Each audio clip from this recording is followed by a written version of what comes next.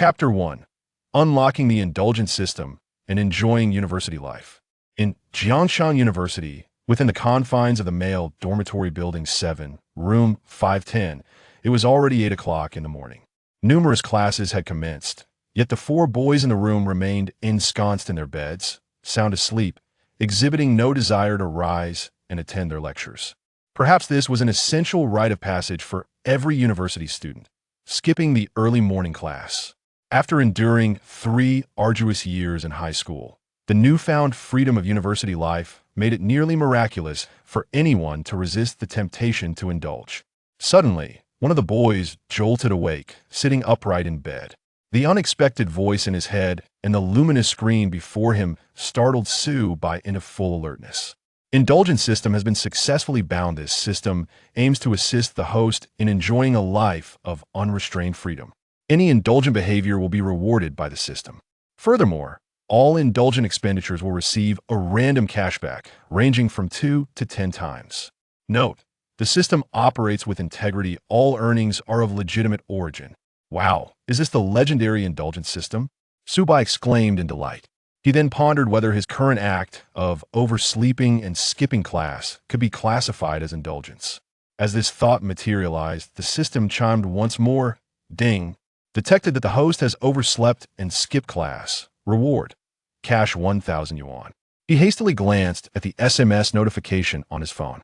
Construction Bank, your account ending in 8577 has received a deposit of 1,000 yuan, balance 2,200 yuan. For details on popular financial products, please click. His account, which had only held the 1,200 yuan allowance his aunt had sent him the day prior, had now doubled in an instant. A wave of indulgent thoughts washed over Subai as he contemplated testing the system's credibility. He quickly dressed and dashed to the cafeteria, ordering an extravagant breakfast. Spicy hot pot, fried chicken, braised duck legs, snail noodles, such greasy fare so early in the day must surely qualify as indulgence, he mused. Ding! Detected that the host has overindulged in breakfast. Expenditure 43 yuan, triggering 10x cashback, 430 yuan. The bank notification chimed again on his phone. Subai, come out breakfast. A voice called out to him. Turning to the direction of the sound, he saw his counselor, Xia Lin. Though she was referred to as a counselor, she had just graduated from her undergraduate program and was now pursuing her master's degree in the same field, working part-time as a counselor. Subai greeted her politely. Good morning, Counselor Xia. You're having quite a feast this early. Be careful not to upset your stomach, Xia Lin advised kindly. It's fine, I'm planning to hit the gym later, so I need the energy. Understood. Enjoy your meal. I have to get back to work. Bye. Goodbye, Counselor Xia. After a brief exchange, Xia Lin left to attend her duties. She recalled that Su Bei's class had a political theory lesson that morning, meaning he had skipped class. Although she recognized this, she chose not to mention it. In this day and age, skipping class was quite normal for university students, provided they could maintain their performance by the end of the term. If one were to be honest, Xia Lin herself had skipped her fair share of classes back in her day. Her management style was relatively relaxed, and being a beautiful and amiable senior, she had earned the students' praise since the semester began. As for Subai, his claim of going to the gym was merely a facade. Engaging in fitness required a level of discipline that was fundamentally at odds with the Indulgent System. After a delightful meal, Subai returned to his dormitory and powered on his computer. His roommates were still deep in slumber, and playing games at such a time could disturb their rest, so he opted to binge-watch a web series instead. He had accumulated a plethora of shows he wished to watch, both domestic and international, and now was the perfect opportunity. After indulging for a while, the system's notification chimed once more. Ding! Detected that the host is watching a show during prime study time. Such indulgence. Reward, 2,000 yuan. Paid entertainment. How delightful. Subai lost himself in the narrative as time flowed serenely by, soon reaching the hour of 9. Only then did his roommates begin to stir, some preparing for their second class of the morning. As the freshman semester had just begun, most students still held some semblance of pride and chose not to skip classes that were somewhat significant. Of course, some attended merely for the chance to see their beloved crush. Wang Haoren, the roommate in the adjacent bed, had no classes scheduled. He got up, opened his laptop, and launched a certain anime game. Indeed, Wang Haoren was a seasoned otaku. However, he He was far more understated than those who donned t-shirts emblazoned with anime characters, flaunted peculiar pillows, and casually quoted lines from Japanese shows. He appeared to be just another ordinary university student. In his leisure time, he enjoyed quietly watching anime and playing games without spending a dime. He had a pleasant disposition, embodying the harmless type. Over the past month since the semester began, Subai had formed the best rapport with Wang Haoren among his roommates. The other two roommates, unfortunately, were less agreeable, often flaunting their wealth and engaging in outrageous antics that left the more sensible pair exasperated. As Subai noticed his roommates starting to awaken, he closed the web series. After tiring of his show, he decided to play some games. Logging into League of Legends, he was immediately bombarded by promotional ads for skins. Ordinarily, Subai would dismiss such advertisements without a second thought. As cosmetic items held no relevance for him, he was a student with a limited budget. He could make do with the complimentary skins provided. However, now that he had unlocked the Indulgent System, Subai's perspective shifted. If he were to purchase numerous game skins in one go, would that not also be considered indulgence? Upon receiving confirmation from the system, he selected a plethora of skins he had long desired, but had suppressed his urge to buy due to financial constraints. His bank card now boasted a total of 4,630 yuan. He aimed to spend as much as possible, for the system rewarded immediate cashback. The greater the expenditure, the more generous the return.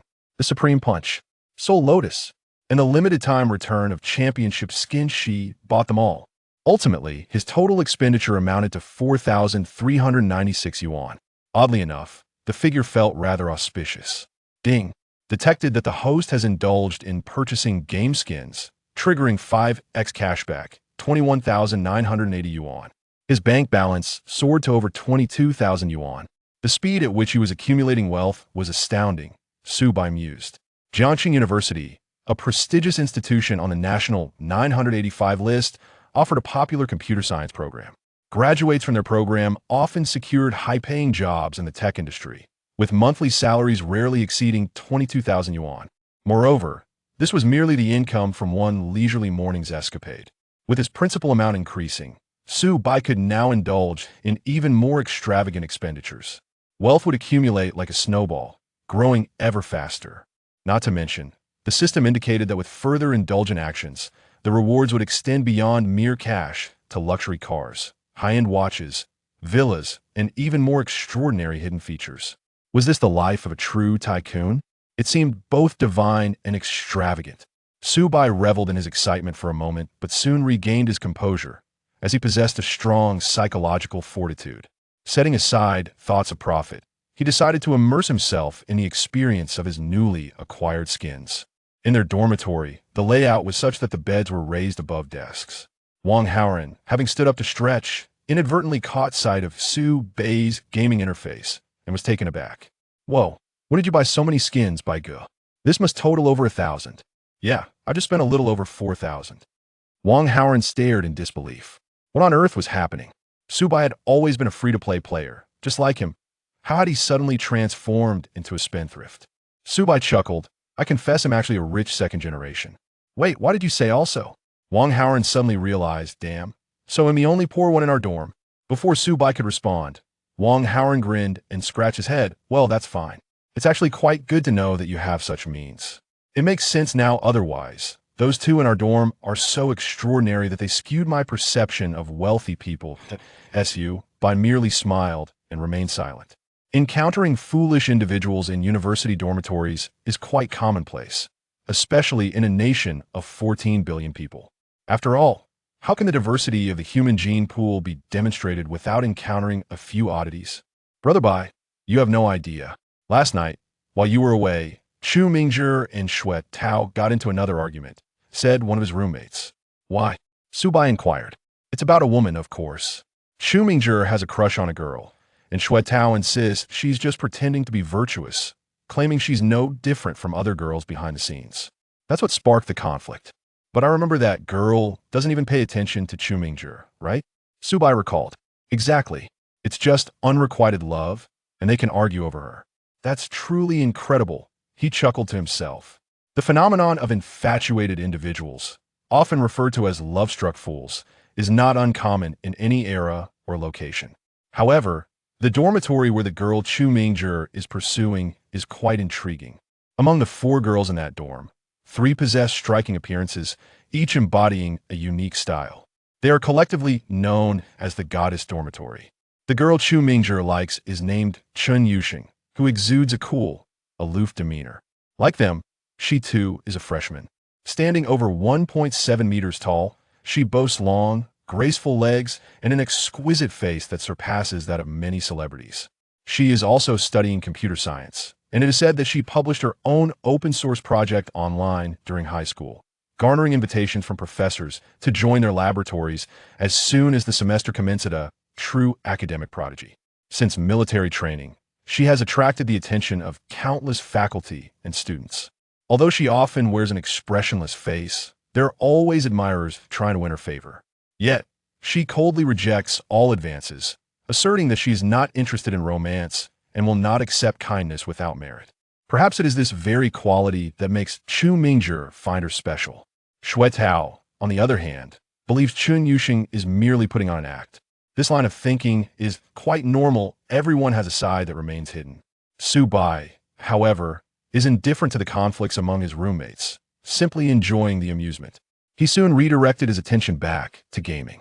He played a match as top lane Vayne and then another as mid lane Yasuo. The results were dismal, a combined score of 117. Is it just me, or is the silver tier in this game excessively brutal? This is unacceptable. I need to hire a booster. Without hesitation, Su Bai opened a gaming companion app. Selecting League of Legends as the game, he sorted the options by price from highest to lowest. Opting for an exorbitantly priced companion was a form of indulgence. Upon closer inspection, he noticed that the most expensive companions were predominantly professional or former professional players. He quickly dismissed them, as they were all male, which held little appeal for him. What would be the point of hiring a male companion to play games with him? It would be far more meaningful to duo with Wang Haoren, both of them silver players embarking on their adventures. Su Bai decisively filtered the search to female companions only. The results were a delightful array of stunning, influencer-style photographs.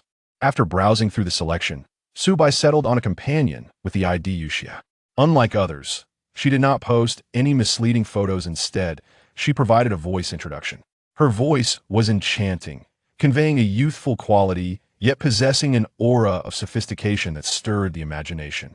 Regrettably, the young lady stated in her introduction that she did not engage in anything inappropriate, focusing solely on gaming. Her rate was 200 yuan per hour, nearing the fees of regular professional players. This raised a question: what justified her exorbitant fees? The answer was simple. Her rank was that of a grandmaster in the Korean server. Chapter 2: Monthly subscription for beautiful companions. Generous cashback. It is well known that highly skilled female gaming companions are among the rarest resources in the industry. The comments at the bottom of the page were overwhelmingly positive, praising her unparalleled skills and ability to carry players to victory, although her demeanor was noted to be somewhat aloof, with only the most basic polite exchanges. Overall, the price seemed reasonable to Su Bai. He had no qualms as long as her voice was pleasant and she could assist him. That was all he required. His ultimate goal was simply indulgence. Fortunately, Yuxia was online, so Su Bai initiated a private chat and posed a rather enigmatic question. Hello, may I inquire if you offer a monthly subscription for your services? It's just that I'm looking for a long-term companion, someone with a pleasant voice who can carry me in games. Your profile perfectly matches my needs. Oh, what are the specifics? Billing by the month, with a maximum of 2 hours per day. The exact gaming schedule can be negotiated. Sounds good. Su Bai smiled faintly. Prior to initiating the chat, he had reviewed Yuxi's order history. An average of 2 hours per day should be manageable for her. At 200 yuan per hour, that amounts to 400 yuan for 2 hours, totaling 12,000 yuan for the month. Transfer. What's this? This is the payment for the upcoming month. Shouldn't we try it out first? No need for a trial, I trust you. Let's play a game first. What if you don't like it? Trust me, I will enjoy it. Regardless, I won't be requesting a refund. This amount is trivial for me. Oh, transfer accepted. At that moment, Su Bai's system chimed. Ding. Monthly subscription for a beautiful gaming companion detected. Expenditure of 12,000 yuan, triggering triple cashback. Reward 36,000 yuan. Subtracting the payment cost, he effectively earned 24,000 yuan. With a sense of satisfaction, Subai logged into the game and added Yuxia as a friend. They connected through the companion app's voice feature. Hello. Her cool, elegant voice was exactly as he expected. Hello. Shall we start ranked matches? Subai suggested. She was indeed quite aloof, but that was fine as long as she could carry him. Subai found her icy tone strangely appealing. Then, they entered the ranked matchmaking interface, where he encountered an embarrassing issue. Yushi's account rank was Platinum 2. According to the rules, Silver tier players can team up with those in Iron, Bronze, Silver, and Gold ranks. Platinum is a tier above Gold, which meant it was evident that Yushi's account was merely a secondary one for providing companionship. However, they still could not queue together. Is this world ever going to be fair? Silver players have their dignity too. Perhaps sensing the awkwardness, silence enveloped the voice chat. After a few seconds, Yuxia suddenly remarked, I just remembered, I have a Gold secondary account. Please hold on while I switch. Go ahead. 2 minutes later, Subai added her Gold account. This one can queue together. I didn't realize your rank was so low. Huh. Sorry, did I offend you? I'm not very good with words. If I upset you, feel free to let me know. It's fine, I have a good mindset. Oh, a silent smile crept on Subai's lips. This young lady seemed not only aloof, but also somewhat adorably naive. However, once they entered the game, Yuxia shed any semblance of naivety. She selected the jungle role with Nidalee, a classic champion known for her aggressive playstyle. She executed ganks, invaded the enemy jungle, and controlled objectives, dominating the opposing team with ease. Subai felt as though he merely floated through the match to victory. TSK, such a lack of gaming experience, what a disappointment. Just kidding. More of these effortless victories, please. For the next 2 hours, Yuxia and Subai surged through the ranks together. By the time they started the final match, only 5 minutes remained before the 2-hour mark was reached. Yet Yuxia insisted on completing the game, demonstrating her professional integrity. The overall experience was delightful. Subai found it to be exceptionally pleasant. Although Yuxia's voice was rather plain and devoid of the typical flirtation often associated with female gaming companions, her melodious tone was refreshing, akin to a gentle spring breeze. Coupled with her rare and formidable skills among female players, the experience was undoubtedly worthwhile. The time is up, Yuxia reminded as the final round concluded. It was enjoyable today, let's continue tomorrow, and I will reach out to you then. Sure. Let's add each other on WeChat for easier communication. I don't add clients on WeChat, but I'm a long-term client. Adding each other would facilitate communication, and I could directly transfer funds via WeChat, saving on platform fees. After a moment's hesitation, perhaps swayed by the allure of saving on transaction fees and Subai's status as a valued client, she consented to adding him on WeChat. Yuxia's profile picture was that of an anime girl with purple hair, exuding a cool yet slightly cute demeanor, mirroring her vocal personality. In contrast, Subai's was a simplistic drawing of a white goose emoji. They both instinctively perused each other's moments. Each had a solitary horizontal line. Classic posts were visible only for 3 days. Neither seemed particularly fond of sharing updates. Meanwhile, in a female dormitory at Jiangshan University, Chun Yuxing removed her headphones and closed her laptop.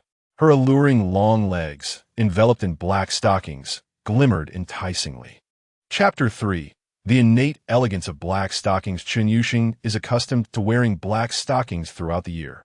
Her blood circulation is rather poor, making her susceptible to the cold, particularly in her legs and feet, hence the comfort of stockings.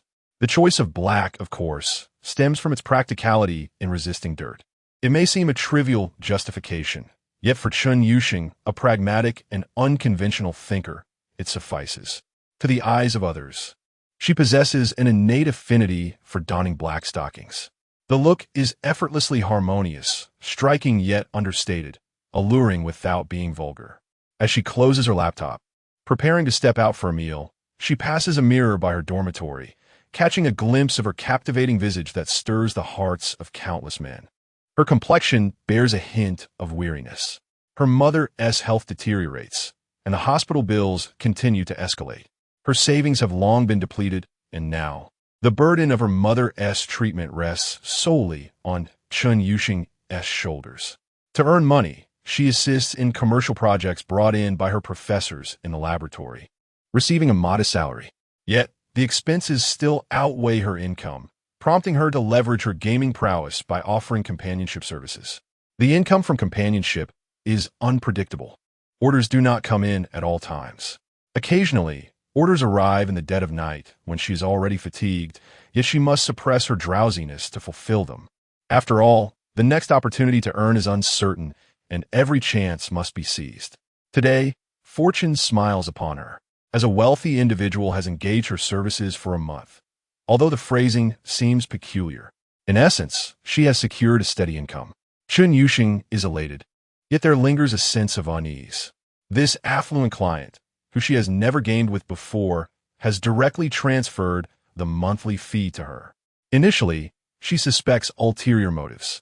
However, after gaming together for over 2 hours, the client exhibits not a single inappropriate advance.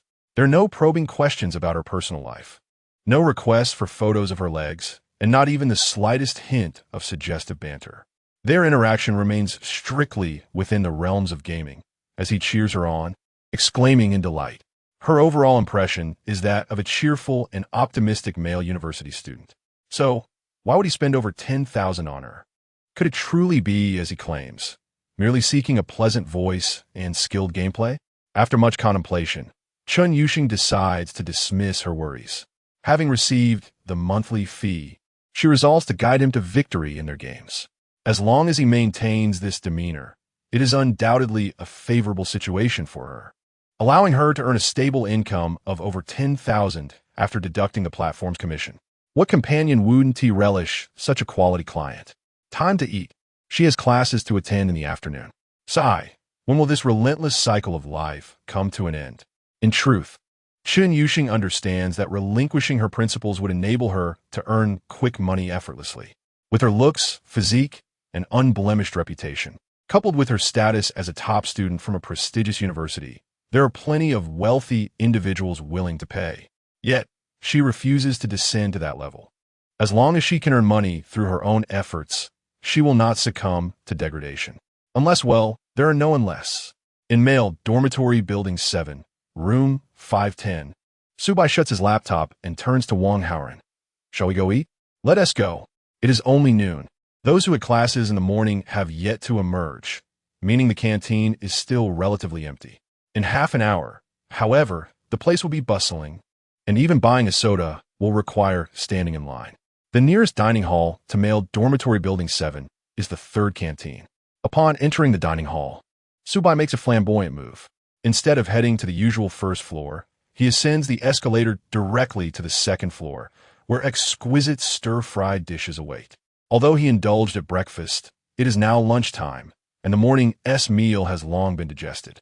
It is well known that male university students can eat like pigs, and Subai, being tall and robust, has an appetite that exceeds that of the average student. Is the second floor worth it? It seems overpriced and too upscale. Wang Haoran comments, feeling somewhat self-conscious, as his family background is comparable to Subai's before his recent revelations. Nonsense. Today my father is treating us. Let us order 4 dishes and a soup. Subai declares grandly, waving his hand with enthusiasm. Wow, so generous, Wang Haoran remarks, recalling that neither Chu Mingzhi nor Shui Tao has ever invited them out to eat. That's because they are too stingy, always trying to show off while being unable to even afford a meal at the second floor of the third canteen. Indeed, Wang Haoran agrees, realizing that Subai and those two are entirely different in character. However, one thing does strike Wang Haoran as odd. If Subai is indeed a wealthy heir, why has he remained so low-key since enrollment? His daily possessions and clothing are quite simple, with today being the first instance of extravagant spending. In response to Wang Haoran's confusion, Subai explains, I remember telling you that I was adopted, right? Yes, you mentioned that. Recently, a foreign aristocratic family contacted me, claiming I'm their long-lost young master, and then, Subai gestures as if counting money. Wang Haoran's eyes widen in disbelief. No way, are you serious? This isn't some TikTok skit, is it? I'm serious, no joke. Of course, keep it under wraps. I prefer to remain low-key. Got it. Wang Haoran expresses envy for a moment, but quickly reconciles with the situation.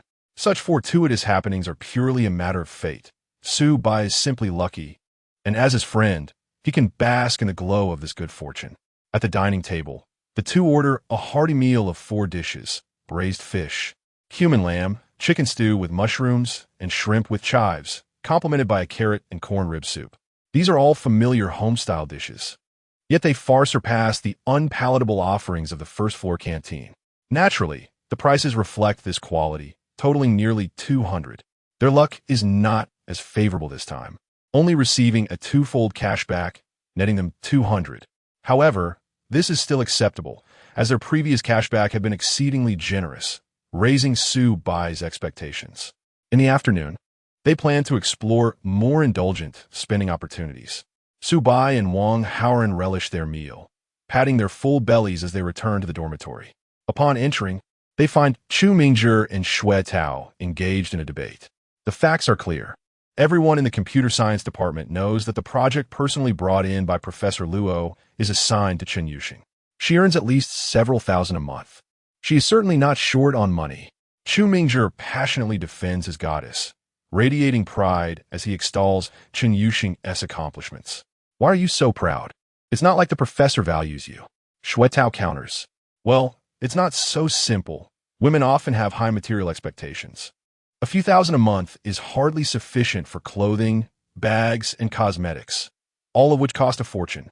Do you really think girls are as frugal as us dormitory boys, who refuse to spend a dime on mobile games? Wang Haoran protests. Hey, we zero spenders are not the issue. Why should I spend money on a mobile game? Not you. I'm just making a comparison. Shui Tao pauses. Chu Mingzhi, don't put too many rose-tinted glasses on Chen Yuxing. My girlfriend, who is also from her dormitory, is no less impressive than her. I don't care. In my eyes, Chen Yuxing is the most outstanding goddess. If I cannot win her heart, I'd rather remain single throughout university. Chu Mingzhi proclaims with fervor, exuding an almost sanctified glow.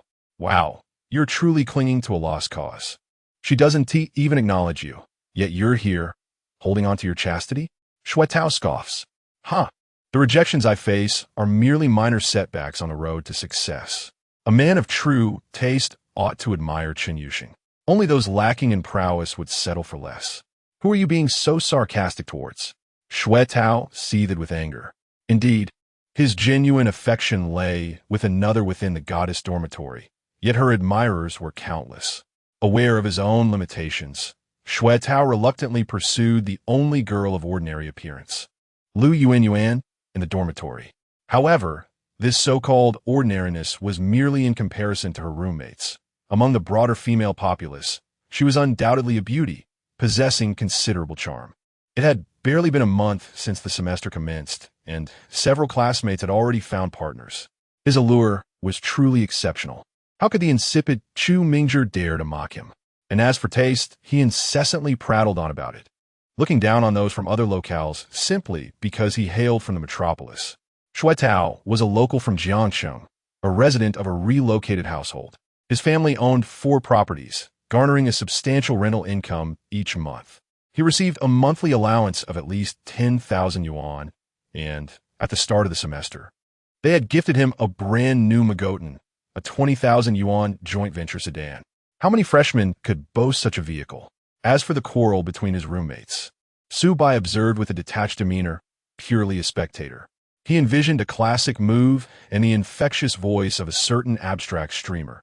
Yi versus locals. Do you know? Watching Chu Mingzhi and Shui Tao bicker endlessly, Su Bai finally interjected, urging them to take their argument to the corridor as he wished to take a nap.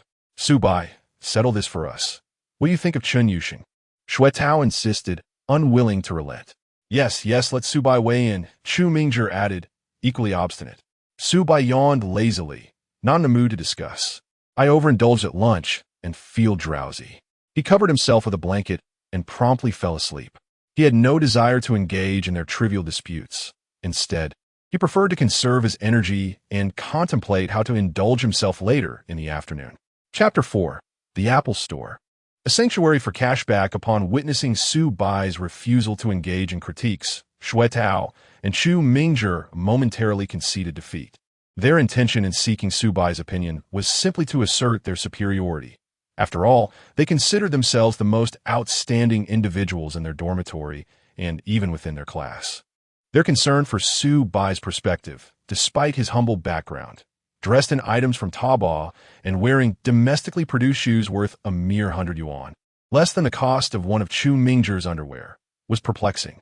Yet, standing tall at 185 meters with striking features, even the two affluent young men had to concede that Su Bai was undeniably the heartthrob of the class.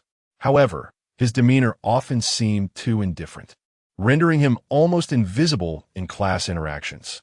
At times, he appeared excessively aloof, as evidenced earlier when he seemed indifferent to their rivalry. When the time comes for him to pursue a romantic relationship, he might struggle to find someone as appealing as Lu Yuan. In today's world, many girls are quite pragmatic, prioritizing not just good looks, but also financial stability. For instance, Xue Tao, a local from Jiangxing, came from a family with 4 properties and had been driving a Magotan since his freshman year, which undoubtedly facilitated his swift transition into a relationship. In contrast, Su Bai, rumored to be from a financially struggling family, likely could never afford such luxuries. As Xue Tao mused over this, he picked up his phone and joyfully chatted with his girlfriend, feeling triumphant in his relationship status, unlike his single peers. In the afternoon, Su Bai awoke from a refreshing nap. Noticing the time, he realized he had over half an hour before his class, university physics experiment, began. He decided to take a stroll before heading to class. Jiangxing University, expansive in its layout, occupies a significant portion of the city, with several campuses. Some humorously claim that the city is essentially built around a university. Consequently, numerous commercial facilities are available on campus, including supermarkets, snack streets, cafes, and even establishments for playing murder mystery games. As Su Bai wandered along the street, he stumbled upon an Apple store. Apple, what makes it so appealing? Perhaps its exorbitantly priced devices. Intrigued, Su Bai entered the store and picked up the latest flagship phone on display, the iPhone 16 Pro Max with 1 terabyte of storage, priced at an official rate of 13,299 yuan. Confirming the system, he realized that such an extravagant purchase was indeed a splurge for a university student. With domestic brands rising in popularity, affordable phones priced around 2,000 yuan could easily fulfill daily needs and even handle gaming competently. Nonetheless, Su Bai was determined to indulge, sacrificing his cost-effective Redmi phone for the extravagant flagship. Opting for the titanium metal color, which exuded a sense of quality, Su Bai made the purchase and held his breath, awaiting the cashback. Ding!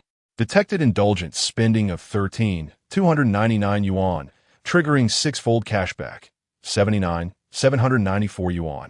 Fortune smiled upon him. Su Bai quietly clenched his fist. This cashback propelled his savings over 100,000 yuan. Yet that was not enough. His gaze swept across the store, considering other products. It was well known that Apple's high-margin offerings were not limited to smartphones. Tablets and laptops held their own allure as well. The iPad Pro with 2 terabytes and SIM card capability was priced at 21,299 yuan. The MacBook Pro, featuring the Max chip and a storage configuration that could reach up to 128 gigabytes, 8 terabytes, cost 54,749 yuan. It was the first time Su Bai had learned that an Apple laptop could have such a staggering configuration. Such specifications seemed excessive for the average user, but that was of little concern to him. After all, the more he indulged, the more rewards he would reap from the system. Without hesitation, Su Bai proceeded to make the purchases. The tablet yielded a modest 2-fold reward, netting him 20,000 yuan, while the laptop garnered a 3-fold reward, adding an impressive 110,000 yuan to his total. By the end of his shopping spree, his savings had soared past 200,000 yuan. This Apple store was truly a haven for accumulating rewards. Su Bai mused. Not only were the items expensive, but they were also practical for university students, aligning perfectly with the system's definition of indulgence. Having sold nearly 100,000 yuan worth of merchandise in one go, the staff members were ecstatic, gathering around Su Bai to assist him in activating his devices. As he waited, a thought struck him. System, if I may inquire, the consequences of my indulgent behavior are solely my responsibility, correct? Dear host, that is not the case. The system will automatically alleviate any negative effects of your indulgence. For instance, if you indulge in sleeping in and neglect exercise, your health will not deteriorate. Rather, you will simply enjoy the benefits of being well-rested. Similarly, if you overeat, your body will not suffer. The system will assist in digestion, nutrient absorption, and toxin elimination. Hearing this, Su-bai felt a surge of happiness and pressed on. What if I skip class? Dear host, you will automatically acquire the knowledge imparted in that class. Really? So if I skip all my required classes, won't I ace the final exams? The system was indeed quite impressive. Su-bai's thoughts raced as he recalled the morning's ideological politics class. The teacher's lively demeanor still lingered in his mind, sharing anecdotes about recent political events and her daughter's adventures while studying in the United States. Well, skipping that class was fine by him. Useless knowledge. Be gone from my mind. At that moment, a salesperson interrupted Su-bai's thoughts. Excuse me, your devices have all been activated. Would you like to purchase an extended warranty? No, thank you, Su-bai replied decisively. If something broke, he would simply buy a new one, who would forego rewards. All right, please add me on WeChat for any future assistance. By the way, you're a student at Jiangxi University, right? Yes. Su-bai found it peculiar and redirected his attention from the system to the young lady before him. She appeared to be a recent graduate. Her cheeks flushed under his gaze. Adding him on WeChat under the pretense of after-sale service might have other implications as well. Working as a salesperson in an Apple store, she had encountered many affluent customers, but few, like Su-bai, spent without a second thought, splurging on top-tier products in mere minutes. Coupled with his height and good looks, the salesgirl found herself quite taken by him. As a fellow Jiangxi University student, she anticipated future encounters. With a wistful gaze, she watched Su-bai depart, while he promptly set her WeChat to Do Not Disturb. Although she was attractive, he felt she fell short of his standards. With his newfound god of wealth system, he was now in a position to be choosy. After a day of extravagant shopping, he arrived at the experimental building just in time for class. Honestly, why did the computer science department offer a physics experiment course? It seemed completely unrelated, but he decided not to dwell on it. In truth, he was quite curious about the experimental equipment, having attended a rather impoverished high school where the laboratory was virtually non-existent, leaving him devoid of any real hands-on experience. He signed in with the substitute teacher and took a seat in his assigned spot. I still have to wait a while before class begins. I'll play on my tablet for a bit. I must admit, the display quality of Apple devices is truly exceptional. Su-bai logged into a certain online marketplace to explore the latest popular desktop configurations. Just moments ago, a new idea struck him. Although Apple laptops are high-end, they're not suited for gaming. Thus, purchasing a desktop specifically for gaming seems a reasonable indulgence. He promptly selected a premium esports brand, ROG, colloquially known as the Eye of the Badger, a cherished name among countless computer enthusiasts. With all the upgrades selected, he glanced at the price, over $80,000. Not bad. This purchase could yield a profit of at least $80,000. After all, their SA guaranteed double cashback offer. Just as Su-bai was about to place his order, a vaguely familiar, aloof voice interrupted him. Don't buy that one. It's a trap for the unwary. Chapter 5. The black-stockinged academic overachiever's secret. Su-bai looked up and was momentarily taken aback. Before him stood a strikingly exquisite beauty, a tall and slender girl with long, straight black hair, dressed in a simple t-shirt and a chiffon long skirt, revealing a glimpse of her black stockings and delicate leather shoes. In mid-September, Jiang City was still basking in the fading warmth of summer. Only the bold dared to don black stockings and leather shoes in this weather, as the aftermath would likely be unpleasant. Yet this girl emitted no offensive scent. Instead, she radiated a subtle fragrance, an air of elegance and refinement that suggested she was a rare flower on a distant peak. What did you just say? Su-bai inquired, his mind momentarily short-circuiting due to her captivating beauty. I said, the computer you wish to purchase is not advisable. The girl pointed to the tablet screen. The brand carries excessive premium pricing. I recommend purchasing the components separately and assembling them yourself, which could save you approximately 30%. No, my friend. I would prefer to pay that 30% extra. It is precisely the brand premium I desire. Su-bai internally scoffed at the audacity of a stranger to disrupt his financial plans. He smiled lightly and added, No worries, I have an affinity for this brand. It holds sentimental value. But I appreciate your advice. Very well. You could wait for the national subsidy to make your purchase. It should be soon and could save you a few thousand yuan. Wait, do we know each other? Why are you so intent on advising me to save money? You are Subai, from my class, she clarified. All right. Subai smacked his forehead, realizing his lapse in memory. After a moment of silence, he asked, "What is your name again?" A month into the semester, the beautiful classmate remembered his name, yet he struggled to recall hers. How awkward. Fortunately, she did not seem to belong to the archetype of an irate anime princess who would throw a tantrum over being forgotten. With a calm expression, she introduced herself. Chen Yuxing. Rain as in rain, and sheng as in bamboo flute. Got it. We are assigned to the same group for the physics lab, which requires collaboration on the lab report. Let us exchange WeChat. Sure. Subai thought back to how, just a few days ago, Chu Mingzhi had been racking his brain on how to add Chen Yuxing's WeChat in a fresh and natural manner. Who would have thought that Subai would be the first in their dormitory to achieve this?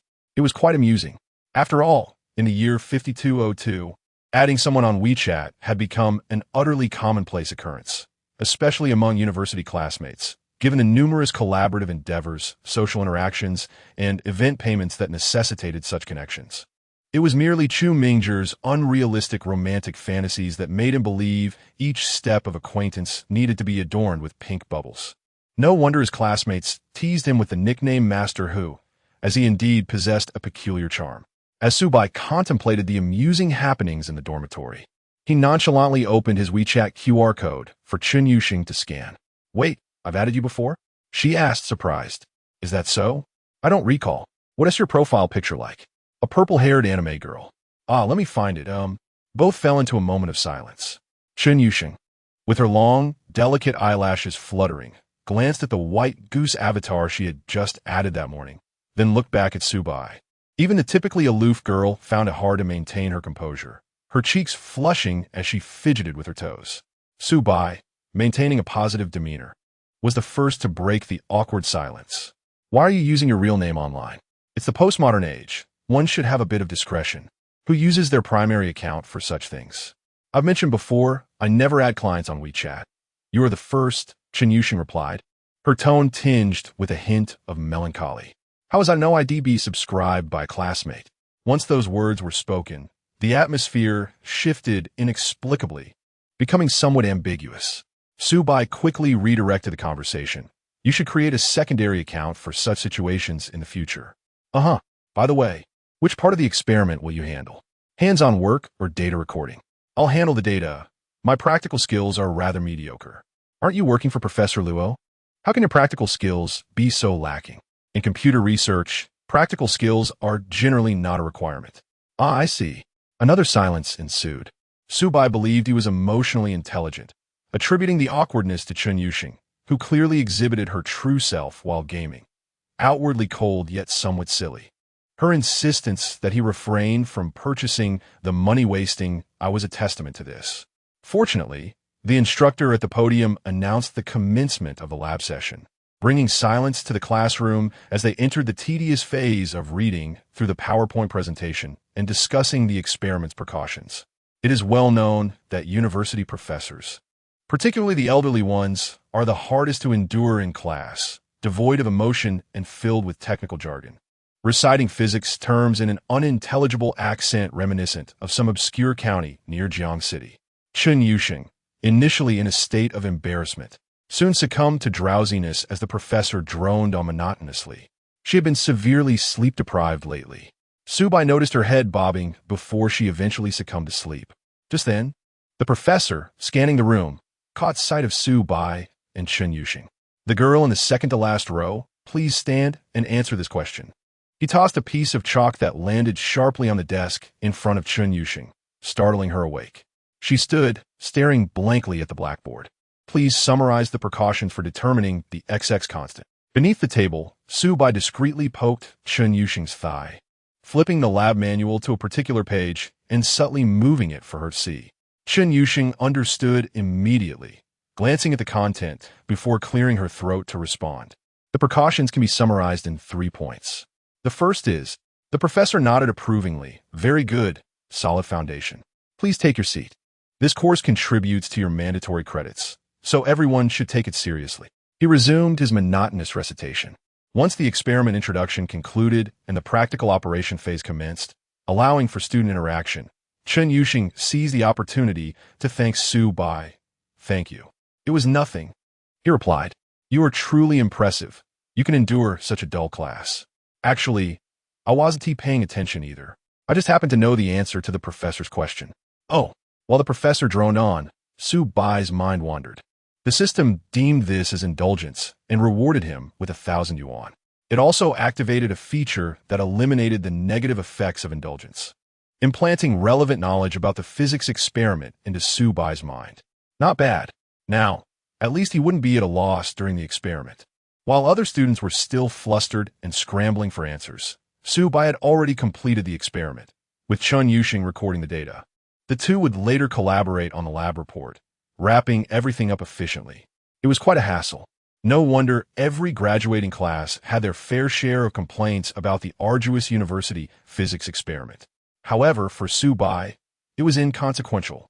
As long as he did not interfere, the system's power would generate the lab report for him. "Ah, system brother, Daddy loves you." Thus, Su Bai and Chen Yuxing's group could leave class early. Chen Yuxing exhaled in relief, her gaze towards Su Bai filled with gratitude. Not only had she avoided embarrassment in class, but they also finished the experiment swiftly, saving her time to head to Professor Luo's lab for work. Yet, there was one more thing that troubled Chen Yuxing. As Su Bai prepared to slip away in the corridor, she called out to him from behind. "Wait. What is the matter?"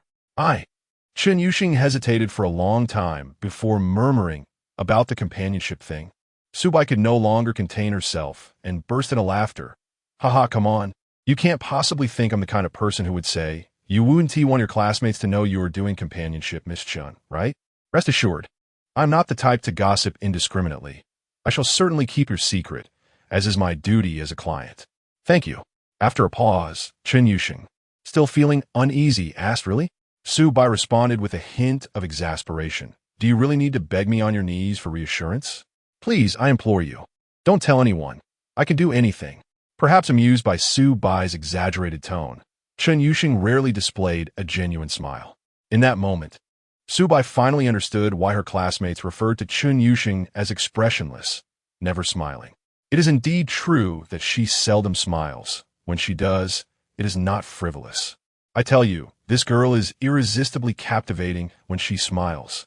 However, while Su Bai was momentarily incapacitated by her dazzling charm, Chen Yuxing keenly detected a familiar scent emanating from Su Bai. A kinship, perhaps? Chen Yuxing was not entirely certain, but her impression of Su Bai, formed from their interactions both online and offline, was quite favorable. Thus, she decided to take a chance. With a slight hesitation, she began, "What you just said. I will keep your secret." "The latter part." "Huh?" Su Bai responded, puzzled. Chen Yuxing felt a sense of urgency. Her expressive skills were lacking, leading her to become somewhat incoherent. "The part you mentioned afterward, the joke, is it from that anime, Su Bai's eyes lit up as she exclaimed. "Onagai watashi and I." Exactly. "Oh my, so you also?" Yes. Chapter 6. Mobile game spending reaches its apex. Savings surpass 1 million in a CAF.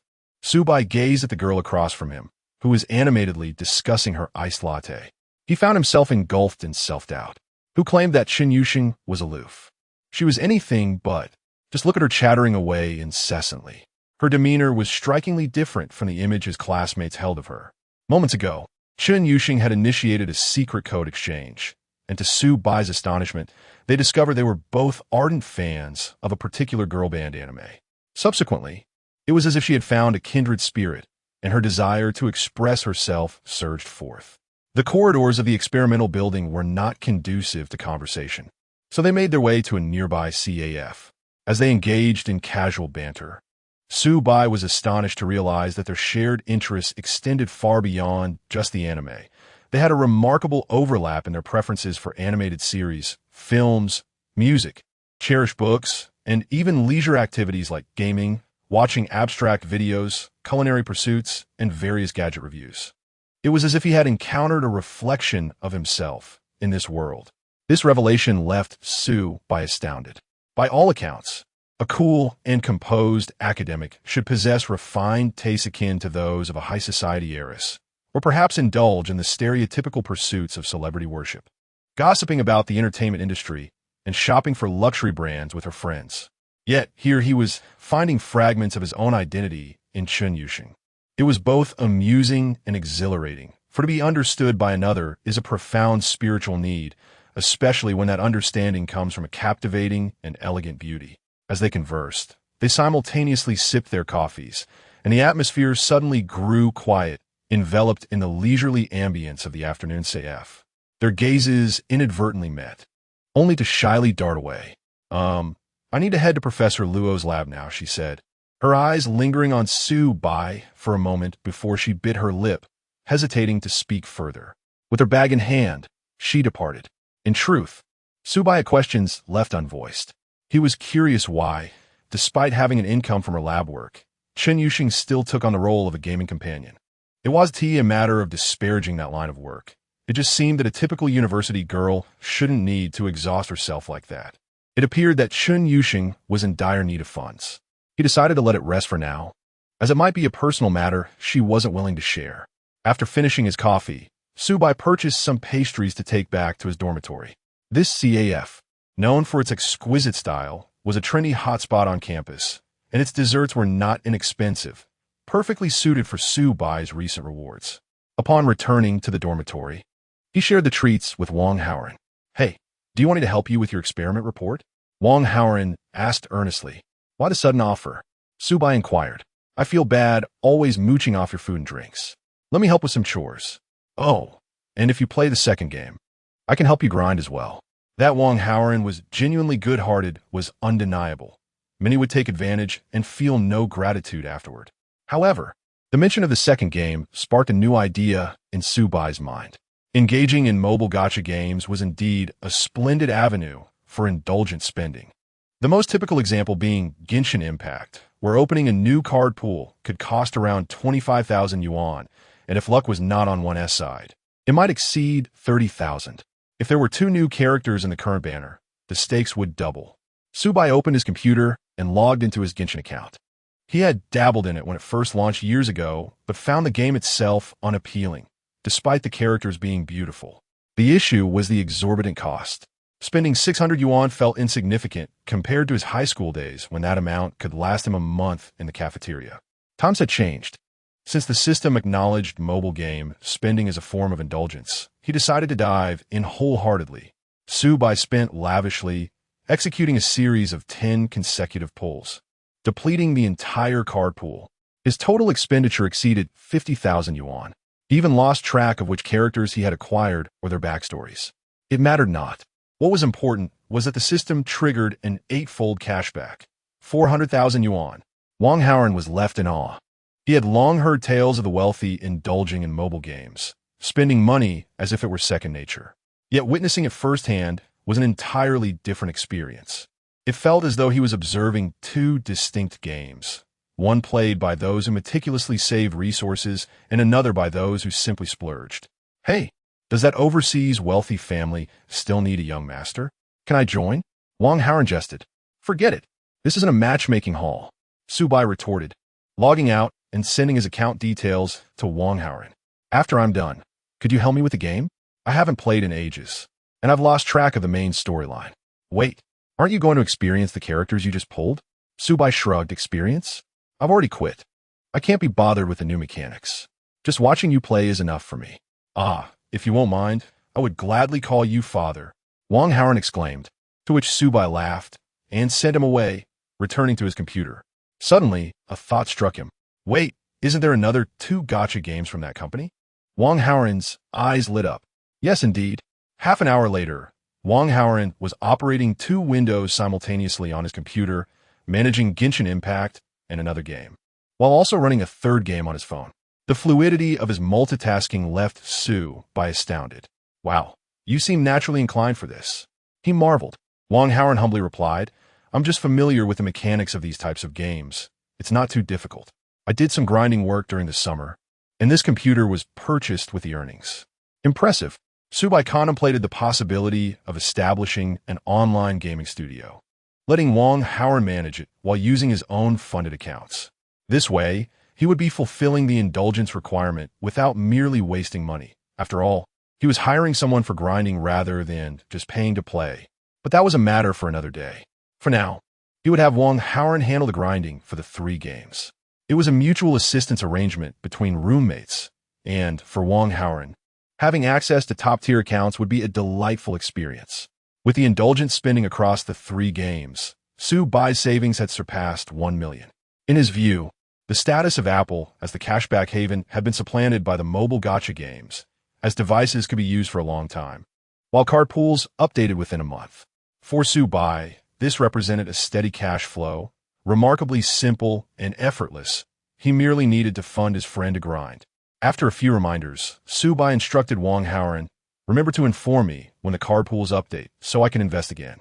"Do we need to fully indulge in every card pool?" Wang Howard asked. "Absolutely. It must be fully indulged." This was the essence of true wealth, spending money with carefree abandon.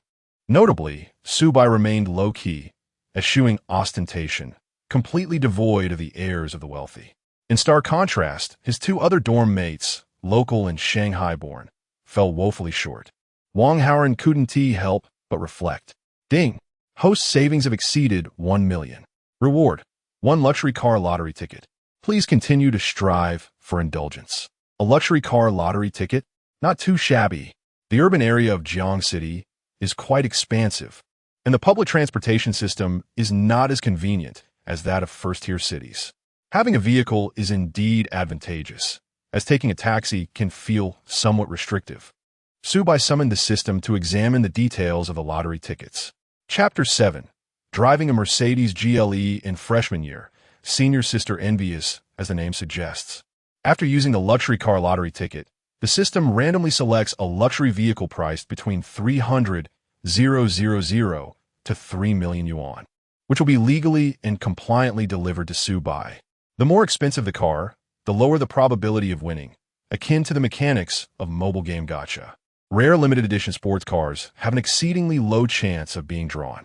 Subai, not particularly knowledgeable about cars, being an ordinary person, only recognizes luxury brands at the level of Mercedes, BMW, and Audi. Optimistically, he thinks that the worst he could draw would be a car worth 300,000 yuan, which is already considered a good vehicle by the general public. It would certainly suffice for daily use. After all, as a freshman, there's no need to be ostentatious. The lottery. The colorful wheel spins rapidly before gradually decelerating, ultimately stopping in a relatively narrow segment. Subai's heart leaps with joy. This signifies that he has at least not drawn the worst option. Congratulations, host. You have won a Mercedes GLE 450 4MATIC luxury model in black, with an official guide price of 880,000 yuan. Gazing at the holographic projection of the vehicle on the interface, Subai feels immense satisfaction. A black mid-sized SUV. Its appearance exudes a blend of business-like elegance, stability, and dominance, radiating a sense of luxury. Equipped with a 2.5T high-powered engine and a 48V mild hybrid system, it promises comfort during daily drives and ample power under extreme conditions. Most importantly, it offers generous space, perfect for outings with girls.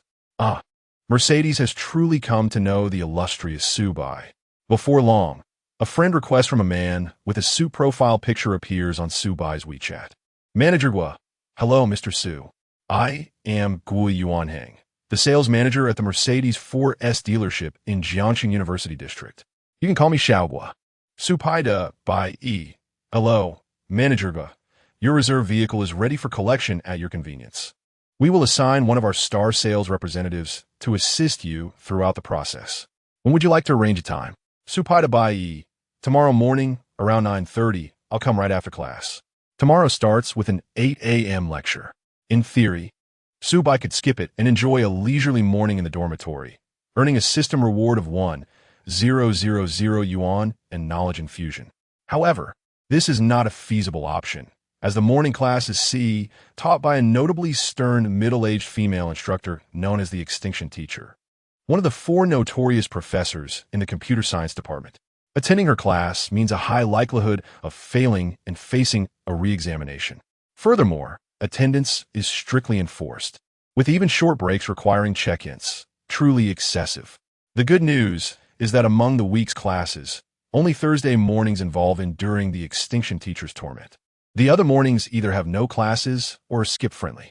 Since learning that the system would eliminate the negative effects of indulgence, Subai has devised a strategy for his 4 years of university. Mandatory classes are to be skipped, while elective classes are absolutely to be avoided. On the other end of the conversation, Manager Waaah stares at the incoming message in disbelief. A student? It dawns on him that this Mr. Su, who reserved the top-tier GLE, is still a student. He hadn't noticed before while handling customer paperwork. Now, he can't help but marvel. He must be a university student. To be driving such an expensive car before graduation, he must be the pampered child of some affluent family. Although it's still uncommon for university students to drive to class, it has become less rare than before. For young individuals eager to explore, owning a car transforms their experience entirely. It doesn't have to be an extravagant vehicle. Any car that can transport luggage and friends or a girlfriend to the train station is a significant upgrade from hauling bags and hailing taxis or squeezing onto the subway. When faced with inclement weather, the benefits of having a car become even more pronounced.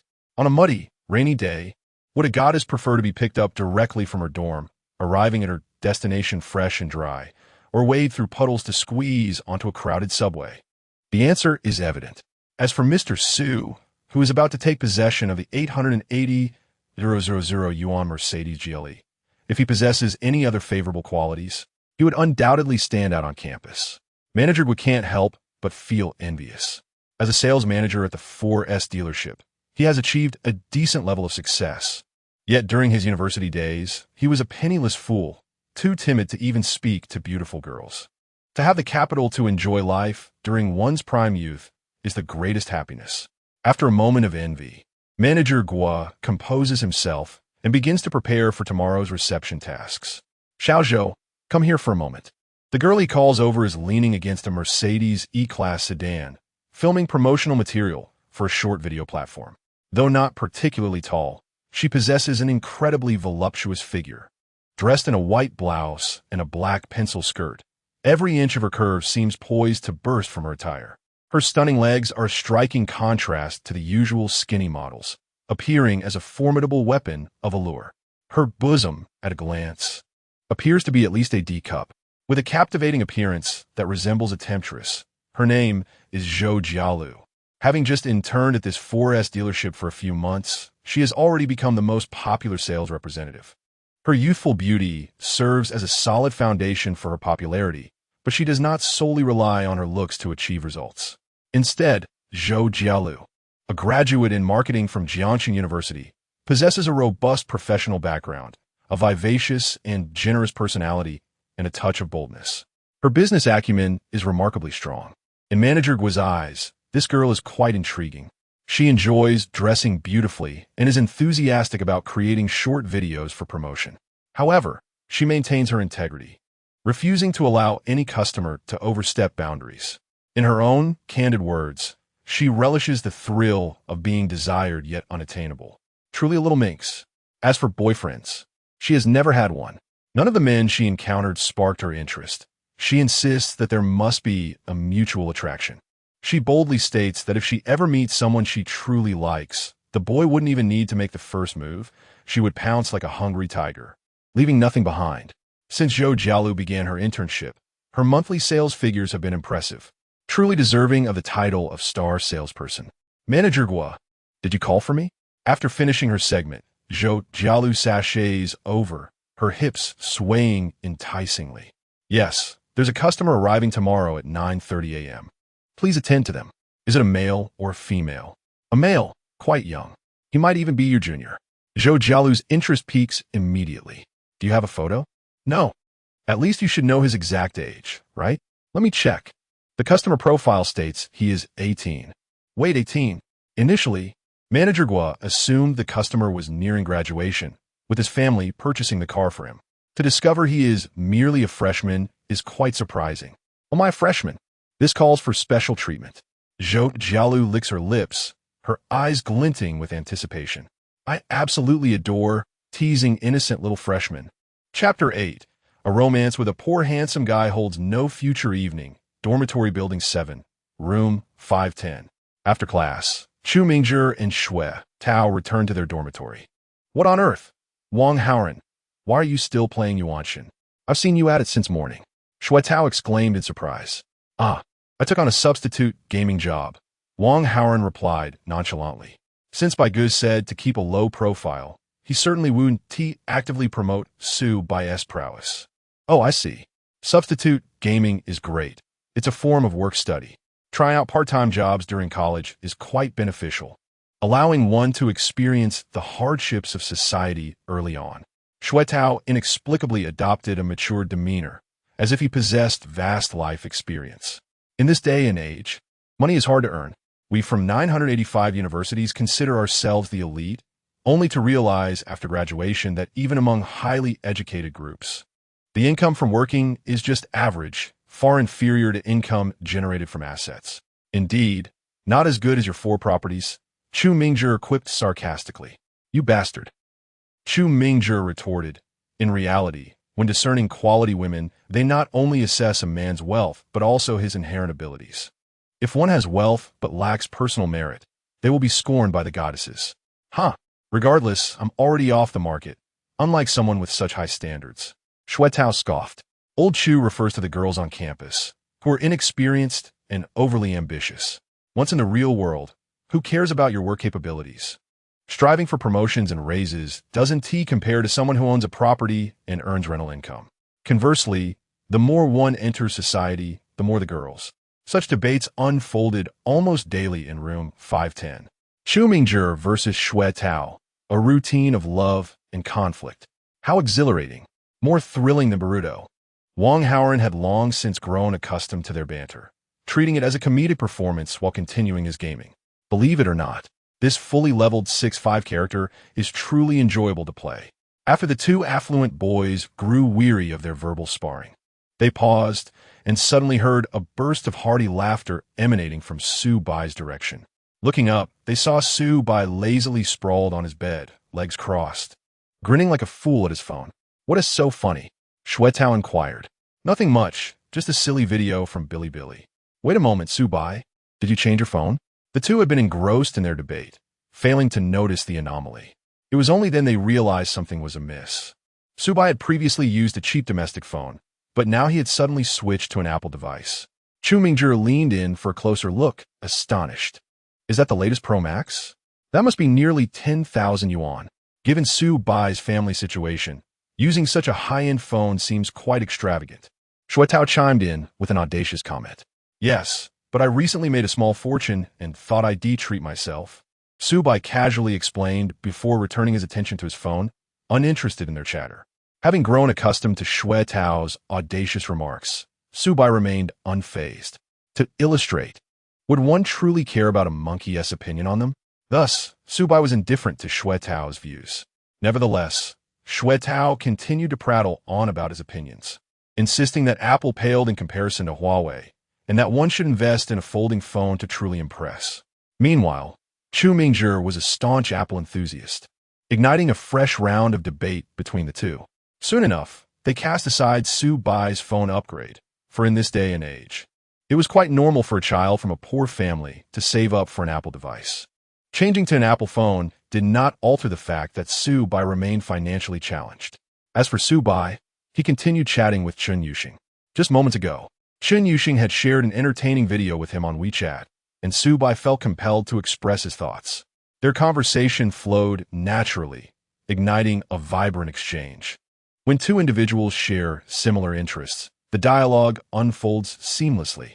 Had he been bored, Su Bai might have joined in on the banter between Wang Haoran and the locals, serving as a sidekick to amuse them. But at present, he was preoccupied with his conversation with Chun Yuxing.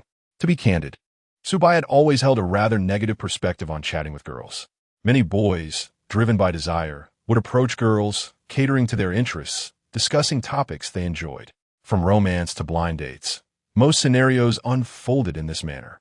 Yet, had they ever pondered whether they genuinely relished the process of interacting with girls?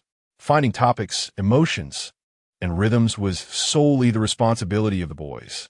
Most of the time, girls played the role of judges, rating the boys' clumsy performances. If the girl were experienced, she might even scoff at their attempts. Look at that clown, what a pathetic dog. Take blind dates, for instance. What do they usually discuss? Family background, ex-boyfriends, celebrity gossip, the classic trifecta of blind date conversations. Unless one was desperate to be a sycophant, which man truly cared about such matters? Couldn't girls take the initiative to discuss graphics cards, gaming, basketball, or online novels? It was disheartening. What had boys done wrong? Could this world ever improve? Hence, Su-bai generally preferred to avoid conversations with girls. It was far more enjoyable to banter with Wang Haoren. Even watching the local versus Huyi debates was more entertaining than flirting with girls. However, Chun Yuxing shattered Su-bai's preconceived notions. They resembled old friends who had been separated for years, effortlessly diving into a profound connection. This realization prompted Su-bai to reflect. Perhaps, in a certain sense, Xue Tao, the jokester, was not entirely wrong.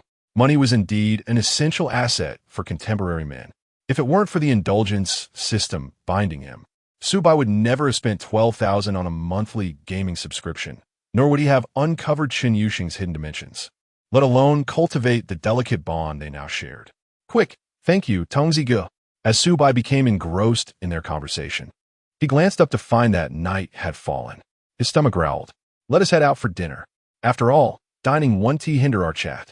The four in room 510 banded together to dine. Su-bai initially intended to call Wang Haoren, but Xue Tao and Chu Mingzhi habitually followed suit. Perhaps their affluent rivalry required an audience, and Su-bai and Wang Haoren made for perfect spectators, appearing quite impoverished yet amiable, the ultimate audience members. At the cafeteria entrance, they unexpectedly encountered two striking figures, Chun Yuxing and Lu Yuan. The former was a well-known beauty and academic achiever, while the latter was a charming girl. The two girls walking side by side attracted countless glances from passers-by. Yuan, what a coincidence. Are you here for dinner too? Xue Tao forced a smile, trying to appear congenial, his face contorting in an awkward manner. It was unclear whether this unfortunate lad had some flaw at birth, as he already bore wrinkles at such a young age. In private, Chu Mingzhi often joked that he resembled a Sharpei. Yes, we just finished class. Indeed, we just wrapped up as well, haha. Xue Tao chuckled foolishly, scratching his head.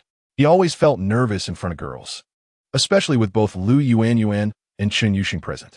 Deep down, he understood that compared to Chun Yuxing, Lu Yuan was insignificant. However, the girl exuded an air of aloofness, coupled with her impressive academic prowess, often looking at others with a gaze that suggested disdain, though it was merely her resting face. Xue Tao felt hopeless about pursuing her, knowing he stood little chance. His eyes couldn't help but glance at Chun Yuxing. She was truly beautiful, akin to a lotus hidden in a deep valley. Had he owned not 4 properties, but 8, perhaps he would have mustered the courage to try. Yet reality was cold, leaving him to admire her from afar. Lu Yuan maintained a reserved smile, though internally she was rolling her eyes to the heavens. She had certainly noticed Xue Tao's gaze, which was furtively cast at Chun Yuxing, as if he were in reverence of a deity. This philanderer, indeed, no man is to be trusted. Nevertheless, she too was single in her sophomore year, and if she did not find a boyfriend soon, she felt her university experience would be squandered. Although Xue Tao was not particularly impressive, he was willing to spend money on Lu Yuan, which she found somewhat gratifying. However, to genuinely express any physical attraction towards Xue Tao was utterly out of the question. Speaking of physical attraction, Lu Yuan couldn't help but steal a glance at Su-bai. He was remarkably handsome. Had Su-bai possessed a similar background to Xue Tao, she imagined that barely out of military training, she would have succumbed to the temptation of sharing a bed with him. Alas, he was financially challenged. A romance with a poor yet attractive man seemed devoid of a future. Still, indulging in a fleeting glance was permissible. Taking advantage of Su-bai's engrossed attention on his phone, Lu Yuan observed him a few more times. His tall and upright figure caused her breath to quicken and a faint blush to rise on her cheeks. Upon witnessing this, Xue Tao's expression turned a shade of green as he spoke. Then, shall we go inside for dinner? Ah, yes. We shall also have our meal, she replied. Chapter 9. The heartfelt friendship Chun Yuxing has never had, having fortuitously encountered his girlfriend at the cafeteria entrance. It was only natural for them to share a table. The purpose, of course, was to flaunt their affection. Some say that displaying love hastens misfortune. However, Xuetao held a contrary view. After all, isn't finding a girlfriend in university about relishing the attention and envy of the single crowd? With a cheeky grin, Xuetao leaned closer to Lu Yuanyuan, attempting to take her hand, only to have her recoil in distaste. Yuanyuan, please refrain from such gestures. We have only just begun dating. Do you genuinely like me, or are you simply seeking to take advantage? Of course I like you, Lu Yuanyuan. I even organized an extravagant confession ceremony for you. The venue was Hanyun Banquet, a Michelin-starred establishment. Just the rental fee for the private room was several thousand. And it was only through my uncle's connections that I secured a discounted rate. Most locals would struggle to book such a place, seizing the opportunity to boast. Xuetao launched into his narrative. Beside him, Chu Mingzhi wore a look of disdain. Lu Yuanyuan maintained a smile, internally cursing under her breath. Not that it matters. But who asked you? Booking a Michelin private room is hardly a matter of connections. It's simply about paying the price. She had seen similar posts on Zaihongshu multiple times. Fully aware of the facts, yet she played along to indulge Xuetao's desire to show off. Xuetao, you seem to know so much. I had no idea about any of this, right? Haha, I'll unlock even more knowledge for you in the future. Xuetao winked. Wang Haoran, oblivious, was busy queuing for food, still fulfilling his duties as a gaming partner. Chun Yuxing maintained a neutral expression, secretly chatting with Su Bai. Yuxia, your roommate is quite bothersome. Su Pai Bai a bit, but I find their antics amusing. Don't you think this peculiar duo, rivals, is rare? Yuxia indeed. Dong Shiwilian, who are you cursing? Yuxia, can we ignore them and find a place to eat together? Yuxia retracted a message. Oh no, it seems I may have gotten a bit carried away. Chun Yuxing thought, glancing around nervously, her fair skin flushing at the ears. Eating with Su Bai in front of his roommate would surely lead to all sorts of strange rumors. Although she didn't dislike the notion, a sense of shyness lingered. Thus, Chun Yuxing resorted to discreetly messaging Su Bai. To prevent Lu Yuanyuan from gushing over Su Bai again, Xuetao guided Lu Yuanyuan to a long table, distancing them from Su Bai. Wang Haoran, focused solely on his game, found a random spot to eat. This left Chu Mingzhi, Su Bai, and Chun Yuxing together. In truth, Chu Mingzhi wished to sit directly across from Chun Yuxing or close by, but his modesty held him back, leading him to sit diagonally instead. Consequently, Su Bai and Chun Yuxing found themselves facing one another. Yet, due to Chun Yuxing's shyness, she communicated through her phone beneath the table. Su Pai Bai sweating soybeans, Su Pai Bai why does it feel like we're clandestine operatives? So abstract. Yuxia, I have social anxiety. Yuxia, cat peeking, Su Pai Bai social anxiety is quite normal. Typically, geniuses have it.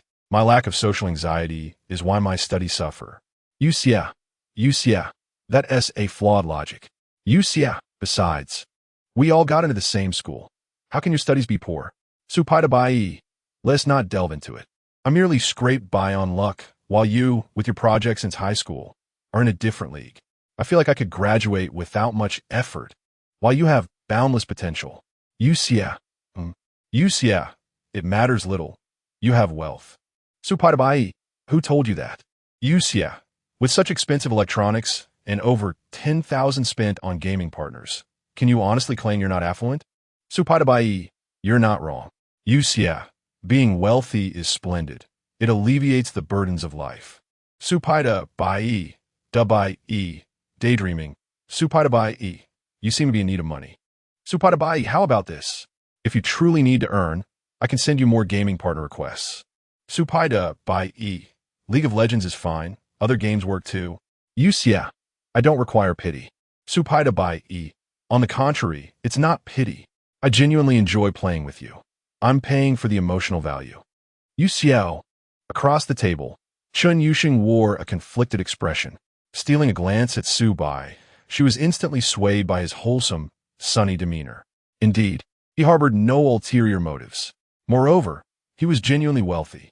As a strikingly beautiful girl, Chun Yuxing had encountered numerous men flaunting their wealth in attempts to impress her, all of whom she easily saw through. Her elders often remarked on her naivety regarding social intricacies, but in reality, she was quite astute. A little logical analysis revealed that Su Bai was the one who truly possessed wealth.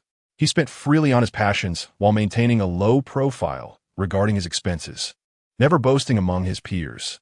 His character exuded clarity, having grasped the essence of life. It was somewhat embarrassing. Yet Chun Yuxing found herself in genuine need of Su Bai's financial support. Unbeknownst to her, a subtle fondness for Su Bai had begun to blossom in her heart. She felt particularly at ease when conversing with him, as he was privy to her little secret of being a gaming partner, and their interests aligned seamlessly, fostering a delightful sense of freedom in their exchanges. Before Su Bai, Chun Yuxing had never experienced a true confidant. Not once. As the two engaged in a covert exchange reminiscent of clandestine operatives, Chu Mingzhi, seated diagonally across from Chun Yuxing, fidgeted for quite some time, hardly touching his plate of rice. Suddenly, he sprang to his feet. Chun Yuxing, puzzled, glanced up from her phone. What's the matter? Never mind. Chu Mingzhi sat back down, still too timid to speak after rehearsing his lines throughout the entire meal. Su Bai watched, stifling a laugh. Seriously, buddy, are you just going to pull it thin air? Embrace your role as a confident individual. Yuxia, Su Bai, your roommates are quite peculiar. Su Pai Bai, not too bad, just those two are odd. Wang Haoran is pretty normal. Yuxia, who is Wang Haoran? Su Pai Bai, the one who plays mobile games. Yuxia, is he very fond of mobile games? Su Pai Bai, I let him play my account, and in return, he helps me with my gaming duties. Yuxiao, your account must have been heavily invested. Su Pai Bai, this current gacha event cost over 50,000. Yuxia, so, are you planning to invest another 50,000 next time? Yuxia, cat shocked. Yuxia, I can't comprehend the lives of the wealthy. Chun Yuxing cast a meaningful glance at Su Bai. After much contemplation, she finally mustered the courage to type on her phone. Yuxia, to be honest, I've recently found myself in dire need of money. Yuxia, so, please don't hold back. Feel free to make use of me. Yuxia retracted a message. In reality, once a message has been viewed, retracting it becomes futile, only amplifying the embarrassment. Chun Yuxing's beautiful, dark eyes darted around. Her elegant neck reminiscent of a swan, now flushed with a bright hue. It appeared her neck was quite sensitive. A kiss in that spot would undoubtedly yield delightful results. A rather inappropriate thought inexplicably popped into Su Bai's mind. Swallowing hard, I could not help but feel a slight flush of warmth. Oh, what a dreadful thought. You are truly abominable. Chapter 10. The senior with high ambition and low imitation awkwardness aside, Su Bai instinctively grasped Chun Yuxing's intentions. After all, she was another version of himself in this world. Chun Yuxing was a girl with a fiercely proud spirit. Yet, she was indeed in need of money. Hence her hope that Su Bai would frequently utilize her gaming companionship services, enabling her to earn a little extra beyond the initial 12,000. It was genuinely touching. In an era where a beautiful girl might demand red packets from you, and a paltry sum could lead to a post on Zaihongshu, Chun Yuxing's straightforward approach of reciprocal exchange felt like a refreshing breeze. Thus, he resolved to spend more time with her tomorrow. As the semester had only just commenced and there were few commitments at hand, the additional expenses for companionship would also yield a cashback, making it a worthwhile venture.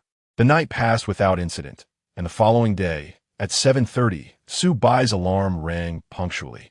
It was silence within 2 seconds, and he quietly climbed out of bed, freshened up, gathered his pre-packed backpack, and left for class, all without disturbing any of his roommates. Unfortunately, his 3 roommates were enrolled in different C courses, having chosen a different instructor than Su Bai. In other words, he had missed out during the course selection, ending up in the class of a notoriously strict teacher. This exemplified the difference between university and high school. Even within the same dormitory, class schedules could vary significantly. Some dorms were a mix of different grades and majors, leading to even greater discrepancies in their routines. The famed Goddess Dormitory, for instance, housed 4 girls, 2 freshmen, 1 sophomore, and 1 senior, all from distinct fields of study, creating a vibrant tapestry of diversity. Su-bai, however, maintained his decorum, ensuring his early morning activities did not disturb his roommates. Still, he felt a yearning for more freedom and contemplated renting an apartment outside the campus. While the computer science department at Jiangxing University generally prohibited freshmen from renting off campus, it was widely understood that such regulations were often circumvented. A little networking with the counselor, who was known to be accommodating, would suffice. Of course, Su-bai would still return to the dormitory during the day for leisure, as games with friends like Waaah or local rivals were too enjoyable to forego. He envisioned a lifestyle where he could indulge at will. Lacking experience in renting, he planned to conduct some research or consult someone knowledgeable. During class, nothing of note transpired. Afterward, Su-bai hailed a rideshare and made his way directly to the Mercedes-Benz dealership. Upon arrival, he recognized manager Waaah, who had messaged him the previous night. Dressed impeccably in a suit with a slicked-back hairstyle, he exuded the aura of a seasoned car salesman. "Hello, Manager Waaah. I'm here to pick up my car." Su-bai greeted. "Oh, Mr. Su. Greetings." Manager Waaah replied warmly, shaking hands with a hint of surprise in his eyes. Not only was Su-bai youthful, but he was also strikingly tall and handsome, radiating a sunny disposition. If there were a lineage for the tall, rich, and handsome archetype, Su-bai would undoubtedly be of pure blood. The fact that he donned unremarkable attire and carried a well-worn canvas bag was overlooked by Manager Waaah. A freshman driving a GLE hardly needed to flaunt expensive clothing to affirm his status. As they entered the elegantly decorated dealership, a graceful saleswoman approached Su-bai, catching him off guard with her opening line. "Junior, I never expected to see you here for the second time," Zhou Jialu said, drawing near with a beaming smile. The intimate proximity allowed Su-bai an unobstructed view of her alluring curves and the delightful scent of her perfume, mingled with a subtle hint of feminine allure, momentarily left him entranced. Although Su-bai was typically unflappable around women, he found himself momentarily dazed. "Do we know each other?" he inquired, studying her with curiosity. "You look familiar, but I can't quite place you," she teased. "I handed you a flyer during orientation. How could you forget?" "Ah, I'm notoriously bad with faces," Su-bai admitted with a chuckle. "I'm Zhou Jialu, a senior in marketing, graduating next year." Su-bai, a freshman in computer science. As they shook hands, Su-bai felt the softness of her touch and an inexplicable thrill as her fingertips brushed against his palm. It was a classic flirtation. Su-bai had prepared himself for the prospect of a beautiful saleswoman, but he hadn't anticipated that she would be a senior from his own university. Out of curiosity, he accessed the system to check Zhou Jialu's profile. Name, Zhou Jialu, age, 22, height, 165 centimeters. Number of relationships, 0. First kiss, intact. First love, intact. Su-bai's mind swirled with question marks. Wait a moment, is she real? The legendary pure and innocent saleswoman truly exists? Manager Waaah interjected. Xiao Zhou is currently our top performer and also manages our new media promotions. The short videos she models for have garnered significant attention on Douyin. Her personal account has quite a following, not to the extent of major influencers, but she certainly has a respectable presence. Upon this revelation, Su-bai remembered. "You're the one known as Lu. Lu can't wake up, right?" "Oh, so my junior is an admirer?" Zhou Jialu laughed softly, covering her mouth. "Of course. I've been following you since high school," he confessed. It made sense why she appeared familiar yet elusive at first glance. In reality, the stunning women one encountered often did not evoke immediate associations with their online personas. Zhou Jialu couldn't quite be classified as an influencer. Her account, Lu Can't Wake Up, didn't boast a massive following. She neither promoted products nor engaged in sensational antics, instead opting for a simple sharing of her life. Yet, her charm and physique were undeniably appealing to Su-bai, making her one of the first beauties he followed on Douyin. It felt somewhat overwhelming. Zhou Jialu's videos had accompanied him through countless lonely nights during his arduous high school years. Clearing his throat, he reflected, such is human nature, standing before her now. Su-bai felt a tinge of bashfulness, but his composure remained intact. Manager Waaah remarked, "This must be fate." "In that case, Let Xiaozhou handle all of Mr. Su's vehicle delivery needs. I assure you, she will complete the task with excellence. The delivery process was relatively straightforward, as everything had already been fine-tuned by professional engineers. After confirming everything was in order, Su Bai took the car for a brief spin. The luxurious brown interior exuded elegance, a style that might be challenging for a more impulsive youth to navigate. Yet Su Bai's naturally warm and sunny demeanor shone through as he confidently drove out. Zhou Jialu, seated in the passenger seat, couldn't help but gaze at him with admiration. "Are you from Jiangshan?" she asked. "No, I'm originally from Engxi, but it's within the province. Not far at all," he replied. "In the future, if you encounter any difficulties at school, feel free to reach out to me. I may not have much to offer, but I know quite a few life hacks." "Thank you, senior." "Of course."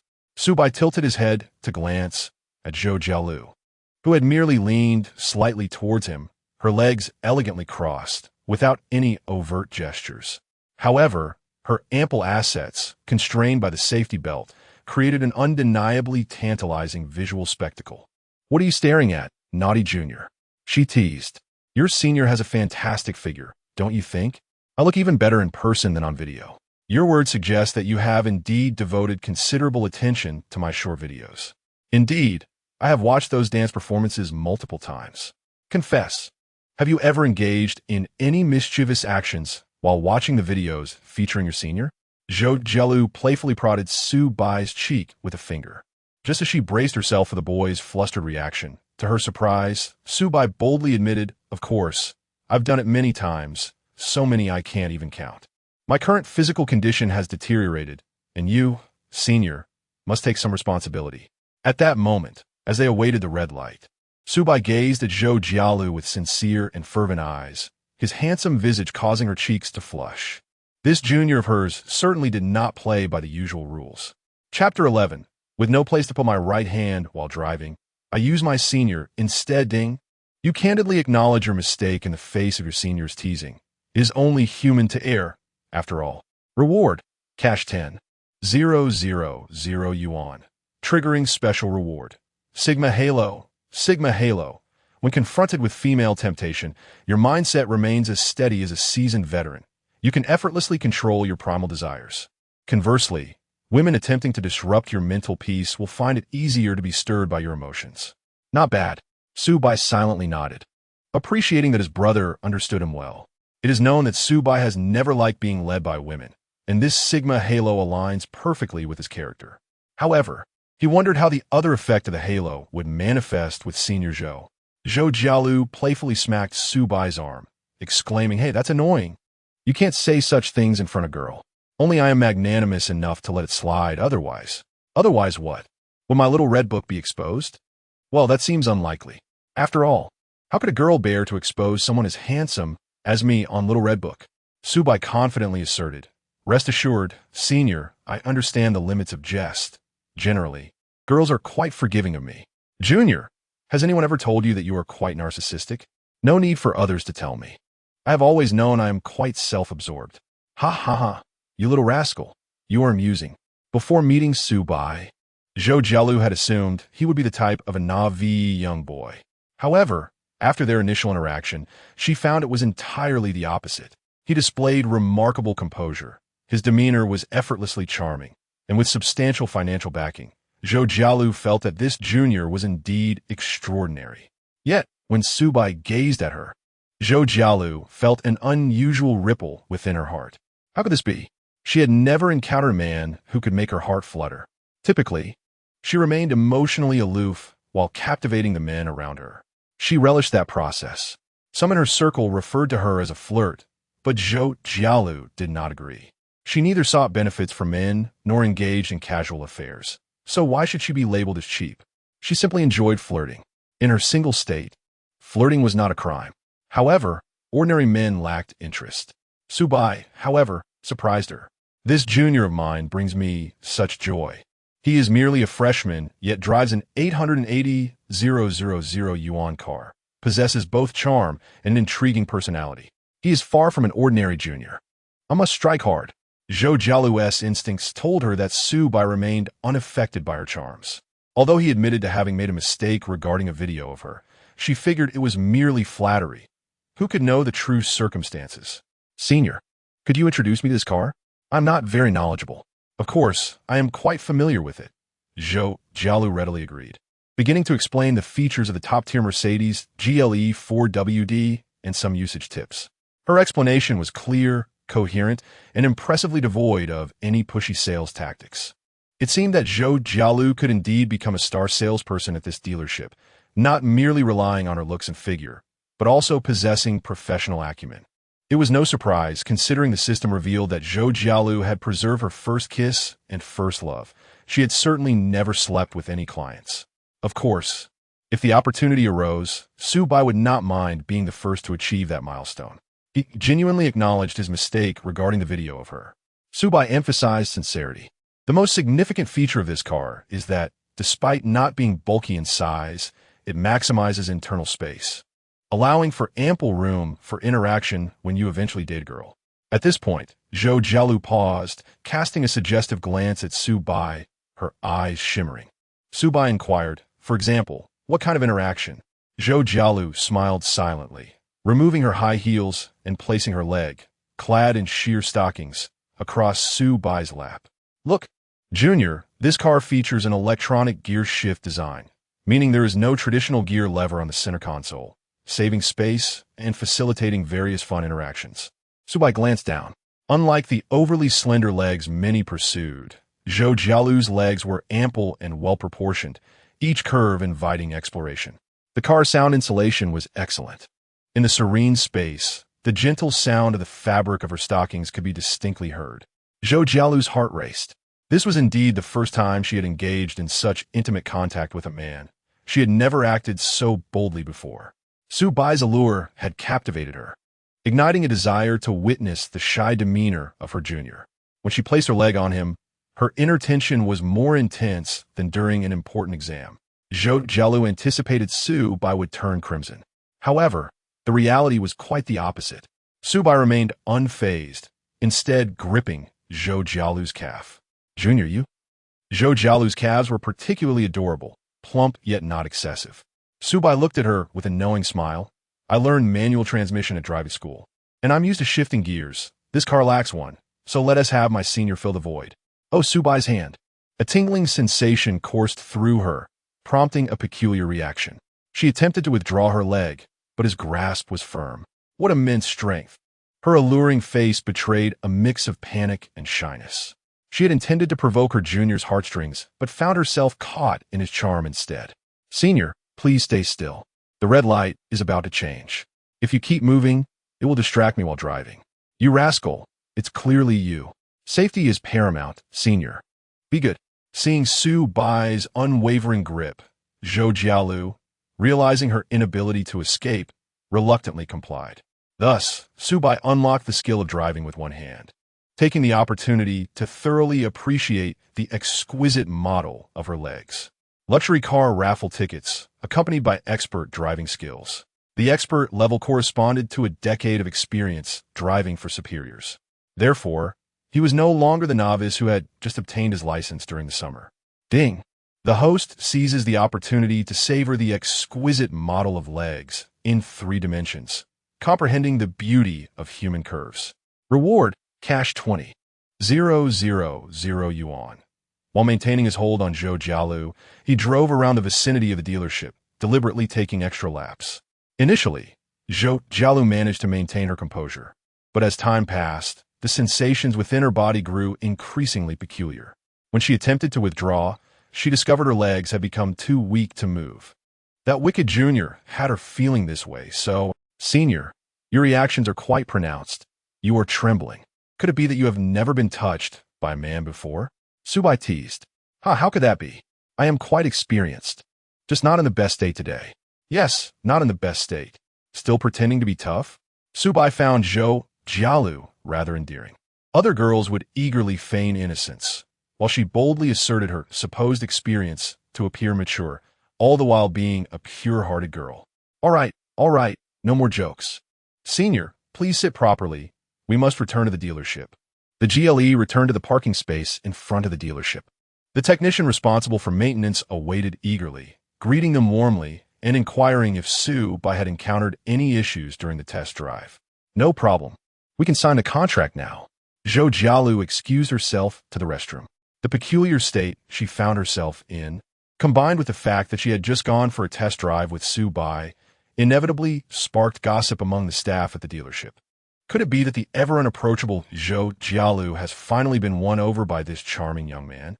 It seems entirely plausible. After all, he is youthful, handsome, and affluent, a veritable prince in the dreams of many salespeople. Upon Zhou Jialu's return, Su Bai extended an invitation. "Senior, do you have some free time this afternoon? Would you do me the honor of joining me for a meal?" Chapter 12. The Wealthy and Extraordinary Junior. Originally, Zhou Jialu attempted to flirt, but was instead seen through by her junior, leaving her with a heart full of resentment. Suddenly, she received an invitation from Su Bai for lunch, and her mood took a delightful turn. Young man, pretending to be the modern-day Lu Xianghui, suddenly asking to treat me to a meal. Doesn't this indicate an interest in me? At noon, unsure of her schedule, she decided to inquire with Manager Waaah. After a brief moment of pretense, Zhou Jialu asked Manager Waaah, who readily approved her early departure. After all, it was only natural to accompany a high-quality client who could afford a car worth nearly $1 million. Moreover, given Su Bai's youth, he likely had potential future purchasing needs, making it essential to maintain a good relationship. Not to mention, they shared a senior-junior connection. Zhou Jialu's elation suggested she had a soft spot for the junior. Su Bai took her first to the vehicle management office to register his new car. Some dealerships impose additional registration fees, but this one seemed to operate without such practices, only charging the official fees. Su Bai opted to handle the registration himself, eager to witness the process. During their time together, they exchanged amusing anecdotes about their school and the dealership, maintaining an air of composure as if their previous flirtation had never occurred. In truth, Su Bai was unfazed. If Zhou Jialu wished to continue their playful banter, he would not object. After all, she was a stunning beauty, an original, and a delightful companion. Yet, it was evident that Zhou Jialu was hesitant, concerned about maintaining her sophisticated image. Su Bai noticed her keen desire to uphold her experienced older sister persona, which made her seem somewhat aloof. He pondered the significance of such superiority, but ultimately respected her individuality and preferences. They arrived at IKC Plaza, one of the premier luxury shopping districts in Jiangcheng, boasting a plethora of international high-end brands and fine dining establishments. "Had you been here before?" Zhou Jialu inquired. "A few times, but not often. The food here is quite pricey, beyond my intern budget." "But aren't you a star salesperson?" she retorted. "That's still an intern contract. The commission is modest, and I'm just a cog in the machine. I can't wait to graduate and secure a full-time position. Recommend a restaurant, regardless of price. Just choose something you find delicious." "Well, since you insist, I shall not hold back," Zhou Jialu said, selecting a high-end Japanese buffet and showing Su Bai the menu on her phone. "Are you okay with Japanese cuisine?" "Absolutely. I eat anything. My appetite is quite robust." Clearly, Zhou Jialu teased, playfully squeezing Su Bai's arm. Yet, he remained unresponsive. It seems this junior is quite different from the average male student. He must have charmed many girls already. As Zhou Jialu led him to the upscale buffet, she recalled her previous visit during a company team-building event, where they dined at a commendable price point, relishing fresh salmon, Arctic sweet shrimp, and various Japanese delicacies. The food was exquisite and visually appealing, perfectly aligning with many girls' aesthetics. In the private dining room, Su Bai quickly scanned the menu and instructed the waiter, "I'll take the $12.99 per person package." "Are you sure you want the highest tier?" the waiter asked. "Yes," Zhou Jialu interjected. "Oh, there's no need for such extravagance. The $299 option is already quite generous." The $299 package was the restaurant's base offering, with higher tiers introducing pricier ingredients and gourmet dishes. The most expensive option included unlimited servings of French oyster sashimi, bluefin tuna, and premium Wagyu beef, an indulgence Su Bai had never experienced but was eager to try, especially since he had a reimbursement system in place. "Don't worry, Zhou Jialu. I insisted on treating you to a good meal, and this is no burden for me," he reassured her. The waiter cast a skeptical glance at Su Bai's Uniqlo t-shirt, questioning whether he was merely a student scraping together his savings for this meal. Yet Zhou Jialu understood that Su Bai was not merely putting on airs. For him, a meal costing over 1,000 was no hardship. The GLE was a commendable vehicle for a young person, particularly given that he had purchased the top configuration. The choice of vehicle specs often reflects a buyer's financial standing. Many prefer to skip comfort features that aren't immediately visible. True extravagance is exhibited by those who opt for top-tier configurations without hesitation, a trait Su Bai embodied with his nonchalant demeanor during the car inspection. Zhou Jialu recalled her previous experiences during orientation. How had she not noticed such a remarkable individual from the computer science department? Perhaps he simply preferred to remain under the radar. This realization softened her lingering resentment regarding Su Bai's earlier teasing. For true wealth often accompanies a maturity beyond that of the average man. Such a distinguished junior was certainly worth her effort to entice. "Junior, I haven't done much for you. Your sudden invitation for such an extravagant meal leaves me feeling a bit guilty," Zhou Jialu mused, playfully extending her foot towards him beneath the table. The restaurant's authentic Japanese decor required patrons to remove their shoes, and the warm ambience illuminated her well-cared-for feet, their round toes gracefully brushing against Su Bai's leg. Zhou Jialu was indeed audacious, seizing the moment before the dishes arrived to engage in playful flirtation. Su Bai's gaze lingered on her feet as he murmured, "Do you treat other clients like this?" "Only you," she replied playfully. "Is that so?"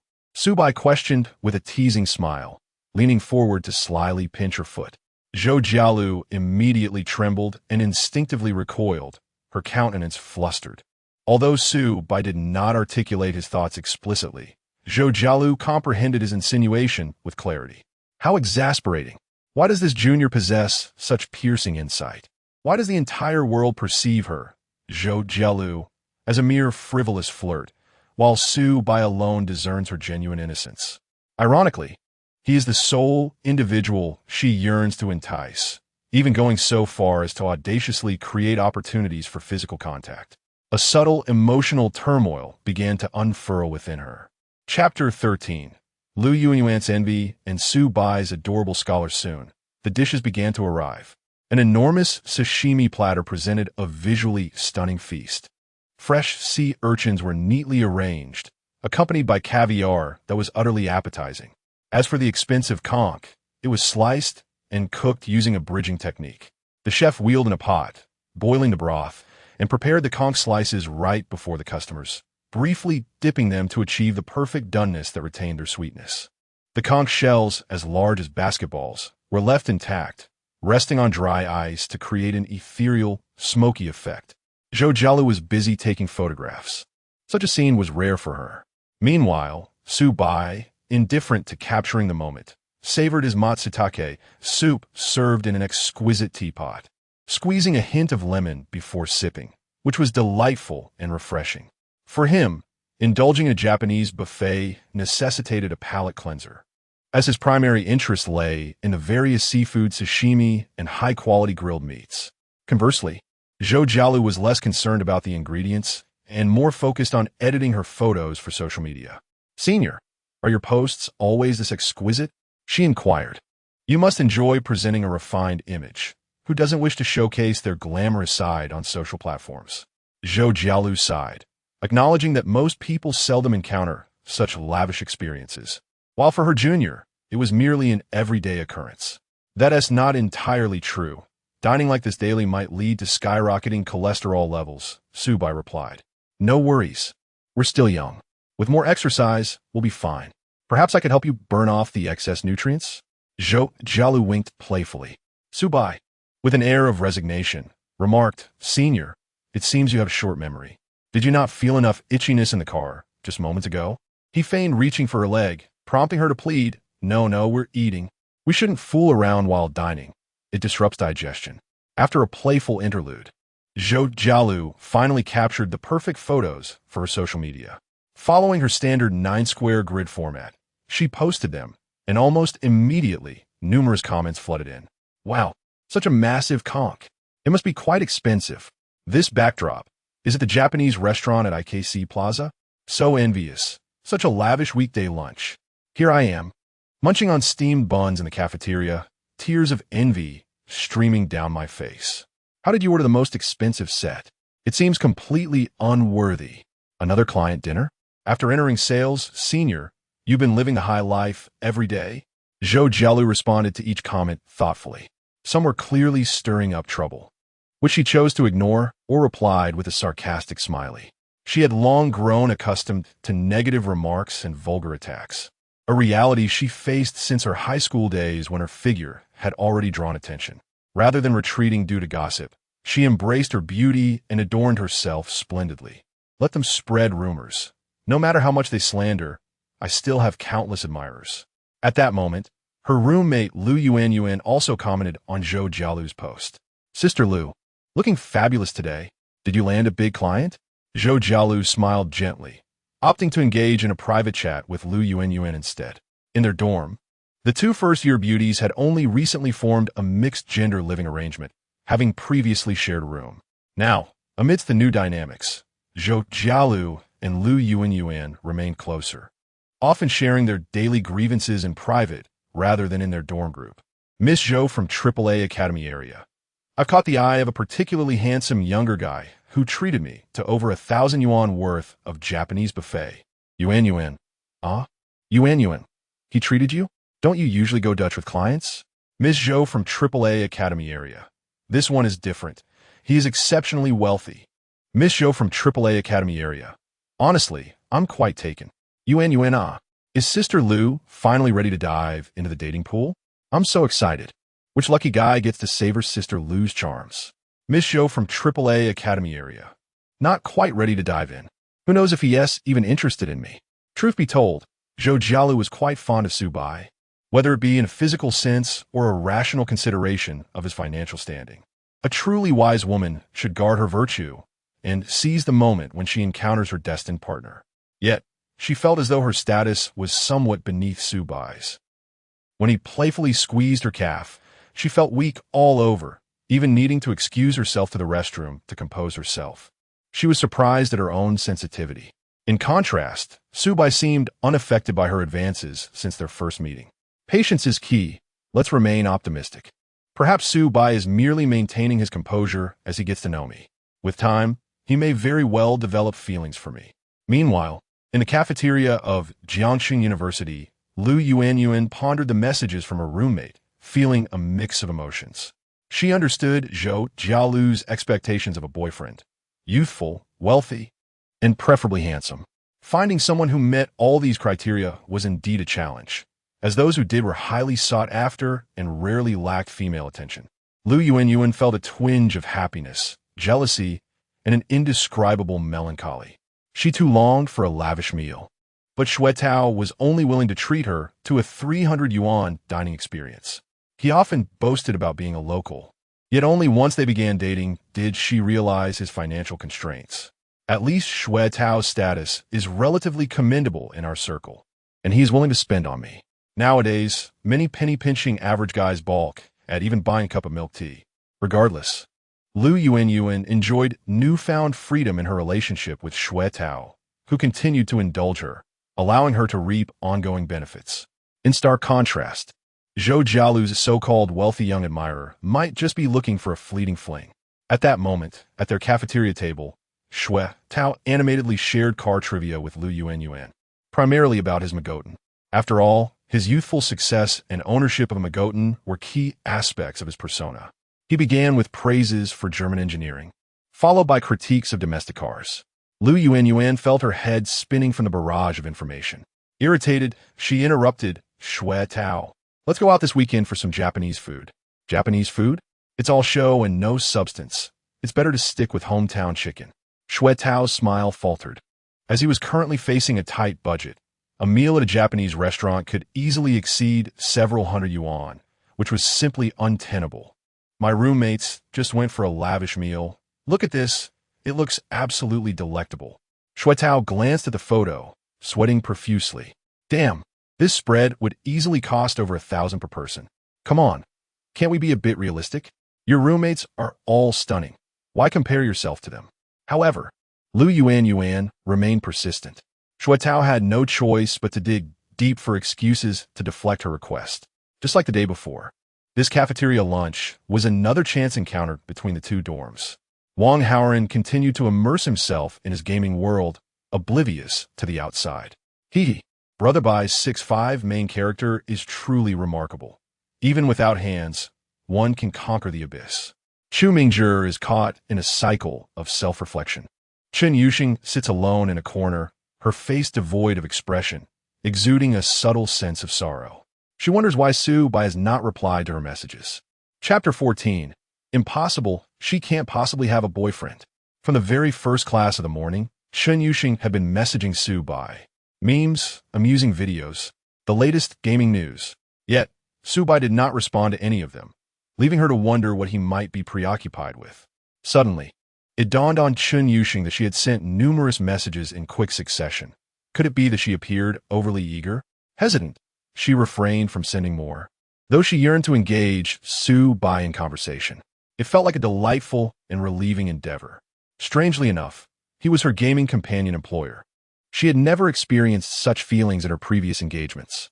When lunchtime arrived, Su Bai still remained unresponsive, although his roommate was present at the table, providing an opportunity for Chen Yuxing to inquire about him. Her social anxiety held her back. Indeed, it was often simple social anxiety, rather than the aloofness many girls attributed to her.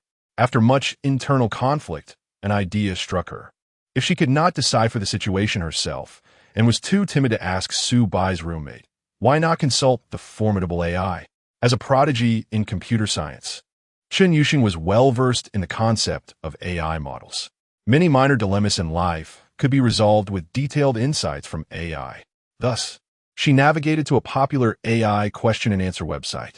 She entered the query, "As a gaming companion, I have developed feelings for a particular client who has ignored me all morning. What could be the possible reasons?"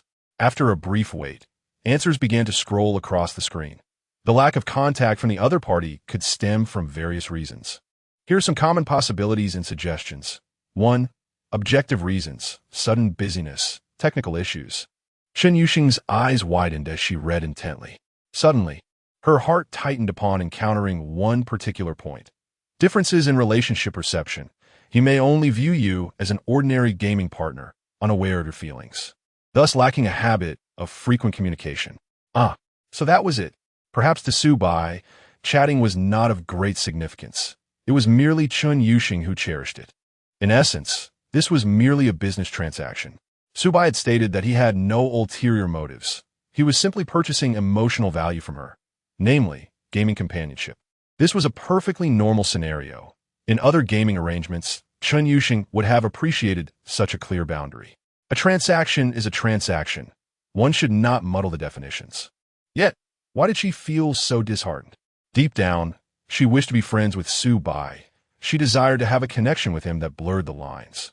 Despite the considerable disparity in their objective circumstances, the closeness of their souls was undeniable.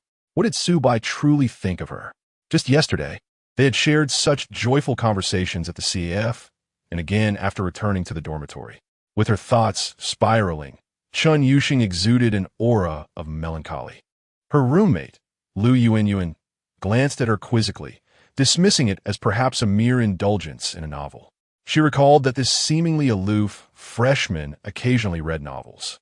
It was quite normal in this day and age to get lost in a story, be it a tale of corporate romance or a tyrannical prince's love. Wang Haoran remained silent, merely focused on gaming. Only Chu Mingzhi paid particular attention to Chen Yuxing's unusual demeanor, engaging in vivid speculation. Once the meal concluded, as the three of them returned to the dormitory, a suddenly vocal Chu Mingzhi remarked, "Has anyone noticed that Chen Yuxing seems rather strange today?" "Strange? How so?" Wang Haoran asked, momentarily diverting his attention from his phone, which he was charging. "I'm not entirely sure, but based on my years of studying the psychology of relationships, I suspect that Chen Yuxing is likely feeling neglected by someone she holds in high regard." "Really?" Wang Haoran responded, somewhat incredulous. Shuetao interjected, astonished. "Wait, did your school even teach relationship psychology?" Chu Mingzhi shook his head. "No, it was self-taught during my spare time." Wang Haoran, hailing from a notoriously competitive region, expressed disbelief. Hold on, you actually have spare time in high school? And energy to learn extra knowledge? That's beside the point. Chu Mingzhi waved his hands in frustration. The real question is, who is that person? Her boyfriend, perhaps? She must be having a spat with him, Shuai Tao speculated. No. Chu Mingzhi covered his face. That's impossible. Someone as pure and pristine as Chun Yuxing could never be involved with a man. In response, Shuai Tao teased, in Greek mythology, goddesses not only have romantic relationships, but also bear children. What's so surprising about it? Local wisdom. Wang Haoren chimed in, agreeing with Shuai Tao's perspective. However, it was clear that Chu Mingzhi could not accept this conclusion. He retreated to his bed, clutching a copy of the Comprehensive Guide to Relationship Psychology, and began to read it clandestinely. This kid is lost in thought, he sighed. It's better to pursue attainable goals rather than aim too high. Unlike me, who knows how to pursue suitable partners within my means. Haha, I'm planning to take Yuan out this weekend. Perhaps I'll finally hold her hand. Seeing Chu Mingzhi's foolishness, Shuai Tao felt a bit of his own frustration, stemming from a budget shortfall for dining expenses, dissipate. In an upscale Japanese restaurant at IKC Plaza, Su Bai indulged in a delightful meal. It must be said, the exquisite seafood sashimi was truly delectable. The unique sweetness of the flavors was incomparable to that of cheaper ingredients. With its high nutritional value, it could easily serve as a staple for a fitness enthusiast. Of course, cost might be a concern, but Su Bai had no such worries. While his senior, Zhou Jialu, stepped away to the restroom, Su Bai took the opportunity to check his phone, where he finally noticed the string of messages from Chun Yuxing that morning. Oh dear, he had been too occupied to glance at his phone earlier. Well, to be honest, he had checked it a few times, but at that moment, Chun Yuxing's messages had been overshadowed by other notifications. It was only human. Despite their enjoyable conversation the previous day, Su Bai was not the type to become infatuated with a beautiful girl simply because they had spoken. He had always been rather indifferent, going with the flow of life. Su Pai da Bai, scratching head. Su Pai da Bai, I was busy this morning and didn't see your messages. As soon as he sent it, Chun Yuxing replied almost instantaneously. Yuxia, what were you busy with? Yuxia retracted a message. Su Pai da Bai, I picked up car. Yuxia, cat shocked. Yuxia, it must be an expensive one, right? Su Pai da Bai, not too bad, over 800,000. Yuxia, as expected. Su Pai da Bai, I'll check out the things you sent when I have time. Yuxia, no rush, it's not anything urgent. Yuxia, are you gaming today? Su Pai da Bai, yes, probably in the afternoon or evening. I'll let you know in advance. Yuxia, all right. Hey, Junior, who are you chatting with so animatedly? Zhou Jialu returned from the restroom and inquired as she saw Su Bai engrossed in his phone. A roommate. Looks like you're getting along well in the dormitory. That is not easy. Huh? Why would it be difficult? Dorm relationships aren't like international relations. There's nothing complicated about it. Who knows? Especially someone like you with such excellent qualities, there will always be jealousy. Jealousy is but jealousy. They harbor their envy while I tread my own path, each of us walking our own road under the vast sky. Yet, what if someone clandestinely plots against you? Zhou Jialu's beautiful eyes shimmered, seemingly ensnared in some unpleasant recollections. Su Bai, unfazed, replied, then find a way to retaliate. I am not one to exhibit magnanimity. Indeed, you possess the means. Zhou Jialu slightly nodded, her gaze upon him becoming increasingly infatuated. Even Su Bai's character aligned perfectly with her inclinations. Oh dear, how might one render the junior shy? However, Su Bai was devoid of such intricate thoughts. Observing that they had nearly finished their meal, he earnestly inquired, Senior, are you well versed in the rental market? Chapter 15. The senior seeks to take the shortcut in life, renting a house. Indeed, the dormitory is somewhat inconvenient, and I plan to rent a place near the university. Zhou Jialu expressed her understanding. The management at Jiangxing University is relatively lenient, and it is quite common for students to rent accommodations. As a senior, she is well acquainted with this matter. I'm currently in my 4th year, and nearly half of my classmates rent houses off campus, especially since internships often require traveling to distant or even out-of-town locations. Renting makes things considerably more convenient. though some choose to rent in the faculty quarters, usually in preparation for graduate school. I see. Junior, let me ask you this. The rental you speak of, does it align with the conventional understanding of renting? Zhou Jialu felt that since the junior is quite affluent, his rental needs must surely be more discerning than those of the average student. Ordinary students prioritize tranquility and freedom in their rentals. Aside from that, they typically do not concern themselves much with decor, space, or living conditions, or if they do, they lack the budget to be selective.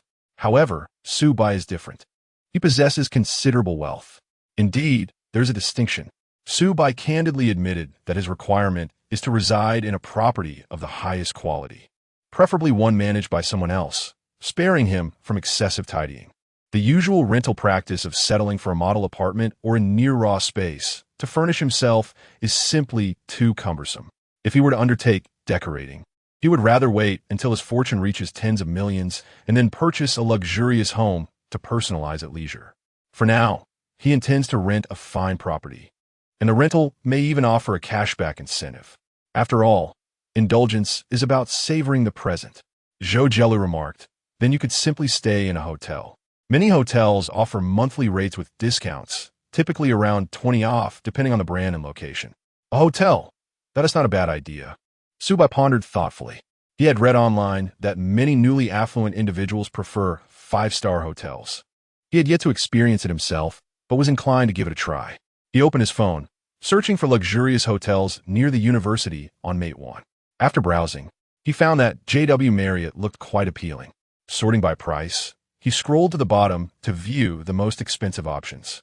The Jiangjing Executive Suite, a spacious 94 square meters, featuring a living room, bedroom, and bathroom, all impressively appointed.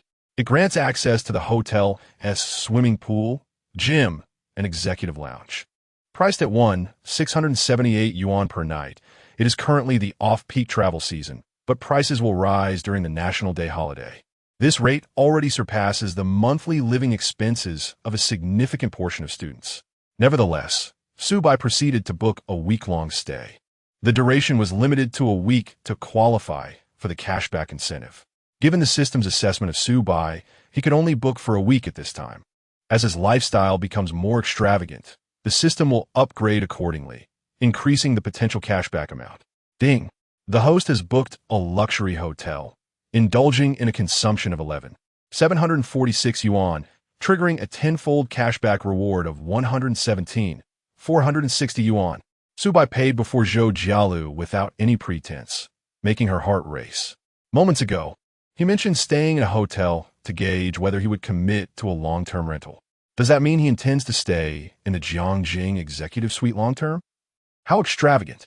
Even at off-peak rates, negotiating a 30 discount would still amount to nearly 35,000 yuan per month. Zhou Jialu's sharp mind quickly calculated the approximate figure, and her breath quickened. This was truly spending money like water. He was the perfect boyfriend of her dreams.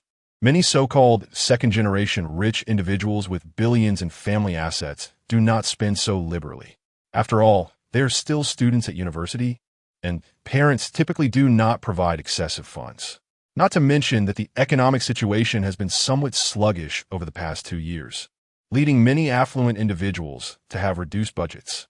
In terms of renting, spending several thousand yuan monthly for a decent 3-bedroom apartment in a nearby residential area, around 100 square meters, would already be considered top tier among students. And some indulgent girls may choose to live there. Yet Su Bai's budget had multiplied several times over. There's a certain beauty in these figures. Imagine being his girlfriend, enjoying nightly stays in a Marriott suite overlooking the river, sipping wine in the executive lounge while gazing at the night view of Jiangcheng. Then, one could take a dip in the pool, return to the room, and luxuriate in a grand bathtub. The only cost, simply sharing a bed with Su Bai. Or rather, this could hardly be considered a cost, as Su Bai's attractiveness and physique are commendable. While he may not be a male celebrity, he certainly qualifies as a charming class heartthrob. Typically, individuals of this wealth either possess unremarkable looks or are burdened with a middle-aged paunch. The thought alone is distasteful. Dating Su Bai, however, brings none of these concerns. For a fleeting moment, Zhou Jialu nearly succumbed to her feelings, contemplating the idea of pursuing him outright. Yet, she retained a semblance of restraint. It was not that she was unwilling to be intimate. Rather, she wished for Su Bai to recognize her allure, to be irresistibly drawn to her and take the initiative. In truth, she had already concluded that Su Bai was the man she had awaited all these years, the one deserving of her virtue. From now on, her innate charm need not be wasted on anyone else. Her efforts would be solely focused on captivating Su Bai. "Senior, do you have time after dinner? What is this? Can't bear to see me go." Zhou Jialu licked her lips, batting her eyelashes. "Accompany me to check out the hotel. To be honest, this is my first time staying in such a fine establishment," Su Bai admitted earnestly. "Oh, your first time?" Zhou Jialu was quite surprised. "Yes, I've always been raised modestly due to family circumstances, emphasizing hard work and simplicity. Now that I'm in university, I can finally indulge." "Now I understand," Zhou Jialu realized. No wonder the junior appeared so understated. It seemed his upbringing was commendable. Those who grew up in extravagance often turn out to be ineffectual individuals, incapable of managing their family affairs. Experiencing the life of an ordinary person, enduring hardship, fosters empathy for the working-class employees, making one more reliable when formulating corporate policies. Yes, that is precisely how it is written in those domineering CEO novels. In an instant, Zhou Jialu conjured a grand narrative regarding Su Bai's background, and her affection surged with fervor. Being in her 4th year, she had completed her internship and moved beyond the naivete of her earlier student days, gaining a fundamental understanding of society. At this stage, women often become rapidly pragmatic. Money can indeed alter destinies, and it is undeniably hard-earned. If she were to become Su Bai's girlfriend, it would undoubtedly be a shortcut in life. Who wouldn't desire such a shortcut? After all, human nature leans towards laziness. Chapter 16. The first and last man of my senior, sir. How was your dining experience? Are you satisfied with the dishes and service? As Su Bai prepared to leave, the restaurant manager approached with a warm smile and gentle tone. "Quite satisfied. The seafood was delightful, though the beef was slightly greasy. Perhaps it's just the nature of the meat," Su Bai responded. "Next time, you might want to try our Sunit lamb chops. They are lighter compared to the M9 beef," the manager suggested. "Sounds good. I shall return." As Su Bai approached the counter, he noticed the Japanese restaurant was offering a credit promotion. Recharge 5,000 to receive 610,000 for 1, 520,000 for 4,000. After inquiring with the system, he learned cashback was available. He proceeded to recharge 20,000 and received 60,000 in return. A meat lover at heart, Su Bai found the establishment stocked with a variety of high-quality meats, many of which he had yet to sample, making it a place he could visit frequently. "You seem to be getting addicted, Junior. I never expected you would load a card," remarked Zhou Jialu. "It's fine. I won't use it too often. If I bring more people next time." Su Bai glanced at his senior. "I'll call you along. It feels a bit dull dining alone." "How could I? Always tagging along for your meals would be taking advantage of you," she replied playfully. "That is easily resolved. A little reward from you would suffice," he teased. "Oh, what kind of reward does the junior desire?" At that moment, they found themselves in the elevator. During the busy lunch hour, the lift was crowded, and as more people entered, Zhou Jialu playfully wrapped her arms around Su Bai's, her generous softness offering him a taste of indulgence. Feeling the warmth of his senior, Su Bai reciprocated, his hands exploring the texture of her stockings, captivated by her voluptuousness. Zhou Jialu shivered slightly, her eyes glistening with surprise. To her astonishment, the junior had taken the initiative, even amidst the throng of onlookers. Once they descended to the underground parking lot, Zhou Jialu continued to cling to Su Bai's arm. In a secluded spot, she reached out, teasingly feeling him, then covered her mouth with a giggle. "Junior, you're not entirely heartless after all." "Indeed," Su Bai replied with a hint of helplessness, "given your current demeanor. It would be rather impolite for me not to reciprocate." With the Sigma aura, Su Bai found himself at an advantage while engaging with his playful senior. Yet, he couldn't feign depth for too long. He was genuinely eager to explore a connection with her. Just as in a game, where the ultimate goal is to achieve victory. Subai sensed it was time to shift from playful banter to a more assertive approach. He wrapped his arm around Zhou Jialu's waist, feeling the stark contrast between her slender form and her ample curves. Clearly flustered, Zhou Jialu did not resist, albeit her body stiffened slightly. She leaned into Subai's embrace, pretending to be nonchalant as she raised her gaze to him. "Junior, how do you find my waist?" "Absolutely splendid," he replied, locking eyes with her. "Yet, one must harness its strength. I wish to experience just how powerful it can be." With a roguish charm, Zhou Jialu averted her gaze, realizing that she could hardly match his boldness. His allure was simply too overwhelming. Once in the car, Subai drove with one hand, while his other engaged with Zhou Jialu. Overwhelmed, she grasped his hand, preventing him from wandering. It felt pleasant. Her touch was soft, as if her entire being radiated a gentle warmth. At the JW Marriott Hotel, their entrance into the lobby drew the attention of those around them. The striking combination of a handsome man and a beautiful woman was always eye-catching, particularly as the young man appeared even younger than his female counterpart. After completing the check-in process, they ascended to the 27th floor. Upon entering the Ocean View Executive Suite, Zhou Jialu was captivated by the lavish decor, quickly stepping in with excitement. Approaching the floor-to-ceiling windows, the expansive view left her momentarily dazed. Is this the sensation of wealth? Indeed, this is truly enjoyable. Gazing at the opulent room, she mused that should she continue to toil away at her job, it would likely be many years before she could afford such luxury. A rather optimistic thought, considering the current job market. Merely securing a position post-graduation would be considered a success. As Zhou Jialu's thoughts swirled, Subai closed the door. The sound jolted her back to reality, and her cheeks flushed as she stammered, "Junior, I'll accompany you in exploring the room, but I must return to work this afternoon." "Of course, senior, feel free," Subai replied with a smile, saying no more. Many young women find themselves utterly defenseless against high-end luxury, especially those who have entered the workforce, where material desires often swell beyond those felt during their academic years. Subai recognized the wavering in Zhou Jialu. It was only natural. Her ability to remain unspoiled to this point was a feat in itself. A woman of such allure surely had no shortage of admirers, particularly affluent ones. This hinted at a connection between them. Their wavelengths resonated harmoniously. Being adults, they were well aware of the implications of a man and a woman alone in a hotel room.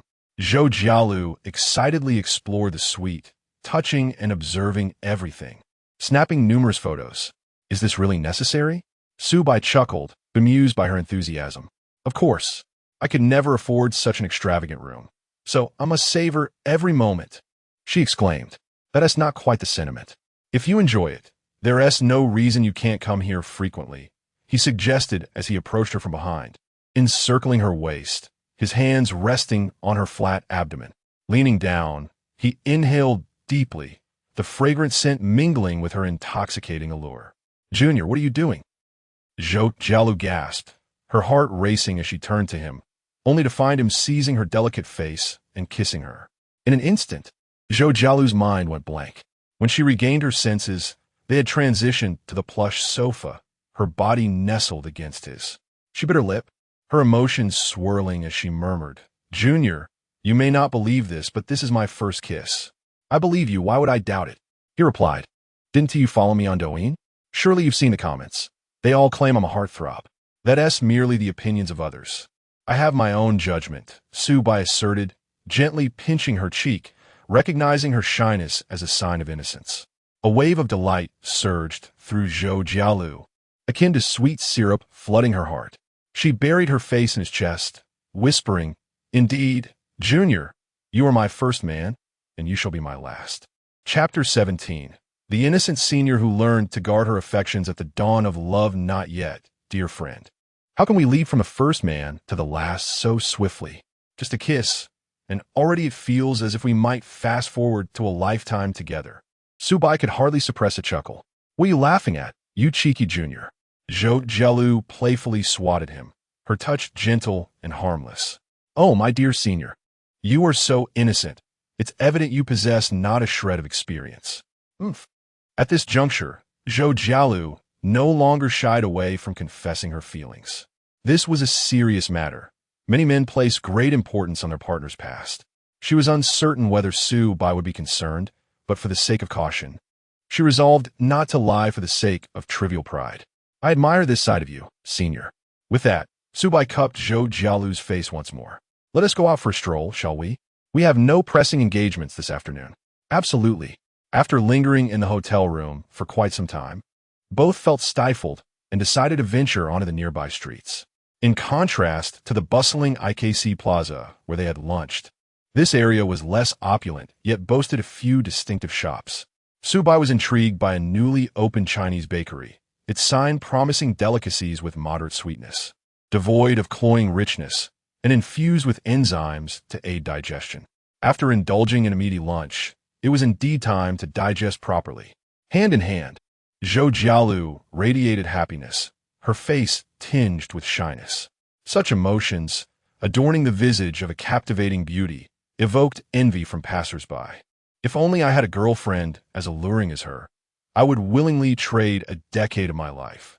But alas, to date someone as beguiling as her would only hasten my demise. I would likely perish on the spot. Indeed, perhaps remaining single is the wisest choice. After all, a solitary life may lead to longevity. Listening to the absurd chatter of onlookers, Zhou Jialu felt wronged. Was she truly that fearsome? Surely, it was the junior who was more intimidating. Earlier in the hotel room, a mere embrace and kiss had left her breathless and dazed. Throughout, it was Su-bai who playfully teased her. Yet, she secretly relished being teased by her junior. The experience of being playfully dominated in the JW Marriott felt uniquely exhilarating. Su-bai's hands, large and slightly rough, enveloped hers, providing an immense sense of security. As she experienced the world through the lens of a girlfriend for the first time, every time she turned to glance at Su-bai, her eyes reflected a hint of surprise. Is something on my face? I just realized how tall you are. You must be 185 meters, right? Indeed. Seeing those towering celebrities on television or in short videos seemed trivial until standing beside him, where he resembled a towering edifice. That is quite normal. Scientific studies suggest that girls have a narrower field of vision, which leads them to underestimate the size of distant objects while overestimating their own height. In essence, girls perceive themselves as taller, but see others as shorter. Such research exists? You truly are knowledgeable, Junior. Zhou Jialu listened intently, her face brimming with admiration, eliciting a chuckle from Su-bai. Ah, perhaps this is the allure of wealth. Back in high school, when I shared this with my female classmates, they became furious, accusing me of misogyny. I was left bewildered by their outrage. Indeed, the discrepancy between a superficial charm and genuine worth can be quantified. Seated in the bakery, savoring dim sum, Su-bai reviewed the critiques sent by Chun Yuxing that morning. Meanwhile, Zhou Jialu seized the opportunity to request a leave from Manager Waaah at the 4S dealership. He expressed understanding and suggested that if she ever considered purchasing a car in the future, she might subtly persuade Su-bai to contemplate the Mercedes brand. What do you mean by subtly persuading him? It's all just speculation. Ah, it's merely a matter of time. Our Zhou Jialu possesses an irresistible charm. Your junior will surely be satisfied with you. Zhou Jialu set her phone down and inquired. So, Junior, are you satisfied with me? Of course. Otherwise, why would I invite you to explore the hotel room with me? I have secured the afternoon off. I can accompany you entirely. And I too, as attendance will not be taken in my afternoon classes. With a mischievous smile, Zhou Jialu teased, You're rather naughty, Junior. It's only been a few days since the semester began, and you're already skipping classes so adeptly. Will you manage to graduate? Not to worry. If I fall behind, I can always rely on my senior for tutoring. As he spoke, Su-bai reached across the table, his hand brushing against hers. Zhou Jialu trembled slightly, though she had grown more accustomed to this sensation than before. Junior seems particularly fond of stockings. Indeed, I find them quite appealing.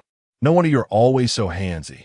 In truth, I am more inclined to explore other areas, but public settings pose certain inconveniences. How scandalous. Following Su-bai's gaze, Zhou Jialu quickly comprehended his implication, lowering her head as her cheeks flushed with warmth. A sense of pride welled within her. After all, that aspect of her was her greatest asset. From an early age, she had developed more voluptuously than her peers, and, as she matured, her figure evolved into one of exquisite shape and poise. Ding! Detected S-tier goddess Zhou Jialu's affection for Su Bai has surpassed 80 points. Intimacy bond successfully established. Reward: 1 lottery draw. Currently, fulfilling Zhou Jialu's indulgent desires may also yield a 2-10x cashback for the host. Oh, Su Bai summoned the system interface. According to the system's definition of affection, 20 points signify ordinary friends, 40 points denote significant friends, 60 points indicate a romantic relationship, and exceeding 80 points reflects a profound romantic connection. Upon scanning Zhou Jialu, Su Bai discovered her affection had soared to 85 points, not far from the pinnacle of unwavering devotion. Yet, they had only known each other for a few hours. It could only be described as love at first sight, a mutual recognition. Thus, the senior was not merely the passionate figure some perceived her to be. Behind her lively disposition lay a capacity for profound love and fierce loyalty. Once she set her heart on someone, she would unreservedly commit. Admittedly, Zhou Jialu's discerning "I had chosen well," immediately recognizing the worth of Su Bai, who would undoubtedly live up to her expectations. The Chinese bakery indeed proved delightful, and Su Bai purchased several items for Zhou Jialu to share with her roommates. At this moment, he remained unaware that Zhou Jialu's dormitory was renowned as the Goddess Dormitory. Among its 4 members, he was only familiar with Lu Yuan and Chen Yuxing. As Lu was the girlfriend of Xue Tao, and Chu Mingzhi frequently mentioned Chen, Zhou Jialu refrained from broaching this topic, knowing her roommates were her equals in beauty. Thus, she preferred to keep Su Bai away from their scrutiny. Though their romance had only just begun, Zhou Jialu had already developed a protective instinct over her affections. Chapter 18. These limited editions, I want them all. After strolling along the street for a few moments, Su Bai suddenly caught sight of the LV store. Ah, the brand renowned for its luxury. It is indeed a prestigious name in the eyes of many young women. Su Bai knew little about luxury goods. Before attending university, his life revolved around studying, gaming, and watching absurd videos.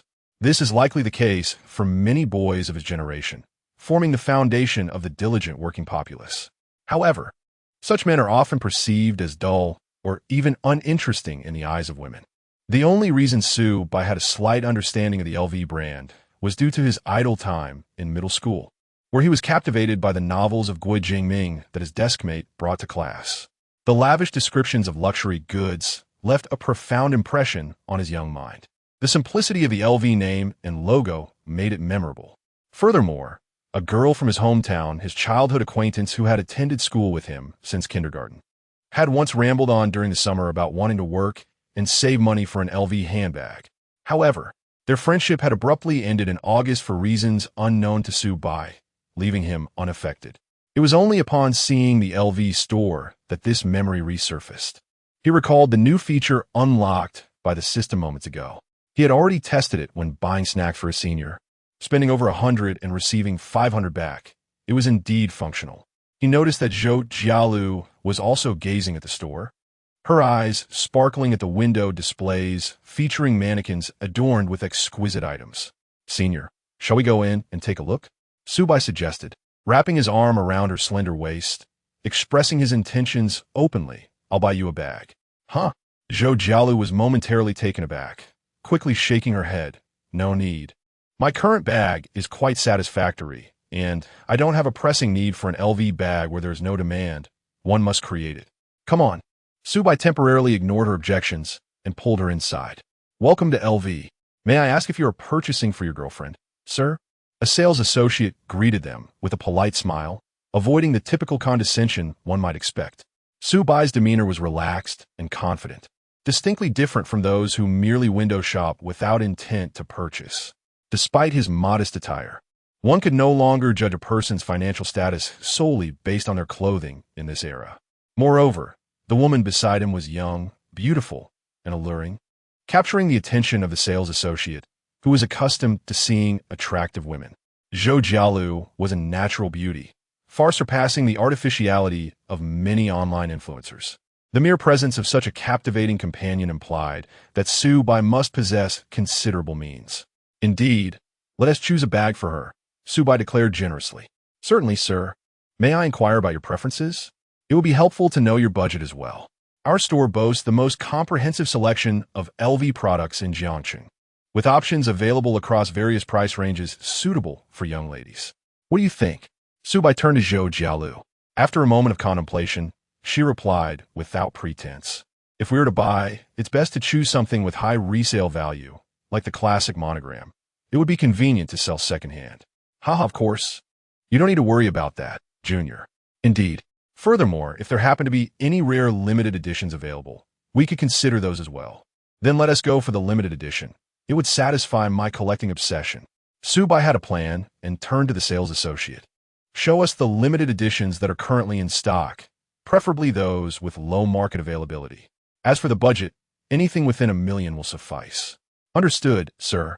The sales associate did not take the $1 million budget seriously, but maintained a professional smile, leading them to view a selection of recently arrived rare pieces, priced from tens of thousands to over 100,000. Offering a wide range of choices to customers is essential, even if they ultimately select the least expensive option. The facade of wealth must be preserved. The sales associate thought to herself. After all, the money is coming from the man, and if he doesn't feel indulged, he might take his business elsewhere. This is the essence of being a top sales associate. She surmised that this young man would likely spend a modest sum for his girlfriend, as he appeared to be a wealthy second or third generation, likely spending parental funds, which would not be excessively high. Jiangcheng is merely a standard second-tier city, unlike the affluent metropolises where wealth abounds. The so-called rich young men typically have a cash flow of around 50,000 a month, which is considered substantial for a family. Moreover, this amount encompasses all expenses, of which only a fraction might be allocated for women. The sales associate's assumptions stemmed from her years of experience. However, Su-bai was destined to transcend the ordinary. Leaning closer to Zhou Jialu, he whispered, "Senior, trust me. Forget about the price. Just choose what you like. Junior, I know you are generous and satisfied with me, but the rare limited editions presented are not the kind that can be acquired for just 20 or 30,000. The good ones are starting at 200,000 if it's 200,000. So be it. If you like it, that's all that matters. You know, aside from the fact that my family raised me modestly before university, they have one requirement. I must not skimp on my woman. Otherwise, it would be a disgrace to the family honor." Su-bai spoke with utmost seriousness. Zhou Jialu was taken aback, her mind racing with thoughts. My goodness, it seems this junior is even more enigmatic than I previously imagined, to be honest. The limited editions presented by the sales associate were items Zhou Jialu had come across on social media and adored. Clothes, bags, jewelry, these were indeed her passions. She openly acknowledged being a somewhat vain and materialistic girl. There was no shame in admitting it, as most people possess similar inclinations at heart. The truth is, there are very few genuinely rich in spirit and profound individuals. Material desires are not inherently frightening, as long as one can maintain control. Zhou Jialu's values aligned with this perspective. Now that she had made up her mind about Su-bai, she decided to heed his advice, even though it seemed absurd. This one, and this one. You can choose from these three, Junior. You choose. The bag is for you, not me. Oh dear, I want your opinion too. I must make it pleasing to your eyes, right? Zhou Jialu said playfully, pulling Su-bai's hand. Her charming demeanor was delightful to Su-bai, who promptly declared, "We'll take all three. Let us swipe the card." Chapter 19. From now on, allure belongs to you, all of these, please. Such lines are typically encountered only in the idle moments of a shopping assistant's evening. Immersed in tales of a domineering CEO, in reality, one rarely encounters such extravagance. Where in the world are there so many carefree spenders? In truth, the wealthier individuals tend to be the most frugal. Those older men bringing their mistresses to purchase Louis Vuitton bags would rather slyly hand over counterfeit goods to the sales assistant, hoping to buy at the original price for their companions while pocketing the difference. Of course, such scenarios are highly improbable. After all, the beautiful women relying on older men have honed their discerning eyes, easily distinguishing between authentic luxury and imitation. Yet Su-bai truly did it. Not only did he make such bold declarations, but he also produced his card to make the payment. Sir, are you certain? Absolutely. Very well, sir. These 3 styles are rare, discontinued, and extremely hard to find in the market. They're all first-hand items, sourced from special channels, but rest assured, all certificates are authentic and verifiable.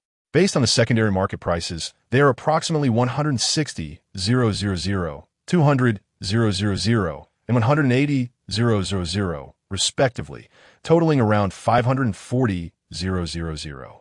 Understood. While Zhou Jialu was still in a daze, Su Bai had swiftly completed the transaction, eagerly checking the system for the cashback rewards. Ding! You purchased 3 rare Louis Vuitton bags that Zhou Jialu has long coveted, which she set as benchmarks for her aspirations before turning 30.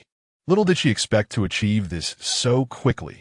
Triggered 6-fold cashback, rewarding 240,000. Splendid. Su Bai discovered that his senior was indeed a lucky star. It seemed that whenever he was with her, the cashback multiples were remarkably generous. Junior, this is unbelievable, Zhou Jialu exclaimed. You really bought them all? I told you, trust in my capabilities. I would never overextend myself or neglect those close to me. Those close to me. Zhou Jialu gazed at Su Bai once more, her eyes reflecting a hint of gratitude. Despite their brief acquaintance, Su Bai's unwavering trust resonated deeply within her soul. Ecstatic, she embraced Su Bai for a moment before beginning to try on the bags with the assistance of the sales staff, feeling a bit apprehensive. After all, it was her first time handling such extravagant items. Su Bai, though lacking understanding, utilized the system's item scanning feature. According to the system's appraisal, the 3 bags were indeed rare treasures with significant value in the secondary market. The first was a handbag from the collaboration with Takashi Murakami, featuring the classic monogram pattern infused with vibrant colors and artistic design, complete with a detachable shoulder strap, golden lock, and bow-shaped key pouch, a perfect blend of classic and playful style. Since Murakami had ended his collaboration with LV, this series was a limited edition and held potential for appreciation in the second-hand market. The second was a rare leather custom version of the LV capucines. Nothing more to say. The third was a hard suitcase, a style made famous by runway shows. These 3 women's bags corresponded to lively casual, elegant, and vintage styles, suitable for pairing with corresponding outfits. It was difficult to determine which was the best. Zhou Jialu found herself at a loss, thus asking Su Bai for help in choosing, never expecting him to opt for all of them. Spending $500,000 to buy bags for her seemed rather abstract. Yet, Su Bai nonchalantly turned that abstraction into reality.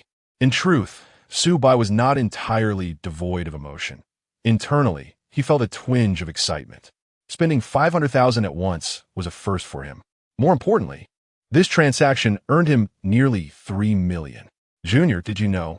I once saw this bag online and thought that when I achieve success in my career, I must find a way to reward myself with one. Zhou Jialu, posing with the bag in front of the mirror, murmured, her gaze somewhat dazed.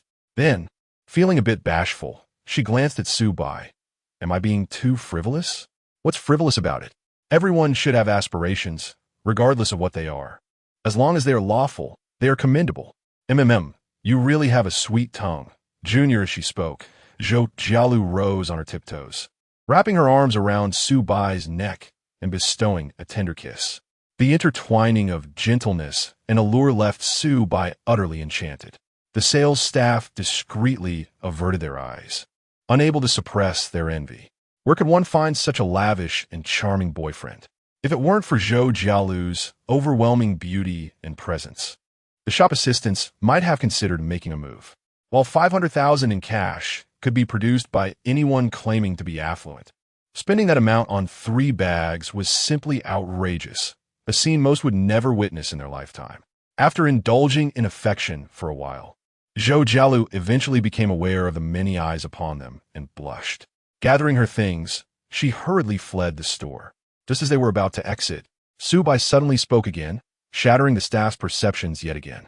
Since we're here, why not buy a few watches as well? They would perfectly complement the bags you just purchased. Wait, buddy, are you speaking Chinese? What do you mean by buying a few watches? Are you considering Casio electronic watches? The sales assistant pondered. Given Su Bai's previous spending habits, his budget might well exceed $1 million. Where did this fellow spring from? A printing press come to life?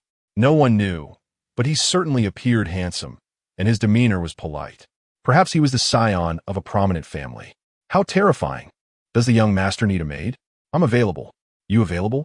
They need a maid who smiles beautifully. Have you looked in the mirror? Though she knew she should maintain composure, Zhou Jialu couldn't help but giggle. Ah, life seems to have entered a relaxed mode. No more anxiety about employment or saving money. However, she was also aware that becoming Su Bai's woman came with its own set of responsibilities. Tomorrow, I shall inform the dealership of my resignation. By the way, I have decided to cease my endeavors on Douyin, and I will expeditiously delete all my videos. Su Bai was somewhat taken aback. Senior, how resolute you are. Having arranged everything so swiftly. Indeed, with my junior treating me with such kindness, I must display a bit of courage. After all, Zhou Jialu leaned closer to Su Bai's ear and placed a gentle kiss. Exuding charm as she said, "From now on, I shall only burn for you." The impact of her words was overwhelmingly potent, and even Su Bai, who possessed the Sigma aura, found it somewhat difficult to bear. Senior, I'm sorry, but I must confess a transgression against you. Chapter 20. Transitioning from online to offline gaming, couple's private room. Do not worry, dear readers. The male protagonist is steadily advancing in his pursuit, and soon we shall arrive at the segment you all eagerly anticipate. It is somewhat regrettable that today he could not win over the senior. Zhou Jialu felt that they had only just met, and it was too soon. The first time should be approached with more solemnity. Perhaps this is the ceremonial sentiment that girls cherish. Su Bai concurred, for it was also his first experience. While he verbally agreed, his thoughts wandered elsewhere. The final step could be postponed. However, the other intimate pleasures must not be withheld from little Su Bai. The interface indicated that Zhou Jialu's desires in that regard were quite fervent, likely a result of 3 years of pent-up feelings during her university life. Su Bai planned to proceed gradually, employing various affectionate methods to slowly win over the senior. They had agreed that, a month hence, on Zhou Jialu's birthday, she would offer herself to Su Bai. In reality, it would take just a few days, contingent upon Su Bai's finesse. Good things should be savored slowly. There was no rush. Su Bai resolved that, by that time, he would make the senior plead for him to complete the final step ahead of schedule. In his mind, a wicked yet delightful scheme began to take shape. Su Bai's passion had been ignited by her, the seemingly aloof yet pure-hearted senior, making her utterly irresistible. Zhou Jialu, being considerate, did not wish for little Su Bai to suffer. Thus, she employed her nimble hands to help fulfill his dreams. Originally, Su Bai had hoped to utilize her ample resources, but the senior, feeling bashful, suggested they try new things another time. In any case, after some time, Su Bai reclined on the sofa, exhaling a deep breath, feeling refreshed and mentally liberated. His mind drifted into contemplation about the universe, life, and the inevitable increase of entropy. Zhou Jialu returned to school, claiming she had dinner plans with her roommates. This was fortuitous, as Su Bai intended to explore other methods for cashback. Some methods were simply not suitable for engaging in alongside the senior. Among the 3 bags he purchased for Zhou Jialu, 2 were temporarily left with him, as bringing them to the dormitory felt unsafe. Only the vibrant one suitable for daily use was taken by Zhou Jialu, who remarked that carrying such an expensive bag would signal to other men that she was taken, thus deterring unwanted advances. But what if others thought that she was being kept? Su Bai inquired. That is fine. There have always been rumors about me being spoiled by wealthy older men. I'm not afraid of slander. Zhou Jialu responded with a blissful expression, snuggling against Su Bai. It was indeed a stroke of luck for the senior to be pampered by her junior. As Su Bai reflected on Zhou Jialu's words, he felt a sense of satisfaction wash over him. Just as he was pondering the intricacies of life, the system chimed again. Ding! Zhou Jialu's affection level has increased. Current affection level, 90. Detected affection level has surpassed 90. Reward, 1 lottery chance. Current total, 2 lottery chances. No way is this unwavering devotion. It was unclear whether it was due to Su Bai's generous spending or Zhou Jialu's inherent innocence. or perhaps a mystical case of love at first sight. Likely, a combination of factors, for emotions are inherently complex. Regardless, it was time to indulge in the lottery. The prospect of 2 consecutive lottery chances made Su-bai rub his hands in anticipation. Wait, first a shower. Cleanliness is paramount before the draw. In larger cities, non-chain hotels in the suburbs often boast the likelihood of having bathtubs. However, the cleanliness of such tubs can be questionable. At a hotel like the Marriott, at least the bathtub would be well maintained. Relishing a delightful soak, Su-bai donned a bathrobe and offered a respectful bow towards the river, completing his ritual before clicking on the lottery draw interface. Ding! Congratulations, host! You have won 1 million in cash. Ding! Congratulations, host!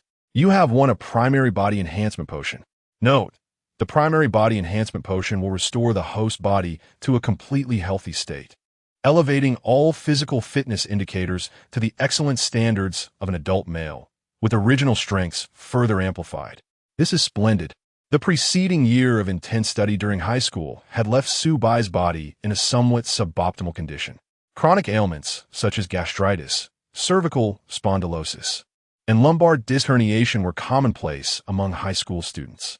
The fierce competition of the college entrance examination demanded relentless study, leading to such issues.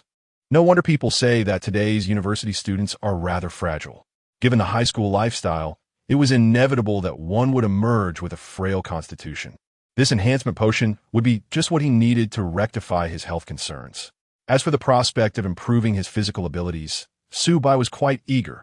After all, what man does not aspire to possess a robust physique? After glancing at the potion's detailed description, he summoned it forth. The small glass vial, reminiscent of a soda bottle, contained a clear, colorless liquid. He downed it in one gulp.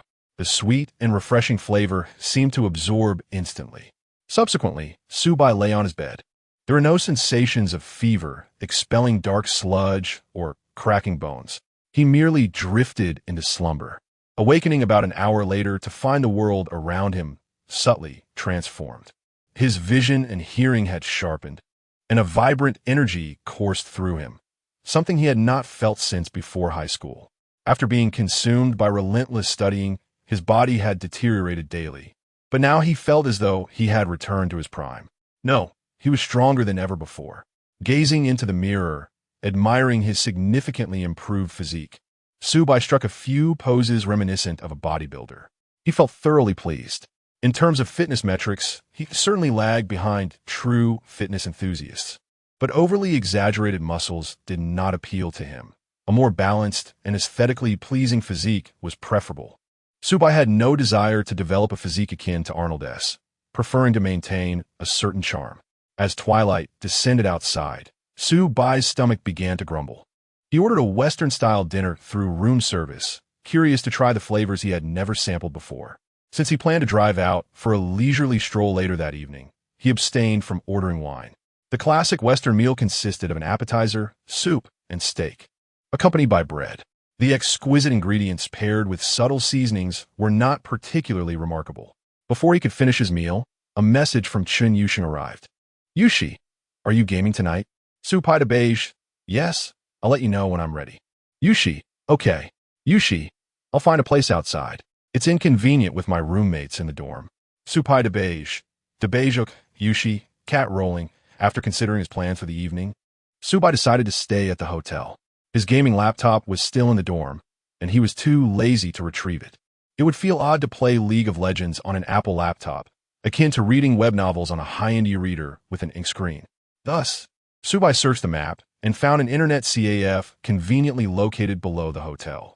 It was reputed to have an excellent environment, with reviews praising the absence of smoke, new equipment, and ample seating even during peak hours.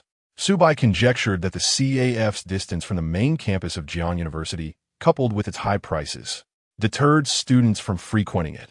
The nearby residential area was an upscale community, further reducing the demand for internet CAFs among its residents. Perfect. He would spend the night gaming there. He wondered if the internet CAF offered any top-up promotions, hoping for a few thousand yuan in cashback. Nowadays, Su-bai had grown accustomed to the mindset of a lavish spender, always seeking to reap rewards. When Chen Yuxing announced she was ready, Subai descended the stairs and followed the map to the internet CAF.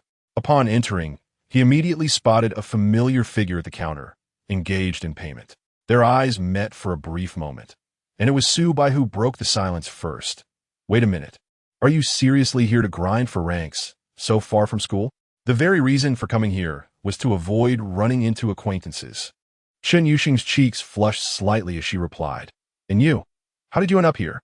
Subai responded, Oh, I'm staying at the hotel upstairs tonight, and thought I might as well play some games here.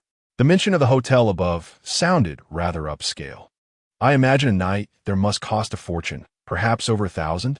Chen Yuxing, though not very knowledgeable about such matters, figured that given Subai's affluent background, staying at a 5-star hotel was hardly surprising. Suddenly, a thought crossed her mind, and her expression brightened. Since we run into each other, why don't we book a couple's room? This CAF has them. Only after uttering those words did she realize their inappropriateness, and she lowered her head, feeling bashful and unable to meet Subai's gaze. Chapter 21.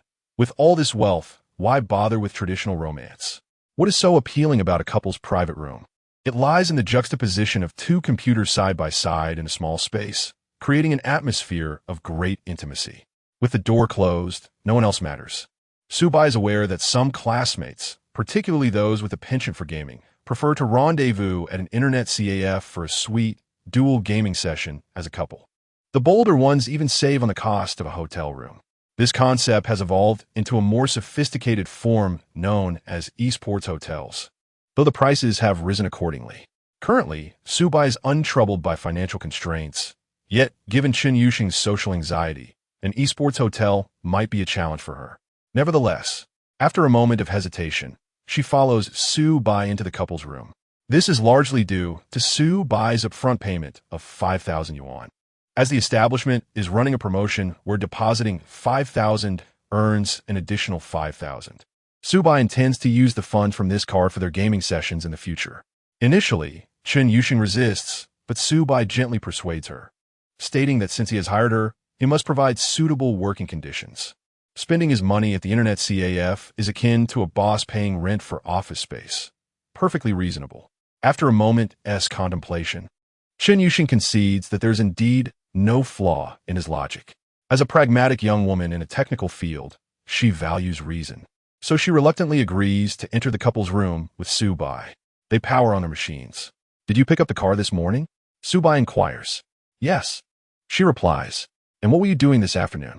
Chen Yuxing glances at Subai, her expression puzzled, her cheeks slightly flushed as she adds, I'm not prying.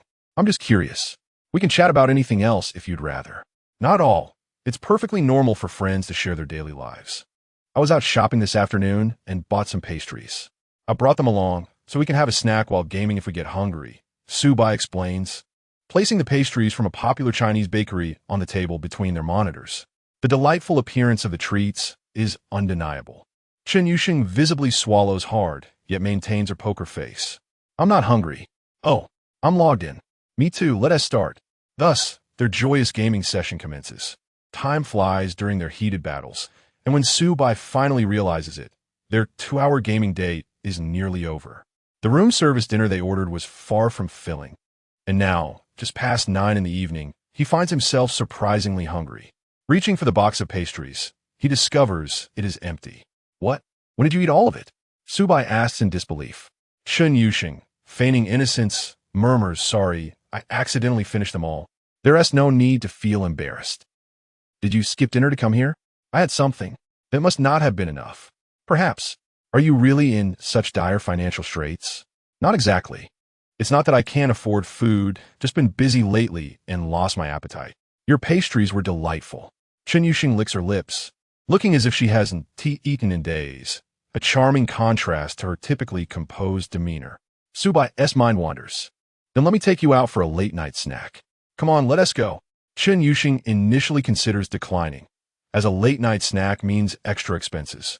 Though Subai likely isn't bothered by the cost, her pride holds her back.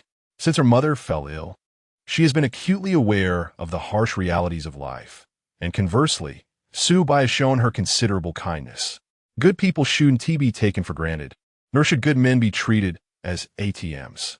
Amidst Chen Yuxing's internal conflict, Su Bai resolves the matter by transferring 400 yuan to her via WeChat. What is this for? I'm sending you a bill for accompanying me to eat hot pot, calculated at the same rate as gaming. That doesn't seem right. What's wrong with it? I want to eat you out of house and home. That is not what I'm worried about. Sigh, fine. Chen Yuxing reluctantly agrees. If Su Bai wants hot pot, it probably 1 TB too expensive. They make their way to the underground parking lot of the building. The sound of unlocking his Mercedes GLE, accompanied by the flickering headlights, reveals its imposing silhouette in the dimly lit garage. Luxury vehicles, especially high-stature SUVs, can indeed create a sense of awe for those unaccustomed to them. Did you get this car this morning? Yes. It's beautiful. Chen Yuxing suddenly thinks of something, standing beside the car in contemplation, and asks, "Can I sit in the passenger seat?" Of course, Su Bai chuckles. I heard that the passenger seat is reserved for a girlfriend or wife. It shouldn't be given to other girls. So what? I don't have a girlfriend. As he says this, Su Bai inexplicably recalls the figure of his senior, Zhou Jialu. One could argue he has never referred to her as his girlfriend. With all this wealth, why engage in traditional romance? Having multiple female friends is not a bad thing. Chen Yuxing, with her endearing charm, accompanies him in gaming, while Zhou Jialu, with her striking contrast, joins him for shopping. Each occupies their own space, free from interference. How splendid. In matters of love, Su Bai is a staunch advocate of reform. You don't have a girlfriend? Right. So it's nothing to worry about. Chen Yuxing finally feels at ease and enters the car. Had Su Bai been in a relationship, she would certainly maintain her distance. But since he claims he isn't, a flurry of unnecessary thoughts begins to swirl in her mind. Lost in thought, the car soon arrives at the hot pot restaurant.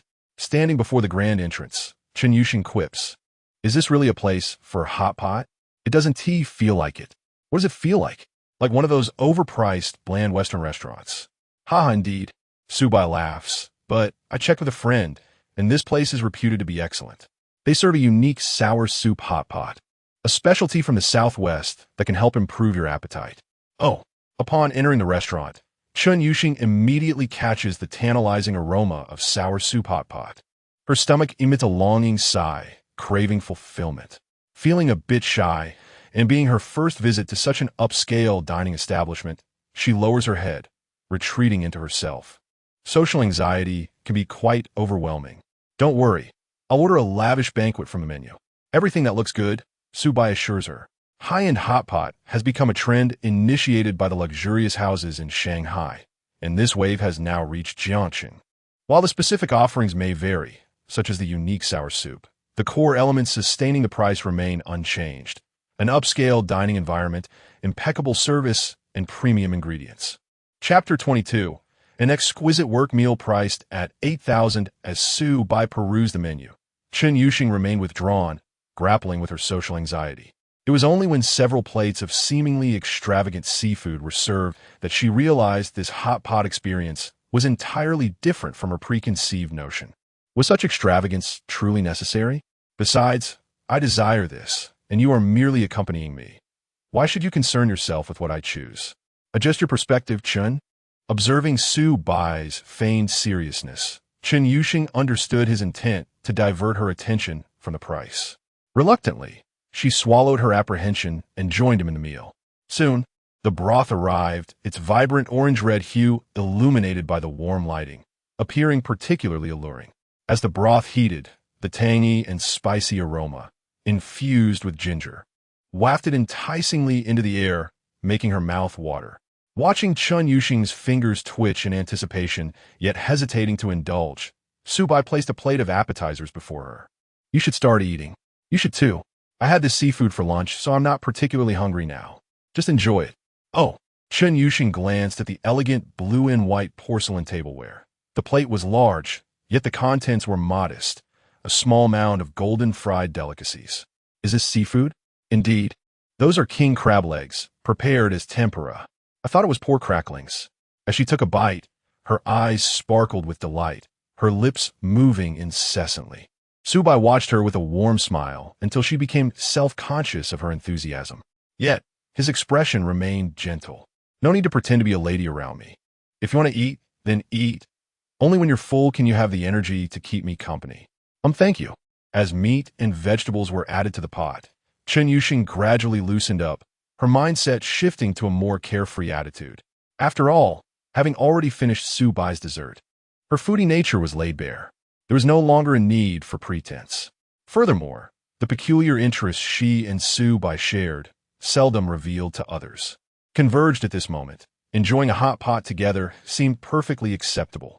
After all, he was genuinely affluent, so taking advantage of him lightened her psychological burden. Girls are inherently beings of strong moral sensibility, often reluctant to endure feelings of guilt. Even if they cannot reciprocate kindness, they will concoct justifiable excuses to soothe their conscience. This is not criticism. It is simply human nature. The meal lasted an hour and a half, during which both were satiated and engaged in a spirited discussion about a recently published niche detective comic. When the waiter brought the dishes, he overheard the attractive young couple discussing crime scenes and escape routes, his face reflecting a mixture of admiration and awe as he discreetly retreated. "Let me drive you back to school."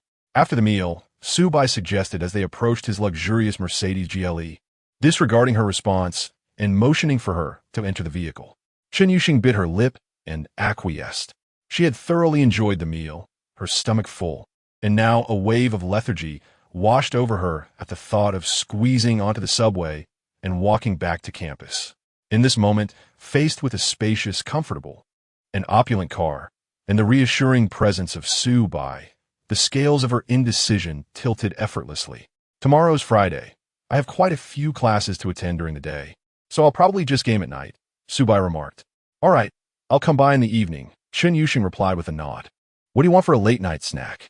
"Don't rush to answer. Just think it over and send me a message on WeChat. I'll make the reservation in advance." Looking on the bright side, according to Su Bai's definition, this late-night snack could be considered a work meal. Chen Yuxing silently mused about how delightful this work experience was. In the Internet CAF, the computers were equipped with high specifications, boasting a 4070s graphics card, far superior to her own 3060 laptop. Not to mention the exquisite late-night snack. She had seen the bill. The meal, including service charges, amounted to over 8,000. One outrageous sum. However, considering that the minimum charge for this private room was already 3,800, it seemed reasonable. Given Su Bai's spending habits, he would surely not skimp on the experience. Speaking of which, Su Bai's spending habits were quite enigmatic. Wearing shoes priced at a little over 100 while indulging in an $8,000 hot pot gave off an air of nonchalance, as if he were untethered by societal constraints. This carefree approach, to some extent, influenced Chen Yuxing, making her feel at ease in his company. It was a rare, enjoyable time. Su Bai drove to a small entrance on the west side of Jiangxing University. The area was quiet, making it reasonable to drop off the socially anxious Chen Yuxing there. And it was conveniently close to the girls' dormitory. As she stepped out, Chen Yuxing glanced back with a hint of reluctance. The car remained parked until her figure disappeared into the campus, at which point it resumed its journey, leaving her with a rare smile gracing her lips. Nearby, on the rubber pedestrian path, a boy in sportswear stared in astonishment at the departing Mercedes GLE, rubbing his eyes in disbelief. If he wasn't mistaken, the girl who had just disembarked was none other than the goddess of the dormitory, Chen Yuxing. This couldn't be right, especially not at this hour. Instantly, the boy's mind raced with various rumors that would delight the onlookers. Yet, he merely imagined. He did not broadcast his thoughts on any public platform. There was little to share, particularly since the goddess dormitory was rife with unflattering rumors about its residents. Aside from the relatively plain Lu, what was her name again? He couldn't recall, but the other three goddesses were subjects of widespread gossip, often the target of envy from other girls. People tended to dismiss the rumors, deeming them unfounded. Moreover, even if the goddesses were indeed courted by wealthy suitors, it was hardly an unacceptable scenario. Such was the nature of the world. At worst, there would be some lamentations, cathartic release of emotions. What truly concerned the boy was that one of his high school classmates, now also attending Jiangxing University, was infatuated with Chen Yuxing. Consequently, he sought out his friend's WeChat. "Bro, I'm out for a run and just saw Chen Yuxing get out a luxury car. She seemed quite happy. Question mark. What the hell? How did you reply so fast?" Haha, didn't expect that, did you?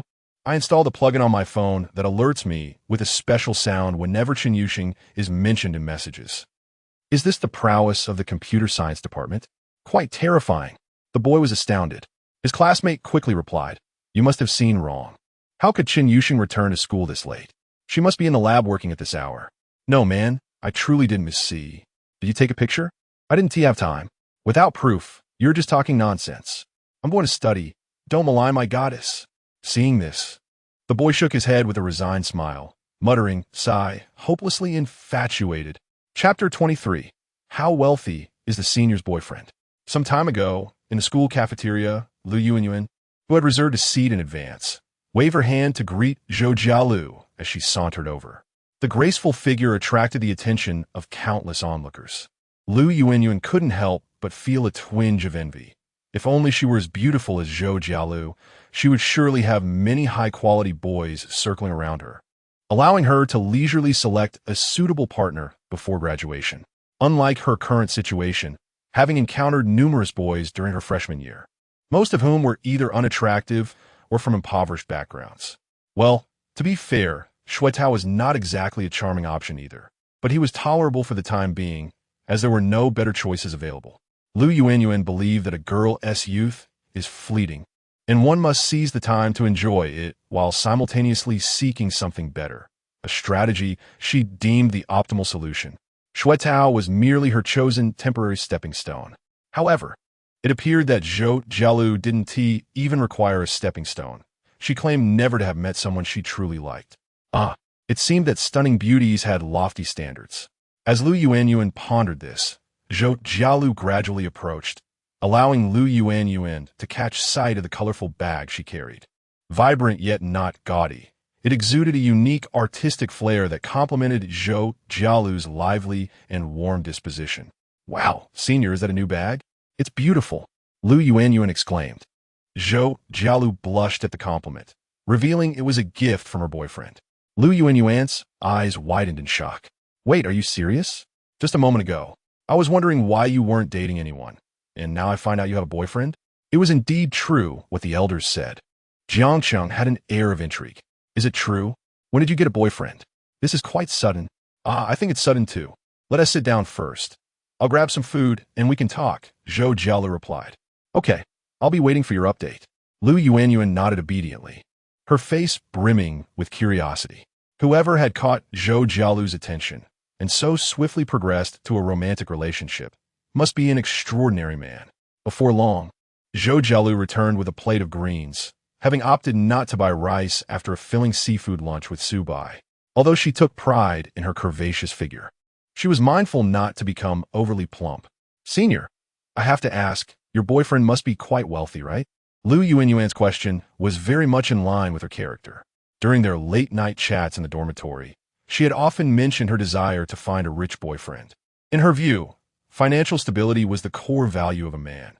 As long as he was affluent, she could overlook other qualities such as looks, character, or education. Zhou Jialu shyly nodded, acknowledging that this admission might come across as materialistic. However, given that she was flaunting a Takashi Murakami collaboration bag, she secretly relished the chance to show off. "I knew it. That bag must be from LV, and it looks expensive. I think I've seen it before. Let me look it up." Lu Yuanyuan feverishly tapped on her phone. Suddenly, she gasped, covering her mouth in disbelief. "Oh my heavens, senior, isn't that the super expensive limited edition? It's been discontinued, and the resale value exceeds 150,000 yuan. Wow, this is the first time I've ever seen such an expensive bag in real life." "Calm down, Yuanyuan. Don't scare the other students," Zhou Jialu said with a nonchalant expression, secretly enjoying the moment. "He does have considerable financial means. We just confirmed our relationship today, and he mentioned wanting to buy me this bag. I didn't want it, but he said that carrying it would deter other suitors." "That makes sense." Lu Yuanyuan, who dreamed of marrying into wealth, quickly grasped Zhou Jialu's intent. A bag at that price had no practical value. It was merely a toy for the affluent. Yet, given Zhou Jialu's previous modest spending habits, donning a 160,000 yuan bag would certainly lead others to believe she had a remarkably successful boyfriend. "But, senior, being so open about it. One T some envious people speak ill of you, suggesting you're dating an older rich man. Lu Yuan's concerns reflected the views of the general public. In today's society, it was increasingly difficult for young people to rise to prominence. While second-generation rich kids existed, they were few and far between, and their spending was often restrained. In people's minds, it was more common for middle-aged or older tycoons to support female college students. Zhou Jialu laughed lightly, unfazed. I'm not worried. Let them be jealous. I'll just enjoy my life. Lu Yuan felt enlightened and more excited. So, based on what you're saying, your boyfriend must have other commendable qualities too? Well, he is quite handsome, Zhou Jialu replied cautiously, not wanting to overwhelm Lu Yuan, who was her only close friend at school. If she were to faint from shock, Zhou Jialu would surely feel heartbroken. Once Lu Yuan calmed down, Zhou Jialu continued, and he is younger than me. This revelation truly unsettled Lu Yuan. Upon discovering the bag's price, she had assumed Zhou Jialu's boyfriend to be a man in his late 20s or early 30s, likely in his 40s. Spending 160,000 yuan indicated a monthly expenditure of at least several hundred thousand.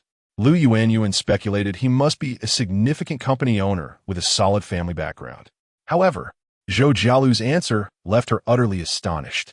He was younger than Zhou Jialu? Did that mean he was still a university student? This was quite extraordinary. Lu Yuan was well aware of how much pocket money wealthy second-generation kids received monthly and the corresponding family assets. She had discussed this with senior students in finance and researched it online.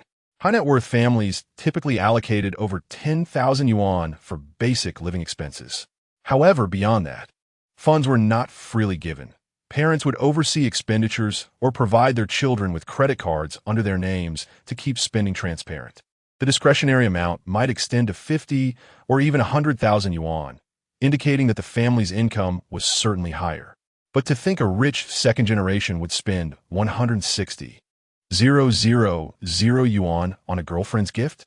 That was an entirely different matter. Even their mothers might hesitate to indulge such extravagance. Moreover, this was merely a single gift. Overall, Zhou Jialu's boyfriend likely had a monthly allowance of at least 1 million yuan. With her thoughts clarified, Lu Yuan suddenly understood. No wonder Zhou Jialu had been wearing a blissful smile since they met. Life was indeed about to become sweet. Chapter 24. Lu Yuan's anger at her boyfriend's sister. May I ask if your boyfriend is also a university student? Is he from our school or another? Lu Yuan inquired with curiosity. Zhou Jialu had long pondered how to respond to this question from her close friend. Judging by Su Bai's demeanor, it was clear that he favored a low-key lifestyle. If he wished, he could easily adorn himself in opulent attire, which even those unfamiliar with luxury brands would recognize as a mark of wealth. Yet, he opted for the simplicity of fast fashion brands like Uniqlo and H&M, much like the majority of college students, or even items from Taobao. Thus, Zhou Jialu decided to withhold Su Bai's identity from her peers at school for the time being. There was a subtle motive behind her silence. After all, Su Bai was remarkably exceptional, and keeping him under wraps would help prevent other girls from harboring inappropriate intentions towards him. I'm sorry, Yuan, but my boyfriend is quite low profile and doesn't flaunt his wealth. I won't disclose too much about him, except to say, well, his university isn't particularly prestigious, but he has a wonderful personality, and we connect well. Oh, that is understandable, Lu Yuan replied with a silly grin. If I were dating someone exceptionally outstanding, I'd probably want to keep him to myself as well. Eat a few bites before your food gets cold. I got so caught up chatting with you that I nearly forgot to eat. With that, Lu Yuan suddenly felt her stomach growl and promptly began to eat. Zhou Jialu even took out a trendy snack to share. While dining, Lu Yuan took a moment to snap a picture of the outrageously expensive handbag and sent it to her boyfriend, Shui Tao. The senior in the dormitory is in a relationship, and her boyfriend gifted her a stunning handbag. Sigh, when will I ever get to use something of that caliber? Though Zhou Jialu mentioned not introducing her boyfriend to her friends, her intent was to subtly convey the message that she was already taken. Therefore, Lu Yuan's message to her boyfriend aligned perfectly with her senior's wishes. At that moment, in the boys' dormitory, Building 7, Room 510, Chu Mingzhi was fiddling with his phone connected to his computer. Hey buddy, why are you still working so diligently after class? What code are you writing? Shuetao couldn't help but ask. Damn, it's only the beginning of our freshman year. Is someone already feeling the pressure to compete? Chu Mingzhi smiled slightly. I created a small plugin to remind me to keep an eye on Chun Yuxing. Aren't you already constantly monitoring your goddess?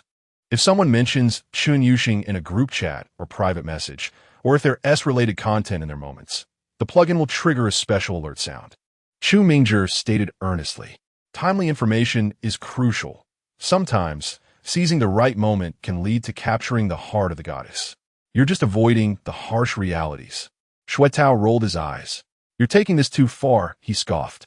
For most guys, it's just a mild obsession. But you, Chu Mingzhi, are starting to resemble a performance artist.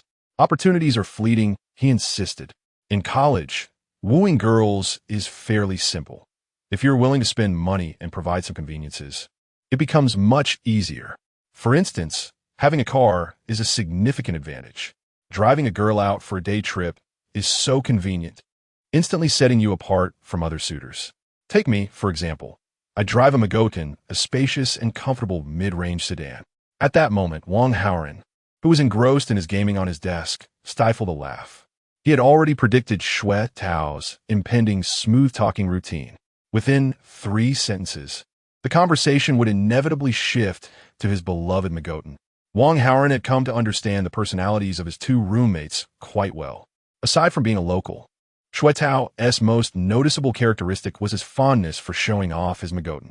He would often drive it from their dormitory to the far side of campus for ideological education activities, making it evident he relished the attention. As a result, while he was often referred to as the local guy, he was sometimes affectionately dubbed Magotan Brother. However, one must acknowledge that owning a nearly 200,000 yuan car as a university student is quite impressive. The costs of purchasing, maintaining, and parking in the city can be substantial, making it unaffordable for many ordinary families. This car indeed granted Shuetao a certain advantage. Shortly after military training had concluded, girls from other majors had already begun to inquire about him. It could be said that Shuetao's ostentatious style did attract a specific audience. Perfect match, Wang Haoran thought. He recalled Su by mentioning he intended to get a car as well, though he was uncertain of the brand. However, given Su Bai's current level of affluence, it was likely to surpass the Magotan. Just as Shuetao was passionately elaborating, a message from his girlfriend, Lu Yuanyuan, popped up. Shuetao's brow furrowed, and his expression shifted. Why did the local guy stop? Keep talking, Wang Haoran urged, eager for more amusement. OMG, you all remember the senior from my girlfriend's dorm, right? Of course. Zhou Jialu, one of the 3 goddesses, a 4th-year student, and reputedly the most alluring campus beauty in the history of Jiangxing University. Chu Mingzhi was well-versed in the dynamics of the goddess dormitory. What's the scoop? Zhou Jialu is in a relationship. Oh wow. The revelation elicited surprise from both Chu Mingzhi and Wang Haoran. Rumor had it that she had high standards and had been unattached despite countless admirers over her 3 years at Jiangxing University. Suddenly having a boyfriend was quite unexpected. Previously, there hadn't been any whispers about this. She must be dating someone incredibly wealthy. Today, Zhou Jialu returned with an LV bag. Isn't that brand notoriously expensive? Wang Haoran commented, having heard of LV's prestigious reputation even without being well-versed in luxury goods. Indeed, the basic model started at several thousand, and anything with a unique design can soar into the tens of thousands, Shuetao replied with a sigh. Lu Yuanyuan sending me this message couldn't be more obvious. She's hinting that she wants something similar. While Shuetao could conceivably ask his parents for extra pocket money to afford an LV bag, the real question was whether Lu Yuanyuan was worthy of it. After all, he had already spent a considerable amount on outings and gifts, and now she wanted a handbag? Shuetao felt a surge of frustration, but refrained from taking it out on Lu Yuanyuan, knowing how hard he had worked to win her over. While she may not have been as stunning as the 3 goddess roommates, she was still a pretty girl who allowed Shuetao to hold his head high among his peers. Thus, he opted to send her a flattering message. Huh, is that so? The bag is quite beautiful, right? This model is a collaboration with the renowned designer Takashi Murakami featuring Yuan rambled on about design elements and artistic influences. Shuetao barely understood her explanation, and once she finished, he replied, "That sounds great, but an LV bag does seem a bit extravagant for a student. I think Miniso also has some nice options." Yuan? Yuan. Those shabby bags from Miniso are only suitable for middle school girls with a pocket money of less than 50 yuan. Why don't you understand anything? It's infuriating. I really can't expect a straight guy to have even a hint of aesthetic sense. Yuan. I'm done talking to you. I'm heading to study. Shuetao was taken aback, feeling both angry and frustrated. Is this really about aesthetics? It's about money, he thought. Zhou Jielu, even when compared to internet celebrities, stands out, and she was scouted by a talent agent. She and LV seem like a perfect match. What about you, Yuan? You should take a good look in the mirror. Alas. Chapter 25. The Divine Dormitory. It's time to call hockey. Tao glared in frustration, his face contorted with impotent rage. Chu Mingzhi leaned in, curious about the commotion. What's going on? Did you have a spat with your girlfriend? Shuetao recounted, embellishing the tale of Yuan demanding a handbag from him.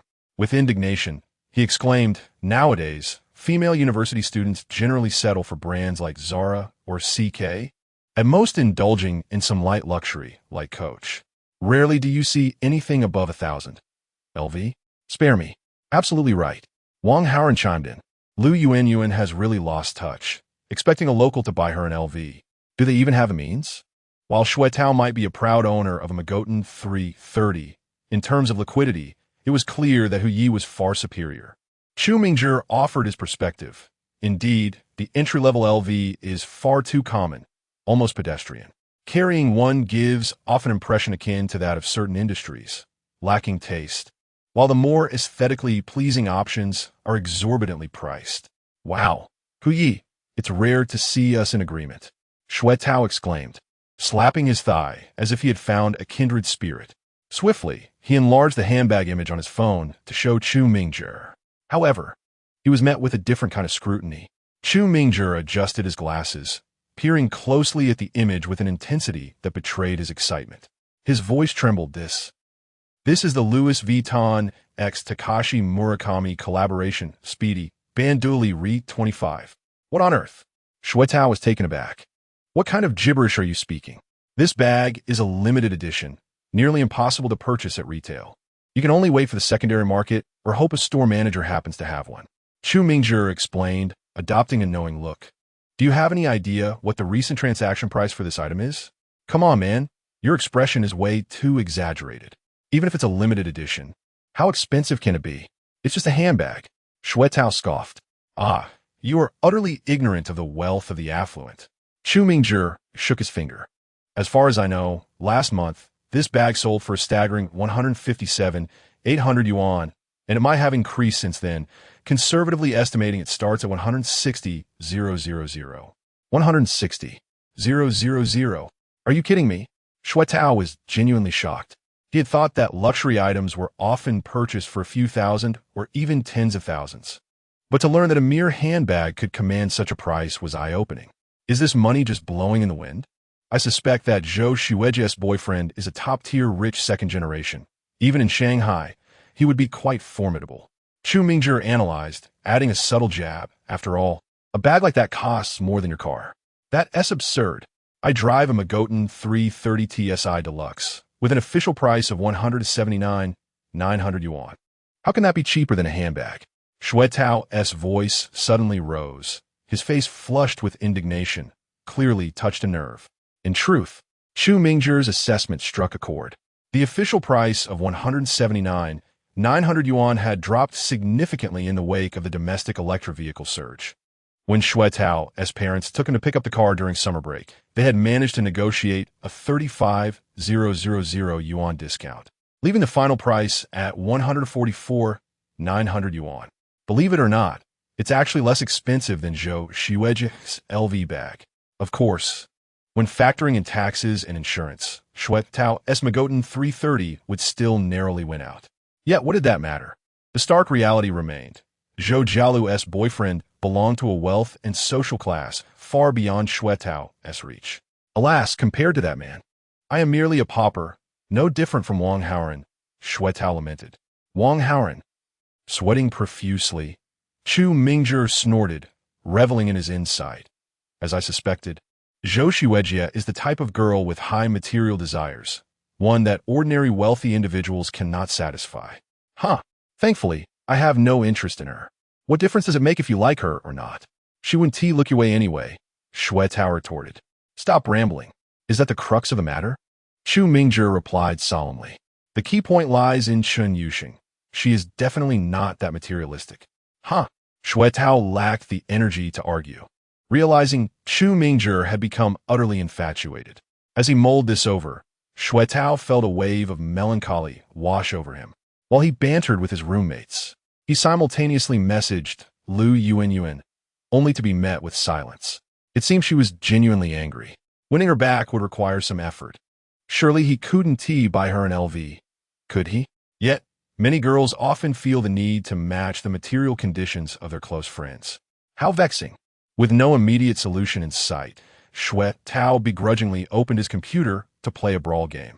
Fortunately, his unease didn't last long, as Chu Mingzhi soon faced his own dilemma. Around 10 o'clock, Chu Mingzhi's phone emitted a peculiar alert. After a brief conversation, he tossed his phone aside and sat cross-legged on his bed, staring blankly at the dormitory's stark white wall. Wang Haoran, heading to the restroom, was abruptly called over by Chu Mingzhi.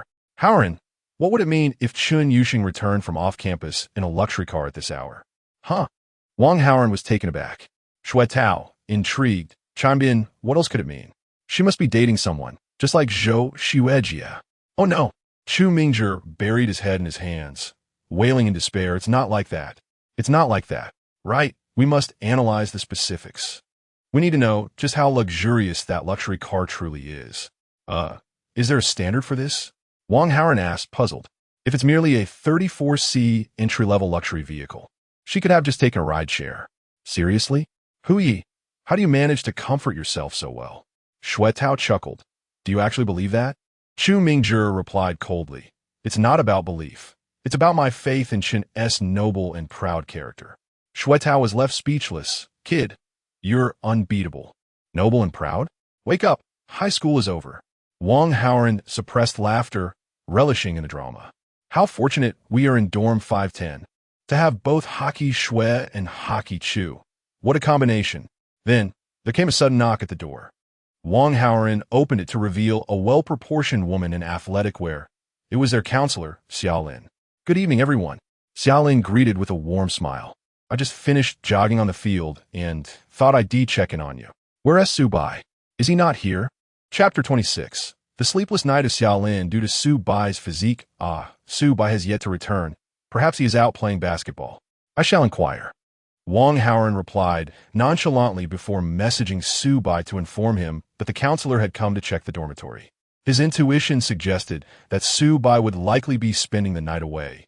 Typically, there was no need to report to the counselor, but alas. Su Bai's luck had run out, coinciding with Director Xia's patrol of the male dormitory. Xiaolin entered the room, instinctively inhaling deeply.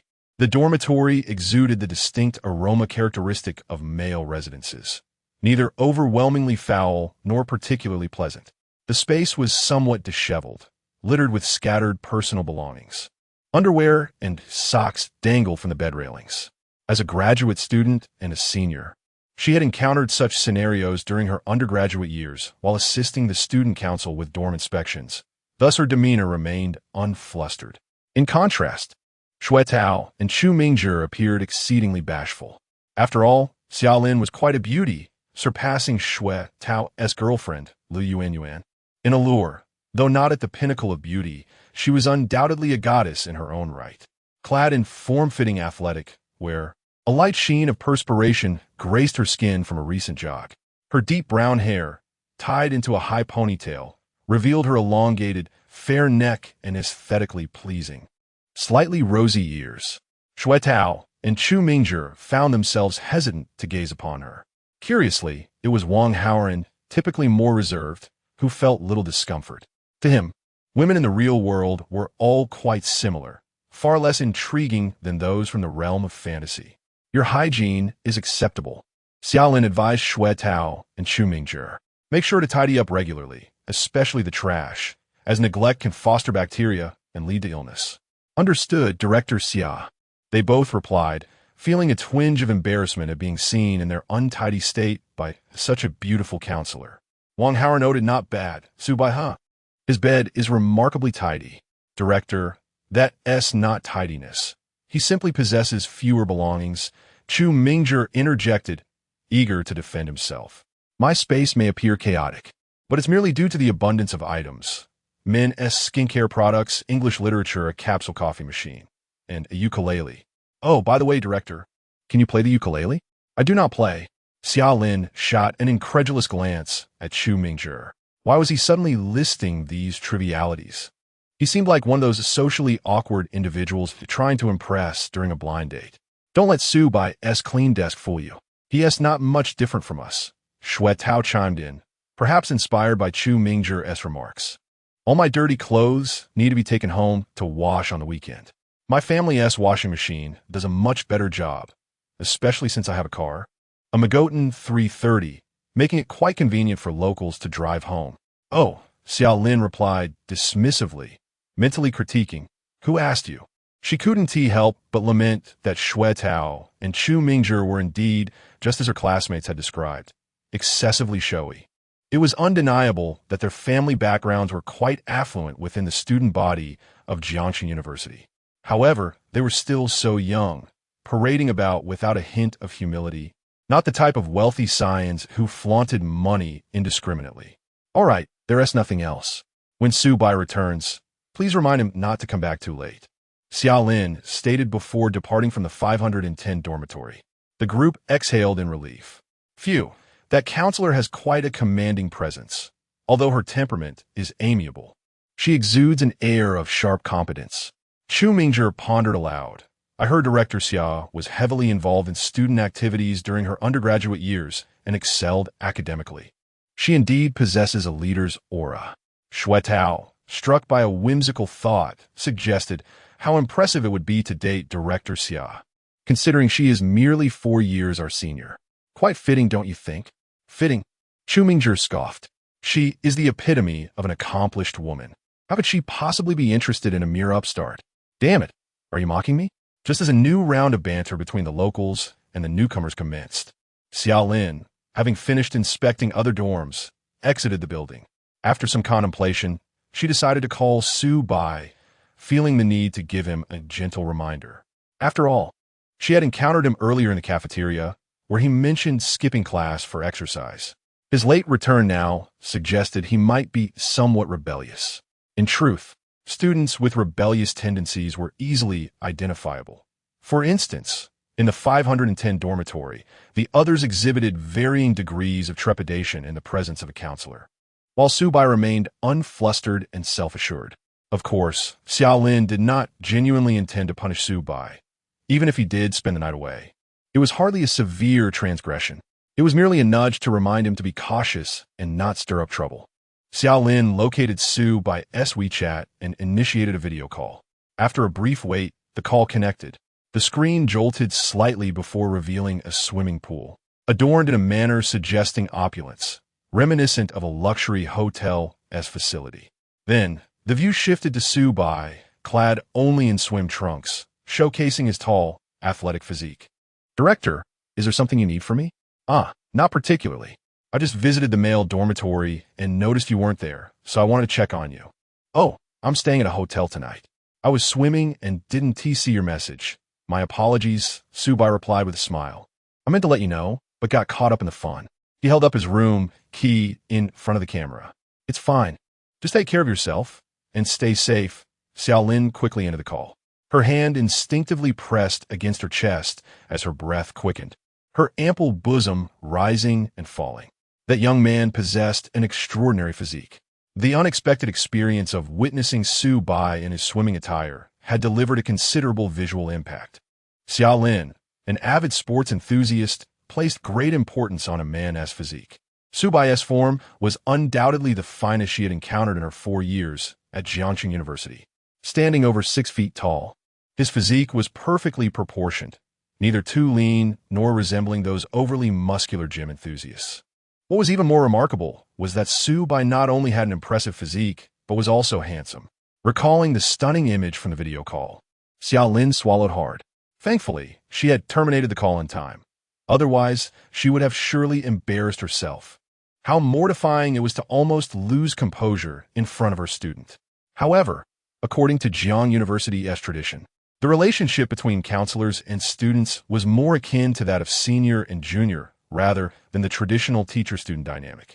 It was entirely unreasonable to admire a junior's physique, she reassured herself. Then, she noticed something. The hotel key Su-bai had displayed bore the name JW Marriott. It must be the one not far from Jiang University, merely 2 subway stops away. A standard room that would cost around $800 to $900 a night. And that was during the off-peak season. During popular periods, prices would double. His relatives must indeed be affluent to stay at a hotel of such caliber. But why did Su-bai appear so unpretentious? Was his family background genuinely modest, or was he simply humble? It was difficult to ascertain. That night, Xiaolin found herself inexplicably preoccupied with thoughts of Su-bai, leading to a restless night. After finally drifting into a hazy slumber, she dreamt of swimming alongside him. Chapter 27. A loyal girl is worth the investment. The following morning, in the graduate dormitory, a roommate groggily awoke to use the restroom and discovered Xiaolin busily engaged at the sink. Upon closer inspection, she couldn't help but exclaim, "Xiaolin, you are truly diligent, rising early to wash your intimate garments." "Ah, it's nothing," Xiaolin replied with a smile, though her expression betrayed a hint of embarrassment. The roommate, oblivious to Xiaolin's discomfort, continued to ramble. "You are so industrious and capable. Whoever marries you will undoubtedly lead a life of comfort." "That's quite an exaggeration, really." "I'm just average," Xiaolin shyly responded. After all, her early morning laundry session was not out of diligence, but rather a consequence of awakening from a vivid dream only to find her clothes soiled, compelling her to wash them. How mortifying! The real source of her embarrassment lay in the dream itself, which lingered vividly in her mind, filling her with guilt. During military training, Xiaolin had already taken notice of Su-bai, a boy of calm demeanor and serene disposition, remarkably mature for his age.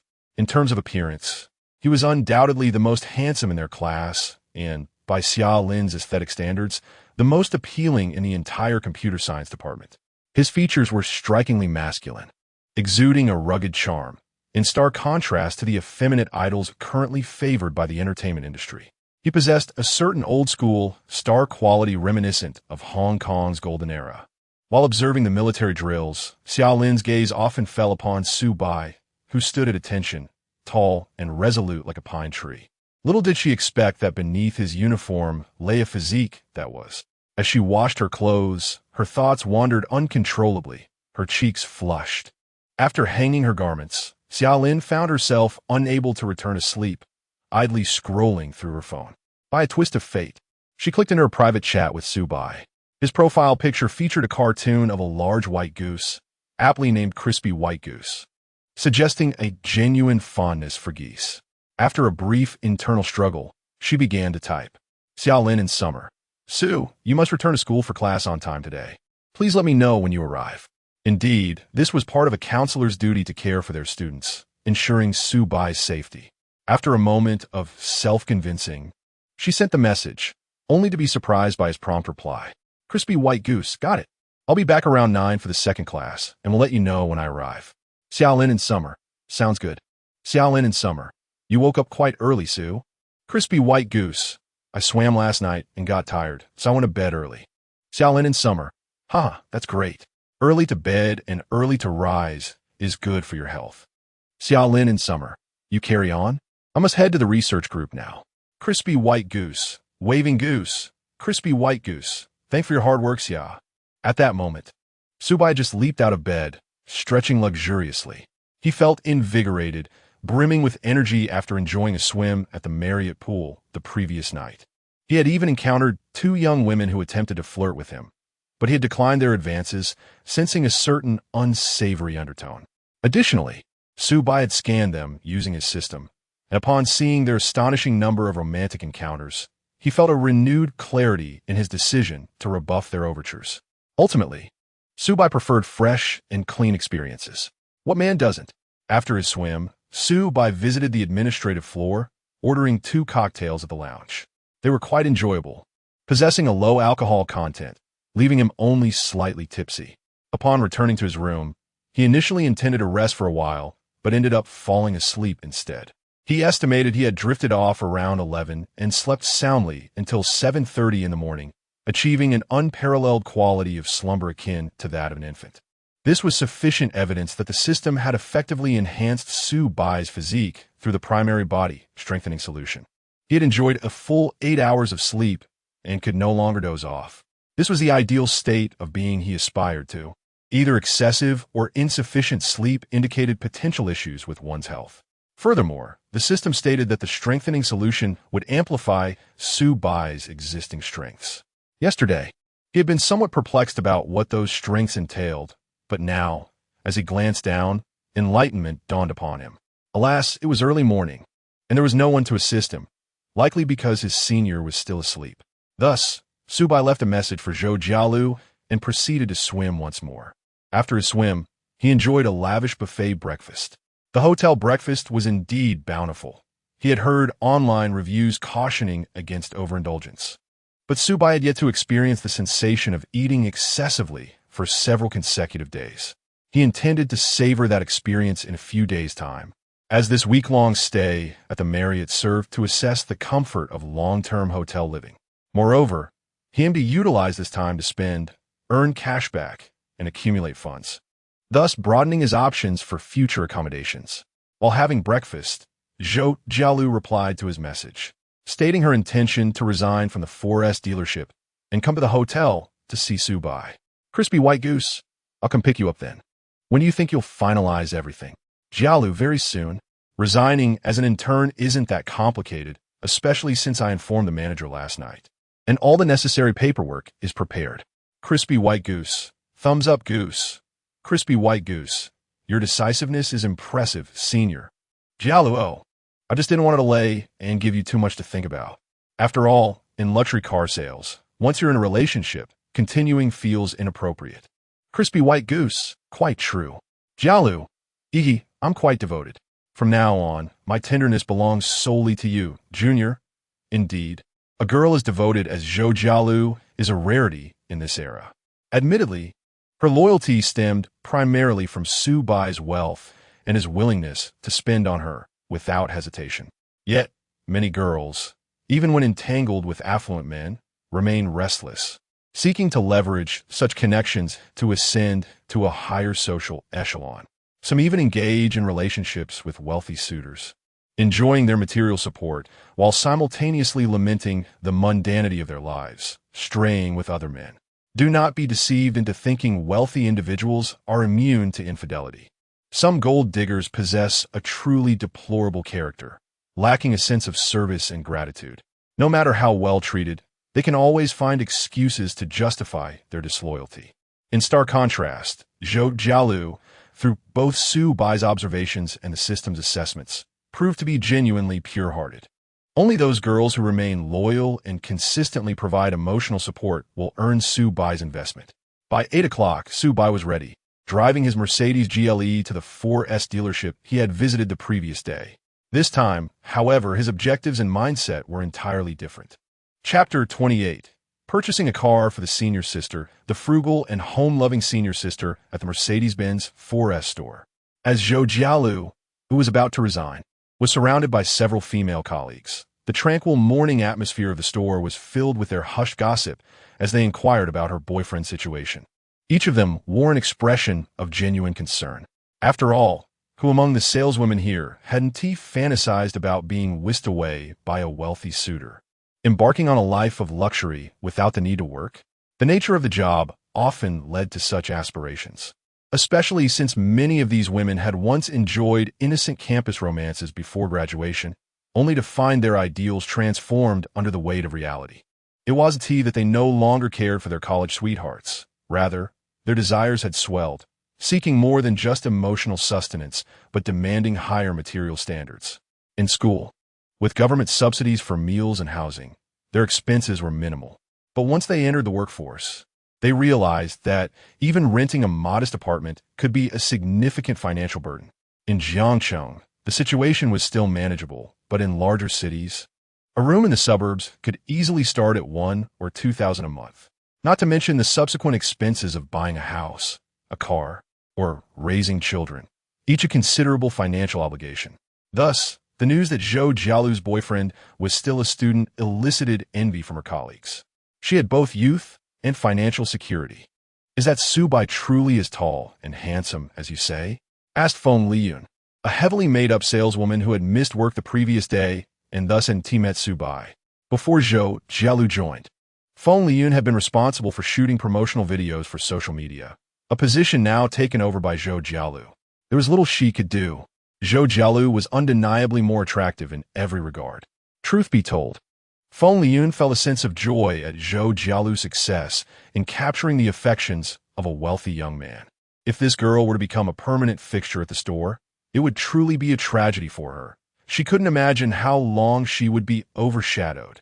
Feng Liyun had always hoped that some affluent gentleman would take her away, but she had envisioned a middle-aged, somewhat unrefined man to achieve that balance in her heart.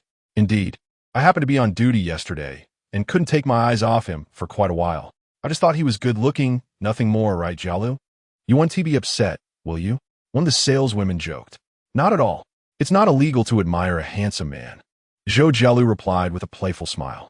Go ahead and look. It's not like you can have him anyway. Oh, it seems our Jialu has already had her fill.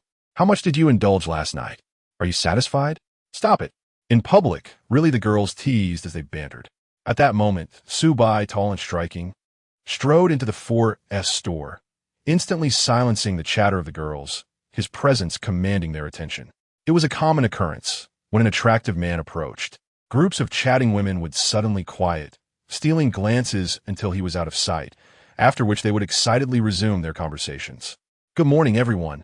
Subai greeted casually before moving closer to Zhou Jialu, enveloping her in a hug and placing a gentle kiss on her forehead. Zhou Jialu, taken aback, reciprocated with a light kiss on his cheek, prompting cheers from the other girls. Oh my, is someone spreading dog food so early in the morning? How embarrassing. Jialu, you might as well just end my single life. The jealousy is overwhelming. Subai exchanged a few pleasantries with the girls before turning to Zhou Jialu. Have you completed your resignation procedures? Yep, everything is done. I can leave with you at any time. Zhou Jialu replied, her hand clasped in his, her face radiating sweetness. Meeting Subai had indeed been a stroke of luck for her. Subai nodded, taking out his phone to call Manager Waaah. Manager Waaah, I intend to help Jialu choose a car. Since she has resigned, I'll need your assistance to complete the process. Not a problem at all. Who would complain about a sale? Manager Guo waved his hands dismissively. Is it really necessary for you to buy me a car? I don't think I need one. It seems like a waste, Zhou Jialu remarked, though her expression betrayed her surprise and delight. Of course we need to buy one. There will be times when you need your own transportation. Jiangcheng is quite large. Having a car is convenient, Subai insisted, since they had established a close relationship. Allowing her to indulge in spending would yield returns. Okay, then if you really think it's necessary, I'll accept one, but please don't buy anything too extravagant. It would be excessive, Zhou Jialu conceded. Her emotional intelligence was commendable. If she were a greedy woman, she would certainly aim for the most expensive option, unconcerned about the cost since it wasn't her money. However, Zhou Jialu thought differently. If the car she drove was pricier than Subai's, it would feel awkward and inconsiderate. She didn't even need something exorbitant. Anything comparable would feel inappropriate. What level are you at to drive the same caliber of car as your junior? Zhou Jialu understood her place clearly. She was Subai's woman, and it was only right to lower her stance. The more she was cherished by him, the more self-aware she had to be, unlike the spoiled women often depicted in dramas or romance novels. After a brief contemplation, she quickly made her choice. Having worked in sales for a while, she was well acquainted with the Mercedes-Benz product line. The entry-level C260L would suffice. No need for high-end options, as it was sufficiently equipped with features. Really? Subai remarked, feeling that the cashback on this model wasn't significant enough. Why not consider the E-Class?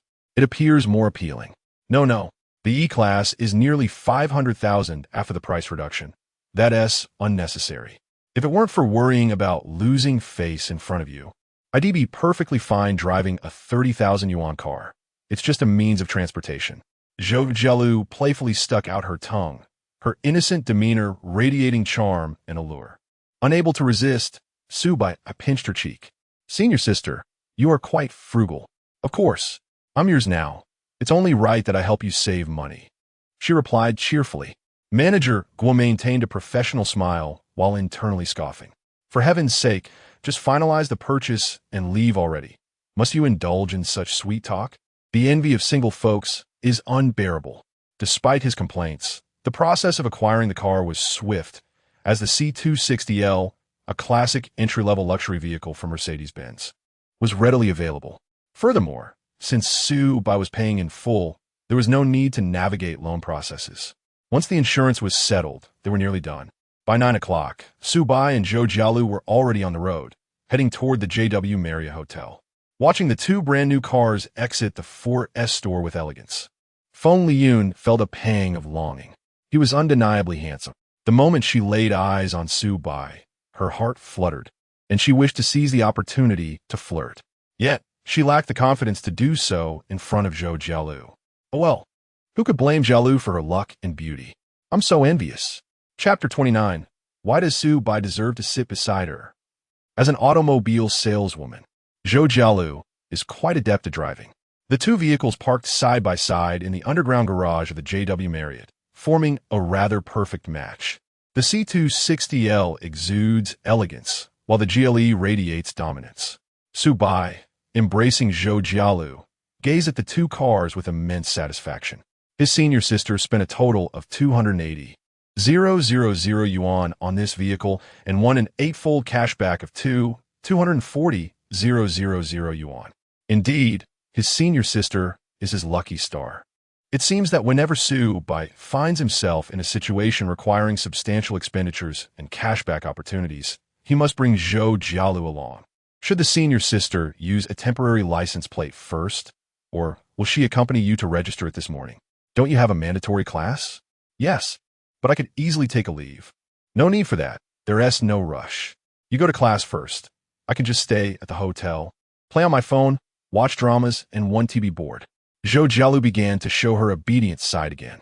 Her level of service awareness far surpasses that of those socialites who only know how to create chaos. Su Bai nodded in satisfaction and leaned close to Zhou Jialu's ear, saying, "Then let us head upstairs. Senior sister, help me unwind a bit, and I'll prepare to return to school." "MHM," Zhou Jialu softly replied, casting a glance at Su Bai, who was already brimming with eagerness. Oh dear, the junior's talent is simply extraordinary. On his birthday, I truly fear being unable to get out of bed due to his vigor. However, for a woman, such a dilemma is indeed a delightful one. After some time spent helping Su Bai relax, Zhou Jialu faintly sensed that his prowess had inexplicably intensified compared to the previous day, which only fueled her anticipation.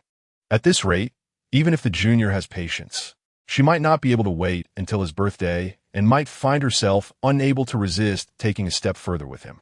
Alas, if it comes to that, I shall simply go with the flow. Gradually, Zhou Jialu relaxed her mental constraints. Driving back to school, Su Bai found a parking space in the outdoor public parking lot of Jiangshan University's Southern District. Many faculty and staff parked here, including a few students who own cars, such as local resident Xue Tao.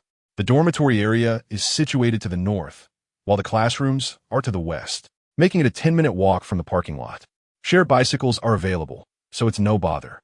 Thanks to the enhanced physical capabilities from the body-strengthening liquid, he pedaled the bicycle at full speed, successfully arriving at the advanced mathematics classroom before class began. Upon entering, Su Bai glanced towards the back of the classroom and, as expected, found his 3 roommates occupying the last 2 rows. Regrettably, they had not saved him a seat. It is well known that the last 2 rows in large lecture halls are considered prime real estate. The farther one sits from the teacher, the more comfortable it becomes. Wang Haoren also spotted Su Bai and made a classic gesture reminiscent of a famous basketball player, raising his hands in a gesture of helplessness. He messaged him on WeChat. Wang Haoran, today feasting on the agile mushrooms of the mountains. Silly son, when we arrived, there were only 3 seats left. You're on your own. Wang Haoran, today feasting on the agile mushrooms of the mountains. Yongchong toffee to Bendan. Crispy white goose. Dabai, raising middle finger. Su Bai surveyed the entire classroom and noticed that only the front row had available seats.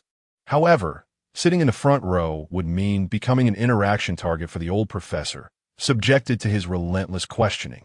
He certainly wished to avoid such a fate. Suddenly, Su Bai joyfully discovered an empty seat in the middle section of the classroom. Upon closer inspection, he realized it was none other than Chen Yuxing. In the spacious tiered classroom, the seats were closely arranged, and with a wall on Chen Yuxing's right and an empty seat on her left. It was quite a peculiar sight amidst the fully occupied seats nearby. Su Bai could surmise the reason behind this phenomenon: the imposing aura of the aloof. Scholarly beauty can be intimidating. This advanced mathematics class is primarily attended by freshmen who are generally still in the delicate transition from high school, often too shy to sit next to Chen Yuxing. Moreover, Chen Yuxing had no female companions. At that moment, Chen Yuxing also noticed Su Bai, her lips curling into a delighted smile, which she quickly masked with a serious expression, not daring to reveal her excitement too openly. However, her actions conveyed her intentions. She unfolded the adjacent chair and waved at Su Bai. Oh my! This gesture sparked a wave of hushed murmurs. A few classmates, who had been observing Chen Yuxing, were taken aback to see her actively inviting a male student who had just entered the classroom to sit beside her. They were immediately unsettled. What is happening? Isn't Chen Yuxing supposed to be completely absorbed in her studies, indifferent to the outside world? Isn't she uninterested in males, solely focused on her research? How could she possibly invite a boy to sit with her? No, this is impossible. I must have misread the situation. Yet the reality dealt a blow to their disbelief. Su Bai effortlessly took a seat next to Chen Yuxing. Following this, she leaned close to him and whispered, "From now on, you can sit with me in this class. There's usually no one beside me." What a splendid idea. Su Bai thought it advantageous, as this arrangement would alleviate any concerns about securing a good spot. In fact, sitting in the middle of the classroom is also quite favorable. Sometimes, the teacher pays extra attention to the exceptional students in the last 2 rows, thus subverting expectations. The dynamic between teachers and students is always a game of strategy. Chen Yuxing secretly exhaled in relief. She had feared Su Bai might decline.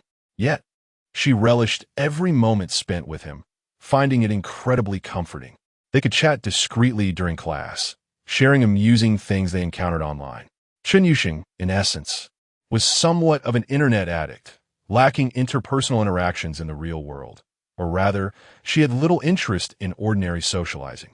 Only Su Bai truly captured her interest. Moreover, Su Bai was affluent. Since her mother fell ill, Chen Yuxing had increasingly recognized the significance of wealth. She had always been aware of the importance of money. After all, she was merely introverted, not foolish. The significance of currency had been well covered in her high school textbooks. However, the hospital provided a more vivid experience of the harsh realities of life. If I were to become Su Bai's girlfriend, I would no longer have to worry about funds for my mother's treatment. She would receive proper care, and I wouldn't need to struggle for a living anymore. Chen Yuxing's peripheral vision caught Su Bai's poised posture and his handsome, sunlit face, suddenly prompting such thoughts. Immediately, she mentally slapped herself. What absurd notions are you entertaining, Chen Yuxing? Pursuing romance with such a mercenary goal is rather unethical. Isn't it? It seems unlikely to yield a positive outcome. Furthermore, even if she did become Su Bai's girlfriend, she would have no grounds to demand he spend so much on her mother's treatment. Rationally, Chen Yuxing found the idea that had just emerged in her mind rather ridiculous. However, on the other hand, she and Su Bai genuinely resonated with each other, qualifying as potential soulmates. Engaging in a romantic relationship with Su Bai would transcend to the level of true love, and that seemed perfectly acceptable. The musings of a young girl found themselves ensnared in a dilemma. Simultaneously, Su Bai informed his counselor, Xia Lin, via his phone that he had returned to class. seeking to ease her mind. It must be said that this counselor was quite diligent and responsible, managing a balance of strictness and leniency that is indeed rare. Encountering a reliable counselor is undoubtedly a significant boon for university life. At the back of the classroom, Chu Mingzhi stared with his lifeless eyes, fixated on Su Bai and Chen Yuxing, his expression one of disbelief. He opened his mouth in astonishment, exclaiming, "No, this can't be right. Why would Chen Yuxing allow Su Bai to sit beside her?" Chapter 30. The young couple must not whisper in class in response to Chu Mingzhi's astonishment. Wang Haoren remained unconcerned. So what? Bai Gu is not a plague. It's not strange for Chen Yuxing to sit next to him. Brother Haoren, you might have overlooked some details. Chu Mingzhi adjusted his glasses, a spark of wisdom illuminating his expression. It was Chen Yuxing who actively invited him over. And even after Su Bai settled in, Chen Yuxing was whispering in his ear. Wang Haoren was rendered speechless, beads of sweat forming on his forehead. "Keep your voice down. Don't act crazy here," Xuetao interjected, feeling both embarrassed and displeased. "If you don't mind looking foolish, we certainly do." Though Xuetao found a certain satisfaction in witnessing Hu Ye's dismay, he couldn't help but notice the burgeoning intimacy between Su Bai and Chen Yuxing. He felt compelled to ask, when did these two become acquainted? In Xuetao's memory, Su Bai and Chen Yuxing had barely exchanged a word. Had they forged some hidden connection in the shadows? However, the issue lay in the fact that Su Bai, apart from attending classes, mostly spent his time lounging in his dorm, engrossed in mobile games. He was not the type to socialize extensively. Rumor had it that Chen Yuxing led a similarly reclusive lifestyle, dormitory, classroom, laboratory, a monotonous triad. So, how had this clandestine whispering developed? To be candid, Xuetao felt a pang of jealousy. Chen Yuxing, a stunning and exceptional girl, was the sole child of a local demolition household, making her a prime candidate for any suitor. Yet, Chen Yuxing was so outstanding that Xuetao dared not even dream of pursuing her. He had heard no whispers of her being close to any boy. Yet, it seemed that Su Bai had made the swiftest progress. This was difficult for him to accept. Admittedly, Su Bai was quite handsome, but there were plenty of attractive candidates vying for Chen Yuxing's attention. Moreover, Su Bai's financial situation was rather dire, to put it bluntly. He likely qualified for social assistance. Xuetao, on the other hand, had a monthly allowance exceeding 10,000, drove a Magotan in his freshman year, and owned 4 properties in the area. What was the underlying issue? Though Xuetao had a penchant for showing off, he still possessed some intelligence. After all, one doesn't gain admission to Jiangxing University without a modicum of brains. After a prolonged contemplation, he suddenly experienced a moment of clarity. Wang Haoren, could it be that Su Bai and Chen Yuxing met through gaming? Huh. Wang Haoren, engrossed in his mobile game, looked bewildered. "You're asking me?" "Yes. Don't he usually play with Su Bai?" "Not all the time. He plays ranked matches on his own more often. I mostly indulge in anime games." Wang Haoren replied with a shy smile, his meaning quite clear. "Don't ask me. I have no idea." "Well, that is truly peculiar." In the midst of the classroom, Chen Yuxing remained oblivious, or perhaps indifferent, to the murmurs around her. Her thoughts were solely occupied with Su Bai. Throughout the mathematics lecture, she was consumed by a singular dilemma. She was certain she liked Su Bai, but did he feel the same? If she were to pursue him, would he view her as a gold digger? In matters of romance, Chen Yuxing was utterly inexperienced. She had never even entertained the thought of falling in love. She had always been diligent, focusing on her studies, tinkering with computers, climbing ranks in gaming, watching abstract videos on Bilibili, and engaging in discussions on forums. Perhaps her interests were too niche for a girl, as she had never formed close friendships. Whenever boys approached her, they did so with ulterior motives, and she always rejected them sternly, which cultivated her aloof persona. It wasn't until that day in the CAF, when she and Su Bai conversed at length, that she was pleasantly surprised to discover a kindred spirit in him. This was what they called love at first sight. However, from a realistic standpoint, was she truly worthy of being in a relationship with Su Bai? Her father had abandoned the family, and her mother was seriously ill in the hospital. Her home was fragmented. "Sheng Sheng, are you free this afternoon? I want to send you a gaming companion request." Su Bai's voice interrupted her thoughts. Chen Yuxing paused, her expression shifting abruptly. "What did you just call me?" I think Xing sounds nicer. If you don't like it, there's nothing I dislike. You can call me whatever you wish. Really? Well, after all, we're not exactly strangers, are we? Right? I believe we are soulmates. Chen Yuxing felt the definition was too ambiguous, yet lacked the energy to counter it. She tacitly accepted it. What kind of companion work are we talking about? Help me buy a computer. We discussed this before. You mentioned you were well acquainted with the computer market near the school's south gate and could secure prices lower than online retailers.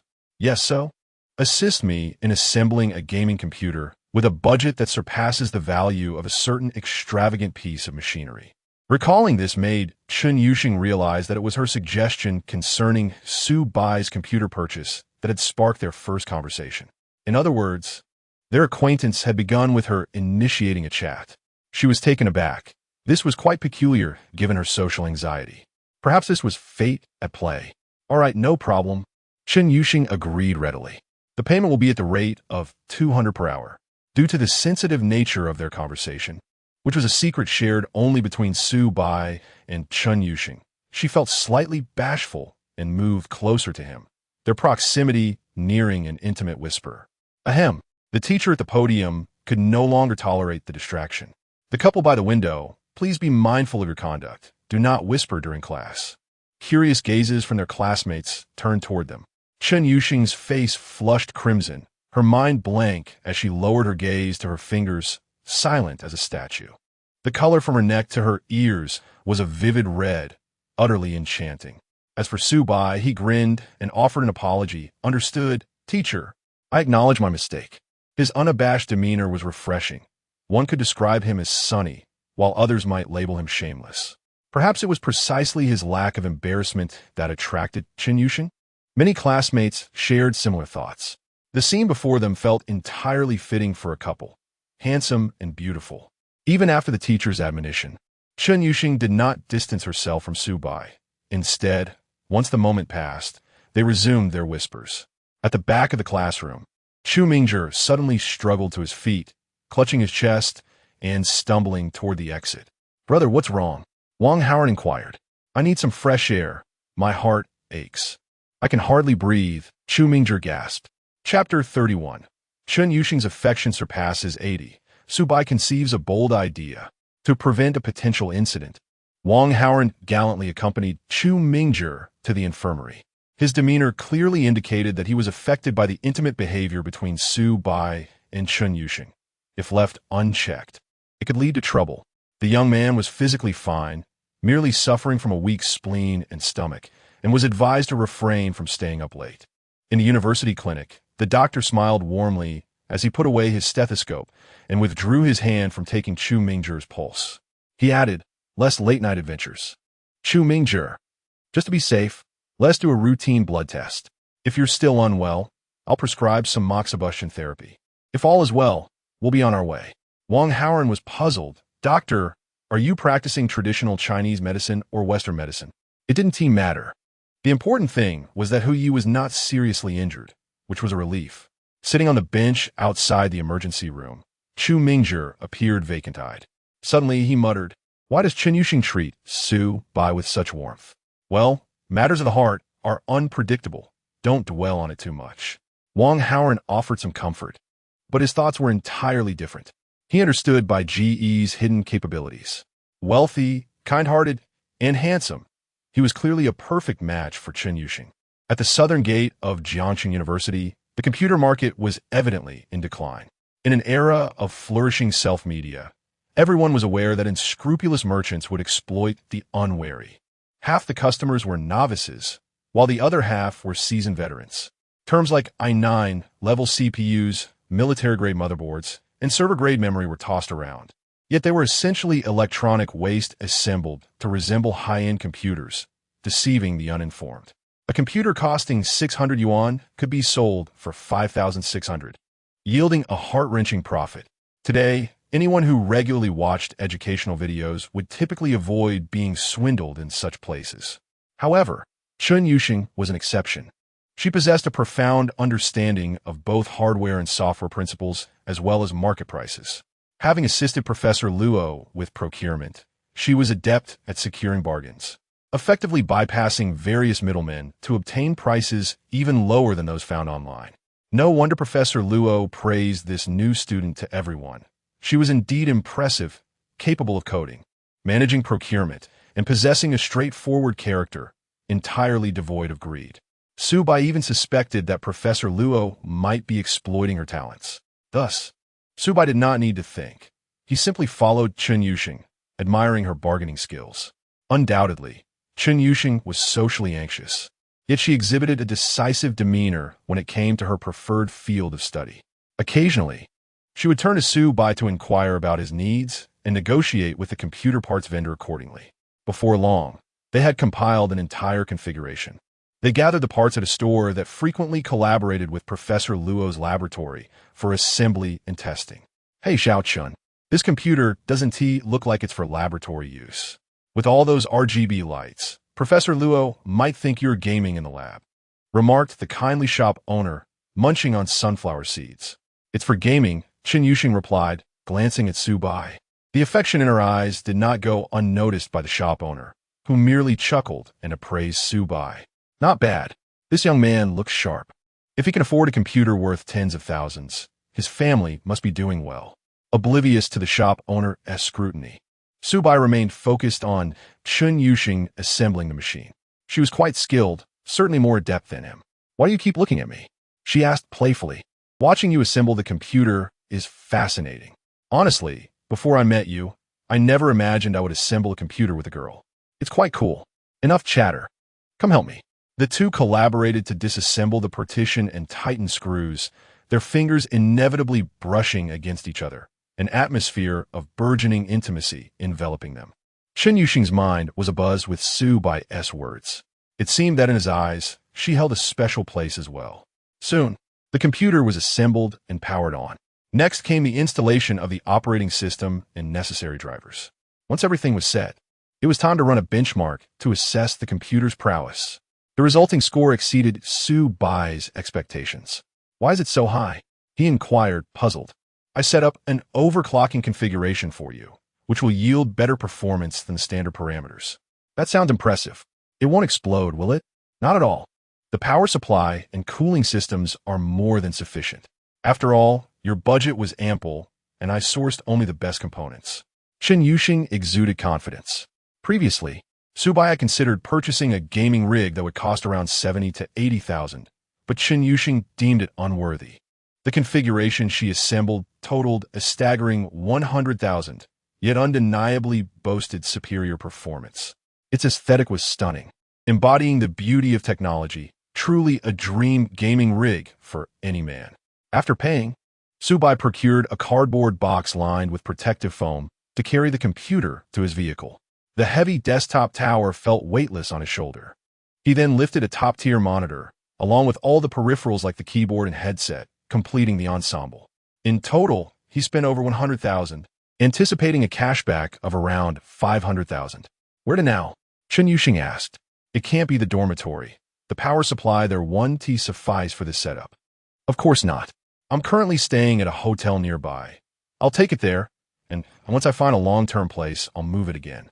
Oh, Chen Yuxing realized that Su Bai's hotel was surely not ordinary.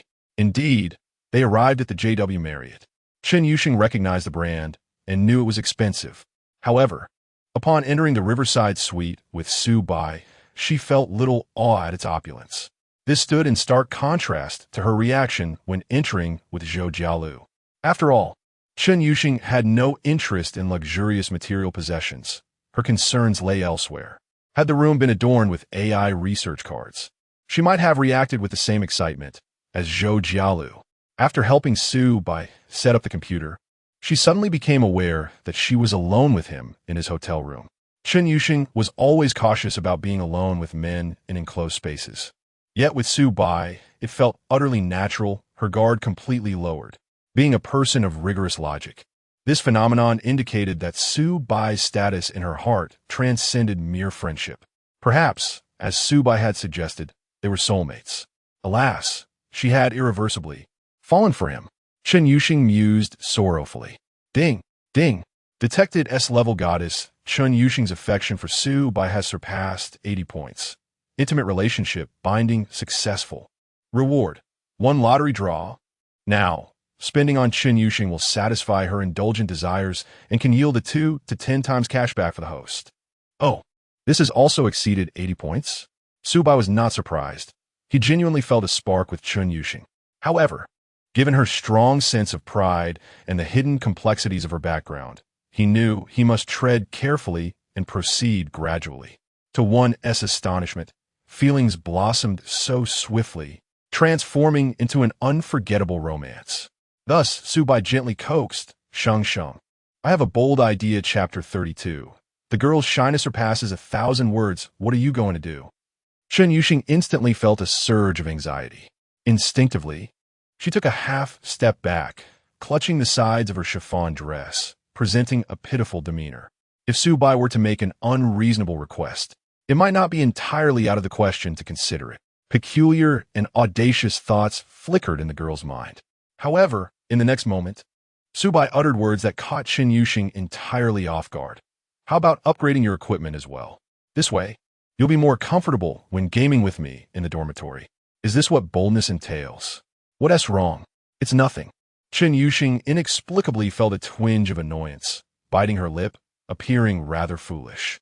She was upset with herself for having such thoughts. Subai was clearly very serious. So, what do you think? Open Jingdong and choose a computer. It's certainly unsuitable to have a desktop in the dorm due to power limits. And you also need portability. Don't say you don't need it. As I mentioned, I'm merely trying to satisfy my emotional needs. Just think about it. If you're lagging while playing games with me, wouldn't that be annoying? That logic is indeed sound. Yet Chen Yuxing's dilemma did not lie in that aspect. Observing Subai's earnest intent to help her choose a computer, she couldn't suppress her thoughts and blurted out, Subai, don't you dislike gaming with me in a couple's room? Huh? Subai was taken aback. What does this have to do with a couple's room? Then, if you're getting me a new computer, doesn't that imply you prefer me to play in the dorm rather than meet offline? What a remarkable misunderstanding. Subai chuckled. You don't always have time to come play with me in person, so this providing you with good equipment to use anytime, anywhere. Your current computer has quality control issues, and the after-sale service doesn't offer replacements. Sometimes it inexplicably lags, which you've mentioned before. Wait, do you mean to say that you actually prefer gaming together in a couple's room? Subai's lips curled into a knowing smile. Witnessing this made Chen Yuxing feel uncomfortable, and she hastily declared, I have something to attend to. I'll take my leave, and fled the JW Marriott's Riverview suite in a fluster. Oh my, that charming? Chen Yuxing's bashful demeanor is a sight to behold. The girl's shyness transcends all words. This statement resonated deeply with Subai through his interactions with Chen Yuxing. Junior, I'm back. By 6 in the evening. The graceful Zhou Jialu reappeared before Subai. It had not been long since Chen Yuxing's hasty exit. Zhou Jialu had gone back to school to attend a class for a subject she had previously failed, which she was forced to retake in her senior year. Some professors are quite strict with students who are residing courses, making attendance necessary. Subai cleverly utilized this time gap to prevent any chance meeting between Chen Yuxing and Zhou Jialu. A stroke of timing. Although it appeared skillful, it was mostly luck. Subai was unaware that the two were roommates, as Zhou Jialu had never mentioned her roommate to him. His knowledge of the goddess dormitory was limited to Lu Yuan and Chen Yuxing. Noticing a new, impressively extravagant computer in the suite, Zhou Jialu curiously inquired, Junior, did you go buy a computer this afternoon? Yes, I assembled one that I'm quite satisfied with. It must be delightful for gaming. Unfortunately, I'm not very good at games. If you don't mind, you could teach me. Upon seeing Subai, Zhou Jialu clung to him like a parasitic creature, thoroughly enjoying teasing him and relishing the sight of him losing composure due to her charm. Subai keenly sensed this. It seemed that the senior had always sought recognition for her allure, yet she was inherently a conservative and self-respecting woman. Hence, some would say she was a bit of a firebrand. However, now her quest for affirmation was firmly focused solely on Subai.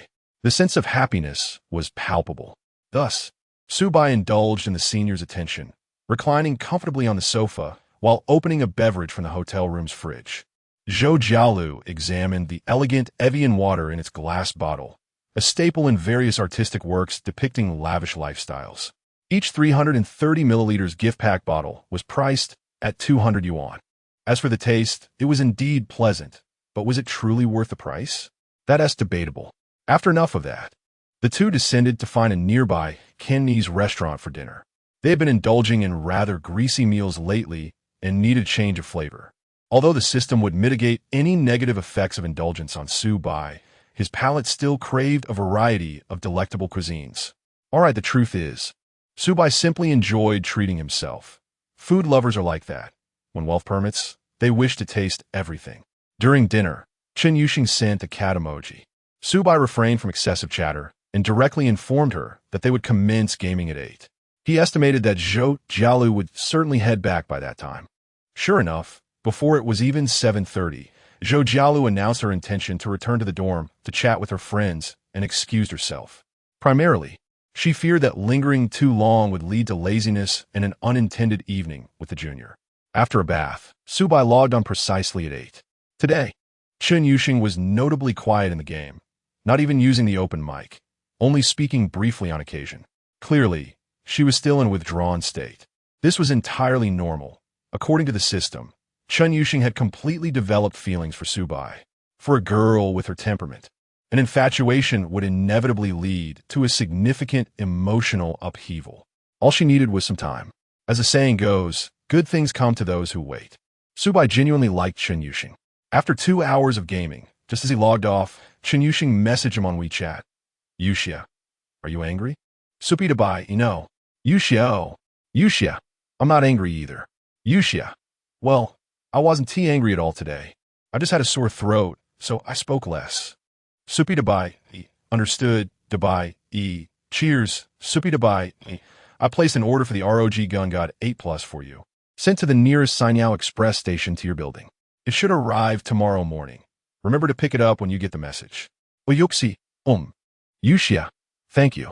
It must be said that their aesthetic tastes were indeed in sync. Although Chen Yuxing often claimed that the ROG brand was overpriced, the very laptop Su Bai had just purchased was one she had long coveted during the summer. However, its top configuration cost over 30,000 yuan.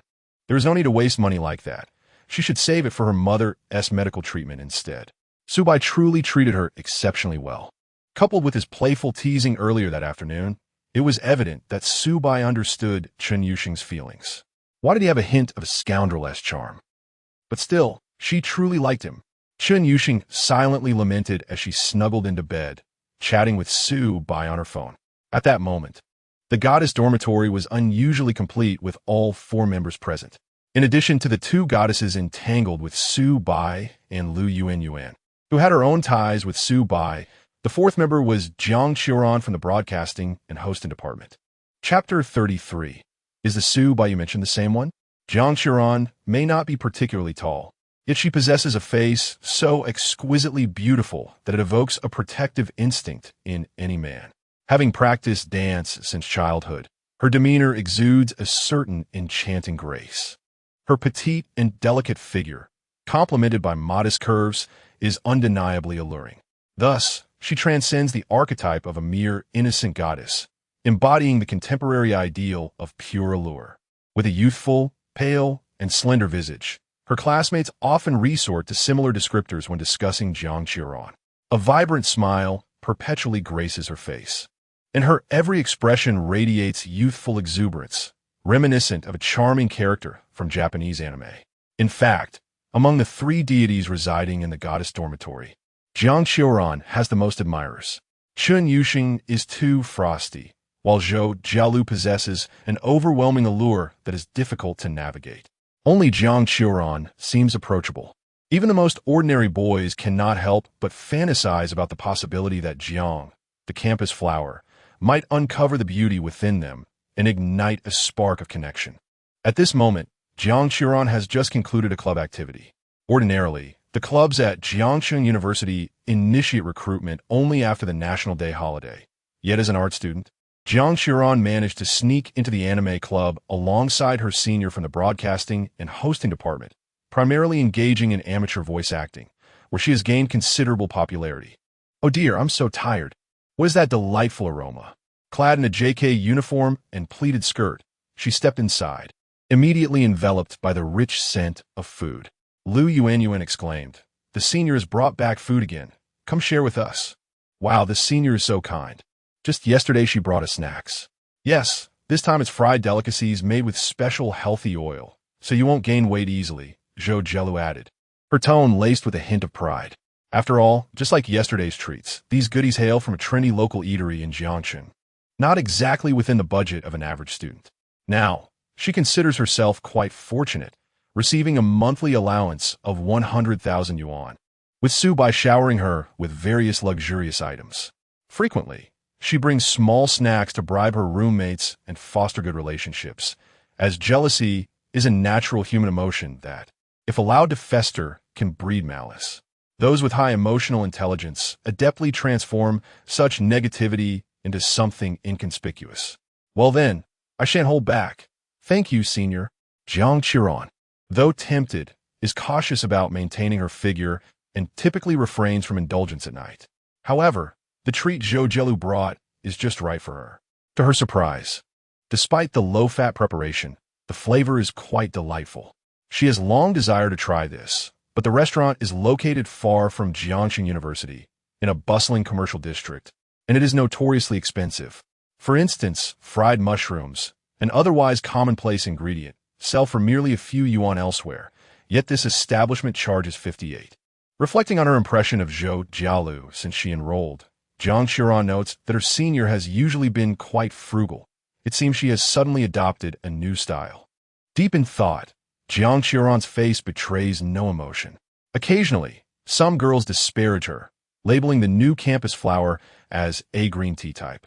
However, the majority of her classmates find her to be quite amiable, as Jiang Qiran does not dangle any boy along.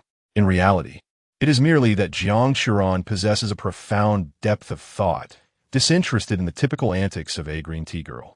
She is not an ordinary green tea. Her ambitions stretch far and wide. Thus, until she encounters a man truly worthy of pursuit, Jiang Qiran must maintain her persona, a pure, alluring, two-dimensional beauty. At this juncture, Lu Yuanyuan, brimming with curiosity, exclaimed, "Qiran, let me tell you, our senior Zhou has found her ideal partner." The senior is actually in a relationship. Jiang Qiran responded in astonishment. Yes, she met someone quite special. It was love at first sight, Lu Yuanyuan continued. Speaking of love at first sight, Chun Yusheng, reclining on her bed, couldn't help but glance over. What a coincidence. She too had experienced love at first sight recently. It appears that luck is in the air for the dormitory dwellers. Qiran, look, this LV bag was a gift from Jialu's boyfriend, Lu Yuanyuan remarked. Wow, it's stunning. It must be quite pricey.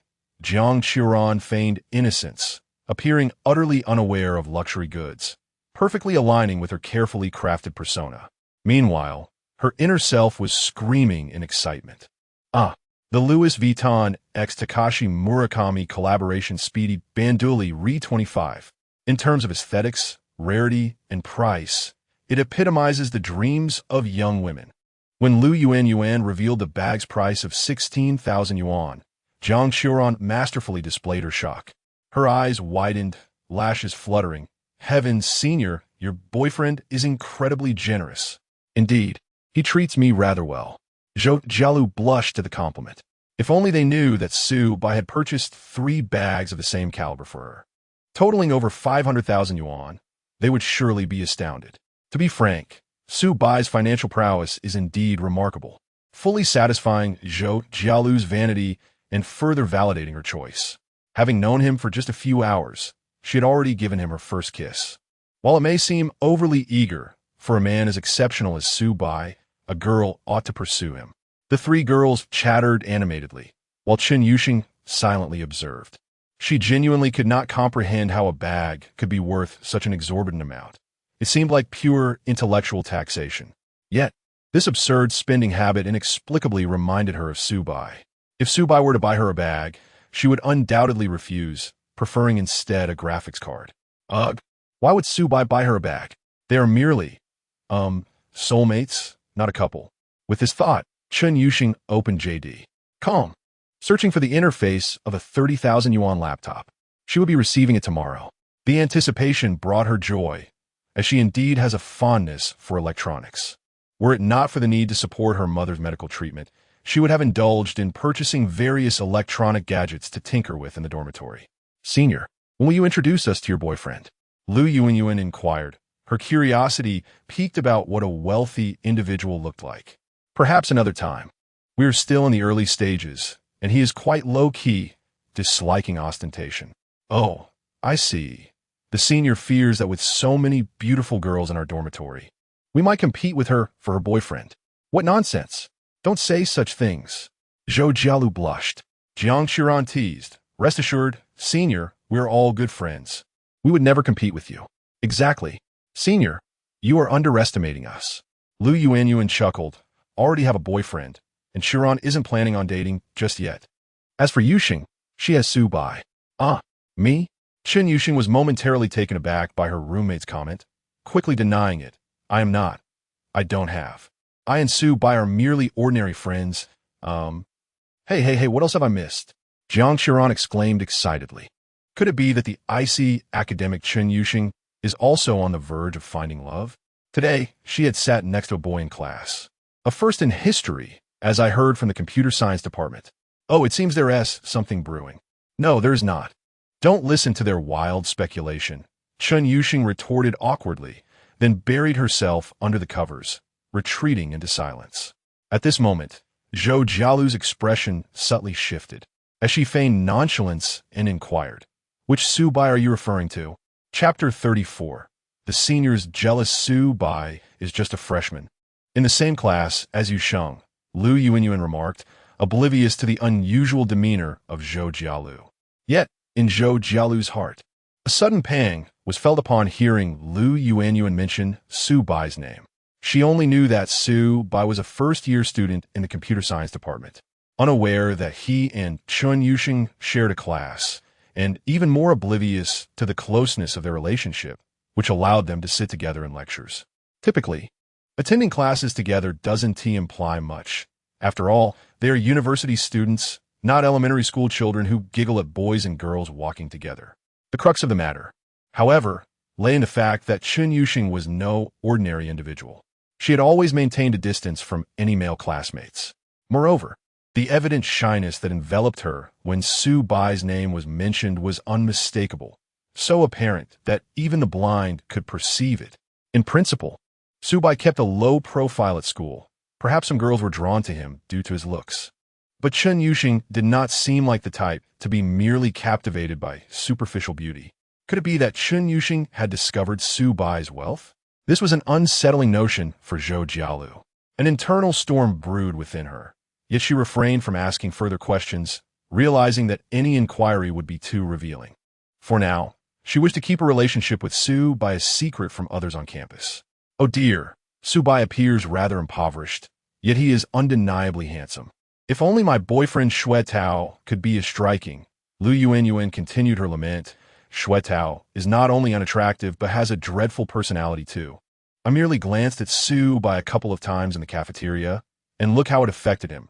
He seemed quite displeased. Jiang Xiran, uncertain, interjected, Isn't Su Bai in the same dorm as Xue Tao? Indeed, and there's another wealthy student, Chu Mingzhi, also from the computer science department, residing in that dorm. He hails from the magical city of Shanghai. Xiran, are you interested? Haha, senior. I have no intention of dating at the moment. Zhou Jialu pretended to be engrossed in her phone, keenly eavesdropping on their conversation. It turned out that Lu Yuanyuan's boyfriend was Su Bai's roommate. This was fortuitous. She could glean information about Su Bai through Yuanyuan. Amusingly, Lu Yuanyuan seemed to be an admirer of Su Bai's looks, incessantly extolling his tall and handsome attributes. It appeared that, apart from the outsider Jiang Xiran, the other three in the dorm harbored favorable feelings toward Su Bai. Zhou Jialu sensed an impending conflict. After a while, silence enveloped the goddess dormitory. Jiang Xiran climbed onto her bunk and drew the curtains. Once in solitude, her vibrant face was suddenly shrouded in shadows. Su Bai, will you truly be good to Chen Yuxing? The following morning, Su Bai groggily heard the sound of someone swiping a key card to enter the room. closely followed by the familiar fragrance of the senior. "Good morning, my dear junior." As he opened his eyes, Subai found Zhou Jialu's enchanting visage mere inches away. With a playful peck, he spread his arms and lifted the covers, allowing Zhou Jialu to snuggle into his embrace. Today, she donned a fresh t-shirt paired with a denim A-line skirt, an iconic ensemble for female university students in the late summer of Jiangxing. However, her figure was so alluring that even a simple fitted t-shirt accentuated her voluptuous curves and notably slender waist, igniting a fervor within him.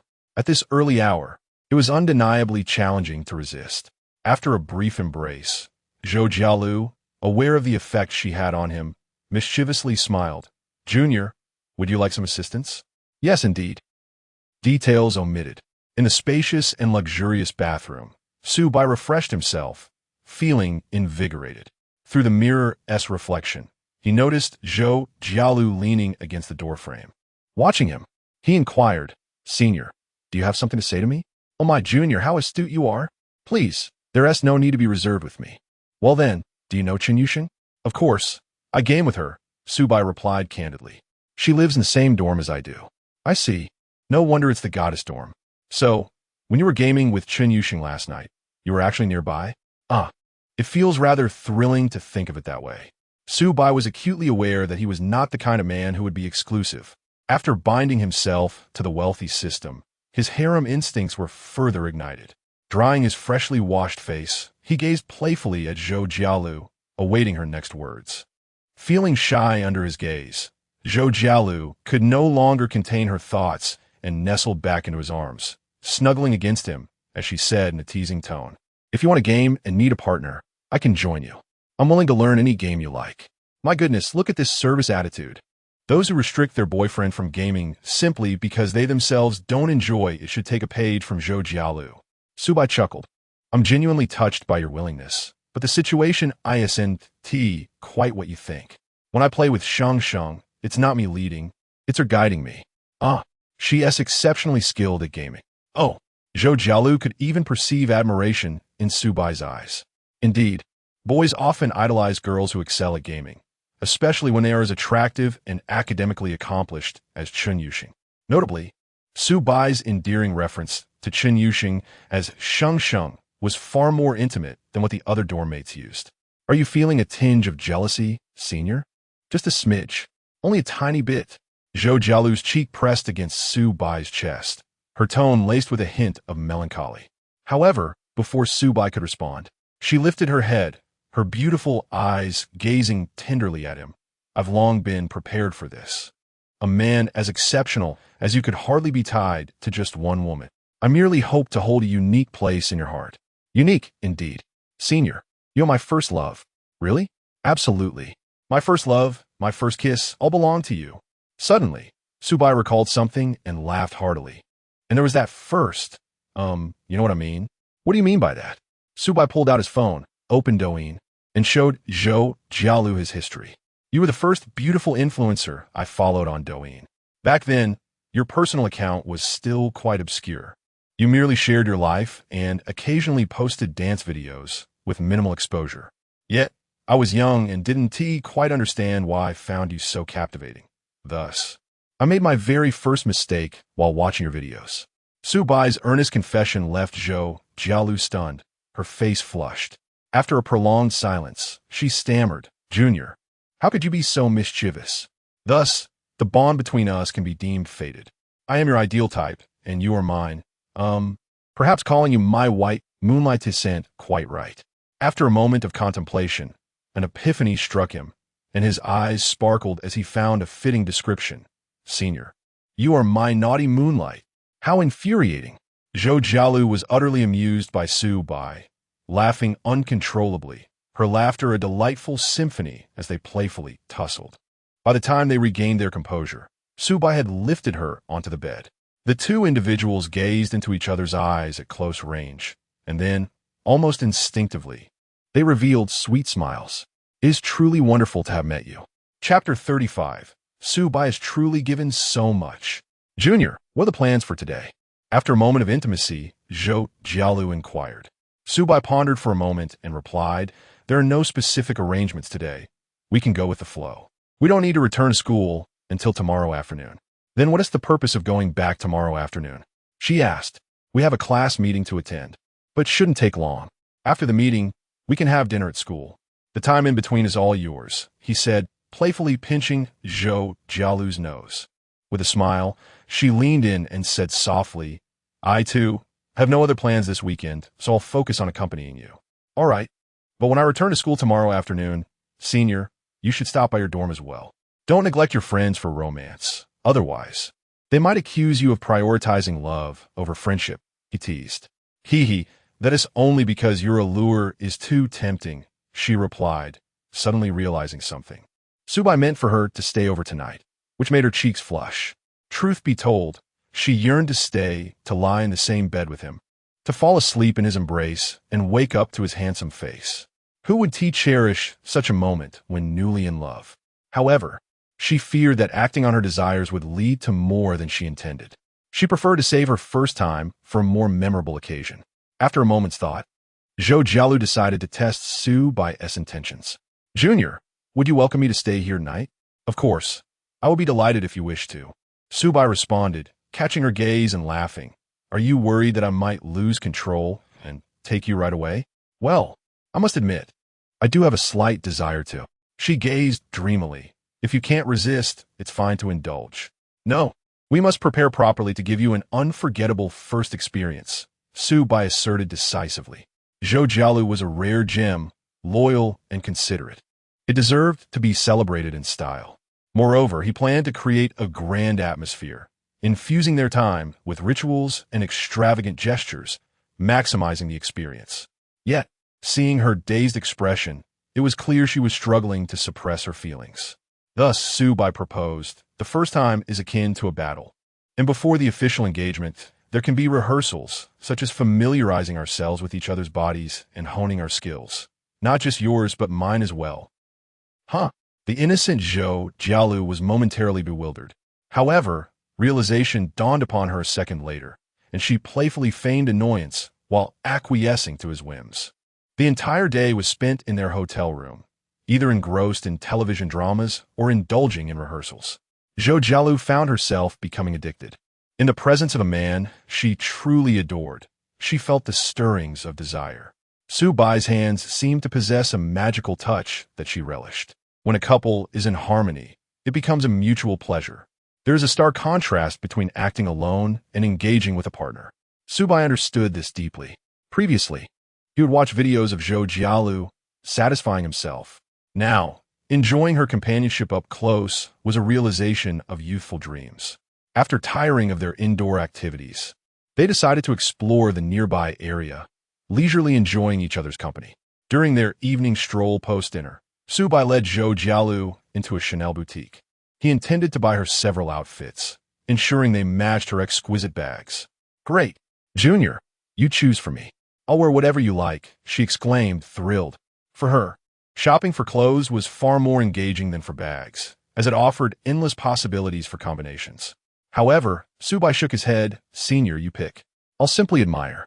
Anything you love, we shall purchase. You are so generous. Zhou Jialu beamed, but she understood the implications of his lavishness. The price of clothes should complement that of the bags, and picking out 4 or 5 ensembles would likely total several tens of thousands, with a budget ranging from 500,000 to 1,000,000. She noted down her estimates on her phone and showed them to Subai, who nodded in approval. Let us proceed. Delighted, Zhou Jialu eagerly began selecting outfits. Watching her joyful demeanor, Subai felt a sense of satisfaction. Zhou Jialu indeed had exquisite taste, which was beneficial for him. After all, her indulgence was equivalent to his own. Don't mock. Being able to spend money wisely is a talent in itself. Many wealthy individuals squander their fortunes on absurd items devoid of beauty, falling victim to scams. Zhou Jialu, however, had another virtue. She understood boundaries. While some women might greedily seize the opportunity to indulge, Zhou Jialu was different. She was intuitive to Subai's intentions, ensuring her own enjoyment while aligning with his expectations. Smart. Living with a clever woman is a luxury for any affluent man. Ding!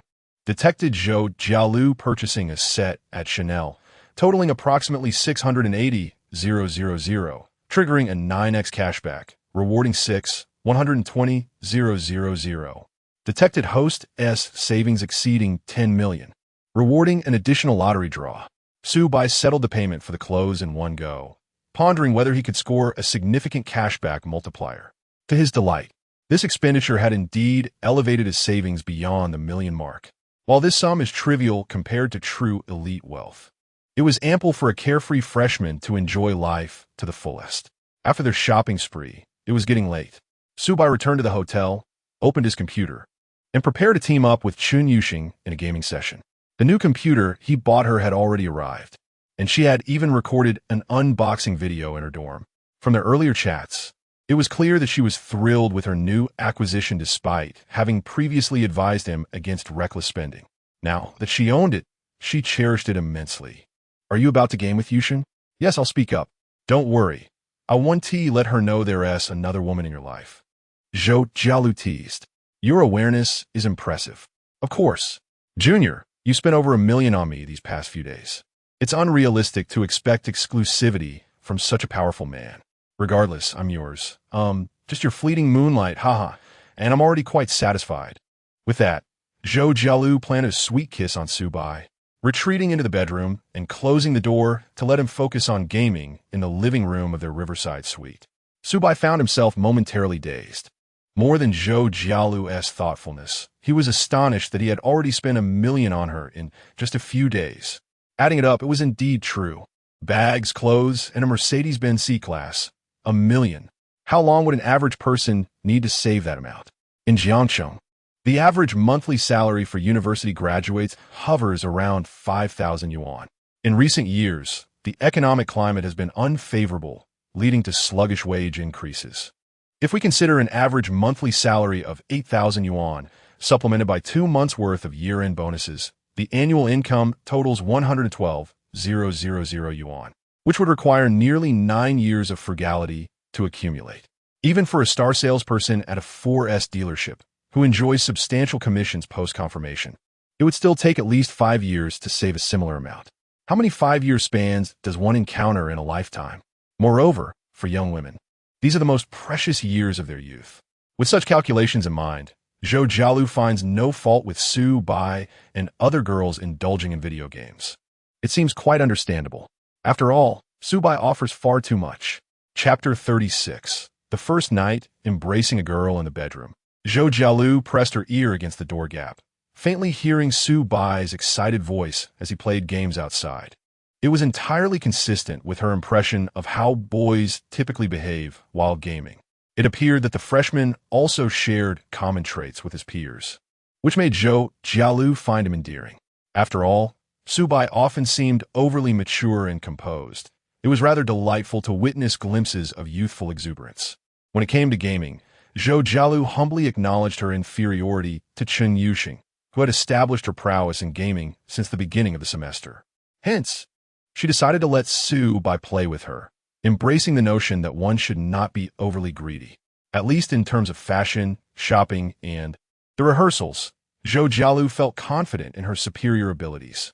Wow, Sheng, your gameplay tonight is exceptional. It feels like you've leveled up, Su Bai praised, having just assisted Chun Yuxing in securing 2 more kills. Really? Chun Yuxing responded with uncertainty, as she herself felt indifferent about her performance. Definitely. It feels like you're on the brink of becoming a professional player. Perhaps it's due to the equipment change. This computer works splendidly with no frame drops, and my eyes don't strain even after prolonged use. See, I told you it was imperative to get you a good computer. It would be a pity for your beautiful eyes to suffer from nearsightedness due to screen time at that moment. Chun Yuxing was in the study room of Dormitory Building 2, engrossed in her game. Each building at Jiangxing University came equipped with study rooms, which were typically bustling with students as exams approached. However, as the semester had just commenced and exams were still distant, the room was relatively empty, ideal for Chun Yuxing's evening gaming session. Hearing Su Bai compliment her looks brought a wave of shyness over her. While she had heard similar flattery from other boys before and found it revolting, this instance felt entirely different. Instead of repulsion, she felt a sense of delight and pride. Su Bai appreciated her appearance. Well, that suggests that Su Bai harbors feelings for her, doesn't it? Upon reflection, Chen Yuxing considered Su Bai's financial generosity as a means of purchasing emotional value, yet she pondered whether there was more to it than that, a hint of flirtation perhaps. The idea of becoming a couple with Su Bai intrigued her. After 3 hours of gaming as companions, just before logging off, Chen Yuxing abruptly proposed, Su Bai, can I call you something other than Su Bai? Sure, what do you wish to call me? Su Bai responded, slightly perplexed. I'll call you Big White Goose. Haha, that is perfectly fine. What, do you think it sounds bad? It's lovely. You know, I've always adored the Big White Goose. Why? Because they are so beautiful and possess incredible strength. The geese raised in rural areas guard the house better than guard dogs. Then from now on, I shall be your Big White Goose. After a pause, Chen Yuxing earnestly said, good night, Big White Goose. She then exited the voice chat. Su Bai stood momentarily in surprise before shaking his head with a smile. Sheng, you're quite the character. As the other half of his world, Su Bai easily deciphered Chen Yuxing's line of thought. The unique nickname indicated an elevation in their intimacy. Since he called her Sheng, it was only fitting that she refrained from addressing him by his ordinary name. For Chen Yuxing, this felt like a proactive hint. For someone with mild social anxiety, this was a considerable show of initiative. In a pleasant mood, Su Bai took a shower and emerged wrapped in a towel. Entering the bedroom to find Zhou Jialu reclining against the headboard, engrossed in her phone. She had already changed into her pajamas, a purple, strapless nightgown that exuded allure. The semi-transparent design was tantalizingly suggestive, accentuating Zhou Jialu's curvaceous figure, captivating Su Bai's gaze. Even more mesmerizing was Zhou Jialu's seemingly premeditated pose on the bed, her sultry eyes playfully blinking at Su Bai. He stood frozen for a moment before candidly exclaiming, Senior, you look stunning. Oh dear, what are you saying? How embarrassing. Zhou Jialu, unable to maintain her composure, quickly dove under the covers. The earlier act of seduction had consumed much of her courage, and she began to feel shy again. This was particularly intensified by Su Bai's bare upper body, only concealed by a towel around his waist, radiating a potent masculine allure. The shock this scene delivered to Zhou Jialu was as profound as her nightgown's effect on Su Bai. However, Su Bai had no intention of letting her escape.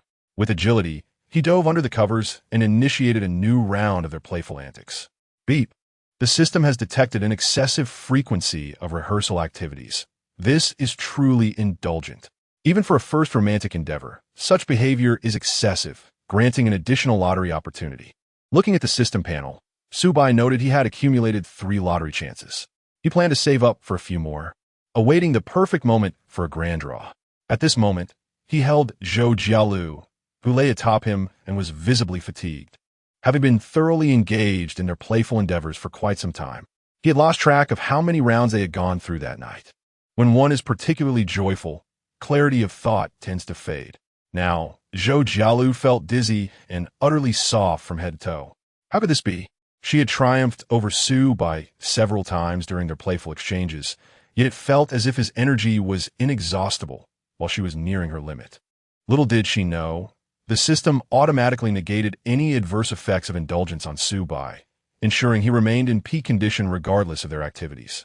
Zhou Jialu, breathless and utterly surrendered, soon sensed Su Bai's renewed vigor.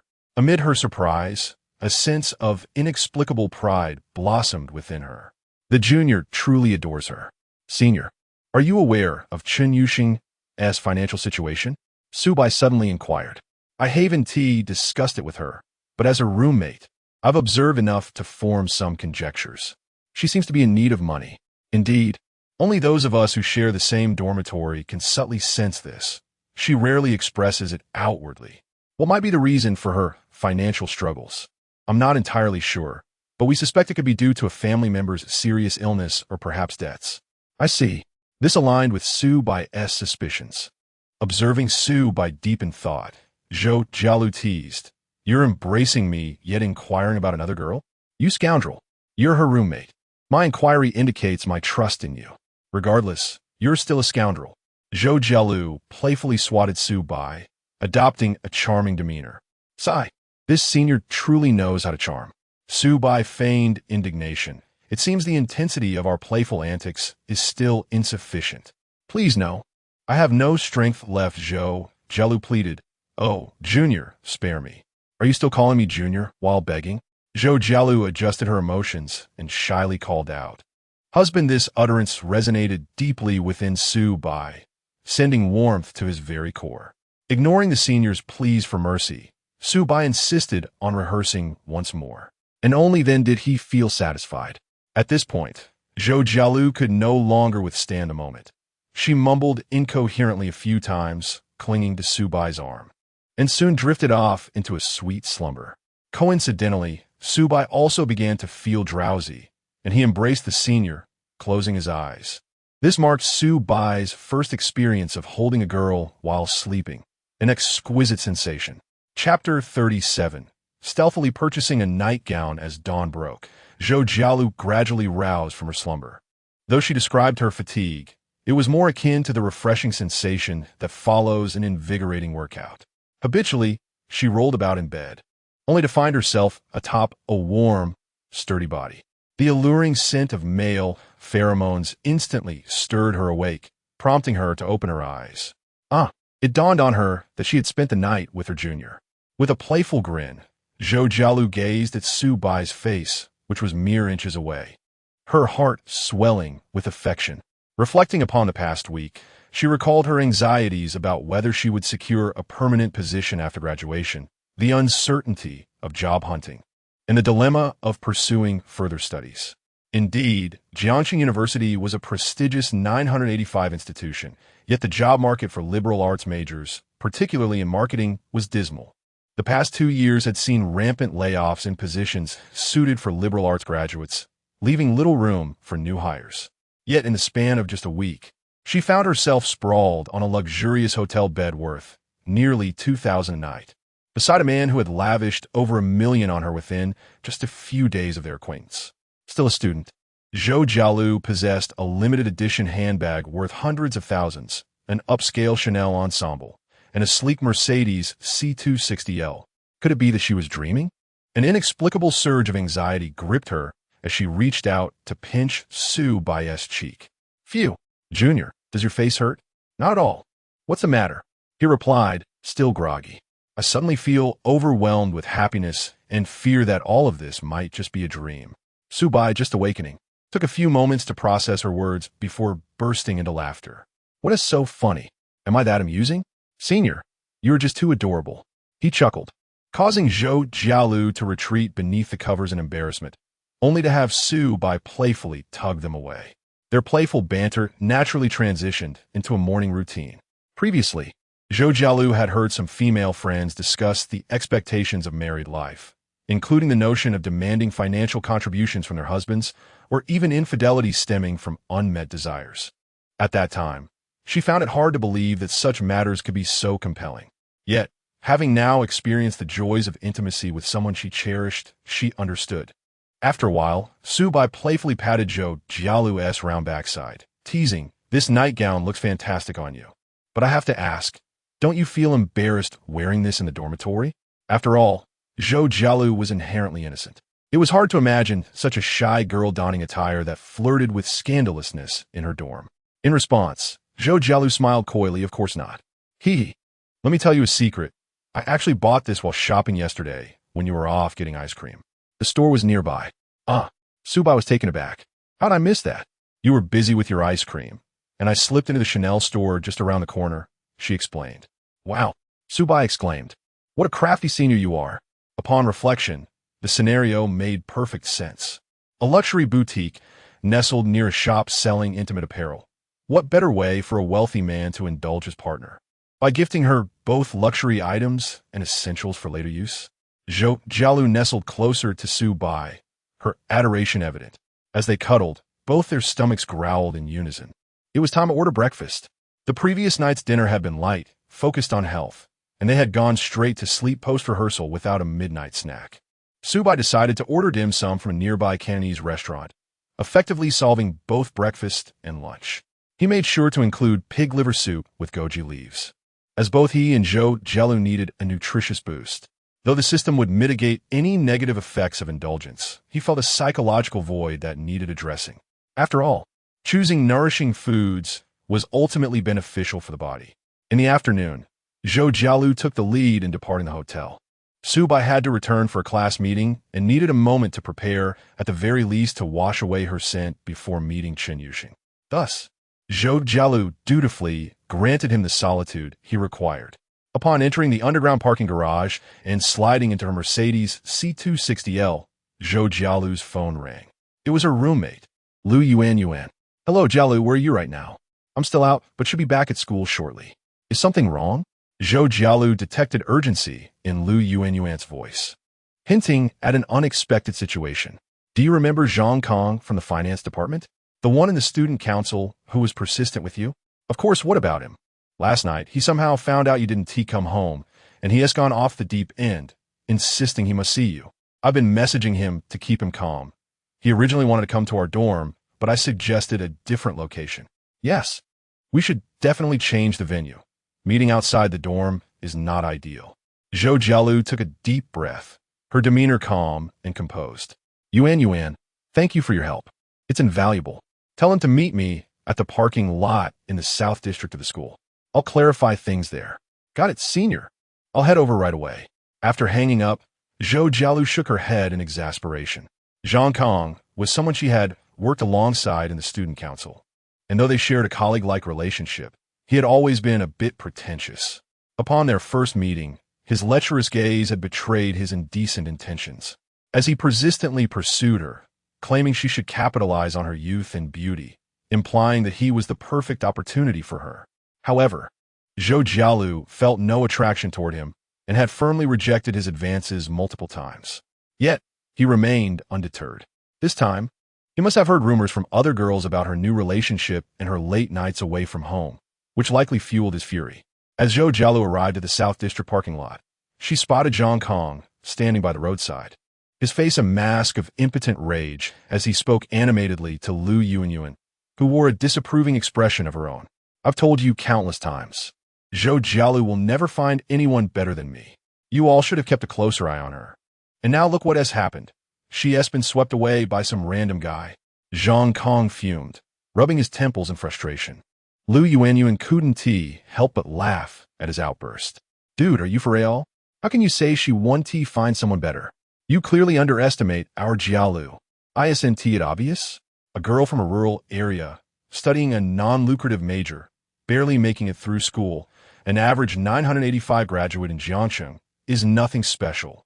Zhang Kong sneered, unabashed in his disdain. "Someone like me, with my credentials, is among the top tier of guys willing to seriously date her. Do you get that?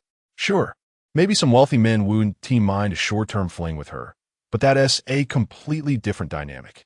I genuinely want to be with her." Chapter 38. The dashing senior, Su Bai as her confidence.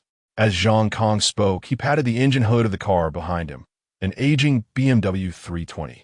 Although it was somewhat worn, it was still a BMW. His father's company boasted a valuation in the hundreds of millions, with operations throughout the province. Upon graduation, he had the luxury of driving a BMW and the means to purchase a wedding home outright. With such advantages, what grounds did Zhou Jialu have for dissatisfaction? After all, there were no rules stipulating that a senior must have an affinity for him. Lu Yuan rolled her eyes, thinking Zhang Kong was rather deluded, his ambitions not significantly loftier than those of Shui Tao. She sighed, contemplating that Zhou Jialu might have momentarily succumbed to the allure of a handsome stranger. However, once she entered the workforce and faced the harsh realities of life, she would surely realize the folly of her choices and the importance of preserving her most precious first experiences. While Zhang Kong continued his incessant chatter, a sleek, brand-new Mercedes C260L glided effortlessly into the adjacent parking space.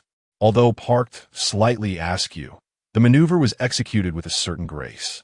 The car door swung open, and Zhou Jialu emerged, her high heels clicking against the pavement, clutching a pack of tissues gifted by the dealership, which she flung towards Zhang Kong with a flick of her wrist. Smack! The tissues struck Zhang Kong squarely in the face, the angular cardboard causing him to yelp in pain. "What kind of fool are you? Who I choose to be with and who I give my first to is none of your business. Zhou Jialu strode confidently towards him, pointing an accusatory finger at his nose. You're nothing more than a stray dog on the street. I usually ignore your barking, but now you've crossed the line, trying to disrupt my life? Scram! Zhang Kong shrank back under her fierce gaze. After all, a woman who could maintain her integrity in a sales position at a dealership, without ever being taken advantage of, must possess a fiery spirit. Softness was reserved for a husband, while dealing with scoundrels required a firm hand. Stunned by Zhou Jialu's commanding presence, Zhang Kong took a moment to collect himself, incredulous. Zhou Jialu, do you dare hit me? It's you I'm striking. Consider this a lesson. From now on, keep your distance. If you dare to bother me again, I'll retaliate. Huh. You're just a poor rural kid from another province. Who gave you the audacity to act out? Do you think I can't pull some strings to make your graduation a nightmare? Seeing that Zhou Jialu showed him no mercy, Zhang Kang's composure shattered, and he resorted to cold threats. Yet Zhou Jialu remained unfazed, her laughter echoing with disdain. Who do you think you are? Just because you have a little money doesn't make you important. Driving a second-hand BMW doesn't elevate your status.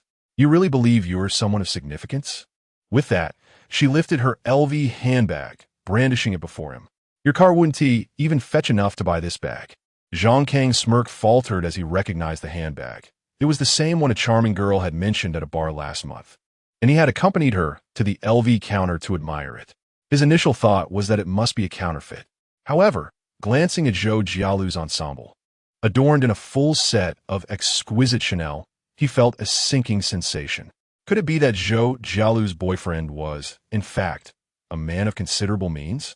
Zhou Jialu then pointed at the Mercedes behind her. This car, too, was a gift from my boyfriend. Huh, a car for you? I believe it's registered under the company's name. Merely lent to you. Zhang Kong retorted defiantly. Don't believe me? Allow me to enlighten you on how real, wealthy men woo women. Zhou Jialu retrieved the title deed from the car, where her name was emblazoned in bold letters. When she slapped the document against Zhang Kong's face, his expression darkened. In that moment, disbelief washed over him. A car worth 300,000, purchased without hesitation. Zhou Jialu, who had previously been single, must not have been dating for long. The car, the clothing, the bag, this entire ensemble must have cost her a fortune. It was no wonder she attracted such attention.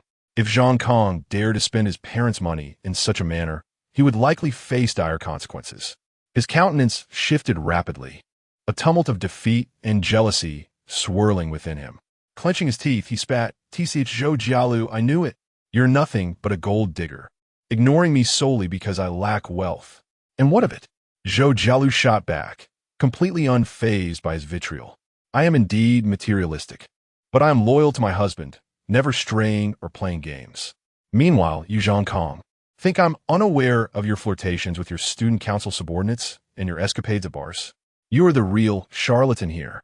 Never show your face in front of me again. I have no interest in you. Your prideful BMW pales in comparison to the car my husband casually bought for me. If you persist, my husband won't stand idly by.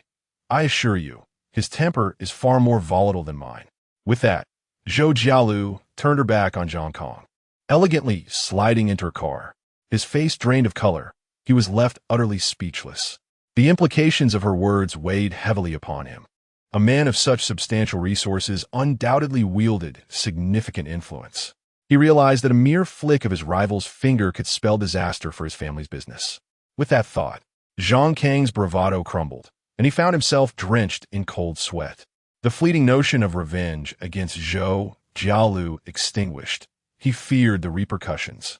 After all, it would be foolish to jeopardize his family's legacy over a woman. Zhou Jialu's decision to spare him the wrath of her partner was, in itself, a considerable concession. Compared to true tycoons, Zhang Kong was but a small fry. While his family's wealth may have sounded impressive, reality painted a different picture. In traditional manufacturing, a business owner with assets of 100 million typically earns between 1 to 3 million annually, while certainly superior to the average worker. Such wealth paled in comparison to Zhou Jialu's boyfriend, who had already lavished her with extravagant gifts worth hundreds of thousands. Zhang Kong had once believed he was among the most desirable suitors for Zhou Jialu, only to find himself utterly mistaken. Meanwhile, Lu Yuanyuan followed closely behind, sliding into Zhou Jialu's car. As the vehicle glided smoothly away from the campus, Zhou Jialu exhaled deeply, regaining her usual vibrant demeanor. Apologies for the spectacle, dear Junior. Tonight, dinner is on me. Let's explore some of the delightful eateries near the school. Choose anything you fancy. Thank you, Senior. Lu Yuanyuan beamed, then her expression turned to admiration. You were so impressive just now. If I had been harassed by someone like Zhang Kong, I wouldn't have known how to respond. Indeed, he can be quite bothersome. Just because he has a bit of money and holds a position in the student council, he thinks he can curry favor with the teachers. But any ordinary girl without support would find it quite troubling. Zhou Jialu analyzed, and a look of happiness spread across her face. Fortunately, I have an extraordinary boyfriend. He is my source of confidence. Chapter 39. How to secure a lifetime bond with Su. By Zhou Jialu's words may seem somewhat superficial, yet they ring true. In navigating through society, money serves as your foundation. Why did Zhang Kang's expression reveal fear as he departed? It was undoubtedly due to the financial strength exhibited by Zhou Jialu's boyfriend, which instilled trepidation in him. In truth, Zhou Jialu herself was unaware of Su Bai's family background. However, it was evident that it far surpassed that of Zhang Kong and his ilk. Since receiving a phone call from Lu Yuanyuan, Zhou Jialu had meticulously devised a plan to address the day's matters. This time, she was determined to intimidate Zhang Kong thoroughly, eliminating any possibility of future disturbances. Otherwise, Zhou Jialu would find herself exasperated, as would Su Bai. Any displeasure directed at her from Su Bai would inevitably diminish her standing in his eyes. This standing primarily pertained to her social conduct. Wealthy individuals are not oblivious. They place great importance on a woman's emotional intelligence. Zhou Jialu aspired to forge an everlasting bond with Su Bai, to bask in a life of luxury by his side. One must ponder, if she could not independently resolve even the harassment from someone like Zhang Kong, what right did she have to enjoy Su Bai's affection for an extended period? Despite Zhou Jialu possessing an exquisite appearance and figure, mere beauty is hardly a scarce commodity in this world. What is genuinely rare, however, is someone like Su Bai, youthful, affluent, and strikingly handsome. Fortunately, the situation was swiftly and effectively resolved. Zhou Jialu felt a surge of pride. Her frequent participation in various internships during her academic years had indeed proven beneficial, equipping her with the skills necessary to navigate social interactions and deal with unsavory characters like Zhang Kong. Moreover, she had the timely assistance of Lu Yuanyuan, her junior, to tackle the situation. Glancing at Lu Yuanyuan beside her, Zhou Jialu expressed her gratitude. Thank you, Junior. You performed admirably today. Lu Yuanyuan replied modestly, Oh, I hardly did much. It was mostly you. But do you think Zhang Kong will speak ill of you behind your back, or even spread malicious rumors? Zhou Jialu dismissed the concern lightly. It's of no consequence. He lacks the audacity to be overt. At most, he'll engage in subtle gossip. I've long ceased to care about others' opinions. My reputation has been less than stellar since high school. On the contrary, she welcomed the idea of Zhang Kong amplifying her story, allowing everyone to know she was being courted by a wealthy benefactor. In this regard, Zhou Jialu was indeed distinct from the average girl. Her materialistic nature was unabashedly justified. The thought of others using derogatory terms to describe her association with a wealthy man, while harboring jealousy and helplessness, caused her cheeks to flush with delight. This peculiar thrill stemmed from her fondness for being supported by powerful men. As for becoming Su Bai's possession, that notion brought her immense comfort. Deep down, she embodied the essence of a delicate woman, assertive in public yet tender in private. In contrast to those who masquerade as independent women while spending their benefactor's money, Zhou Jialu's character was refreshingly genuine. Senior, your inner strength is truly admirable. I am in awe of you, Lu Yuanyuan exclaimed sincerely. Ah, let us not overdo the flattery. It's rather embarrassing. I'm feeling shy from your praise. Let us quickly open Mate Wan to decide what to eat. Meanwhile, Su Bai was driving back to campus, having purchased some snacks for the evening to enjoy in the dormitory. Tonight, he planned a game with his friend Wang Haoran, intending to spend some time in the dorm rather than constantly being attached to a senior. Life should be vibrant and multifaceted. Having delayed somewhat, he missed the dramatic encounter between his senior and Zhang Kong in the parking lot of Jiangda South District. The class meeting was scheduled in a specific teaching building, as the counselor, Xia Lin, had reserved a classroom for a brief session. Students were to arrive at the designated time. Xia Lin informed the class group that she would organize everything from now until the National Day holiday, with the next class meeting set for October. Su Bai appreciated her efficient and decisive style. Inside the classroom, Xia Lin sat on a stool behind the podium, holding an older model iPad, displaying her research, exuding an aura of diligence. Xia Dao, you're so dedicated. Even during class meetings, you don't neglect your research. It seems this year's graduate scholarship will undoubtedly belong to you, Shui Tao remarked jovially as he entered and noticed her engrossed in her work. Xia Lin frowned slightly, retorting, our department is relatively well-funded. Generally, graduate students receive scholarships without needing to be exceptional. Oh, haha, it appears I was misinformed, Shui Tao awkwardly laughed, adding, I wish you further success in securing the Young Scholar Award. The Young Scholar Award is for faculty members to apply for. It has nothing to do with me, Xia Lin responded, bemused and exasperated. Stop digressing. Please take your seat. Of course, teacher. After 2 failed attempts at flattery, Shui Tao felt a bit sheepish but complied, moving to the back of the classroom. Meanwhile, Wang Haoren had already engaged in 3 gaming sessions, which was quite impressive. The previous day, a new card pool had been introduced in a game, prompting Wang Haoren to inform Su Bai, who promptly invested a significant amount of money into it. It's incredible how he treats money so casually. Indeed, being Su Bai's proxy gamer was the right choice. It's far more enjoyable than playing on his own account. Chu Mingzhi, adorned with high-end in-ear headphones, was absorbed in classical music, appearing utterly entranced. Shui Tao observed his roommates and shook his head, noting their immaturity and lack of social awareness. Currently, the counselor was unfamiliar with the students in the class, and Shui Tao planned to use this opportunity to impress Xia Lin, hoping to secure a position in the youth league next semester. This was part of his broader strategy as a mature local, aiming to enrich his college experience beyond just a role in the youth league. He aspired to engage with the student council, various clubs, and exchange associations. Life must be vibrant. At the very least, his social media presence needed to exude a sense of fulfillment to convey an air of sophistication. Shui Tao acknowledged his desire for attention, aspiring to become a prominent figure on campus, to engage with even more elite women. Lu Yuan was pleasant enough, but he yearned for someone even better. As Shui Tao daydreamed about a future filled with prominence, Su Bai entered through the front door of the classroom. Instantly, the few female students present turned their gazes toward him, sensing the palpable transformation in his demeanor. Chapter 40. Mid-Autumn Festival Excursion Plans. Women possess an extraordinary sensitivity to various nuances, such as shifts in a man's demeanor. The gender ratio within the computer science department is notably skewed, with only 6 women among the 25 students in the class. Apart from Chun Yuxing, who is engrossed in her studies and financial pursuits, the other 5 women have, to varying degrees, taken notice of Su Bai since the commencement of the semester, primarily due to his status as the class's most attractive male student.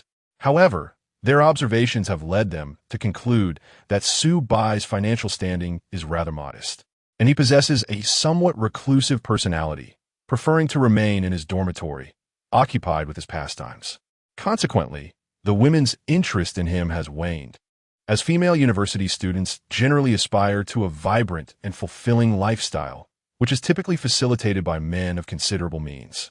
Nevertheless, in recent days, Su Bai's presence in class has been marked by an indefinable aura, a sense of self-assurance, or perhaps a grounded poise.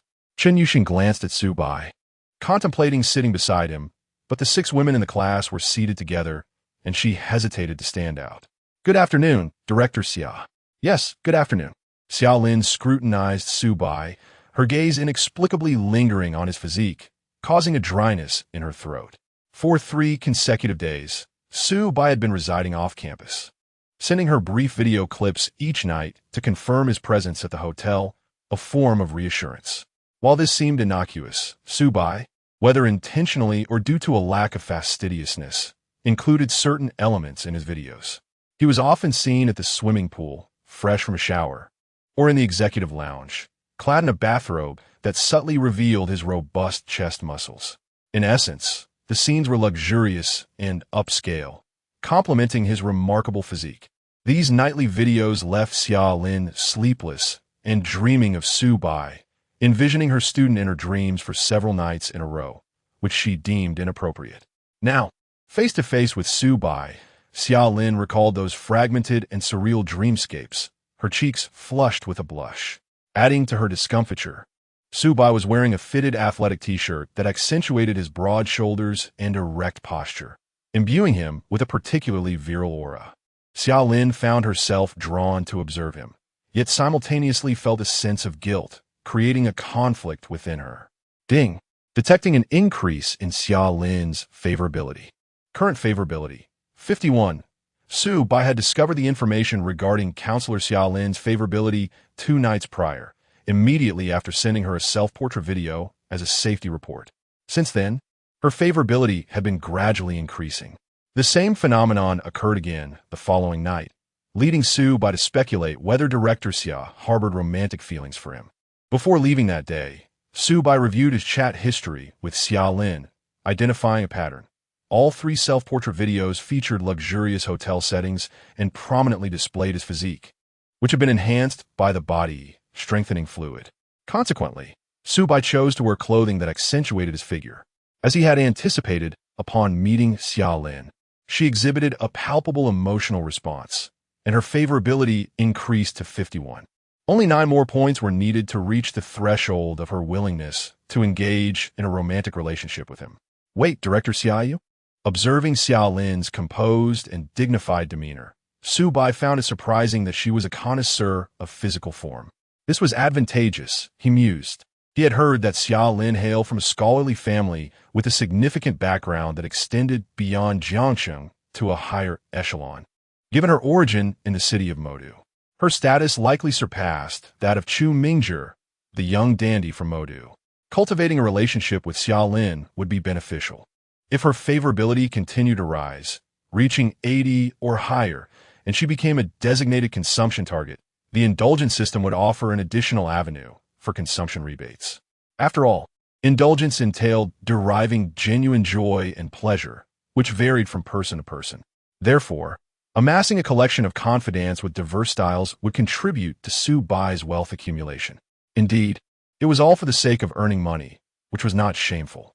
Su Bai, after some deliberation, refrained from engaging in further conversation with Xia Lin and quickly made his way to the back of the classroom, settling into a seat beside Wang Haoren. My foolish son, have you completed the main storyline for me? Yes, I'm currently participating in the event for you. This event is quite challenging, and players on the forum are expressing their frustration. Are there any difficulties with my account? What difficulties? You have the newly released 5 DPS characters, and the Abyss environment provides additional support. It should be easy to clear. That's good to know. In truth, Su Bai was not particularly concerned with the rewards from the game's high difficulty levels, as the resources were primarily used for card draws, which could be obtained through monetary means. However, since he was playing a mobile game, he aimed to complete the achievements, much like collecting confidants. Intriguing. Observing the conclusion of their gaming-related discussion, Shuetao could not resist inquiring, Su Bai, have you been residing off-campus these past few days? Yes, a relative came to visit me. Oh, I see. Is there anything you need? No, I was just curious. Frankly, Shuetao had found Su Bai to be rather enigmatic lately, with his acquisition of an Apple phone and his overnight absences. Additionally, he had befriended Chun Yuxing. It seemed that the entire computer science department was aware of Su Bai and Chun Yuxing playing League of Legends together. Given the scarcity of women in the department, the male students harbored a repressed desire for romance. Chun Yuxing, with her unparalleled beauty, was like a radiant diamond in the department, attracting numerous admirers, including Chu Mingzhi. Chu Mingzhi had exhausted every conceivable method to approach her, sophisticated, unconventional, and even extravagant. For instance, a wealthy individual had reserved a table at a nearby Western restaurant, ordering a meal costing over 2,000 to invite Chun Yuxing. To avoid making her uncomfortable, he even stated on WeChat that she could bring her roommates, and he himself would not be present. It was truly remarkable. However, Chen Yuxing completely ignored him. In contrast, Su Bai and Chen Yuxing were engaged in a close relationship, which naturally aroused envy. So what's it like playing games with the goddess Chen? It must be exhausting, as beautiful girls tend to be unskilled and demanding, Shui Tao probed. I find it quite enjoyable. She's not unskilled, Su Bai replied honestly. At that moment, Chu Mingzhi removed his headphones, his face contorted with a resentful expression.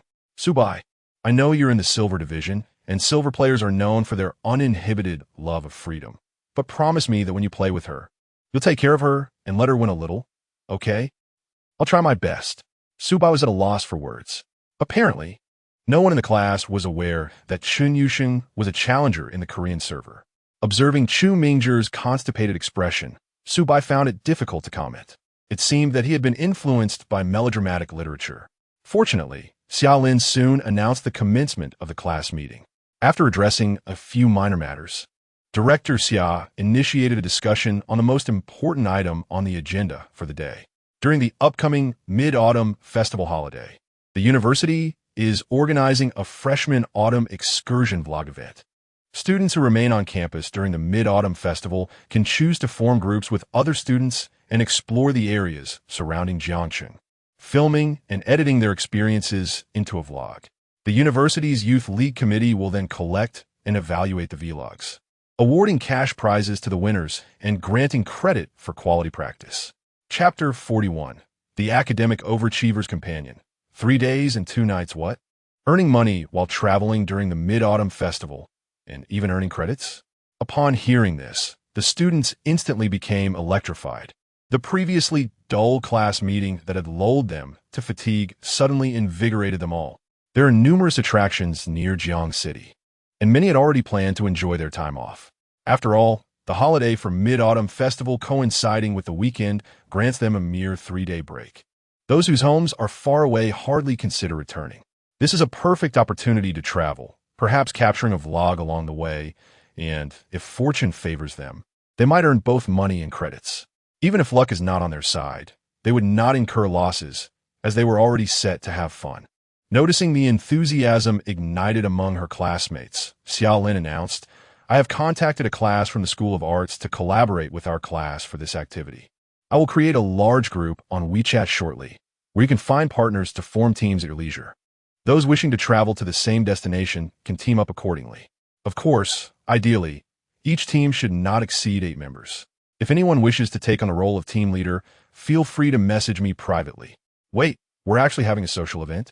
Exclaimed many boys, their eyes sparkling with excitement. The gender ratio in the computer science department is notoriously skewed. Introverted and shy, the engineering boys often struggle to connect with unfamiliar girls. Now, with this travel activity, they have a golden opportunity to engage with the opposite sex in a group. Surely, the art students share similar sentiments, albeit in reverse. With a surplus of girls, Xia Dao, you are truly amazing. We hold you in high esteem. Shui Tao began to flatter her.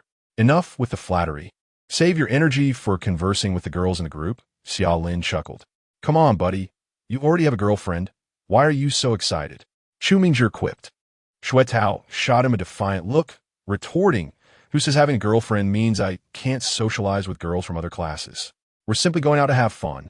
Nothing inappropriate. Su Bai, don't you agree? I'm indifferent, Su Bai replied nonchalantly. He was open to the idea of participating in the activity, curious to see if any of the arts students were worth getting to know, ideally those of an S-level charm who could potentially provide him with a return on investment. If this event did not materialize, he would simply invite Chen Yuxing or his senior to celebrate the Mid-Autumn Festival, as a wealthy man seldom experiences loneliness. Shui Tao's idea was not without merit. He simply wondered if the arts girls would pay him any mind, given their often high material expectations. What is the point of the arts girls? They are quite materialistic and not particularly bright, Chu Mingzhi asserted, promoting his own taste. A short while later, Xia Lin set up the group for the social event. Chu Mingzhi discreetly browsed through the girls' moments, and after a thorough review, he remarked, actually, this activity might be quite enjoyable. Oh, so you're interested now, huh, Master Hu? Shui Tao teased. Incorrect. I merely noticed that some of the girls have quite refined tastes. For instance, this one. She uses Sennheiser headphones. Girls who understand Sennheiser tend to possess good taste. Ordinary girls merely buy Apple products mindlessly. It's just a pair of headphones. What does that signify? Shui Tao muttered in disbelief, leaning closer to inspect Chu Mingzhi's phone. Hey, this girl is from the goddess dormitory. Jiang Qiran. I remember she's a first year in the broadcasting and hosting department. Who would have thought we DB collaborated with her class? Indeed, I used to think Jiang Qiran was one of those superficial art students. Who knew she had such an appreciation for music? Shui Tao's expression soured. In fact, Jiang Qiran was the very girl he had admired when he first entered school, having been captivated by her charm upon encountering the goddess dormitory. Allegedly, she had trained in dance in childhood, but switched to broadcasting and hosting in high school, excelling remarkably and earning first place in the entrance exams for Jiang City University's arts program. This means she possesses the exquisite grace of a dancer, coupled with an angelic voice. Her doll-like, delicate features and slender curves perfectly embody the essence of youth and beauty. Any young man who laid eyes on her would be instantly enchanted. It was even rumored that a wealthy heir with assets exceeding $1 billion had confessed to her on the very first day of school. Thus, despite his infatuation, Shui Tao dared not entertain any fantasies about Jiang Qiran, as the competition was simply too fierce. That wealthy heir, it was said, drove a Porsche. Seeing Chu Mingzhi's reaction, Shui Tao couldn't help but wonder if he too was interested in Jiang Qiran. The thought nagged at him. It was entirely plausible. After all, Chen Yuxing had been getting closer to Su Bai lately, perhaps prompting Chu Mingzhi to shift his focus. Upon hearing the name, Jiang Qiran, a meaningful smile crept across Su Bai's lips, though he refrained from engaging in Shui Tao and Chu Mingzhi's discussion. At school, he had to pretend not to know Jiang Qiran, as it was an unspoken agreement between them. The class meeting had effectively concluded, yet many remained, engrossed in the social group, with the boys eager to showcase themselves. Therefore, a considerable number of students lingered in the classroom. Shui Tao and Chu Mingzhi transformed into titans of group chat banter, with the clash between Master Hu and the locals extending from the dormitory into the social group.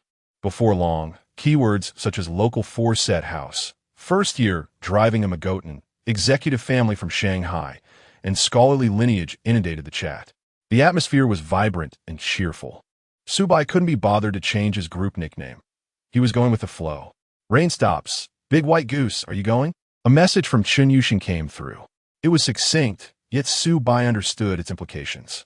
The excursion was voluntary. Not wanting to attend was perfectly acceptable. Initially, he thought Chen Yuxing, with her introverted nature, would certainly decline. Yet now, she was suddenly messaging him privately, her underlying intentions becoming evident. Flaky Big White Goose, I want to go. Will you accompany me? Flaky Big White Goose. Transfer 15,000 yuan. Rain stops. Rain stops. Why are you transferring me money again? Flaky Big White Goose. I thought you wouldn't enjoy traveling, but I genuinely want to go with you. So this is the fee for companionship, akin to a play date. Rain stops. Why is it so expensive? Flaky Big White Goose. I assure you, I'm not deceiving you. This is the market rate. If you search for Sanya companion travel, 3 days and 2 nights will roughly be this price. Rain stops. Cat with a skeptical expression. Chen Yuxing searched and, upon discovering the results, felt her eyelids twitching, her breath quickening. What kind of companionship was this? It seemed rather unorthodox. Rain stops. Cat feeling scared. Rain stops. The kind of companionship you're referring to includes such services, but Flaky Big White Goose. I would never ask you to engage in such matters. Rest assured. Rain stops. However, a companion without such services wouldn't cost nearly as much, would it? Rain stops. Big White Goose, I can't accept this money. It's too much. This naive and clever academic is quite astute. Su Bai merely needed to apply his skills of logical persuasion. Flaky Big White Goose, but in my view, the emotional value you provide is equivalent to what a Sanya companion offers to their clients. I genuinely enjoy your company. Flaky Big White Goose, please accept it. You know my spending habits are not conventional. The rain has ceased.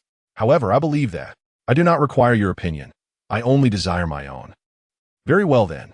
The cat rolls playfully. Chapter 42. Forming a travel group. Inviting Jiang Qiuran in the front row of the classroom.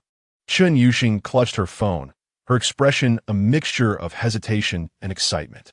The shimmering waves in her cold, alluring eyes betrayed her true feelings, which were filled with anticipation. Su Bai's metaphor about a travel companion in Sanya stirred a vivid imagination within Chun Yuxing.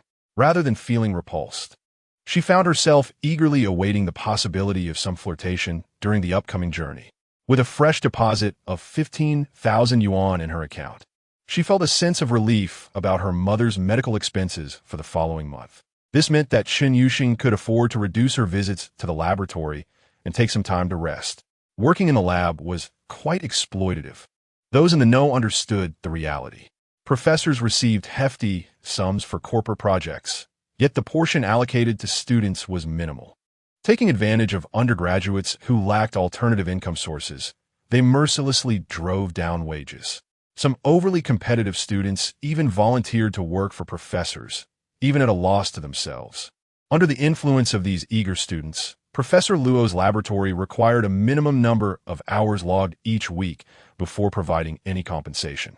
It was akin to a regular job. Chun Yuxing found herself at a loss for words regarding these individuals. However, despite her frustration, she had no bargaining power in front of the professor. Although she was a gifted student, she was still a freshman in the early stages of her development, facing various limitations. In contrast, the value of working for Su Bai was extraordinarily appealing. This allure clearly included Su Bai's ulterior motives towards her. Yet, Chun Yuxing harbored her own secret desires for Su Bai as well. She had made up her mind. She would no longer work in Professor Luo's lab next month. Instead of spending her free time there, she would prefer to attend to Su Bai, utilizing the saved hours to write code for her personal projects. It would be both enjoyable and relaxing. Thus, during this trip, Chun Yuxing resolved to subtly express her feelings to Su Bai. For someone with social anxiety like her, this was quite a challenge. However, they would be spending 2 or 3 days together, and mustering the courage to seize the right moment seemed feasible. Worst-case scenario, she could simply embrace him and steal a kiss. Moreover, her long legs and black stockings should appeal to men, right? Lost in a whirlwind of strange fantasies, Chun Yuxing clutched her phone tightly, her slender, fair neck tinged with a lovely blush. At the podium, Xia Lin observed this entire scene unfold. With her beautiful eyes blinking, her curiosity regarding the gossip peaked. She had recently heard whispers among students about Su Bai and Chun Yuxing. In Xia Lin's eyes, these two students were quite a match. Yet, as she recalled the little videos Su Bai had sent her and witnessed Chun Yuxing's expression, reminiscent of a girl in love, a wave of jealousy washed over her. Suddenly, she was startled into awareness, followed by a deep sense of shame. Su Bai was merely following protocol to check in for safety as a counselor. How could she misinterpret it? Embarrassed, Xia Lin finally spoke up. Students, feel free to discuss among yourselves. If there is nothing else, I'll take my leave. Thank you. Counselor Xia. Goodbye. As the counselor exited the classroom, Chun Yuxing found her clarity restored. She glanced around and realized that the number of students had dwindled. Promptly, she approached the back of the classroom, standing before Su Bai. Chun Yuxing tugged at Su Bai's shirt and whispered, "Let's go register." Chu Mingzhi's expression shifted rapidly, a kaleidoscope of emotions crossing his face. His trembling hand instinctively reached for his chest. Wang Haoran, engrossed in his game, sensed something amiss and quickly looked up at Chu Mingzhi. Oh no, is this guy about to faint again? Just as Wang Haoran braced himself to escort Chu Mingzhi to the infirmary, Su Bai puzzledly inquired, "Register for what?" "To register with Counselor Xia for the trip. I'm in your group." "Oh, I can handle that with her. You don't need to worry." Chun Yuxing paused, gathering her courage to speak. I'm really looking forward to traveling with you." With that, she shyly covered her face and hurried away. The surrounding boys shot daggers at Su Bai. Damn it. If I had known, I should have left with Counselor Xia. They exchanged incredulous glances, astonished that Su Bai had indeed struck up a connection with Chun Yuxing. Initially dismissing it as mere rumor, they were taken aback to see Chun, the goddess, showing such initiative. What was the reason? Subai, while handsome, was otherwise unremarkable in every aspect. Several suitors who were better looking than him had already courted Chen Yuxing. They were the real high-status, affluent types. Why were they losing to Subai? Chen Yuxing's words to Subai would undoubtedly circulate among their classmates, sparking a considerable uproar. Meanwhile, Chu Mingzhi finally managed to breathe normally. At first, upon hearing Chen Yuxing mention registration, he thought she meant for marriage with Subai. It turned out to be for a travel activity. What a relief. Subai, I think we should maintain unity among our dorm mates. How about we keep our room 510 together with Chen Yuxing and add a few from the art college? Chu Mingzhi proposed. I have no objections. But are you truly okay with this? Subai questioned, skeptical that if Chu Mingzhi were to witness any flirtatious interactions between him and Chen Yuxing, it might lead to disaster. No problem, Chu Mingzhi declared resolutely. Let me witness your sweet moments with Chen Yuxing. It will help me move on as well. Sigh. I've nearly come to terms with reality. Now I believe Jiang Xiran is more my type. After all, she buys Sennheiser headphones and has a taste for music. Wait, Huyi, can you show some backbone? Shui Tao interjected, displeased. What do you mean by backbone? I'm just adapting to the situation and responding accordingly. Besides, Chen Yuxing is already with Subai, while Jiang Xiran is still single without any romantic interests, so naturally, I'll pursue such a pure-hearted girl. Truly admirable, Huyi. Your ideals of pure love are commendable, Subai mused. In truth, it's a good thing. If young people lack ideals of pure love, they can't all be morally corrupt, can they? By the way, since Chen Yuxing and Jiang Xiran are roommates, we can ask Chen Yuxing to invite Jiang Xiran to join our group. Chu Mingzhi gazed at Subai with fervent eyes. Subai, you will help me, right? That depends on Shengxing's feelings. How intimate. What level have you two reached? Chu Mingzhi exclaimed, clutching his head in disbelief. Shui Tao, however, wore a grim expression, pondering a different angle. Damn it. Are we really going to let Chu Mingzhi pursue Jiang Xiran? What if it actually works out? It's not impossible. I've heard Jiang Xiran comes from a poorer area in the province and might be eager for a household registration in the metropolis. Plus, with Chu Mingzhi's artsy persona, he might just win her over unexpectedly. At that moment, a strong sense of crisis surged within Shui Tao. Thus, he decided to join this endeavor. Wang Haoran, seeing this, thought, well, I guess I'll join too. Chapter 43. What? Subai actually bought a car? Logically speaking, for a bona fide homebody like me, participating in such optional outings would typically be a choice best avoided. However, it must be noted that this excursion could potentially count towards practical credits. Moreover, since it's an opportunity to enjoy some leisure time, the prospect of dining and socializing with Brother Bai is indeed enticing. Who would pass up a chance to enjoy a free meal? Besides, it wouldn't hinder my gaming. I could simply bring along a couple of portable chargers. Thus, our travel party quickly expanded to 5 members. The quartet from Dormitory 7, Room 510, plus Chen Yuxing. The matter of who would lead the group sparked quite a heated debate between Shui Tao and Chu Mingzhi, both convinced of their own suitability for the role. Their dispute began in the cafeteria and continued all the way back to the dormitory. Eventually, by 8:30 in the evening, they managed to settle the matter, albeit through an amusing twist of fate. In the social group, Chu Mingzhi and Shui Tao boasted that their travel team had grown to 5 members, 4 boys and Chen Yuxing, while calling for a few more girls to join. Chu Mingzhi took the opportunity to highlight his extensive travel experiences, having visited over a dozen countries since elementary school, accompanied by numerous photographs. To be fair, his photography skills were quite commendable. Indeed, he possessed a certain taste that attracted several girls from the art academy to join him in discussions about travel and photography. After all, being able to travel abroad from a young age suggests a well-off background, and possessing photography skills implies a sense of adventure, which easily piques the interest of many young women. Regrettably, the quality of these girls left much to be desired. As Chu Mingzhi scrolled through their social media profiles, he couldn't help but grimace at their appearances, which featured unflattering selfies taken in the subway or with a phone. Wasn't there supposed to be a standard of beauty for students in broadcasting?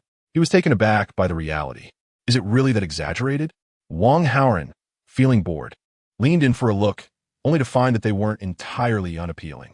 They seemed presentable after makeup and editing, but I shudder to think what they look like in person. I see, he mused. I find all women in the real world to look quite similar.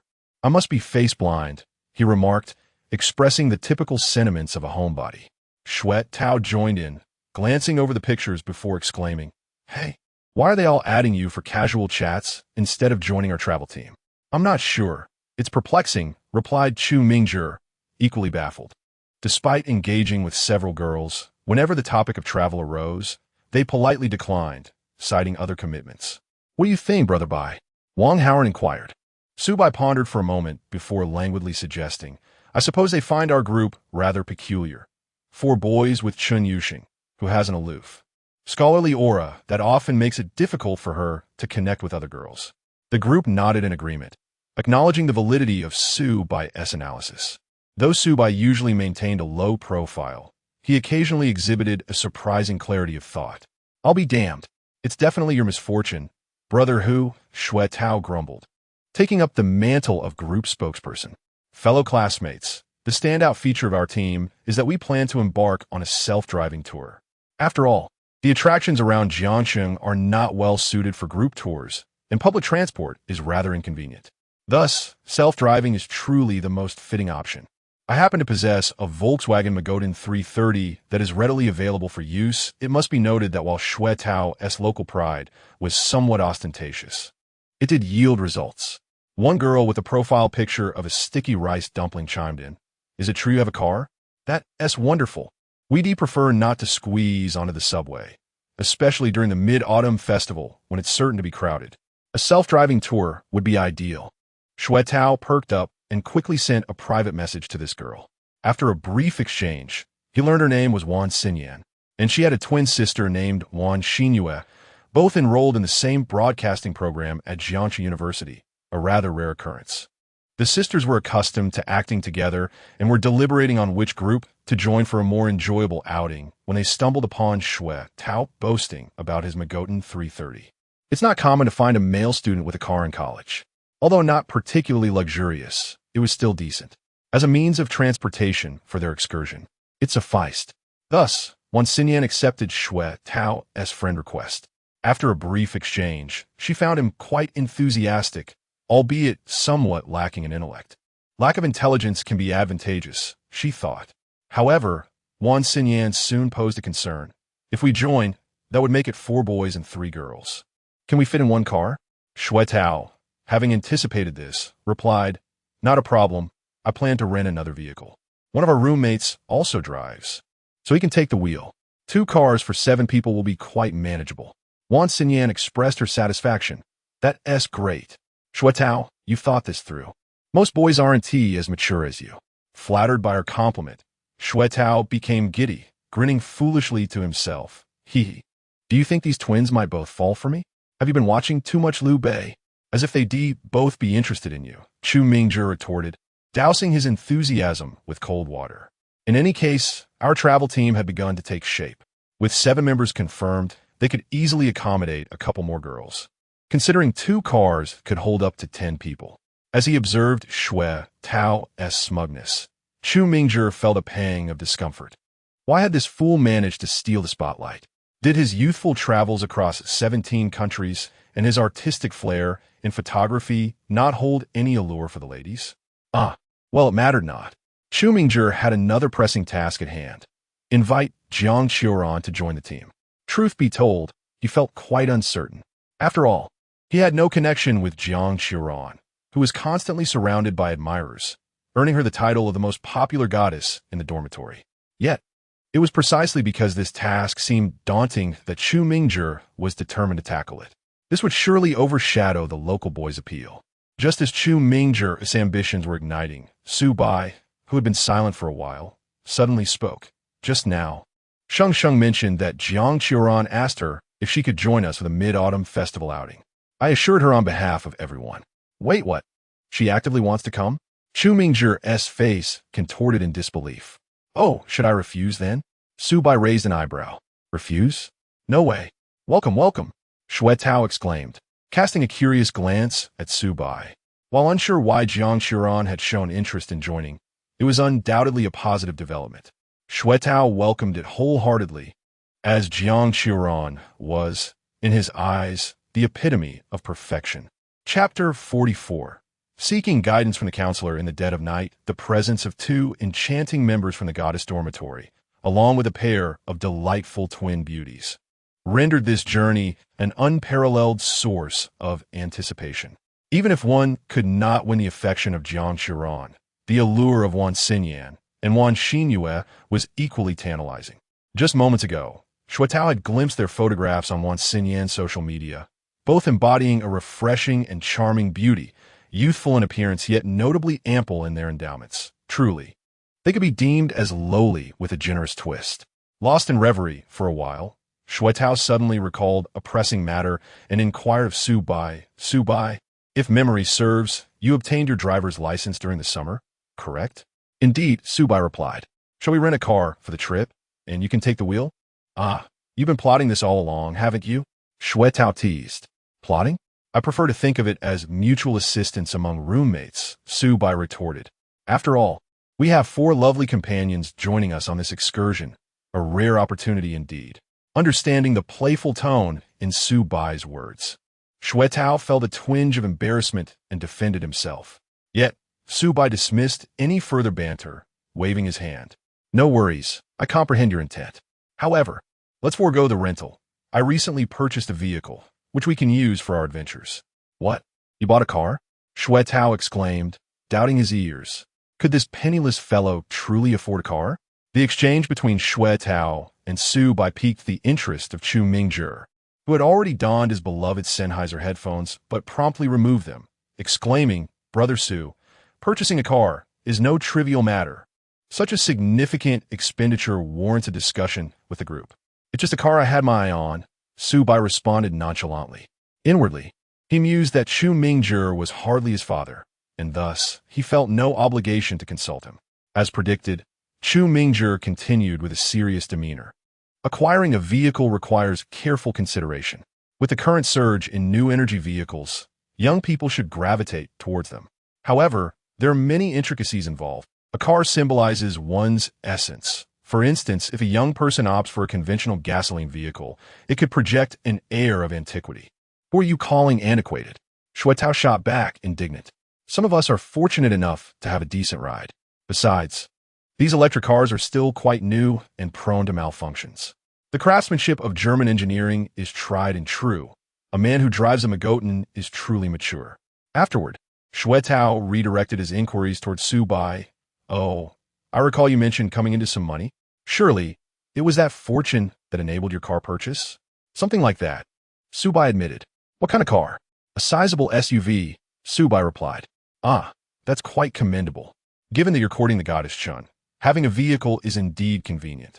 But purchasing a car also entails ongoing expenses. Can your family support that? Shuetao pressed, clearly skeptical of Su Bai's financial capacity. Not an issue, Su Bai assured him. I'll drive during our travels. It's settled then.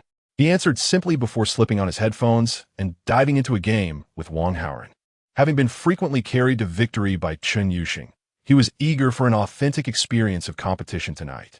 Feeling overlooked, Shuetao retreated with a sense of indignation, pondering the implications of Su Bai's newfound wealth. Had he won the lottery or stumbled upon a lucrative foreign investment that skyrocketed overnight? Shuetao was not well versed in financial matters, but he could not shake the feeling that Su Bai's financial situation had indeed improved. First, he had upgraded to an iPhone Pro Max, and now he had acquired a vehicle. This realization instilled a subtle sense of crisis within Shuetao. In their dormitory and throughout their class, he had long been the unrivaled standout, alongside Chu Mingjie. Now that Su Bai had a car too, it diluted his unique standing. Nevertheless, Shuetao quickly rationalized that, given Su Bai's frugal nature, he likely purchased a cost-effective domestic SUV, perhaps from brands like Chery, Great Wall, or Chang'an. In contrast, his own Magotan 330 was a legitimate joint venture B-class vehicle, entirely different in stature. Imagining a goddess of Chun Yuxing's caliber seated in a domestic Havel H6 seemed utterly incongruous. Shuetao surmised that Su Bai and Chun Yuxing were still in the early stages of flirtation, far from a committed relationship. Perhaps, upon sensing Su Bai's financial constraints, Chen Yuxing might gradually lose interest. With this thought, Xuetao found his equilibrium restored. The prospect of Su Bai and Chen Yuxing becoming an item was an unsettling notion. Why should such a stunning goddess be drawn to Su Bai? This fellow was merely slightly handsome. Apart from that, he was an entirely mediocre individual. Ding! The host has neglected his professional assignments, immersing himself in the summoner's rift, truly indulgent. Reward: 1,000 cash. Su Bai and Wang Haoren engaged in fierce competition, yet ultimately found themselves losing points. No matter, Sheng will help me regain them, he thought. Before retiring for the night, Su Bai went to freshen up, with Wang Haoren tagging along. Seizing the opportunity to ask, Brother Bai, why is Jiang Qiran joining us on this trip? I recall Hui mentioning that her relationship with Chen Yuxing is rather lukewarm. Is that so? I'm not privy to the intricacies of their relationship. Su Bai replied honestly. Until today, he had been unaware that Jiang Qiran was a member of the goddess dormitory. According to their agreement, upon entering university, Su Bai and Jiang Qiran had opted to act as strangers. To maintain the ruse, he had even deleted their QQ and WeChat contacts, severing all ties. They had grown up as childhood friends, neighbors in their hometown, yet he had no insight into Jiang Qiran's current thoughts. However, Su Bai harbored no lingering feelings for her. The separation was a clean break. Initially, he felt a twinge of sadness, but it quickly faded. In hindsight, Su Bai's forgetfulness was indeed thorough. He was even too indifferent to inquire about which dormitory Jiang Qiran resided in. I embrace oblivion. Alas, such was Su Bai's nature, an inherently indifferent man. Recently, he had been simultaneously pursuing his senior while engaging in playful banter with Sheng, feeling no guilt for his actions. To him, it seemed entirely natural. Su Bai mused aloud to Wang Haoren. Perhaps Jiang Qiran also has a mediocre social circle. Those delicate and refined girls may appear to have numerous superficial friends, yet they are often easily isolated by various cliques. Is that so? I'm utterly perplexed by the dynamics among women. Their relationships seem so intricate. Not to worry. It's a trip after all.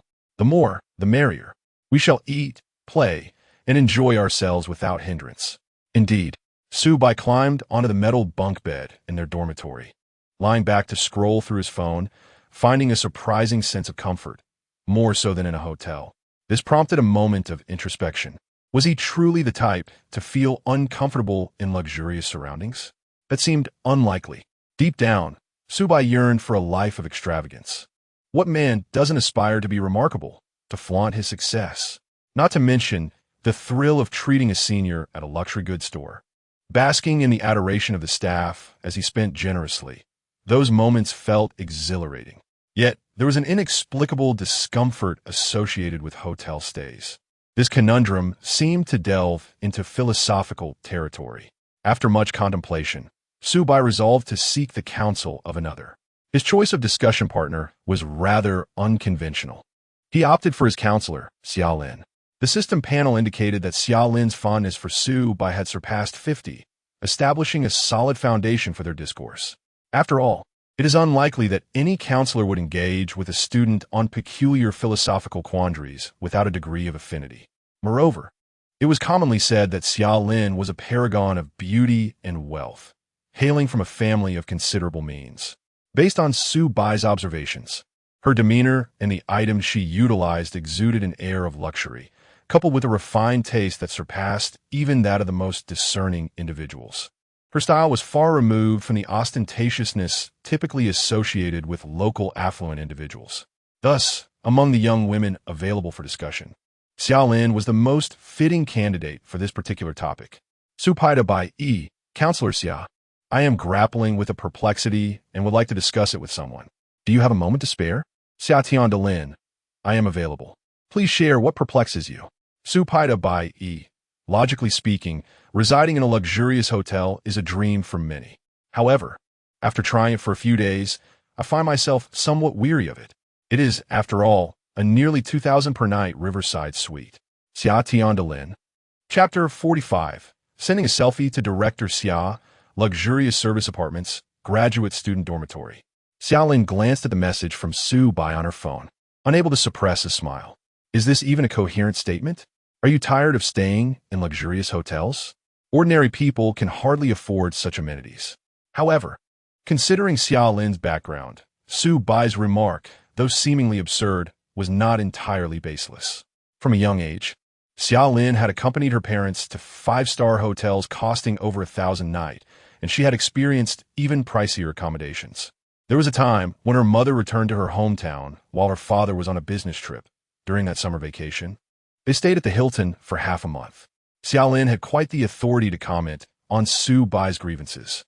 Recently captivated by Su Bai's physique, she pondered deeply and typed, "Though hotels are luxurious, they remain hotels, lacking a sense of home, and prolonged stays can lead to a certain superficiality." "That makes sense," Su Bai replied. "So, in that case, long-term living must lean towards traditional rentals. Yet, hotels provide the convenience of staff assistance, which is an unparalleled advantage compared to renting." Xiaolin countered, "Are you suggesting that you plan to move off campus, Su Bai?" She inquired. "Indeed, I am considering it, and I wanted to inform Director Xiao first." He replied, "Such a good student you are. Thumbs up." Xiaolin responded, "By the way, is there a possibility of a more upscale rental option that combines the services of a hotel?" Su Bai asked. "Such options do exist in the market, but they tend to be quite expensive, often beyond the reach of typical students," she informed him. "Do I seem like an ordinary student to you?" Su Bai replied, followed by a series of images showcasing his abs, taken casually while he was in the bathroom. The enhancement liquid given by his buddy was indeed impressive, sculpting a physique that rivaled male models. "Why do you send photos of the slightest disagreement? Save them for your girlfriend. Don't go wild with your counselor," Xiaolin teased. "I'm merely considering your preferences. You didn't seem to mind the last set I sent," Su Bai retorted. "If you dislike it, I won't send anymore. To be honest, your physique is indeed commendable, Su Bai. You've certainly put in a lot of effort, haven't you?" Xiaolin, an avid sports enthusiast, was genuinely interested in maintaining a good figure. After discussing fitness for a while, they returned to the main topic, the kind of living arrangement you mentioned, which combines the essence of renting with hotel services, is known as serviced apartments, Xiaolin explained. This concept originated from a foreign business model and has gained immense popularity in recent years within the country, particularly among high-end business individuals. "May I inquire about your budget, Su Bai?" she asked. Su Bai calculated, realizing he had over 10 million in savings. The system had indicated that for indulgent rental expenses, he could prepay up to a year. Thus, a monthly rent not exceeding 1 million would suffice. "Less than 1 million a month," he stated. "Are you looking to reside in a palace with that budget?" Xiaolin replied in disbelief. "Palaces are out of the question. I've heard that places like palaces, castles, or ancient towns have poor internet, and I enjoy gaming too much," Su Bai explained. "Wait a moment. I'll find you some links to reputable serviced apartments with branches in Jiangsheng," Xiaolin said, her curiosity piqued. Shortly, she sent a few webpage links. After browsing through them, Su Bai felt quite satisfied. Serviced apartments, akin to hotels, are independently operated buildings managed by a particular brand. The decor and design resemble upscale residential flats, complete with kitchens, bathrooms, walk-in closets, and parking spaces, much like living in a purchased home. However, one need not worry about renovations, as they offer round-the-clock concierge services, cleaning, repairs, and even meal requests. Additionally, serviced apartments come equipped with private gyms, swimming pools, Western and Chinese restaurants, lounges, media rooms, bars, and some even boast outrageous amenities like golf courses and racetracks. Naturally, the pricing is not comparable to the 2,000 or 3,000 yuan monthly rentals of ordinary apartments. The entry-level units start from a larger size, with nightly rates surpassing Su Bai's stay in a luxurious Marriott suite. For larger units, prices begin at 3,000 a night, amounting to a monthly cost of at least 100,000 yuan. While contracts are typically monthly, discounts apply for longer commitments, and paying for an entire year upfront yields even more savings. Regardless, even with discounts, this is a rental method unimaginable to the average working individual. For Su Bai, financial concerns were negligible. The key was the quality of living, luxurious yet homely. After reviewing the links Xiaolin provided, Su Bai realized this was akin to renting an upscale, centrally located flat with an array of thoughtful services. Choosing a top-tier serviced apartment for a year could yield substantial returns. Once his savings grew further, he could seek a mansion in Jiangsheng and gradually renovate it according to his preferences, eventually moving in once the renovations were complete. Thank you, Director Xia. This information has been incredibly useful, Su Bai texted. I believe the Escott brand looks promising. Although it may be pricier, it has a branch very close to the school, adjacent to the river, offering both excellent location and views. Your taste is commendable, Su Bai. If budget is not a concern, this establishment is indeed perfect for students. Xiao Lin concurred. I'm planning to check it out tomorrow. Will you be available to accompany me, Director Xiao? Su Bai asked, extending the invitation to his counselor. How bold of him to invite her to view apartments. Xiao Lin felt a bit flustered, yet her mood quickly shifted to a playful amusement. Being a girl from a wealthy family, she was accustomed to various societal interactions. It was evident that Su Bai's family was quite affluent, a stark contrast to his modest lifestyle choices. He was indeed a low-key young master with a remarkable physique, exemplifying the hidden talents within the university student body. Musing to herself, Xiaolin couldn't help but revisit the images Su Bai had sent earlier, now saved in her photo album. Her mouth watered at the sight. Oh dear, this was getting dangerously close to temptation. Truthfully, Xiaolin felt a flutter of excitement. Over the years, she had never been in a relationship. With her background, she had no need to seek material gain through romance. She was a girl raised with a silver spoon. Nonetheless, Xiaolin despised ostentation, focusing instead on her studies. Pursuing her master's degree and enhancing herself, she had no grand ambitions, yet she aspired to be a valuable member of society. Suddenly, she realized how much she and Su Bai resembled one another. Both were understated affluent individuals leading honest lives. Moreover, with Su Bai's athletic build and her own passion for sports, they seemed like a match made in heaven. Aside from the fact that she's a counselor and Su Bai is a freshman, there exists a somewhat awkward dynamic between them. Xiaolin shook her head, deciding not to dwell on it for the time being, and resolved to simply be friends. Consequently, she promptly accepted Su Bai's invitation and arranged to visit the Yashije to view the apartment together the following morning. Chapter 46. The meticulously dressed Shaolin for Su Bai the following day. On Monday morning, there was only one class, an elective that could easily be skipped. Su Bai arrived at the cafeteria punctually at 9 o'clock to meet Shaolin. From a distance, he spotted Shaolin in her athletic attire. Despite being in a less conspicuous corner of the cafeteria, she stood out among her peers like a crane among chickens. As a graduate student, Shaolin had matured over the years and had a knack for dressing well. The fitted sports top and yoga pants, designed in dark hues, accentuated her athletic figure beautifully. With a fresh and natural light makeup on her face, she was undeniably a striking beauty in sportswear. Shaolin, you look stunning today, Su Bai casually complimented as he approached with his breakfast tray. A hint of discomfort flickered across Shaolin's face, but she nonchalantly replied, Really? I feel like I look the same every day. That only indicates that your makeup skills are impressive, ensuring your appearance remains consistently appealing, Su Bai remarked, openly admiring Shaolin's skillful application of makeup. Hey, you little rascal, you understand fresh makeup? Shaolin teased. Is that surprising? Not many boys are knowledgeable about such things. Previously, quite a few assumed I was going barefaced. She chuckled. As a counselor and a member of the student committee, Shaolin refrained from applying heavy makeup. Nevertheless, like any girl, she cherished beauty, favoring a fresh and everyday look. Occasionally, when busy or feeling lazy, she would skip makeup altogether, provided she did not have to meet anyone she cared about. Today, however, she had risen early and spent nearly an hour preparing herself for the day, driven by an inexplicable urge to impress Su Bai as they went apartment hunting. At over 20 years old, she was no longer the naive girl fresh out of high school. Her parents had been actively seeking suitable suitors for her, but Shaolin found them all lacking, either too old, with problematic personalities, or simply inadequate in terms of attributes that mattered to her. While their looks might be acceptable, their physiques often fell short. Affluent young men tended to indulge themselves, and few maintained a fit physique. Su Bai, however, struck a chord with Shaolin's preferences. His broad shoulders and defined abs made her heart race with excitement. Moreover, his overall qualities were commendable. Notably, his modest yet affluent lifestyle mirrored her own. He was not one to flaunt his wealth, but enjoyed the finer things in life. This compatibility in economic outlook was crucial for a potential long-term relationship, especially in Jiangxing, where few men could match Shailen's standards.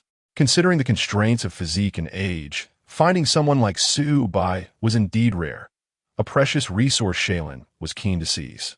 Feeling a sense of pride at Su Bai's compliment regarding her makeup, Shailen playfully offered him a taro-flavored dumpling from her tray. "Try this. It's a new item from the breakfast window." Su Bai paused for a moment, noticing that Shailen was not using chopsticks, but rather pinching the dumpling between her thumb and forefinger to feed him. Understanding her intent, he calmly opened his mouth and accepted the morsel, inadvertently sampling the taste of her fingertips. "How does it taste?" she inquired. "Delicious," he replied, to which she responded with a warm, satisfied smile, her eyes narrowing in delight. Her appearance exuded a charming blend of brightness and grace, one that would make her a fitting partner for a successful man, a so-called prosperous wife look. Her radiant smile, with its elegant arch at the corners of her eyes and well-shaped brows, made her all the more captivating. As they continued their conversation and finished breakfast, they made their way to the school parking lot. "Are you riding in my car?" Shailen asked. "No need, I'll drive. If I decide to stay there, I might as well transport some belongings," Su Bai replied. "All right." Seeing Su Bai unlock his Mercedes GLE, Shailen felt no surprise. In fact, she found it perfectly reasonable. She had encountered numerous luxury vehicles worth hundreds of thousands, even millions. She herself drove an Audi Q7. Su Bai had no intention of showing off. Once Shailen was settled in the car, they set off. The journey was brief, taking only about 10 minutes. During this time, Shailen shared a few details about the serviced apartment they were visiting. The Escott brand is well established in the realm of high-end apartments in the country. The specific location they were to view had opened 3 years prior, ensuring a fresh ambience and modern amenities, making it a prime choice. "That sounds excellent. I must be lucky," Su Bai remarked, quickly correcting himself. "No, I shouldn't say I'm lucky. I owe it all to Shailen for making the introduction. Just a small matter. As a counselor, it's my duty to look after my students." Before long, they arrived at the Escott apartment at Jiangxing University. Upon entering the lobby, Su Bai noticed several residents coming and going, including some with foreign features, all exuding an air of sophistication. According to Shailen, many international scholars visiting Jiangxing University preferred to stay at Escott, especially since their expenses were reimbursed. The receptionist, with a professional smile, greeted them. "Welcome to Escott. Are you two here to arrange a short stay or discuss a long-term lease?" Shailen responded, "Long-term. We may require an extended stay and have specific preferences for the apartment and services. Is your sales manager available?" "Yes, please follow me," the receptionist said, leading them to a deeper office in a lobby. The manager had just begun his shift and perked up at the prospect of discussing a long-term rental. "May I have your names?" he inquired. "I'm Shailen, and this is Su." He asked the one looking to rent, and "I'm here to assist," Shailen explained. "Ah, I recognize you. You're Miss Shailen from Jiangda, aren't you?" the manager exclaimed. "Yes, that's me." "Ah, I thought you looked familiar. I remember you visited last year." The manager's enthusiasm was evident, as he seemed well acquainted with Shailen's background. "Polite as ever," Shailen replied. "I was quite satisfied with the apartments here, but I felt it was too large for just one person, and I ultimately chose to stay in the graduate dormitory with my friend for a livelier atmosphere." "Indeed. So, Mr. Su, do you intend to live alone?" the manager asked, turning to Su Bai. "Essentially, but I will often have a companion over," Su Bai clarified before stating his requirements. "I am looking for the largest and most luxurious apartment available, with the best accompanying amenities. Price is not an issue. My budget is up to 1 million a month." The manager was momentarily taken aback. Chapter 47. Only a cad can evoke the conquest urge of a wealthy woman. It is indeed a rare request. There are 2 types of residents at the Yasi Pavilion. The first consists of genuine affluent individuals who, due to personal preferences or business affairs, find themselves in Jiangxing for several months. They are usually meticulous with their budgets, wealthy but unwilling to squander money. After all, they are all elites of society who know how to calculate expenses. Engaging in price discussions with such clientele can be quite exhausting. The second type comprises those on corporate accounts, such as the visiting scholars that Xia Lin explained to Su Bai. Their universities abroad, or Jiang University, cover the expenses, and they simply adhere to the agreed-upon rates without further negotiation. These clients are convenient, but they often opt for the most economical room types while demanding various additional perks, resulting in minimal profit. These two categories essentially account for 99% of the clientele for high-end service departments. However, it is evident that Mr. Su represents that remaining one, the archetype of a wealthy gentleman who indulges in life without financial constraints. He selects only the finest options, maximizing every amenity. The manager, understanding the situation, flipped through the gilded brochure until he reached the final section. Mr. Su, I would like to recommend the Supreme Mountain Water Duplex Suite, encompassing a total area of 302 square meters across 2 levels. Upon hearing the manager's vivid description and viewing the images in the brochure, as well as the 3D virtual tour on the manager's phone, Su Bai's eyes lit up. Indulgence. This was sheer indulgence. Initially, Su Bai had merely anticipated renting the best flat. He never expected the high-end apartment to offer a duplex option. The design, decor, and various functional spaces all exuded understated luxury and comfort, perfectly aligning with Su Bai's long-term living requirements. The system even prompted him with a notification that this expenditure conformed to its definition of indulgence. It was indeed quite extravagant. After all, how many university students could afford to reside in a 300-square-meter apartment? Perhaps Xia Lin also found it somewhat excessive, as she playfully inquired, "If you choose such a place, won't your parents be displeased?" "Not at all. My family is quite lenient with me. Besides, it doesn't seem overly expensive, does it? I noticed the listed price for a single night is just over 5,000. Just over 5,000, the manager silently gasped, yet maintained a cheerful demeanor as he swiftly typed on his calculator. "Mr. Su, if you select the Supreme Mountain Water Duplex, all the amenities you require will be complimentary. If you choose to pay monthly, we can offer a 20% discount on the base price of $5 to $199, which would amount to $127,000 per month. Monthly payments seem cumbersome. May I pay annually instead?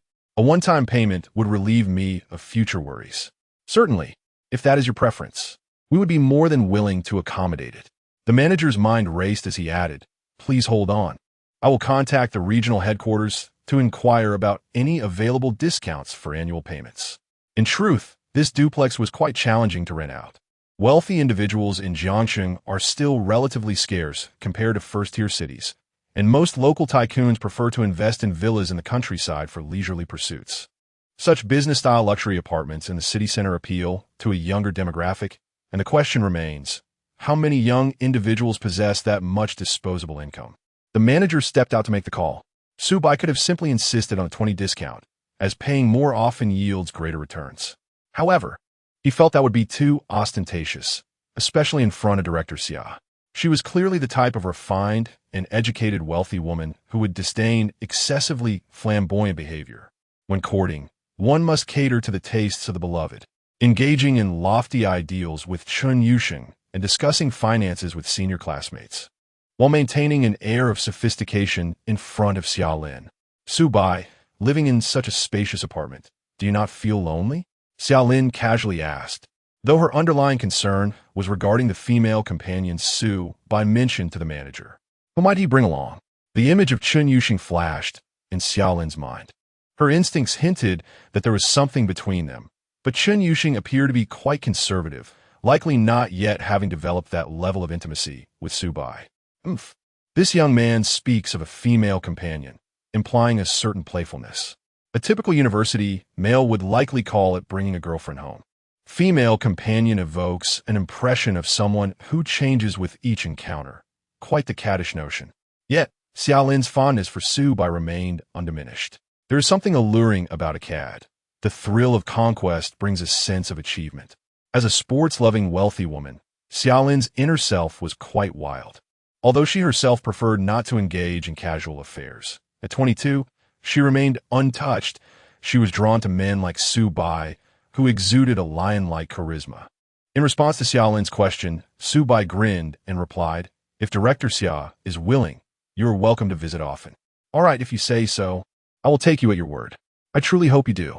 Look, this duplex even has a small gym. Subai pointed to the floor plan. Director Xia must be quite adept at fitness, no? Yes, during my undergraduate years, I took a brief course in bodybuilding, so I am familiar with the concepts. However, I do not practice professionally. Being overly skilled can appear unflattering for a woman. Ah, I see. Moderation is key. In my eyes, your current physique is absolutely perfect. Subai sincerely praised her. To be honest, Subai found both Xia Lin and Chen Yuxing, as well as other girls, to possess their unique charms. However, given the direction the conversation had taken, a little embellishment seemed only natural. Indeed, his words resonated with Xia Lin, who giggled and blushed. What perfection! It's just average. You are exaggerating, Subai, but if you're genuinely interested in fitness, I could give you some pointers. I'm also curious about how the best apartment at Yasi Pavilion feels, especially the private gym. Thus, they amicably agreed to schedule workouts together in the future. Sounds good. Ding. Detected an increase in Xia Lin's current favorability. 65. They exchanged smiles, their gazes filled with a hint of adult understanding. The returning manager happened upon Subai and Xia Lin sharing a flirtatious glance, causing a flicker of alarm within him. Oh my! The young lady from the Xia family seems to have an extraordinary relationship with this young man. The manager refrained from inquiring about the nature of their connection, recognizing that some questions are best left unasked. Having navigated the business world for some time, he possessed a modicum of emotional intelligence. Mr. Su, I have just consulted with my supervisor. If you decide to rent the Supreme Mountain Water Duplex on an annual basis, the maximum discount can be set at 30. And we will also provide you with a special service, a dedicated butler to attend to your daily needs, available 24/7 at your beck and call. That sounds excellent. Subai nodded, acknowledging that managing a 300 square meter residence indeed warranted the presence of a butler to handle upkeep. Otherwise, even tidying up could be exhausting. In fact, during his recent hotel stay, Subai had discovered that even the Jiangview suite was a hassle to maintain, as any minor issue required summoning the front desk. The manager proved to be quite adept at business, even knowing to propose a dedicated butler service. Thus, after the manager escorted Subai for an on-site inspection of the apartment, Subai decisively swiped his card for payment. Chapter 48. Special Attribute Points.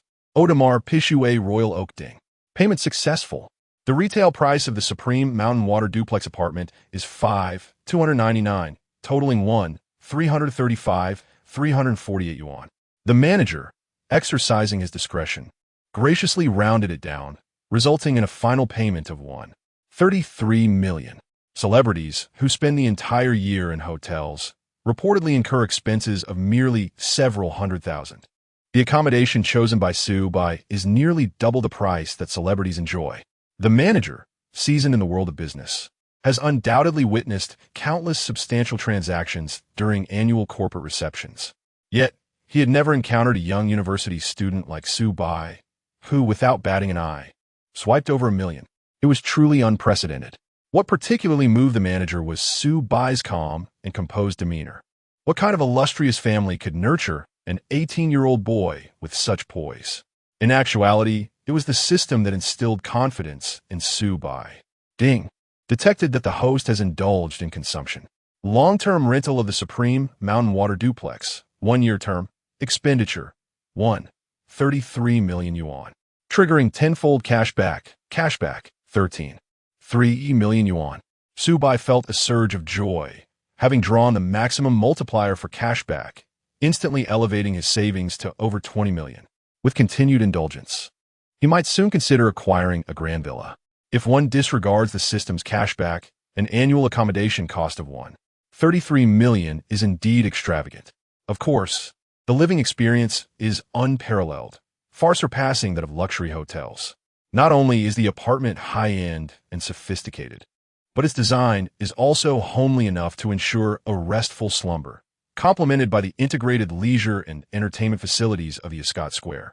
After settling the payment, Subai meticulously toured the kitchen and bathroom of the duplex. Having lost his parents at a young age, he was raised by the aunt from the neighboring house. Yes, that aunt, the mother of Jiang Qiron. With her busy work schedule, Subai often found himself cooking at home, honing his culinary skills to an admirable proficiency, even developing a passion for cooking. The kitchen in this luxurious duplex features a renowned international brand's comprehensive design, equipped with all necessary appliances, a massive oven, built-in dishwasher, steam oven, air fryer, and an oversized 4-door refrigerator, along with an 18-piece set of top-tier German kitchenware. Subai could hardly contain his excitement to showcase his culinary talents. The bathroom, naturally, also warranted attention, being a place of vital importance. "All right, you're all set here. I have some matters to attend to at school, so I'll take my leave," Xiao Lin bid farewell to Subai. "Okay, thank you, Director Xia," Subai replied, feeling a twinge of regret, as he had intended to treat her to lunch as a gesture of gratitude. "Not at all. I'll finish up my work at school and come back later, so it won't delay your invitation," Xiao Lin teased. This was also a subtle signal. Typically, if one does not accept an invitation immediately after helping, it suggests a future occasion for it. Her return indicated that Xiao Lin harbored a more intimate sentiment toward Subai. Understanding this, Subai smiled softly. "I'll await your return, Director Xia." "Do wait." Xiao Lin departed gracefully, her yoga pants accentuating her figure, stirring a hint of warmth within Subai. He promptly rushed to the private small gym attached to the duplex to exercise, sweating out his excess energy and indulging in a bath. Honestly, ever since binding to the rich system, Subai had grown increasingly fond of soaking in baths, finding it profoundly soothing and perfectly aligned with a life of indulgence. Reclining in the spacious bathtub that could comfortably accommodate 3, Subai accessed the system interface. Over the past few days, he had accumulated 3 chances for a lottery draw. Now, in this moment of solitude, he decided to engage in the draw. "Lottery. Triple draw. Drawing rewards for you. Congratulations. You have won 1 million yuan in cash. Congratulations. You have won 3 special attribute points. Congratulations. You have won a watch. Audemars Piguet Royal Oak Offshore Series AP15500ST in stainless steel with a blue dial, valued at 615,000 yuan. The cash prize, while substantial, held little value for Subai, as he could easily recoup that amount through his spending. It felt more like a consolation prize. The 3 special attribute points appeared to enhance a particular physical trait. Upon delving into the detailed description, Subai's expression became somewhat peculiar. "Not again, my friend. My prowess in that area is already excessive. Do I really need further enhancement?" However, it wasn't entirely detrimental, as in the foreseeable future, Subai would undoubtedly face his share of challenges. With wealth and leisure in university, he would inevitably indulge in romantic pursuits. A boost in this regard could only serve to better prepare him for the more fervent encounters ahead. The final reward, the watch, was indeed splendid. The Audemars Piguet Royal Oak Series is reputed to be a high-end model that requires a reservation, a hassle to procure. Subai had been contemplating purchasing a fine watch for himself, and the system had conveniently arranged it for him, which felt remarkably considerate. He clicked to view the image. A silver stainless steel octagonal bezel, an integrated bracelet, housing a self-manufactured movement, embodying both athleticism and luxury. A quintessential sports watch. It suits those who seek exquisite craftsmanship and distinctive design. With a price tag exceeding 60,000, it would certainly make a statement. The casual sporty style aligns perfectly with Subai's everyday attire. He wasn't the type to don formal wear daily, and a watch of a more formal style would feel rather out of place. As he clicked to extract it from the system, an immediate call came through, identifying itself as a representative from the Audemars Piguet flagship store in Shanghai. The watch had arrived in Jiangxing and would be delivered to Subai's location within 15 minutes. Subai mused that the system's arrangements were quite in harmony with the realities of life. After all, he had just searched on his phone's map, and Jiangxing lacked an Audemars Piguet store. Many top luxury brands are absent in second-tier cities due to insufficient consumer purchasing power, making it unworthy for brands to establish a presence there. Much like the Supreme Mountain Water duplex that Subai had just rented for a year, it would be quite challenging to lease out in Jiangxing. The design of such a unit might have been intended to elevate the store's prestige, or perhaps a miscalculation by the management. In any case, it allowed Subai to snag a great deal. Minutes later, "Mr. Su, here is your ordered watch. Please check it. The delivery included a complete set of certificates and accessories. If it's convenient for you, you may try it on now. We brought professional tools to adjust the strap length to fit your wrist perfectly. The delivery team comprised a sales manager and a watch technician. The technician, appearing somewhat seasoned, was kind and amiable, assisting Su-Bai in measuring his wrist and swiftly adjusting the strap with expert precision. Su-Bai watched the process with curiosity, recalling old films where protagonists would have to seek out a specialized technician in the store to adjust the strap of their expensive timepieces. He had heard that in some European countries, this adjustment process could be particularly protracted, yet it was not overly complicated, merely a fade to create an air of sophistication. Our domestic services, however, were efficient, completing the task in mere moments. Thank you for choosing Audemars Piguet. Wishing you a pleasant life. Here, that's my business card. You can have my WeChat number later if you need anything. After bidding farewell to the Audemars Piguet staff, Su-Bai admired himself in the mirror while wearing the watch, indulging in self-satisfaction. Truth be told, this style of sports watch truly complemented Su-Bai's carefree and nonchalant demeanor. Ding ding. His phone suddenly buzzed with a flurry of WeChat notifications. Curiously, he discovered a new group had been created. Mid-Autumn Festival Celebration Group with Beauties 510, Chapter 49. Shuetao, just a rustic fellow. Su-Bai is the real wealthy one. As previously discussed, the members of the travel group were organized by none other than Shuetao, the captain who was quite invested in this trip. It was no surprise to Su-Bai that the group comprised stunning individuals like Chen Yuxing and Jiang Xiran, along with the charming twin lowly sisters. Such an extravagant lineup would undoubtedly ignite the local populace's desire to flaunt their status. Naturally, but you would not be outdone either. Another spectacle awaits. A smile graced Su-Bai's lips as he observed his classmates, who were still condemning Shuetao for his ostentation, while he and Wang Haoren had already begun to relish the unfolding drama. Shuejitai, dear ladies, I intend to procure some supplies for our trip in advance. Should you have any requests, feel free to message me privately, and I shall do my utmost to fulfill them. Shuejitai, selfie with sunglasses leaning against a Magotan 330. To be fair, the vehicle owned by the locals was quite decent. According to national statistics, most privately owned cars were valued around 100,000 yuan, let alone the university students who could barely afford meals in the cafeteria.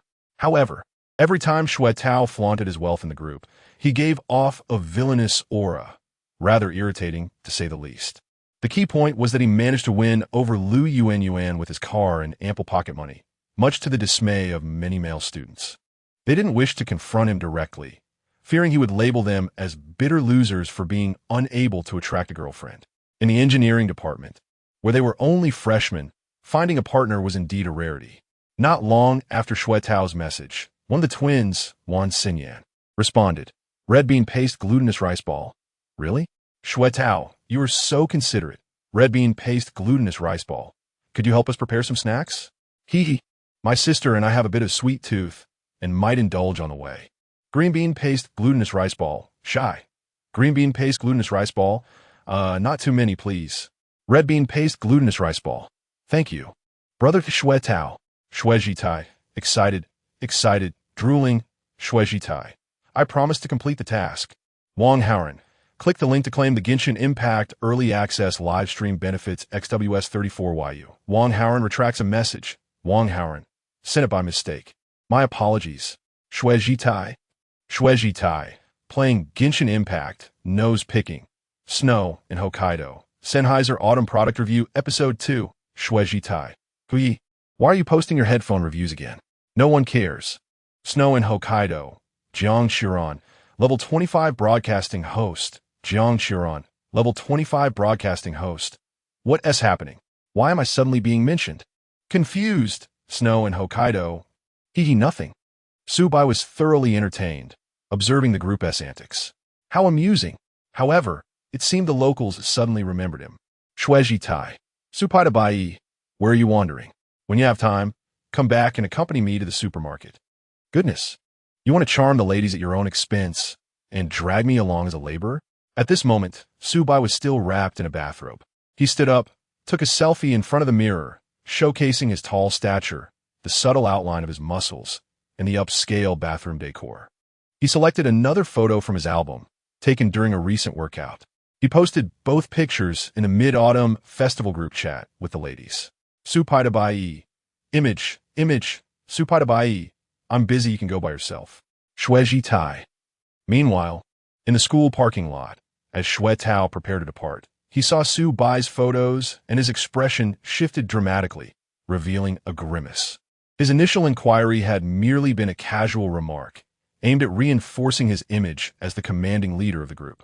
When it comes to wooing, projecting oneself as a small group leader fosters a sense of authority that can easily captivate the ladies. Of course, having Su Bai assist him in carrying supplies from the supermarket would be ideal. After all, Shui Tao had no intention of shopping at the campus convenience store, which offered limited items. He preferred a trip to Walmart for a grand shopping spree, acquiring imported snacks and beverages that the ladies would undoubtedly appreciate. Then, Su Bai sent 2 selfies. It appeared to be from a luxurious hotel. No, the background seemed somewhat different. Shui Tao could not decipher it. This uncertainty stirred anxiety within him. How could Su Bai venture to places even he could not comprehend?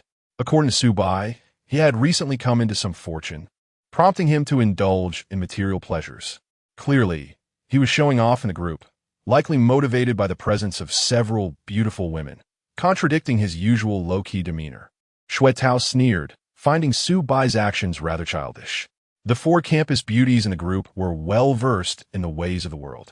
Modern girls were no longer as easily deceived as before. Merely booking a stay at a Hilton would not guarantee success. Such clumsy tactics were bound to fail. However, what Shui Tao did not anticipate was that, in a classroom at that moment, a pair of adorable twin sisters sat together at the back, feigning attentiveness while secretly engaging in a group chat. Their appearances were nearly identical, yet their personalities were starkly different. One was quiet and shy, while the other was lively and spirited. Wow, sis, look at this Su Bai. He actually lives in the Escot. Wan Xinyan exclaimed suddenly. Her sister, Wan Xinyue, inquired softly. Escot? What is that? It's a very expensive, long-term rental apartment, complete with concierge services. Those who reside there are typically wealthy individuals, or at least high-level professionals. Su Bai is just like us, a freshman, so his family must be quite affluent. How do you know so much? Wan Xinyue asked, puzzled by her sister's certainty. How could one deduce so much from a single photograph? Regardless, all Wan Xinyue could ascertain was that Su Bai was tall and handsome, the kind of person who would turn heads on the street. Simple. His bathrobe has the Escot logo, and in the other photo, taken during his workout, you can vaguely see the exterior, which must be the Escot by the riverside, Wan Xinyan replied, her face radiating intelligence as she pinpointed the location of the Escot on her phone map. Wan Xinyue was left in awe. Yin, I think you would make a great detective. Of course. I'm quite clever, Wan Xinyan proclaimed proudly. And look at the watch Su Bai is wearing. Although I don't recognize it, my intuition tells me it must be expensive. Wait, let me get an AI image recognition app. Watching her sister bustling with excitement, Wan Xinyue felt genuine admiration. I had no idea there were so many intricacies. I always thought that Shui Tao was the wealthy one. Shui Tao? He's nothing but a rustic fool, a mere tool. Chapter 50. One must indulge in the state banquet and savor the specialty dishes to truly be considered well-rounded. Wan Xinyan's tone brimmed with unabashed disdain. The vivacious and spirited demeanor she exhibited while conversing with Shui Tao in the group chat was a stark contrast to her current disposition.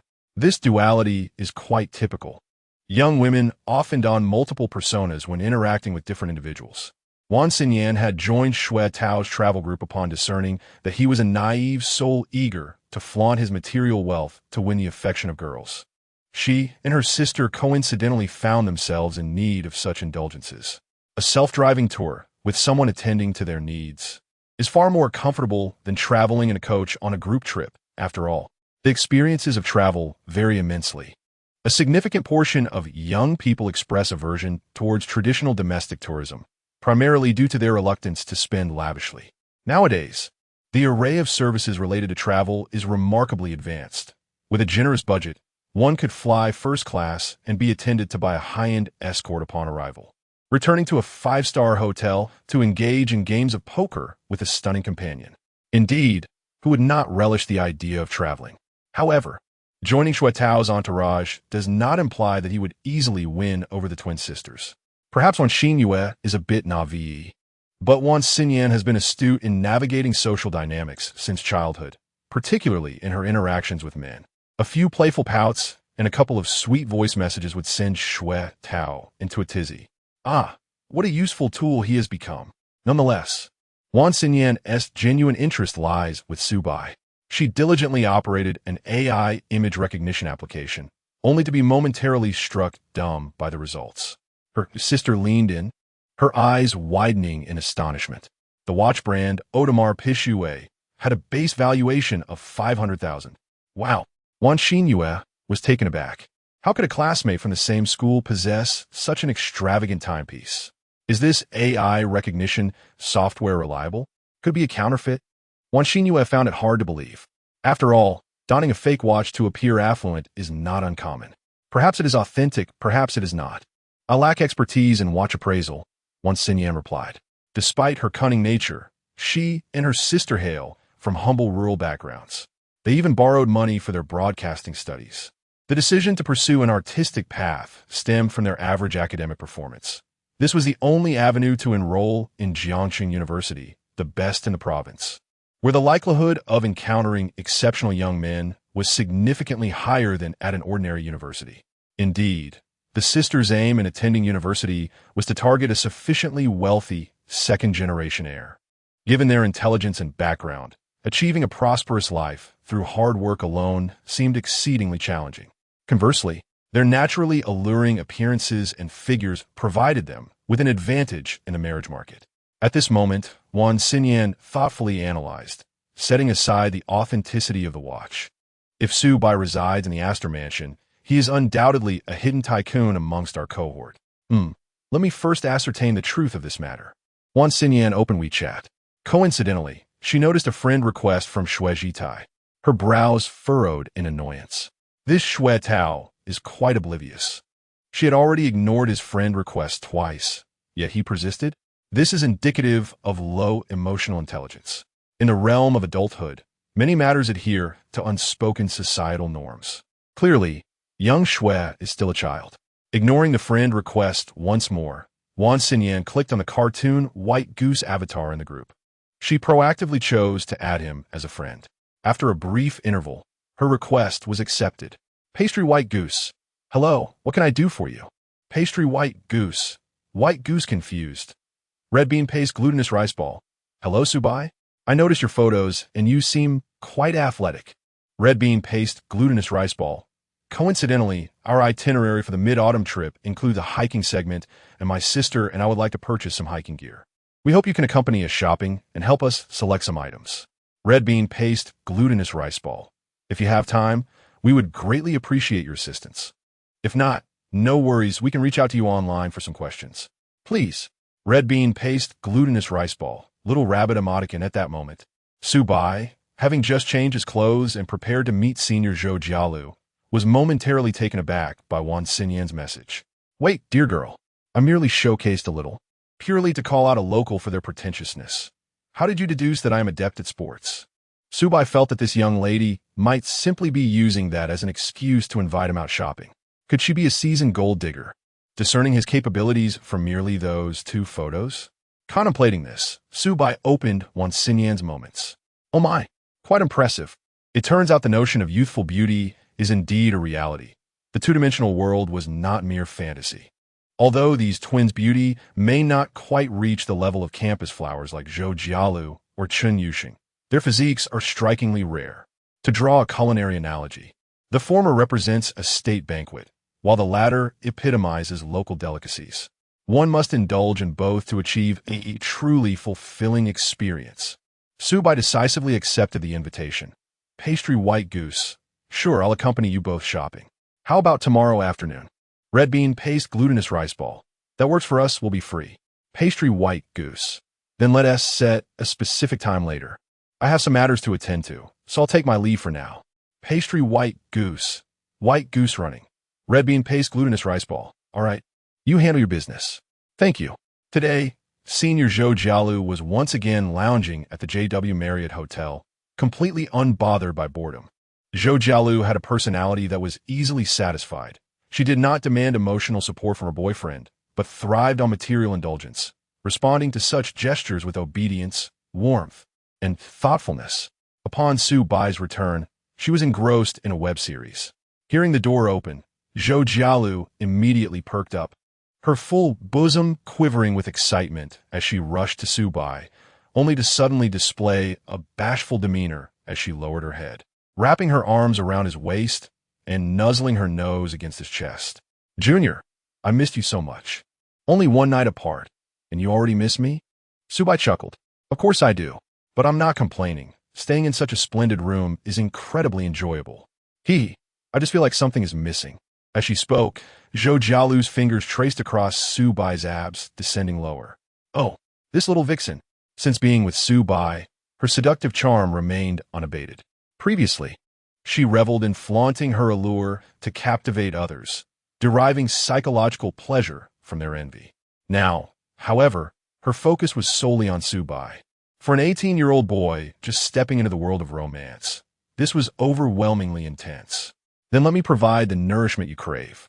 Su Bai lifted Zhou Jialu effortlessly, tossing her onto the bed, eliciting a gasp followed by a cascade of sultry laughter. Chapter 51. The Power of Money. Transforming the campus belle into a devoted admirer after a considerable time, Su Bai leaned against the window, embracing the delicate shoulders of the enchanting woman in his arms. In the past, he had encountered descriptions of such graceful shoulders in literary works, yet he felt no connection, having never experienced it himself. Now, however, he found a phrase exquisitely fitting. As he caressed her skin, smooth and exquisite like white jade, a wave of happiness and exhilaration surged within him. Is this the sensation of possessing a girl's unwavering affection, the feeling of first love? How delightful! While Su Bai was resting, Zhou Jialu suddenly rose. "What's the matter?" Su Bai asked. "Aren't you going to lie down a bit longer? There's still plenty of time before lunch." "Stupid Junior. You've messed up my makeup. I need to fix it quickly, or else if I'm hungry and rush out, I want to have time," Zhou Jialu huffed, casting a charming glare at Su Bai. With that, she swayed her hips and headed to the bathroom. Su Bai couldn't help but reminisce about the earlier moments they shared. Their rehearsal had been fervent, and in a moment of enthusiasm, Su Bai had urged his senior to employ her most formidable assets for a new tactical practice. After all, it was a shame not to make full use of such excellent resources. In the past, while daydreaming over Zhou Jialu's Douyin videos, he had imagined many similar scenarios. Although Zhou Jialu had initially declined him softly, she ultimately yielded after a brief show of modesty. What could she do? She simply adored her junior. Observing Su Bai's discomfort, Zhou Jialu felt it was her duty to bring him joy. This was her greatest advantage as Su Bai's woman. Perhaps due to it being their first time employing this tactical rehearsal, Su Bai, in the heat of their sparring, failed to grasp the key points and prematurely concluded their practice. Caught off guard, Zhou Jialu had to face the consequences, resulting in her makeup being smudged. After approximately half an hour, Zhou Jialu returned, having restored her appearance, and settled back at the edge of the bed. Just as Su Bai's hands were about to wander, she playfully admonished him, No, let us consider what to have for lunch first. Or perhaps we should go out for a stroll instead. Engaging in such activities all the time isn't good for your health, Junior." "You're so considerate of me?" Su Bai inquired. "Of course. You are my future support. It's essential for you to be in good health," Zhou Jialu replied with a cheerful smile, her seemingly light-hearted words betraying her sincerity. She wasn't merely indulging in a fleeting, hedonistic mindset. She intended to remain by Su Bai's side for the long haul. Feeling satisfied, Su Bai gently kissed Zhou Jialu's smooth forehead and suggested, "Then accompany me while I move, and afterward, we can find a place to eat nearby." "Moving? Have you found a long-term residence, Junior?" Zhou Jialu's eyes sparkled with interest. "Yes, a serviced apartment not far from the school," Su Bai affirmed. Without hesitation, he began packing his belongings from the hotel. He called for 2 attendants from the front desk to assist in loading everything into the vehicle. There wasn't much to carry, primarily Zhou Jialu's clothing and a high-end computer worth 100,000. With the rest being trivial daily necessities Su Bai had brought over from his dormitory. After all, he intended to reside outside regularly, viewing the dormitory as merely a place to return to occasionally. In such circumstances, the practicality of an SUV shone through, making transporting goods effortless. With one trip, they could complete the move. The renowned Porsche Cayenne was favored by contractors and factory owners alike for its spaciousness and load-bearing capacity, allowing it to function as a makeshift pickup truck when necessary. The Mercedes-Benz GLE was also commendable. At least for Su Bai, it would suffice for travel and camping needs. On the way, Zhou Jialu checked the apartment prices and curiously inquired, "Junior, this apartment must not be cheap, right? What is the monthly rent? I'm renting it annually for 33 million, all-inclusive. Is that so? Do you find it strange that I'm renting instead of buying, considering how wealthy I seem?" Su Bai teased. "Not at all. Your rental arrangement is entirely different from that of an average person," Zhou Jialu remarked, sticking out her tongue. 33 million is enough to purchase a new home for marriage in the suburbs of Jiangcheng, commonly referred to as a stepping stone. While the location might not be ideal, or the space slightly small, it would certainly be adequate for a young couple to settle down in Jiangcheng. Many recent graduates struggle financially, unable to gather enough for a down payment and often having to rely on their parents for support. However, for Su Bai, this was merely the expense of renting for a year, a pure indulgence. In terms of living expenses, a year's enjoyment equated to the savings of ordinary young couples over a decade. Moreover, he made the decision to rent without a moment's hesitation, which left Zhou Jialu utterly astonished. Her understanding of Su Bai deepened significantly. The apartment spanned 2 levels, encompassing 300 square meters, with exquisite decor and numerous accompanying services. Zhou Jialu instantly grasped the situation. With Su Bai's discerning eye, he would undoubtedly opt for a top-tier property and personally oversee the renovations. He wouldn't settle for an ordinary house. It was better not to buy at all. Whether selecting a property or overseeing renovations, both required time.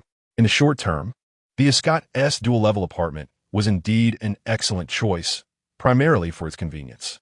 During the remaining hours of the morning, Zhou Jialu accompanied Su Bai in organizing his new home. This was Su Bai's first establishment in Jiangcheng. It was fitting to call it home. The Marriott Hotel didn't count, as it felt too corporate. Indeed, as Director Xia had said, residing there for too long made one feel untethered, as if floating through life. As for Zhou Jialu, she took the opportunity to embrace her role as the hostess, exploring the spacious 300 square meters. "Senior, I'll be having lunch with someone else. Can you order takeout for yourself?" Su Bai asked as he finished tidying up. Just then, a message from Xiaolin arrived, stating she was busy but on her way to the Escot. Upon hearing Su Bai's inquiry, Zhou Jialu's expression momentarily shifted to surprise before quickly transforming into a smile. "No worries, I'll order takeout for myself. Just wait for your return." After saying this, she wrapped her arms around Su Bai's neck and stood on her tiptoes to plant a kiss on him, her eyes glistening with reluctance. Su Bai couldn't help but smile mischievously. "You don't even ask who I'm having lunch with. You're not telling me because you don't want to, right? That's fine. I've mentioned before that I don't have a monopolistic view on your romantic life. As long as you hold a place for me in your heart, that's enough." So obedient, Su Bai praised, affectionately ruffling Zhou Jialu's hair. Is this the power of money? It allows a campus belle to humbly adopt the role of a devoted admirer, seemingly without reservation, refraining from interfering with Su Bai's interactions with other women. "Actually, it's nothing to worry about. It's just our class counselor, Xiaolin. She accompanied me to view this apartment this morning. It seems her family is quite affluent and knowledgeable about such matters." "I know Xiaolin," Zhou Jialu replied with a teasing smile. She was also a campus belle during her undergraduate years, with many suitors who failed to win her over. For her to agree to have lunch with you, it seems she holds quite a favorable impression of you. That's about it. I'm merely expressing my gratitude for her assistance. Indeed, our junior is a true gentleman. never harboring impure intentions towards the women around him. Watching Zhou Jialu's playful banter, Su Bai felt both amused and exasperated. He had just praised her for being understanding, only to have her head swell with pride. A punishment was in order. Thus, Su Bai engaged her in another rehearsal before setting off to join Xiaolin for lunch. Chapter 52. Xiaolin's blind date is frightened away by Su Bai. Summer Lin. Wait a moment, Summer Lin. Don't come in just yet. I've run into an acquaintance and need to handle this first. The agreed-upon lunch venue is a Western restaurant near the Astor Pavilion. The abundance of upscale dining options surrounding this serviced apartment indicates the substantial purchasing power of its residents, a fact recognized by the establishment's proprietors. As Su Bai approached the restaurant's entrance, he unexpectedly received a message from Summer Lin. If it were a mere casual acquaintance, she wouldn't have asked him to steer clear. Hence, it must be someone rather troublesome. This ignited a voracious curiosity within Su Bai. According to the system's assessment, Summer Lin had never been in a romantic relationship, so this troublesome acquaintance was likely either a suitor or a difficult relative. In such a situation, an obedient student would heed their advisor's counsel. However, Su Bai was evidently not the compliant type. He promptly stowed his phone away, feigning ignorance of the message, and strode directly into the restaurant. Sure enough, seated in a booth against the wall was Summer Lin, her expression a mix of politeness and mild impatience. A sharply dressed man stood a few meters away, ingratiatingly conversing with her. Summer Lin, I fail to comprehend what has caused you such discontent that you deny me even a single opportunity for a blind date over a meal. Since fate has brought us together today, why not sit down and have a proper discussion? Xiao Yinqing, I distinctly informed you via WeChat that I am not interested in blind dates and have no plans in that regard.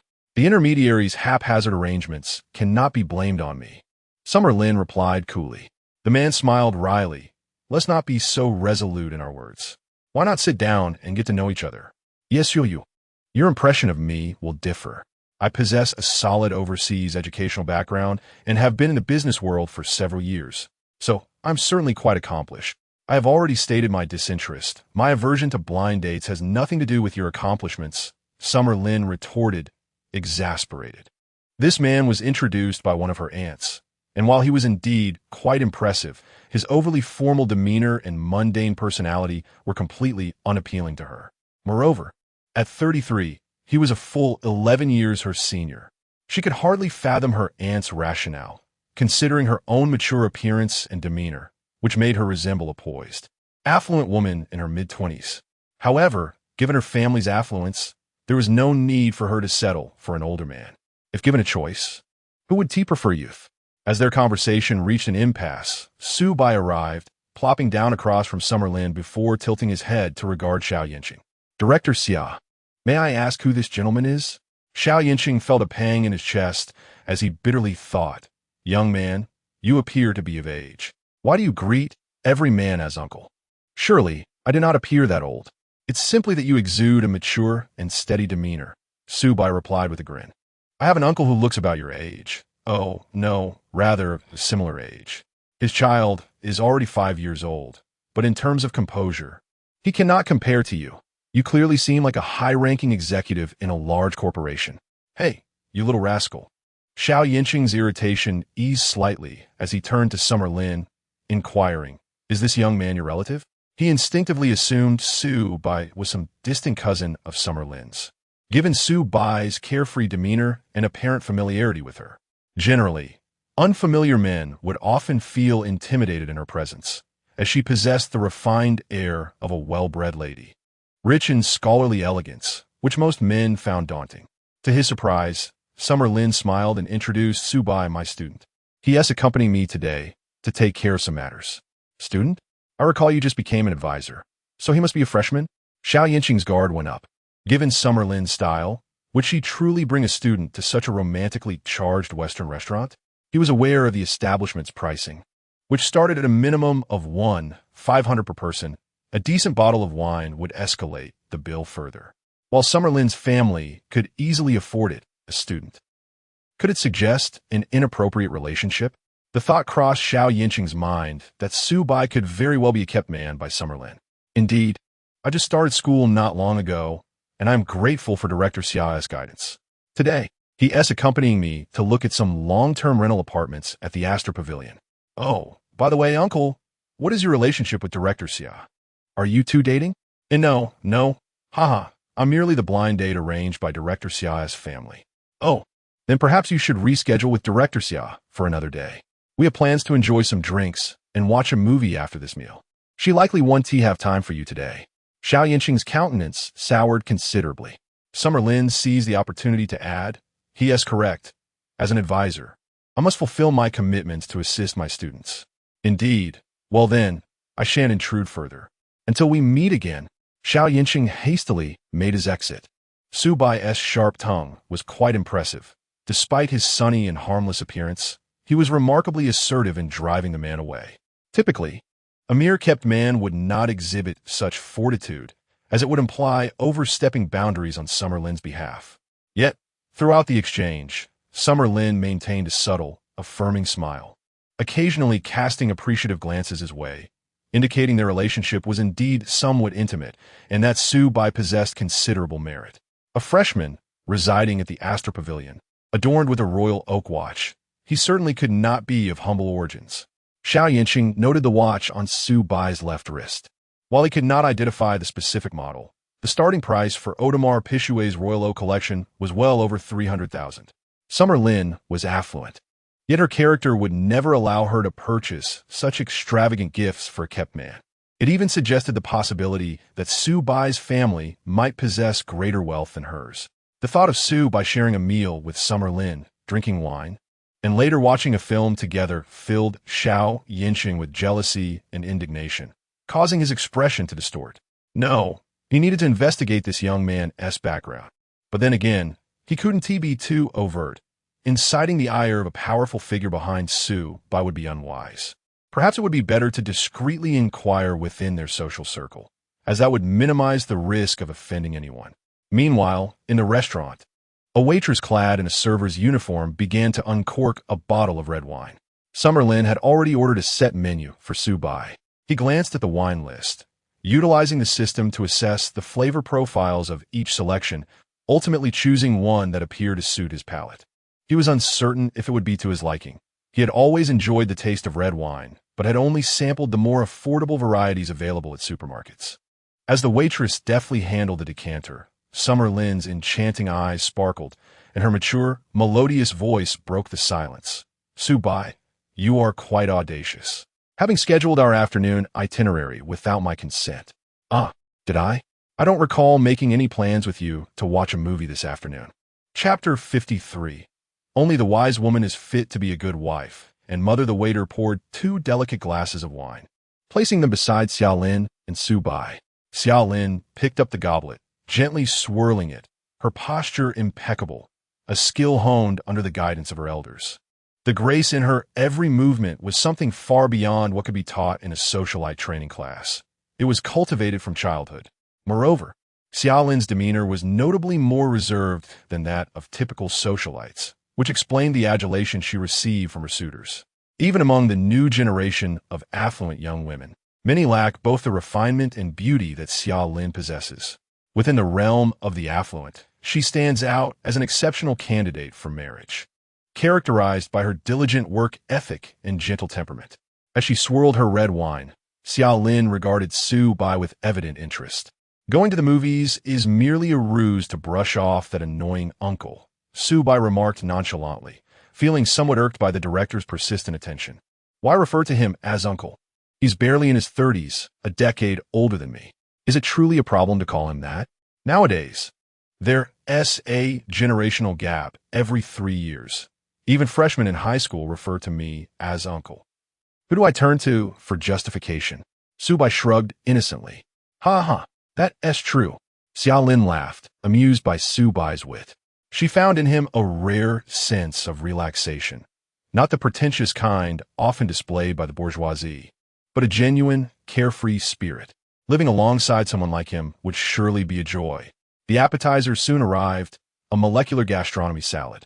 This culinary art involves inducing unique physical and chemical changes in ingredients, deconstructing and reconstructing their characteristics. For instance, there were foamy potatoes and lychees that resembled caviar. Occasionally indulging in such novelty was quite delightful. Nevertheless, the restaurant excelled in its meat dishes. Su Bai, with a hearty appetite for meat, had Xia Lin order lamb chops, steak, and fish fillet, accompanied by sides, ample enough for him to feast. The wine chosen for this meal was Sassicaia, hailing from Tuscany, Italy. It combined the structure of Bordeaux with the distinctive terroir of Tuscany, exhibiting aromas of black currant, cedar, and tobacco, with enhanced complexity as it aged. Su Bai selected the 2015 vintage, a premium choice priced at $36,000. After all, it was a meal to express gratitude to Director Xia. So splurging a bit on wine was justified. Ah, this flavor is delightful. I truly enjoy it, though I seldom treat myself to such luxury. Today, however, I shall indulge thanks to you. Xia Lin clinked glasses with Su Bai. It's nothing. I, too, have a craving. With Director Xia accompanying me. Savoring fine wine is a pleasure, Su Bai replied. If you're in good spirits, we could indeed catch a movie this afternoon. There's an art film that just premiered, which I haven't had the chance to see yet. May I interpret that as an invitation from Director Xia to watch the film together? Indeed. Will you join me? Xia Lin expressed candidly, devoid of any shyness. Her smile was refreshing, exuding a sense of spring-like warmth. Yet her athletic physique and delicate, lightly tinted skin stirred a certain excitement. If Zhou Jialu was the temptress, instantly inciting wicked thoughts, then Xia Lin embodied the archetype of a devoted wife, prompting daydreams of her in a pure white wedding gown. Su Bai pondered for a moment. Watching a movie sounds appealing, but I do prefer not to go to a traditional cinema. By the way, the private screening room at Yasi Pavilion allows for on-demand viewing of theatrical releases, correct? Yes, that's a perk for residents, she confirmed. Then let us venture there to see if they have the film Director Xia wishes to watch. Absolutely. With their movie plans set, both hastened their dining pace. Xia Lin felt a thrill of anticipation for this film.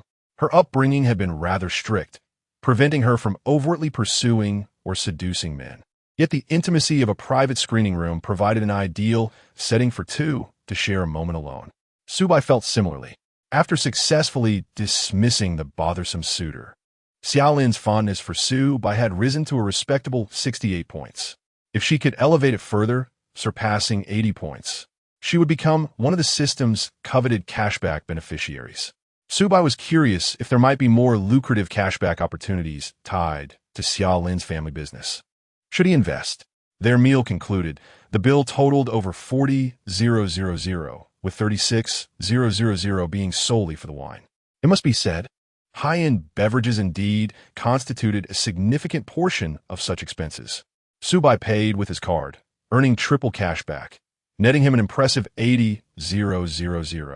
The exhilarating sensation of indulging in lavish dining while profiting from it was unparalleled. Many wealthy individuals often find that their money does not come easily, and spending it can be a source of regret. They may feign nonchalance at the time of payment, yet internally, they may not feel as liberated. In contrast, Su Bai's ease radiated from within. To Xia Lin, it appeared as a manifestation of his upbringing. She could not help but speculate about Su Bai's background. Earlier in the semester, she had perused his profile. Both of his parents were ordinary workers in a company, having passed away at a young age, leaving him in the care of a neighbor. It seemed unlikely that he possessed the means to support such a lifestyle. Xia Lin mused that the term parents might not even refer to his biological ones, as such melodramatic tales were not uncommon among the affluent. However, that was a matter for another time. Presently, Xia Lin was focused on watching the movie with Su Bai. She had initially planned to play tennis with a friend that afternoon, but postponed it for this film. She needed this opportunity to subtly advance their relationship into a realm of mild flirtation, carefully measured, without overstepping. The private cinema at Yasi Pavilion was nestled within the same complex as her apartment, surrounded by a man-made stream that flowed through a secluded courtyard. According to Xia Lin, the exterior design of the pavilion blended New Chinese styles. What is New Chinese? It is a fusion of traditional aesthetics with modern, often jarring elements that might leave a seasoned landscape architect aghast. I must admit, I don't quite understand, but I find it quite beautiful. The materials used for the flooring must be costly, wouldn't you say? Indeed, the flooring is marble. Judging by its quality, it's certainly superior to that of most five-star hotels, Xiao Lin replied, a hint of pride in her smile. The place I recommended is undoubtedly of sufficient caliber to match your status. What status do I possess? I'm quite oblivious, Su Bai feigned ignorance, sensing Xiao Lin's probing. A lie, shrouded in ambiguity, is often most effective in misleading. There was no need for Su Bai to be overt. His spending would speak volumes on his behalf. Unable to extract further information from him, Xiao Lin smoothly transitioned to another topic, exhibiting remarkable grace without a hint of awkwardness. She is indeed a clever woman. Su Bai silently evaluated. Intelligence is indeed a quality that befits the ideal wife and mother. Chapter 54. The affectionate sister-in-law, Su Bai, a master of investment? In the private screening room, Su Bai was reminded of the dimly lit classrooms where music majors trained during high school. The atmosphere was serene, with soundproofing materials adorning the walls. Naturally, the decor of his old high school could not compare to this place. After communicating with the apartment staff, he learned that the film Xiao Lin wished to see was available for screening, and thus, a movie commenced seamlessly. Is this your first time watching a movie with a girl? Xiao Lin inquired casually, playing with a lock of hair that fell at her temple. Well, sort of. If we exclude childhood friends, Su Bai replied with a gentle smile. I had a childhood friend who lived across from my house. I remember being taken to see a film when we were quite young. It was an American blockbuster, though I've forgotten the plot. It seemed less engaging than the latest blockbuster. Children often lack the patience to appreciate films, which is why theaters are frequently filled with their chatter. That surely doesn't count. Childhood friends rarely develop into romantic interests, given their familiarity, Xiao Lin remarked. Su Bai, reflecting on his past with Jiang Qiran, couldn't he help but smile faintly. How peculiar that she insisted on joining their travel group when they had agreed to act as strangers in college. Forget it. Jiang Qiran has always been unpredictable, and I'm too lazy to speculate, he thought. Previously, he was disinclined to guess, but now, he found it unnecessary. The affluence of a wealthy individual should be enough for the beautiful women to ponder his intentions. All right, the opening credits are over. The movie is starting. Xiao Lin nudged Su Bai's arm, signaling him to quiet down, and then focused intently on the film. To be honest, Su Bai found it challenging to appreciate art films. He preferred action-packed dramas or humorous daily life stories. However, with Xiao Lin beside him, her delightful fragrance wafting through the air, he felt a sense of tranquility. The dimly lit private screening room provided an excellent level of privacy. Unlike typical cinemas, there were no surveillance cameras here. Wealthy gentlemen residing in luxurious apartments often employed this venue for dates. Yet, Xiao Lin was far removed from the ordinary women of such establishments. Thus, Su Bai remained composed, stealing glances at her from time to time.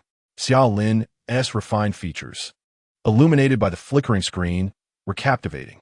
After catching him staring, she tilted her head, meeting his gaze. Why you keep looking at me? Because you're beautiful, he replied. Xiao Lin's bright eyes sparkled as she continued. Su Bai, I've always wanted a close friend who could assume a younger brother role.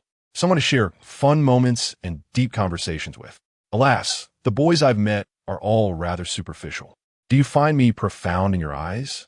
Of course. You're quite exceptional. So, will you acknowledge me as your sister? I will be delighted to, he answered. Then come a little closer, she said, gesturing for him to lean in. Su Bai shifted closer, feeling her sweet breath against him. From now on, I'll call you Xiao Bai, and you can call me Linjia, or just sister will do. All right, Linjia. Now lie down and experience a sister's tenderness. Place your head here, she instructed, patting her thigh clad in yoga pants. Is this the legendary knee pillow? He mused. Her thigh, toned from frequent exercise, offered an indescribable elasticity. I noticed you had some red wine with lunch. It seems to have gone to your head. Let me give your head a little massage. Is this treatment really for me? Su Bai was taken aback, recognizing Xiao Lin's intention to draw closer to him. After all, it was evident that she harbored feelings for him. It's a misconception that affluent women are immune to the allure of wealth. Often, those from good families with strict upbringing value a partner's financial stability. On top of that, they consider looks and personality once financial criteria are met. Su Bai was not deluding himself. Among the wealthy, his appearance and character were indeed top-notch. Thus, it was perfectly reasonable for Xiao Lin to develop feelings for him.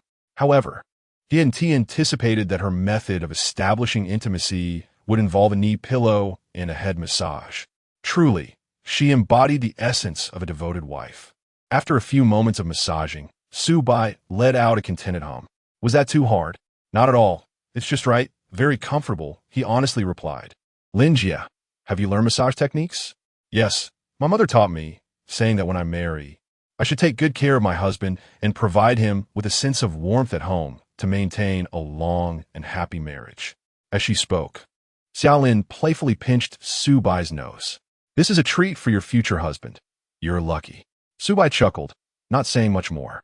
Undoubtedly, such a level of suggestion was the most explicit Xiao Lin could express, being the traditional type of devoted wife. Su Bai felt a long-desired sensation of being cared for by an older sister. This feeling was comforting, especially since he had lost his parents early, leading to a scarcity of such warmth in his life. Despite his independent and strong character, who doesn't he appreciate being cared for? He found himself comparing Xiao Lin to Zhou Jialu. Interestingly, Jialu was merely a year younger than Xiao Lin, one in her 4th year of university and the other in her 1st year of graduate studies. However, in his interactions with Zhou Jialu, he never sensed her psychological age was greater than his. Instead, it felt more akin to a charming little wife. In essence, Zhou Jialu epitomized the demure type, though her strikingly attractive figure often overshadowed her true nature.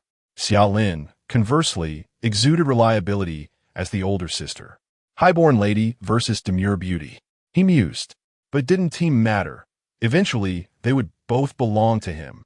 In truth, after finishing the wine, Su Bai felt a bit tipsy, and Xiao Lin's head massage was incredibly soothing. Coupled with the hypnotic nature of the art film, it wasn't too long before he fell into a deep slumber. Ding! Detected that the host has fallen asleep on the lap of an S-class goddess, categorized as a special indulgence behavior. Reward: Cash 1, 000,000. Reward: Skill, Finance, and Investment, Master Level. If he had dozed off watching an art film with a literary girl, she would undoubtedly have been furious, perhaps even exposing him on social media. However, Xiao Lin was not a literary girl. Her purpose in bringing Su Bai to the private cinema was quite deliberate. Now that her objective was achieved, she could indulge in something amusing while he slept. Just as Xiao Lin prepared to lift Su Bai's shirt, his phone, resting nearby, lit up, revealing a new message. Construction Bank, an amount of 1,000,000 has been credited to your account ending in investment portfolio earnings settlement. Instantly, Xiao Lin's eyes widened in astonishment. Chapter 55.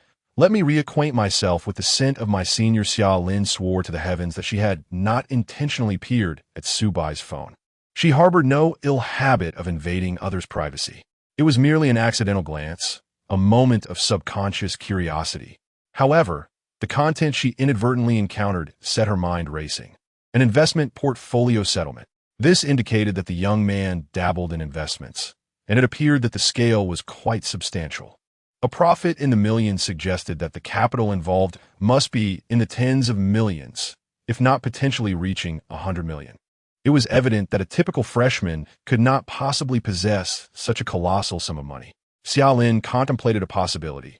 Perhaps Su Bai's family entrusted him with a portion of their funds as a means of training him. Of course, it was unlikely that he would earn profits continuously. Investments are inherently volatile.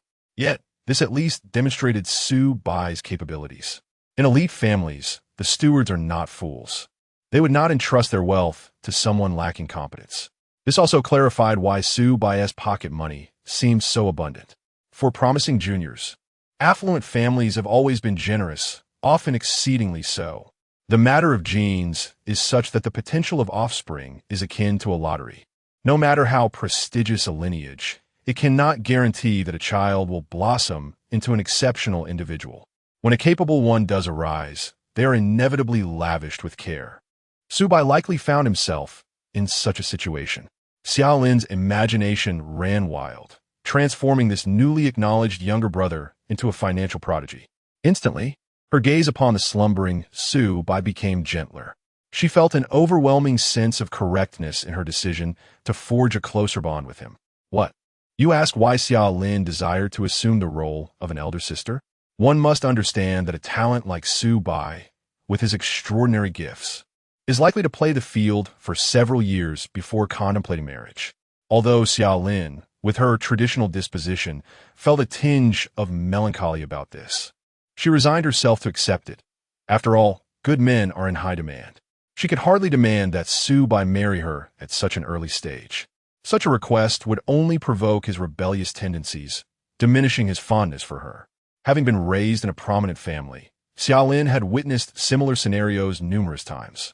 Rather than courting trouble, it was wiser to assume the role of a protective elder sister, remaining by Su Bai's side until he matured and was ready to settle down. During this process, Xia Lin intended to subtly acclimate Su Bai to her presence, ensnaring him in a gentle yet persuasive manner. Thus, she could ensure a victorious outcome in the end. With her plans solidified, Xia Lin ceased her musings and devoted her attention to Su Bai. Her younger brother was sleeping so soundly, she chuckled softly to herself, thinking it was time for her to check on his well-being and assess his development. In the privacy of the darkened cinema, a pair of mischievous hands reached for the young man's abdomen. Time passed unknowingly until Su Bai stirred from his slumber.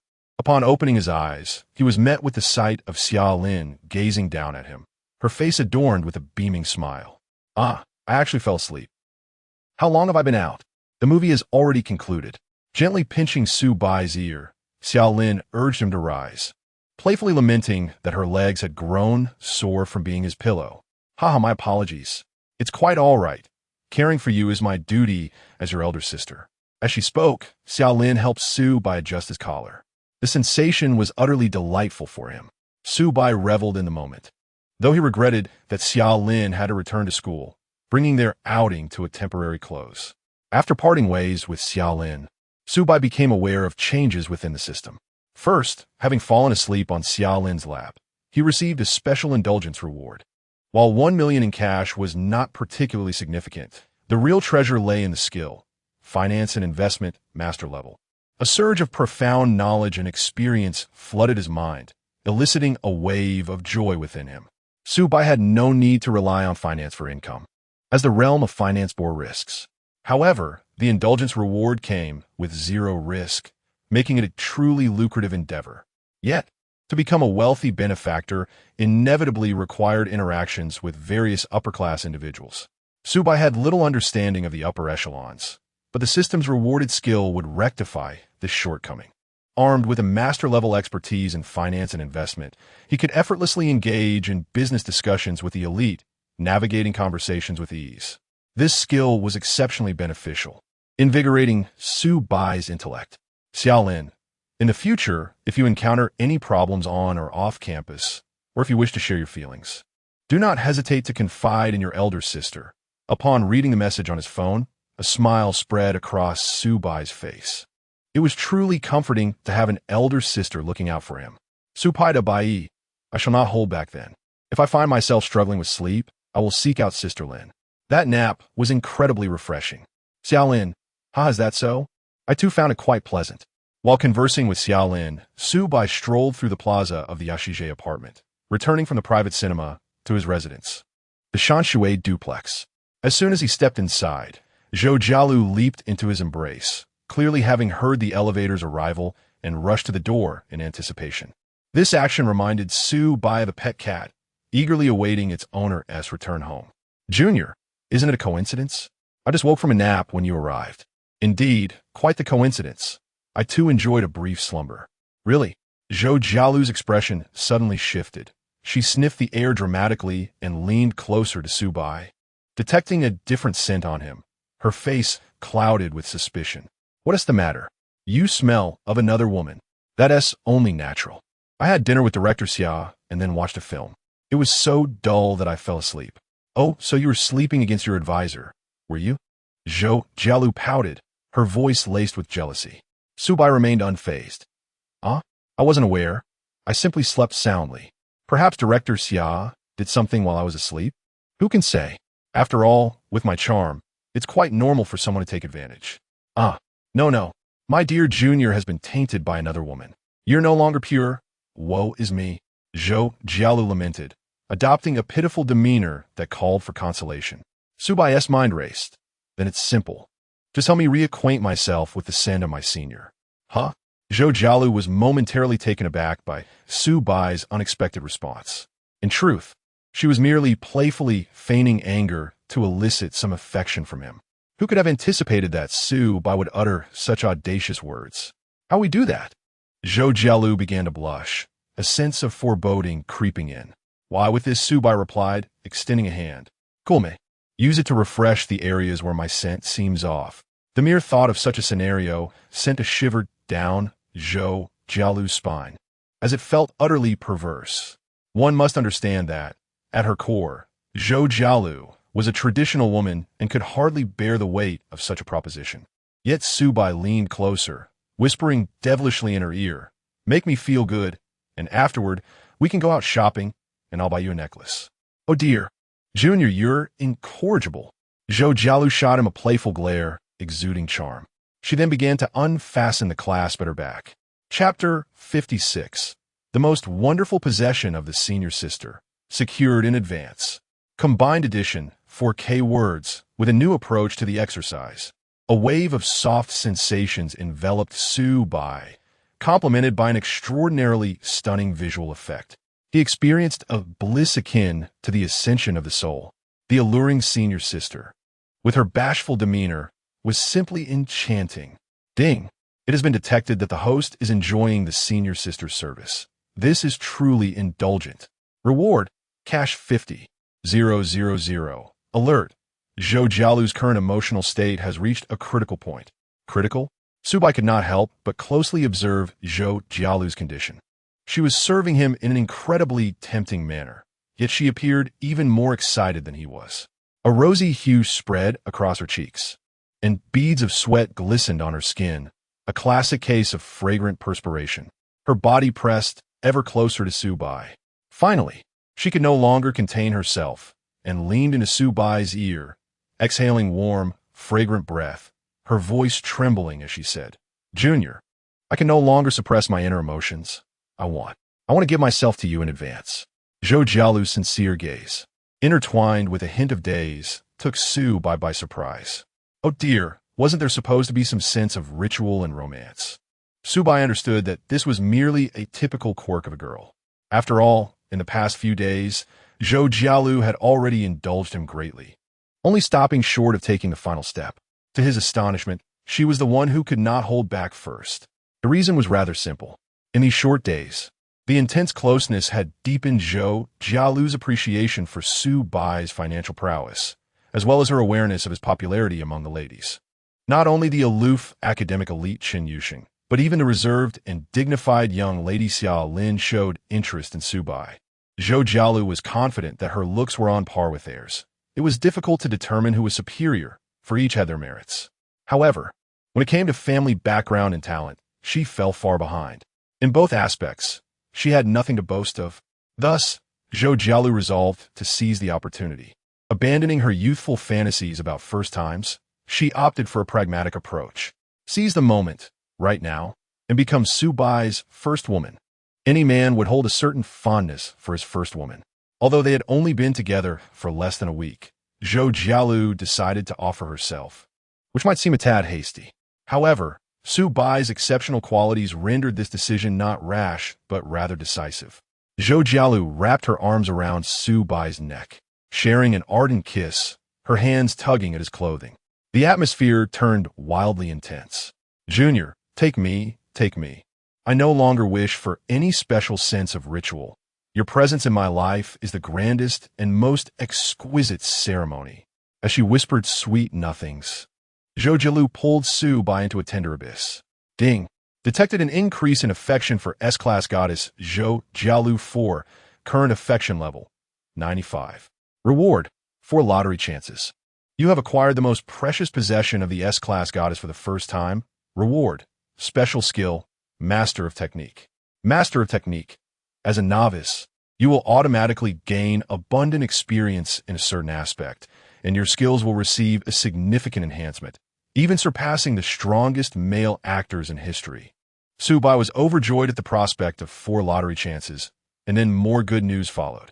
This special skill, well, it was undoubtedly invaluable for the affluent.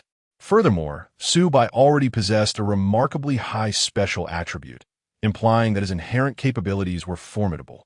Coupled with the top-tier enhancement of the software, one could only imagine the strength of his prowess. Glancing at Zhou Jialu, nestled beneath the covers, Su Bai pondered, letting her rest a while before attempting to harness the newly acquired extraordinary skill. This senior sister must surely be exhausted. At that moment, Zhou Jialu had burrowed deep into the blankets, taking her time to emerge. When her emotions surged, she gazed at the junior, relishing in pleasure. Her innate fiery nature ignited, and she playfully teased Su Bai in various audacious ways. They successfully exchanged each other as treasures. After several heart-stirring exercises, they completed their first official encounter. Once she calmed down, however, shyness and reason reclaimed dominance. She needed to engage in some mental preparation before facing Su Bai again. Another reason for hiding under the covers. She was simply fatigued. Indeed, Su Bai's suspicions were correct. The body enhancement liquid had elevated his prowess to an exceptional level. Furthermore, the special attribute points acquired from the lottery had bolstered him further. Now Su Bai was akin to a demigod. Even after exerting considerable effort, Zhou Jialu could only achieve a state of peace and tranquility. Yes, it could be said that she was experiencing a mix of pain and pleasure. In the cocoon of warmth, Zhou Jialu embraced Su Bai, snuggling against him. Suddenly, she sensed Su Bai shifting as if about to leave. She quickly pouted, "Junior, don't go. Let me hold you a little longer, please." "I'm not leaving. I'm just going to grab a bottle of ice-cold cola," Su Bai replied, playfully patting her behind to reassure her. "Don't worry, I'll stay right here. I just want a can of cola for after." Oh. While others might indulge in post-coital cigarettes, Su Bai opted for cola instead. What an amusing junior. Perhaps it was this carefree and nonchalant attitude that attracted Zhou Jialu. Soon, Su Bai returned, reclining against the headboard while sipping his cola. The cool beverage slid down his throat, refreshing him. However, the refreshing feeling did not last long, as Zhou Jialu remained nestled in the blankets, wrapping her arms around his waist. Her small hands were restless, attempting to reignite the playful tension between them. "Little hands of a girl who misbehaves will face punishment," Su Bai remarked, lifting the blanket and shifting from seated position to kneeling on the bed. His posture straightened as he faced the novice temptress. In her lower position, Zhou Jialu gazed up at him, captivated by his formidable presence. She held her breath, closing her eyes, trembling with anticipation. "Junior, please have a little mercy on me. Master of Technique, activate." After a considerable time had passed, Zhou Jialu lay in Su Bai's embrace, utterly spent, resembling a delicate fawn. In contrast, Su Bai remained vibrant and full of life. This was the prowess of the Master of Technique. I wonder how many possess such skills? Not only was his technique unmatched, but his stamina was also incredible. Following a triumphant first battle, Su Bai felt satisfied as he affectionately played with Zhou Jialu's hair. He glanced at the system and discovered that her affection level had risen to an impressive 97 points, granting him 2 additional lottery chances, totaling 6. Su Bai decided to save up for a total of 10 chances for a 10-draw event. Just then, Zhou Jialu lazily and sweetly inquired, "Junior, do you think I am a particularly vulgar woman?" "Vulgar? In what way?" She continued, "Initially, I didn't intend to engage in that. But upon hearing you mention buy me jewelry, everything just unfolded naturally. I don't merely love money. I simply feel that since you treat me so well, it's only natural for us to progress together." Zhou Jialu rambled on, her words sticky and sweet. Before she could finish, Su Bai silenced her with a kiss. He gently pecked her cheek, gazing in her eyes, and said softly, "I adore a senior sister who loves money. After all, I possess a financial prowess." She froze for a moment before bursting into laughter, her previously worried expression blooming into a radiant smile. Indeed, she does not resist being perceived as materialistic, yet she is concerned about Su Bai's opinion. Essentially, Zhou Jialu is entirely indifferent to other men, having firmly acknowledged Su Bai as her chosen one. Fortunately, The junior is a broad-minded and open-hearted man, making them a match made in heaven. Half an hour later, the two appeared on a nearby pedestrian street. Although they could have continued their intimate moments, Zhou Jialu feared another advance from Su Bai, as she knew she would be unable to withstand it. Thus, they each took a shower and ventured out to shop. What? You wonder why they didn't shower together? That would alter the very essence of bathing. Zhou Jialu is indeed delicate, and Su Bai possesses remarkable strength. She couldn't help but question how this junior could be so impressive, making her doubt if he was truly inexperienced. Regardless, she reassured herself that she must be the first woman he has encountered since entering university, and that was more than enough for her. Zhou Jialu's mindset was one of contentment. Su Bai, however, was not satisfied. He yearned to indulge further. If he were to be likened to a character from the realm of extravagant spenders, he would undoubtedly be Chovy in the professional League of Legends scene. A master in financial prowess, Su Bai resolved to purchase a necklace for Zhou Jialu before dinner. A girl with such a splendid figure would be perfectly complemented by a delicate and luxurious necklace. In addition to the necklace, he also had his eye on a brooch that perfectly matched the essence of his beloved senior. His criteria for choosing jewelry were purely based on aesthetics, entirely disregarding the price. 2 necklaces and a brooch later, he had spent over 200,000. Zhou Jialu felt somewhat numbed. For Su Bai, money seemed merely a number. What a blissfully numbing sensation it was. She wished to remain enveloped in this state for eternity. Zhou Jialu clung tightly to Su Bai's arm, making a wish. Her steps were slightly unsteady, somewhat unnatural. Those in the know would understand. Su Bai, being considerate, slowed his pace to accommodate her delight.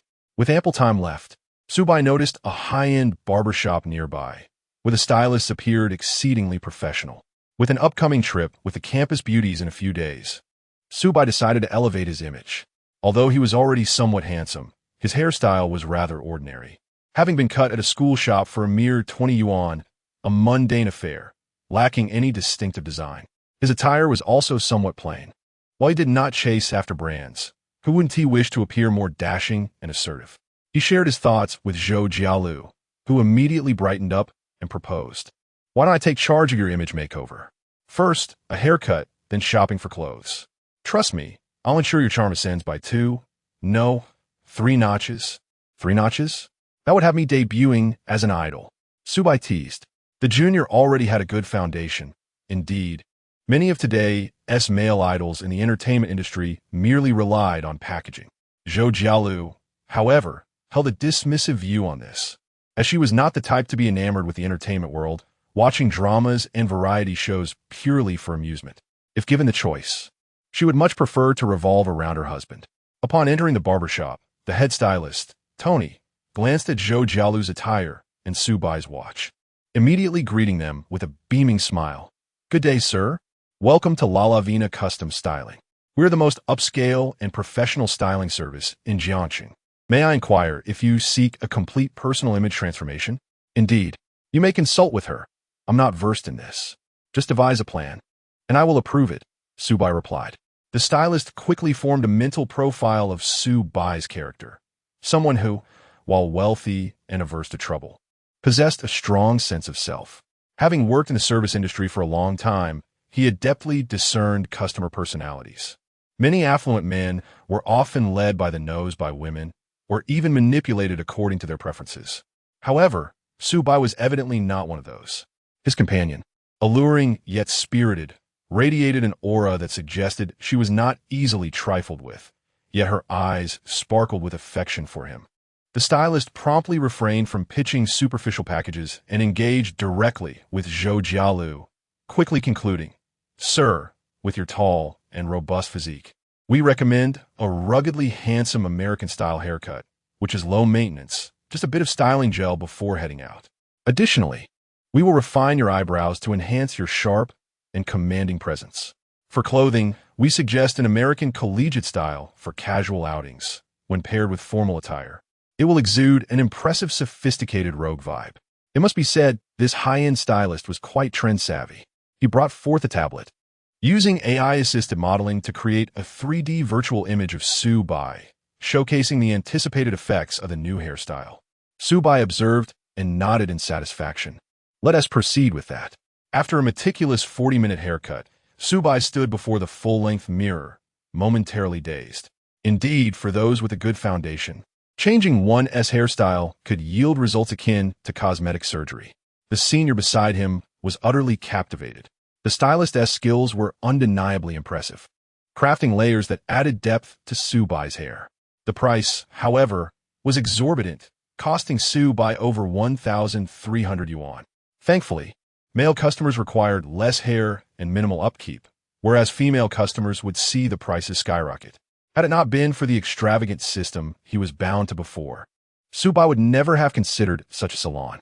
1,300 could have afforded him over 60 haircuts at the average price of 20 yuan. A haircut once a month would suffice for several years. While those 20 yuan cuts may not have enhanced his looks, he had long since realized that being handsome could facilitate his romantic pursuits, allowing him to connect with more potential partners. Following this, under Zhou Jialu's guidance, Subai completed his American collegiate ensemble at a trendy clothing store. Chapter 57. The frustration of Shui Tao, repeatedly rejected by girls as summer gracefully transitions into autumn. The weather in Jiangsheng has begun to cool.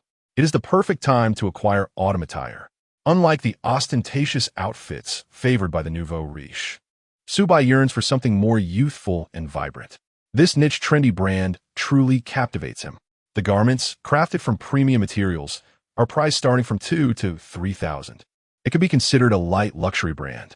After effortlessly selecting several outfits, he has spent over 50,000 in one go. The shopping spree has nearly reached 300,000, with a cashback of 150, resulting in an impressive near five-fold return. Indeed, Zhou Jialu is a little fortune-bringer. He feels that the cashback ratio he receives from her is consistently high.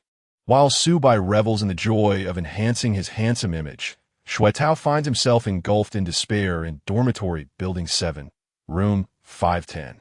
The reason is simple. Wan Xinyan has yet to accept his friend request. This is perplexing since it was she who, drawn by his charm, had actively sought to join the travel group in the first place. Now, however, she refuses even to add him as a friend, leaving him bewildered. Today's girls truly lack understanding. With the Mid-Autumn Festival fast approaching, there are many details to arrange for the trip, and communication is severely lacking. As Chu Mingjie fiddles with his earphone collection, he interjects, "That's overly detailed.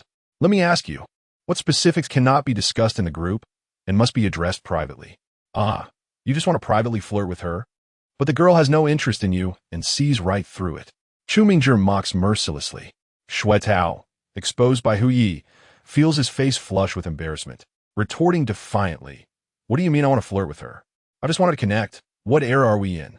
Hu Yi, how can you be so old-fashioned? As the saying goes, the more friends, the more paths. So your intention in befriending Wan Xinyan from the Art Academy is to find what path?" Chu Mingjie retorts sarcastically. "Quite the opposite. As an outsider, she would benefit from having me as a friend in times of difficulty. After all, I'm a local, with 4 houses in my family, and I drive a Magotan." Shui Tao begins to recite grandiosely. Chu Mingjie is left dumbfounded by this unique perspective of a local. "Come on, buddy. You're being overly self-absorbed.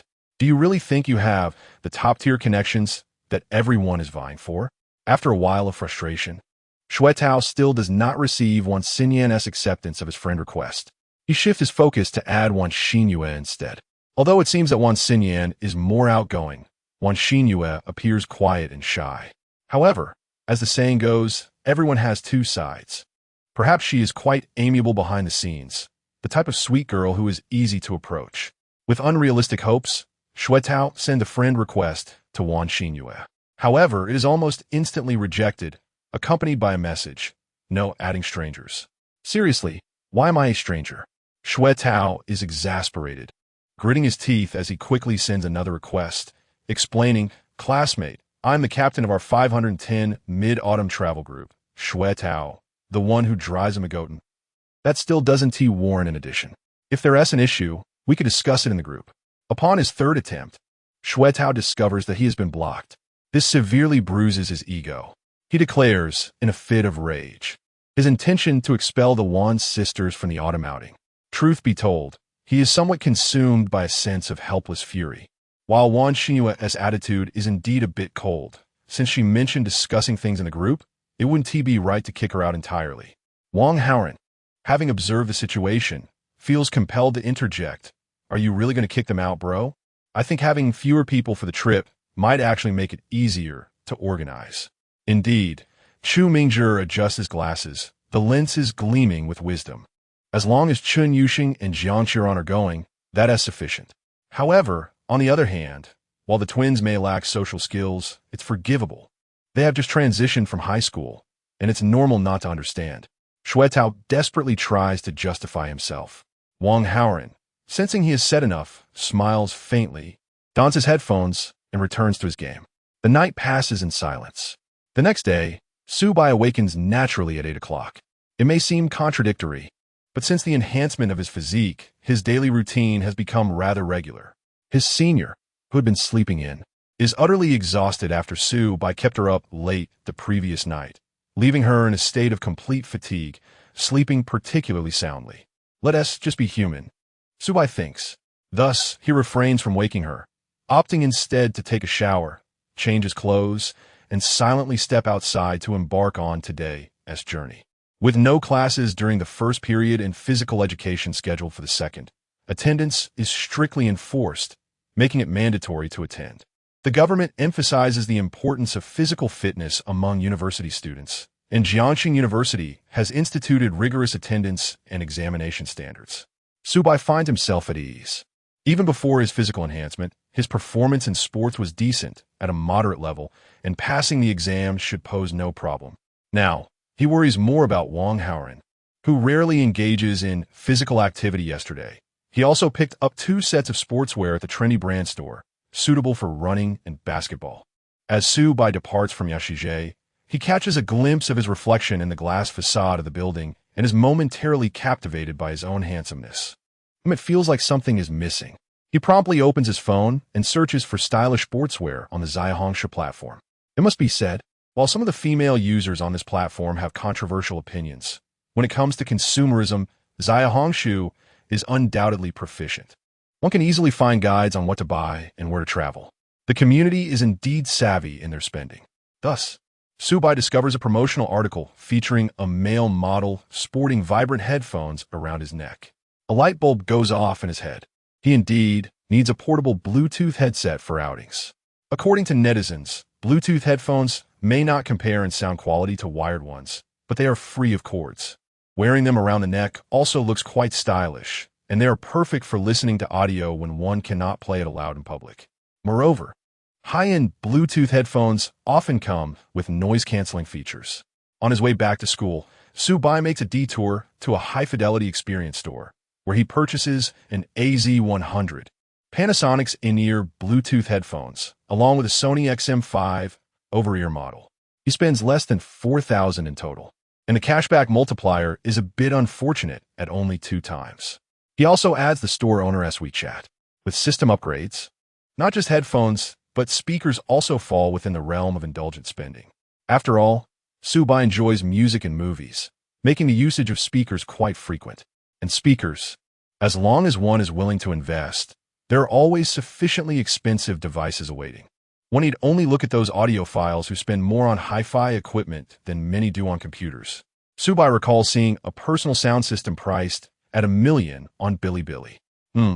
Once he finds the perfect villa for himself, he will set up a complete system, fully customized, aiming for a cashback of at least $10 million. However, for now, his priority remains attending physical education class. Chapter 58. The sisters go to watch Su Bai play basketball in physical education classes. Students have the liberty to choose their preferred sports, with some popular options such as basketball, archery, and Go requiring a competitive selection process. Go, in particular, is favored by many for its leisurely nature, allowing players to remain seated with minimal movement, making it a hit among the lazy university students. However, Su Bai harbored little interest in traditional Go, favoring the 8-player Go games available on his computer. Hence, he opted for basketball, a sport he was familiar with, having occasionally played with classmates during high school for relaxation. Upon arriving at the basketball court, the teacher was organizing the students into lines for warm-up exercises. Subai joined the queue alongside a classmate, Zhang Zhixian, who resided in dormitory 514, directly across from Subai's room. While not particularly close, Subai had heard rumors about Zhang's romantic escapades. Often regarded as a love guru among their peers, dispensing dubious advice about girls. Upon spotting Subai, Zhang Zhixian leered mischievously, "Today, we have the privilege of using this playground." "Why, you ask?" "The girls' class is practicing aerobics in the indoor gym to the north of the playground." Zhang's eyes sparkled with anticipation as he exclaimed, "When we have free time, I simply must sneak a peek. It would be a feast for the eyes." It was well known that aerobics classes required tight-fitting uniforms, and the thought of 18 or 19-year-old freshmen clad in such attire was enough to stir excitement. "Hey, Baigu, care to join me? You're handsome, so if we get caught peeking, they might not be too angry with you," Zhang Zhixian suggested, addressing Subai as Baigu due to his imposing stature and authoritative presence. Subai resolutely shook his head. "I'm not going." "Why not? It's a splendid opportunity. Who knows if they'll come back here next week?" Zhang Zhixian pressed. Subai pondered the reality that many girls often struggled to pull off revealing outfits, either lacking curves or possessing less than ideal proportions. "Indeed, you have a point," Zhang Zhixian chuckled. "But I've done some digging, and there are twin sisters from the School of Arts, one Xin and one Xin, who are quite stunning." "Wait, you mean one Xin and one Xin?" Subai interjected. "Ah, Baigu, you know them?" Zhang Zhixian's eyes widened in surprise. "To some extent," Subai replied nonchalantly. Understanding dawned on Zhang as he nodded. If there was a semblance of familiarity, peeking would feel inappropriate and potentially awkward if they crossed paths later. However, Subai's thoughts lingered on a different train of logic, considering that one Xin had recently added him on WeChat and invited him out for shopping, likely intrigued by his capabilities. Hence, he saw no need to pursue her actively. As the class began, the teacher addressed the students, with the National Day holiday behind us. "We are preparing for the upcoming sports meet, and I encourage everyone to sign up for various events." The focus of the current class was on restorative physical training, given that most students needed to recover from their rigorous senior year and military training. "Let us warm up with 5 laps around the track." The basketball instructor, a retired city-level athlete, towered over Subai at nearly 6 feet 3 inches. His presence exuded authority, though his noticeable beer belly suggested a penchant for indulgence. As he barked instructions for 5 laps, students groaned, especially those unaccustomed to physical exertion. In the midst of the running, Wang Hao ran, Shui Tao, and Chu Mingzhe found themselves clustered together, their similar heights placing them in the middle of the line, while Subai lagged behind. Wang Hao ran struggled, panting after just 1 lap, while Shui Tao, determined to compete with his peers, pushed through despite his fatigue. Chu Mingzhe, on the other hand, appeared nonchalant, often running late at night adorned in flashy attire, claiming to be preparing for a glow-in-the-dark running club, a supposed haven for singles. After completing 5 laps, some students collapsed onto the grass, like Wang Hao ran, who lay sprawled and gasping for breath. The physical education teacher promptly instructed them not to sit or lie down immediately, but to walk for a while to facilitate recovery. As Chu Mingzhe strolled leisurely, he cast a disdainful glance at those he deemed unathletic, muttering, "It seems these people lack an understanding of sports. Truly, they possess no taste." Just then, he noticed Subai, who had been walking at a leisurely pace in the back. His eyes widened in surprise. "Wait a minute, what are you wearing?" Having been at the back of the line, Chu Mingzhe had previously overlooked Subai's attire. Now, he was taken aback to see Subai sporting a unique brand, a trendy label that Chu Mingzhe himself admired for its aesthetic appeal. The brand was known for its stylish designs, ideal for attracting attention, and its price point catered to those with a taste for finer things. However, it was a distinctly American streetwear style that did not quite suit Chu Mingzhe's slender frame. In contrast, Subai looked as if he had stepped off a runway, exuding confidence in the ensemble. "Subai, my friend, have you taken a fashion? And that new hairstyle is quite impressive. I thought people from outside the region lacked a sense of style, but here you are, looking sharp." "Yes, I had it done off campus," Subai replied. "Why the sigh? My friend?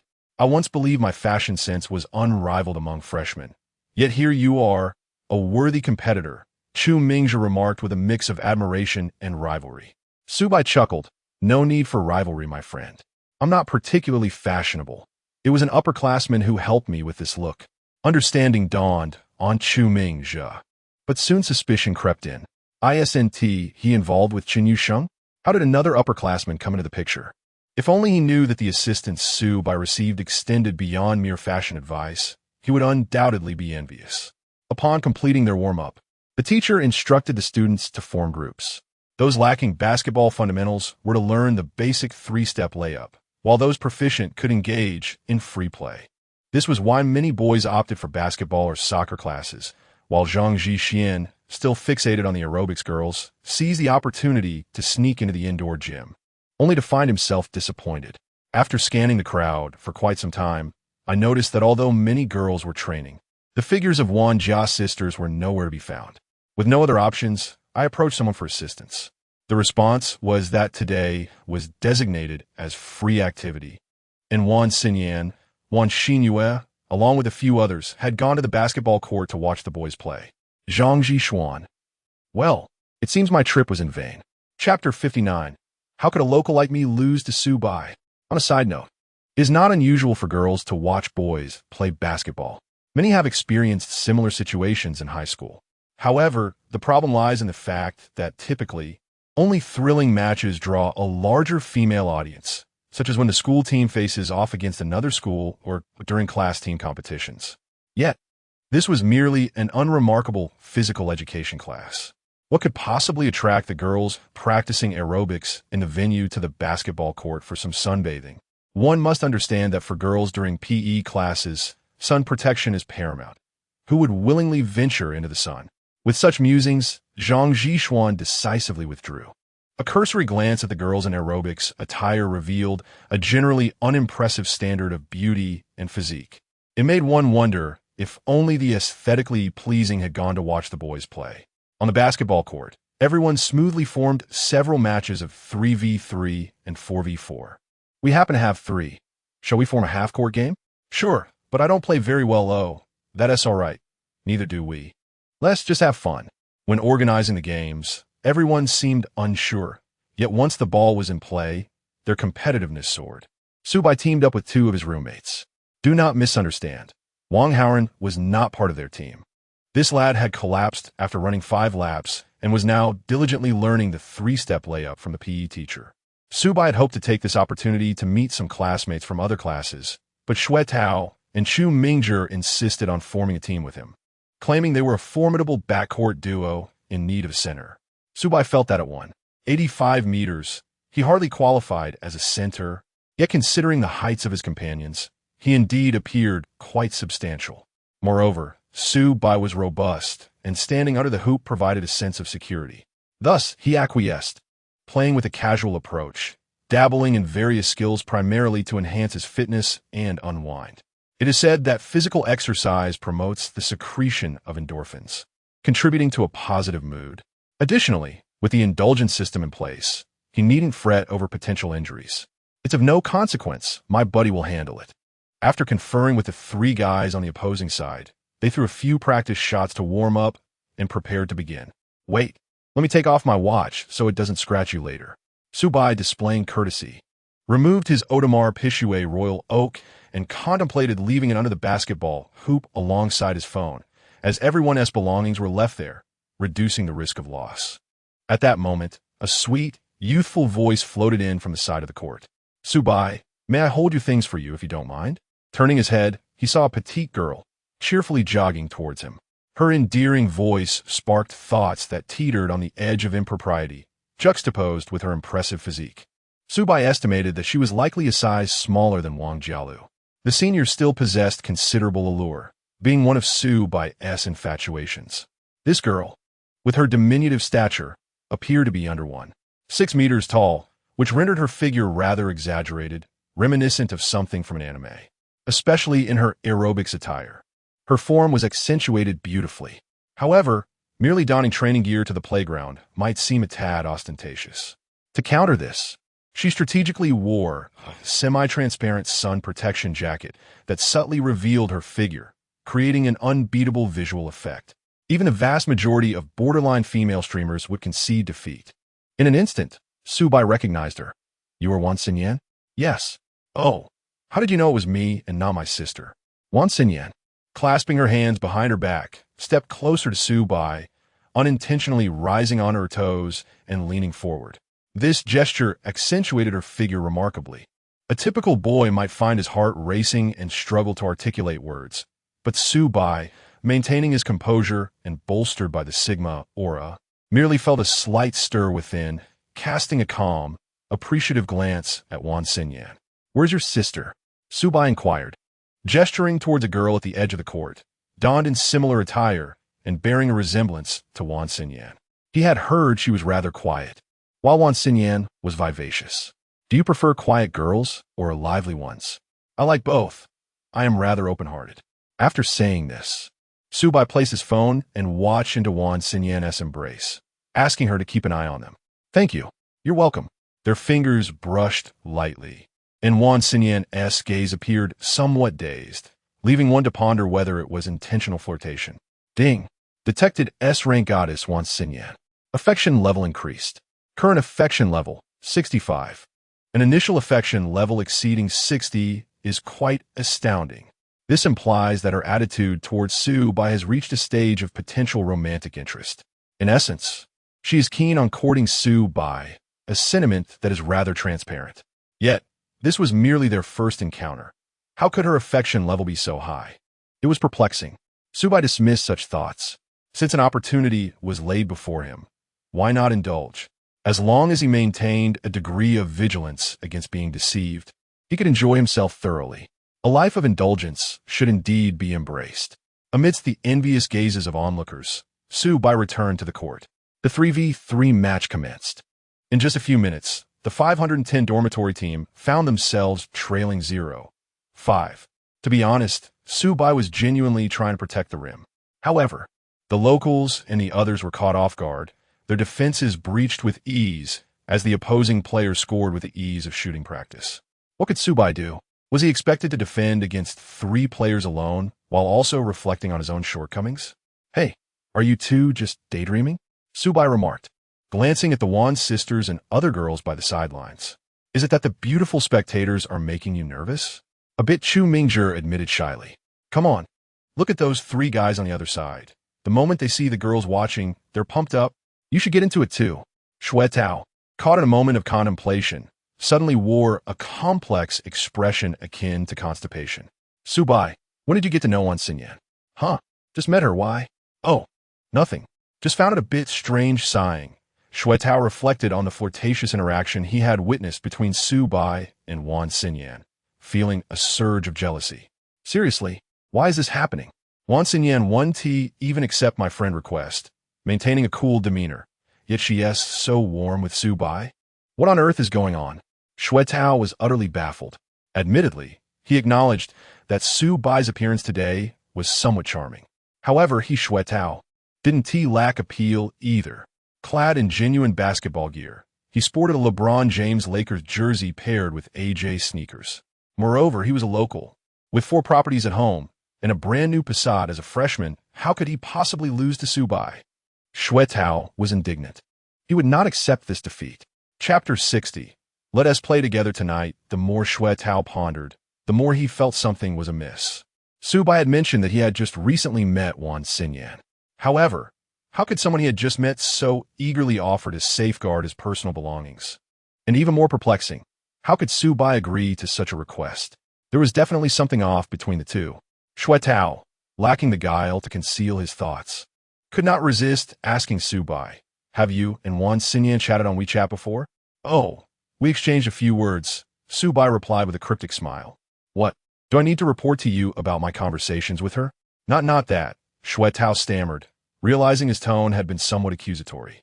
Upon encountering Subai's slightly assertive demeanor, he immediately backed down. Subai exuded a masculine charm, and with the support of his friend Zhongzi, he seemed even more self-assured. With a mischievous grin, he threw his arm around Shui Tao's shoulder and said, Taozi, play well. The girls are watching. You wouldn't want to underperform and catch their attention, would you? Imagine if we went on a trip and Wan Xinyan ignored you look at you. What are you even saying? Shui Tao chuckled awkwardly, assuring, I didn't play well in the last round, but this time I'll definitely crush them. Okay, I'm counting on you, Su Bai said, before turning to chat with Chu Mingzhi, focusing on his game strategy. Although Su Bai's peculiar relationship with Wan Xinyan left Shui Tao feeling somewhat disheartened, he resolved to perform exceptionally well and turn the tide. After all, Wan Xinyan was merely assisting Su Bai with his belongings. It wasn't as if they were quarreling. Perhaps she was just being nice because Su Bai was handsome, offering him a small favor. A naive young man like Su Bai, who came from a humble background, might easily be taken in by such gestures. It was indeed Shui Tao, who possessed the discerning eye and astute judgment to navigate the complexities of romantic dynamics. Victory, meanwhile, after being invigorated by Su Bai's strategic insight, Chu Mingzhi also regained his confidence. He realized that while the Wan sisters were indeed dazzling, they likely lacked sophistication. They were not worthy of him, a multifaceted individual, an audiophile, amateur host, writer, folk singer, oil painter, percussionist, leather craftsman, silversmith, and disciple of Zen Buddhism. Ultimately, it was Wan Xinyan who was close to Su Bai, not Jiang Qiuran or Chen Yuxing. The latter two were probably not the type to frequent the basketball court to admire handsome men. So, winning well, perhaps not winning outright, but at least not losing. Reinvigorated, the trio of Shui Tao, Su Bai, and Chu Mingzhi faced off against a nameless trio of local players. Both sides exhibited their typical skills, with Su Bai bolstered by his improved physical condition, dominating the paint, snatching rebounds, and executing putbacks. Remarkably, they clinched a narrow victory with a score of 5-4. The final basket was made by Shui Tao, who was afforded a clear shot thanks to Su Bai's effective screen. As he basked in the glory of his stylish shot, he overheard a girl's remark float by. That guy in the number 23 jersey shoots like a monkey. Doing the splits, Shui Tao nearly choked. What the heck? I was just soaring through the air with elegance. The game continued with both teams trading victories. A scenario that proved ideal. Both sides were evenly matched, resulting in an exhilarating contest without one side completely dominating. Su Bai thoroughly enjoyed himself, despite his lack of skill. His athleticism shone through. After several rounds of vigorous play, the system unexpectedly chimed. Ding! Host detected indulgent energy expenditure. Reward: cash 1,000 yuan. Physical stamina restored to peak condition. Wow, this is amazing! Su Bai exclaimed, astonished by the system's mechanism. It meant that as long as he expended energy rapidly, triggering his body's protective response, he could recuperate. Participating in a sports event would render him invincible. He could sprint fiercely during the first lap of a long-distance race, relishing the thrill of unrestrained speed. Su Bai, I bought you some cold drinks. Take a look and choose one. As Su Bai reveled in the system's miraculous potential, Wan Xinyan approached with a bag full of ice-cold beverages from the convenience store beside the basketball court. Meanwhile, Su Bai's phone and watch had been transferred to his sister, Wan Xinyue, who had procured a large, hard plastic bag, similar to those used at crime scenes, to securely store his belongings. The transparent bag allowed for easy visibility, indicating that the sisters meant no harm to Su Bai's privacy. Wow, this is quite surprising, Su Bai mused. Could it be that under the allure of monetary incentives, every beautiful girl would transform into a service-oriented individual, eager to cater to his needs?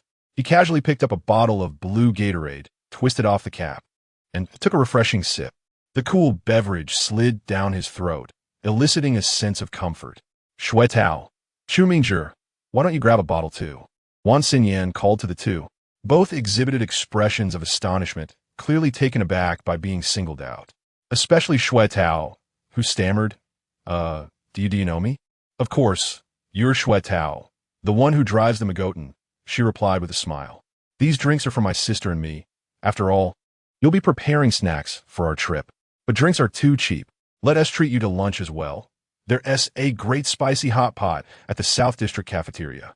Wan Xinyan chattered away, making arrangements in a rather reasonable manner, leaving Shui Tao with no room to argue. Yet, he longed to ask why she hadn't accepted his friend's request. However, an instinctive sense warned him that posing such a question in this context could easily render him a fool. Forget it, Subai quietly sipped his drink, observing the lively younger sister among the twins. She exuded a vibrant energy, possessing a touch of innocence compared to Zhou Jialu's boldness. Yet she was quite shrewd. She effortlessly endeared herself to Su Bai and cultivated a camaraderie among the group without relying on her beauty to exploit Shui Tao's generosity. Excellent. This playful dynamic felt promising, at least for now. Su Bai mused. Director Xia was the face of the group, the senior sister was the charming companion, and Chen Yuxing was the soulmate. Just as he contemplated, Chen Yuxing, a tall and graceful figure, approached in the distance. Dressed in distinctive black tights and a knee-length knitted sweater, complemented by a small jacket, she radiated a refined, Japanese-style femininity. However, with Chen Yuxing's cool, intellectual demeanor and her long, silky black hair, she bore the air of a brilliant young scientist from an anime. With purposeful strides, Chen Yuxing approached, her gaze fixed intently on Wan Xinyan, causing the latter to shiver slightly. Whoa, that is quite intimidating. The onlookers were equally astonished. Who would have thought that the reclusive Chen Yuxing, typically found in the lab, would come to watch the boys play? Then, they witnessed Chen Yuxing stride directly to Su Bai, pulling out a tissue from her pocket to wipe the sweat from his brow. With a somewhat stiff yet resolute demeanor, she declared, "Let us play together tonight." Chapter 61. The jealous academic takes initiative. The sudden appearance of Chen Yuxing, her abrupt actions, and unexpected words stirred a tempest. Her cool, delicate features were taut with tension, yet internally, she felt on the verge of unraveling. What am I even doing? Chen Yuxing couldn't help but question if some unseemly force had possessed her.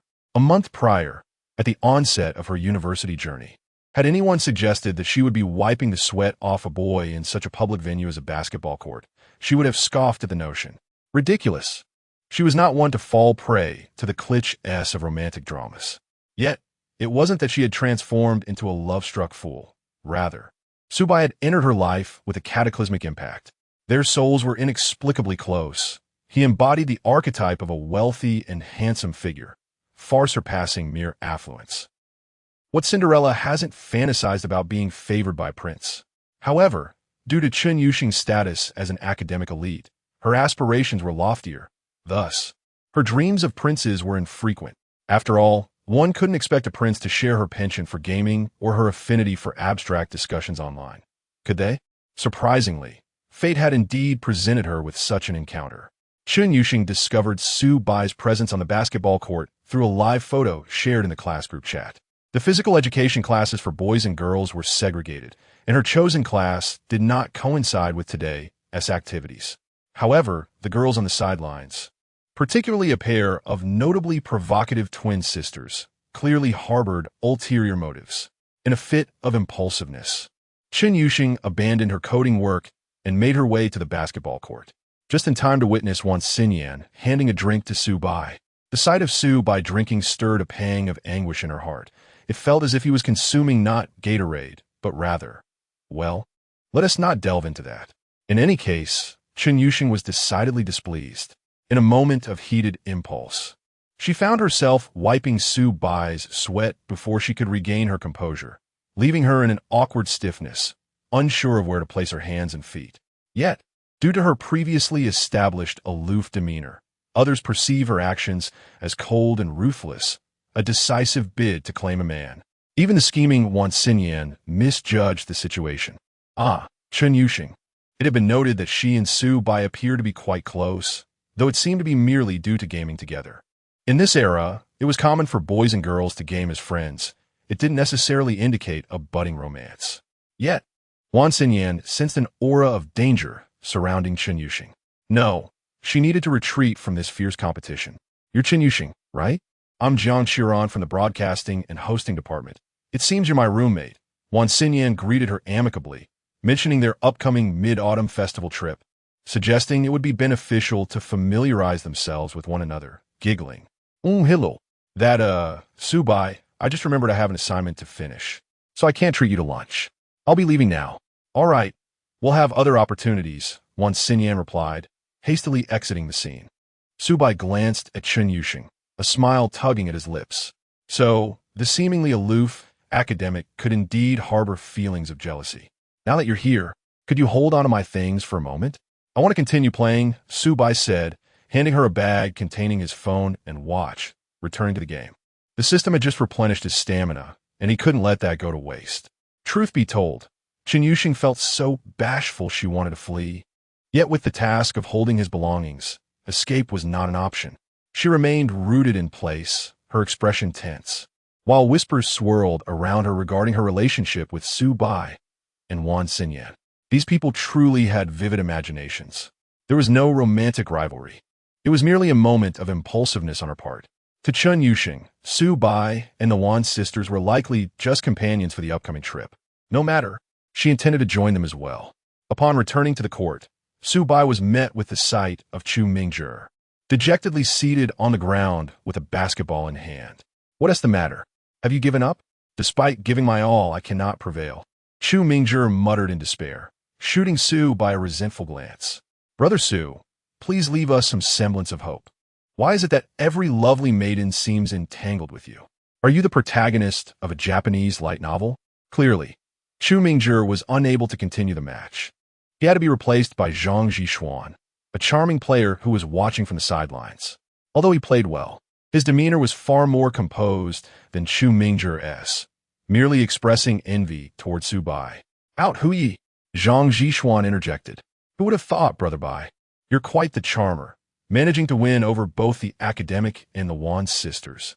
Not quite the case, Subai replied earnestly. We are merely companions for the upcoming mid-autumn festival trip. It's a class activity, and there are many boys and girls participating. Huh, you expect me to believe that? Zhang Zhixuan, being seasoned in such matters, recognized Subai as a potential rogue. As the physical education class concluded, it was initially Wan Xinyan's intention to treat the group, but her plans were thwarted by Chun Yushing's imposing presence. Thus, Subai found himself accompanying Chun Yushing to the cafeteria. The prospect of a lunch shared alone with Chun Yushing was something he had long anticipated. However, due to the earlier events on the basketball court and her inner turmoil, she merely focused on her meal, avoiding conversation with him. Only as they neared the end of their meal did she finally set her chopsticks down, taking a deep breath before earnestly informing Subai, I have no classes nor other commitments this afternoon. Oh, Chun Yushing faltered again, as she was never particularly adept at expressing herself, especially when her emotions were not entirely pure. She bit her lip, gazing at Subai with an almost mournful expression. Too adorable. Subai felt a ripple of fondness within him, unable to continue teasing her, and instead chuckled. How about you accompany me to the internet CAF this afternoon? That sounds fine. Instantly, the tension in Chun Yushing's brows lifted, and she resumed eating the remainder of her meal. This adorably naive academic was truly easy to understand. Subai silently mused. In matters of coding and research, Chun Yushing excelled remarkably. Yet, when it came to the subtleties of social interactions, she would likely be outmatched by Wan Xinyan. Speaking of Wan Xinyan, Subai had initially promised to accompany her shopping that afternoon. Now, it seemed he would have to postpone. He promptly sent her a message, explaining he had a sudden obligation and inquiring if they could reschedule their outing for the evening. Wan Xinyan quickly responded, no problem. How delightful it is to have wealth. Under normal circumstances, when a boy cancels a prearranged date, he would undoubtedly earn the label of a fickle-hearted man. Who would have thought that Wan Xinyan would be so accommodating? Chapter 62. The adorable scholar's first kiss having satisfied her hunger, Chun Yushing relinquished her tray and, with a ghostly turn, slipped through the side door of the cafeteria under Subai's curious gaze. Why take the side door? Well, Chun Yushing let out a nonsensical hum, her eyes shimmering like water as she blinked. It was simply too conspicuous for her to be seen walking alongside Subai. Even though they had chosen a secluded corner for their meal, they still attracted the attention and chatter of passing classmates. To be honest, Chun Yushing despised being the center of attention. Moreover, she was not the type of girl who held herself in high regard merely because of her beauty. In her worldview, her prowess in gaming and computer science far outweighed the value of her appearance. Yet, others seemed to think otherwise. Of course, if Subai were to appreciate her looks, She would not mind at all. Perhaps that is the essence of love. Well, woman's attitude towards her partner is often uniquely special, commonly referred to as a double standard. Does Shang feel shy walking with me? Su Bai, having deciphered her demeanor, deliberately inquired. Chen Yuxing remained silent, merely focusing on walking. The side door was indeed devoid of people, primarily used by kitchen staff, as it led the longest route back to the dorms. Chen Yuxing found solace in this. She wished to meander a bit longer, enjoying Su Bai's company. She felt a surge of happiness. With no one around, Su Bai naturally took her hand. There was no hint of impropriety, nor any sense of surprise. It felt like the most natural occurrence. Chen Yuxing feigned a slight struggle, but Su Bai's grip was firm. Her small hand and body gradually relaxed in his hold. Let us get a couples package at the internet CAF and play all afternoon. Then I'll treat you to a sushi buffet tonight. Sure. Chen Yuxing, with her hand firmly clasped in Su Bai's, trailed closely beside him. His hand felt large and warm. So, this is what it feels like to be held by a boy. The hand-holding continued until they reached the car. Su Bai started the Mercedes GLE, taking Chen Yuxing to their familiar internet CAF. If one intends to push boundaries with a girl, it is best to do so in a familiar environment, where individuals tend to lower their guard. Inside the car, Chen Yuxing adjusted the air conditioning to a slightly chilly setting. By the time they parked at the internet CAF, her hands felt somewhat cold. Given her poor peripheral circulation, it was only natural for her to slide her hand into Su Bai's. Hey, could you warm up my hands? Otherwise, I won't be able to keep up with you in the game. Wait, are you implying that playing games with me is some sort of burden? Of course it is. Chen Yuxing exclaimed, stamping her foot. If you're unwilling, then forget it. Not at all. I would love to. Su Bai chuckled, refusing to let her pull away. Chen Yuxing, however, was not amused. Truth be told, her desire to hold his hand felt too contrived compared to the others he had met recently. Yet, this clumsily endearing side of Chen Yuxing was rather charming. As they entered the internet CAF, Su Bai playfully rubbed her small hand. The afternoon of intense gaming soon passed. When Chen Yuxing's screen went dark, Su Bai began to caress her hand, claiming he was accumulating winning energy for her. With a serious demeanor, she found it difficult to refuse. Then, he took things a step further, resting her hand on his thigh, taking the opportunity to appreciate her exquisite legs. Her slender limbs, beautifully curved, possessed a hint of softness.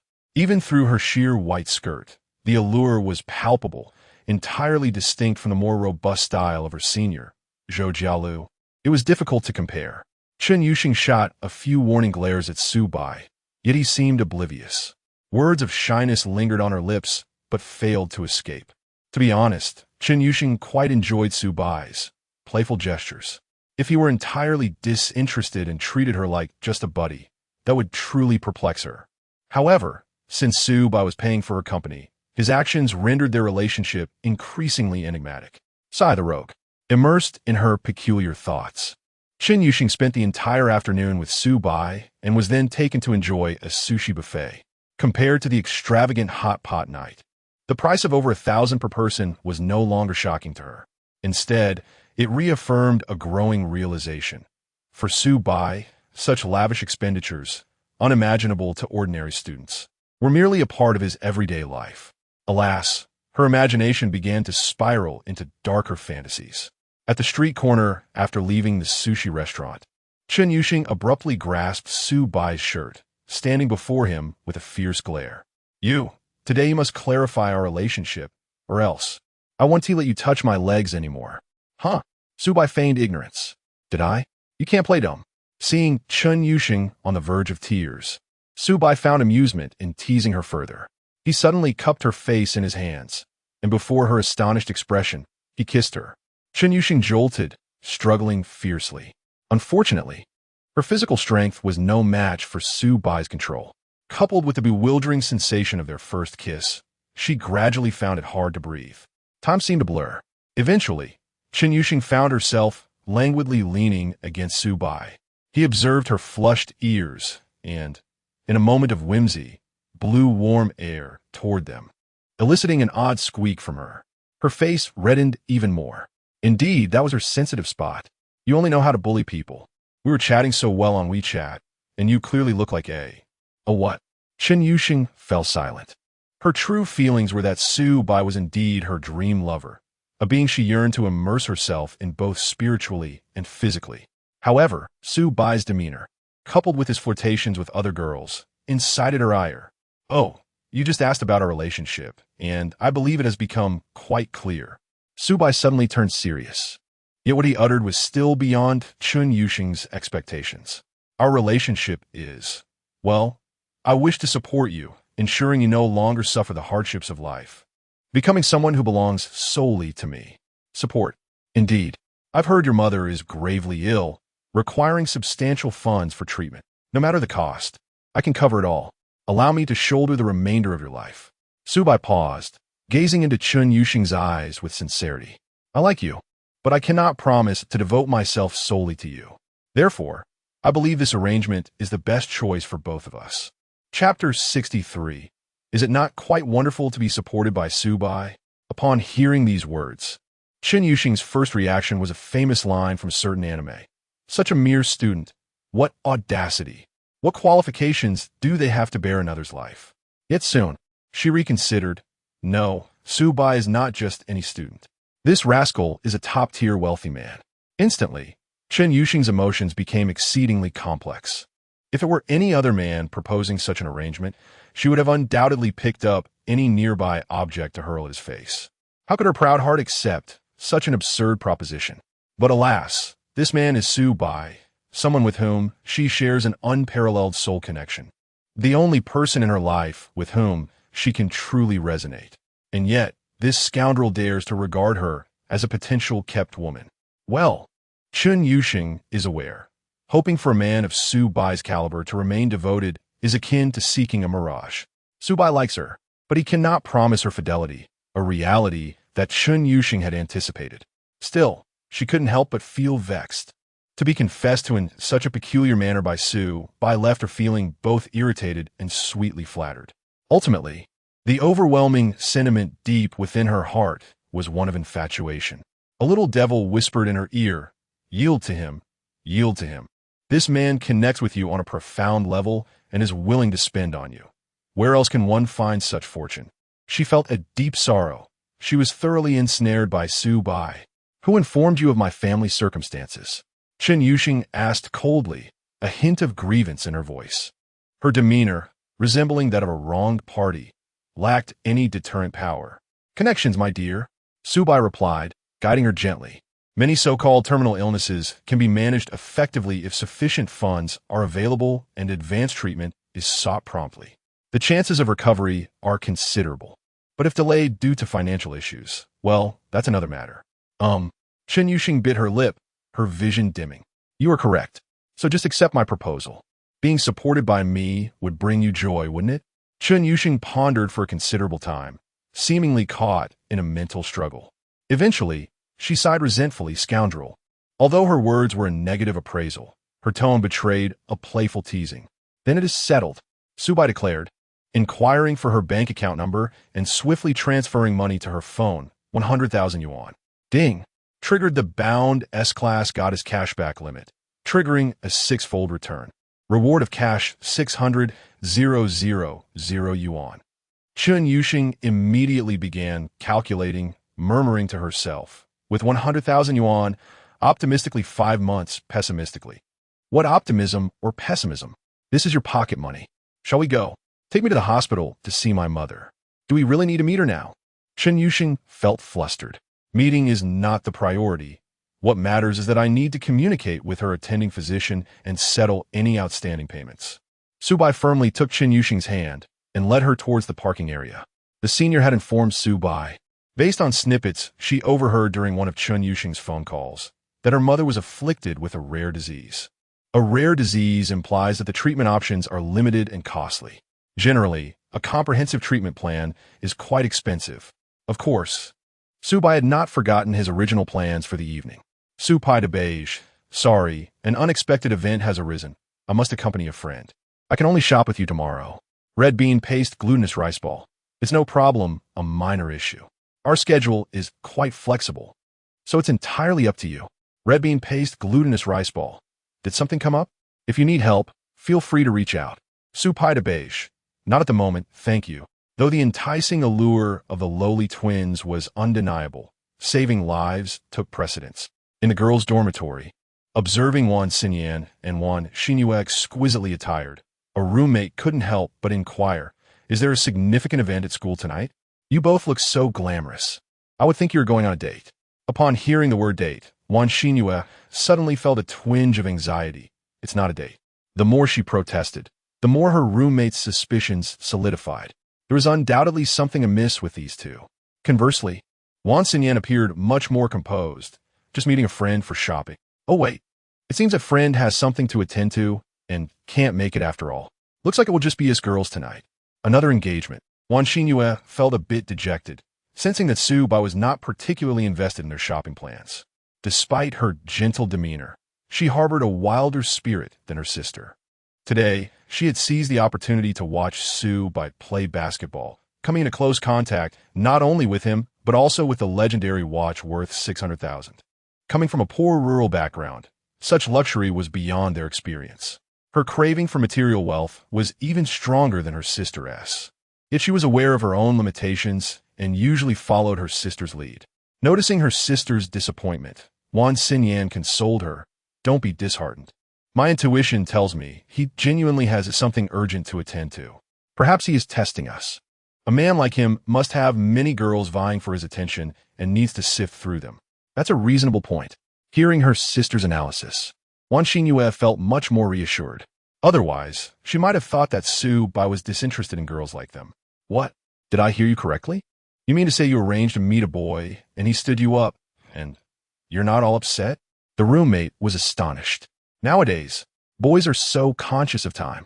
They wouldn't dare stand a girl up, fearing the backlash. The Wan sisters seemed utterly enamored with this boy. How absurd. The roommate's curiosity burned brightly. "Xinyan, I am genuinely curious. What makes this boy so exceptional that you both are treating him with such care?" "Hee. It's primarily about the chemistry." "Really? I find that hard to believe." "Believe it or not, let us go. We should visit the school snack street and get some milk tea. We've already gotten ready. We can't let all this makeup go to waste." At Jiang City Second People's Hospital. Xiao Chen has arrived. In the office, a weary-looking middle-aged doctor greeted the two. The doctor regarded Su Bai with mild surprise. This was Chen Yuxing's first time bringing someone else to visit her mother. "And this is?" "A friend," Su Bai replied, extending his hand to the doctor before leaning closer to Chen Yuxing. "You should go be with your mother. I'll have a private conversation with the doctor." Chen Yuxing was uncertain about Su Bai's intentions, but she knew he meant her no harm. Coupled with his calm, yet authoritative tone, he exuded an air of superiority that was oddly comforting. She decided to trust his judgment.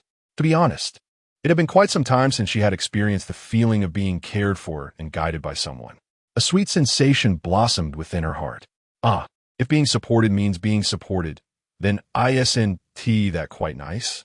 Su Bai's mature and adept handling of the situation gradually led Chen Yuxing to succumb to her feelings.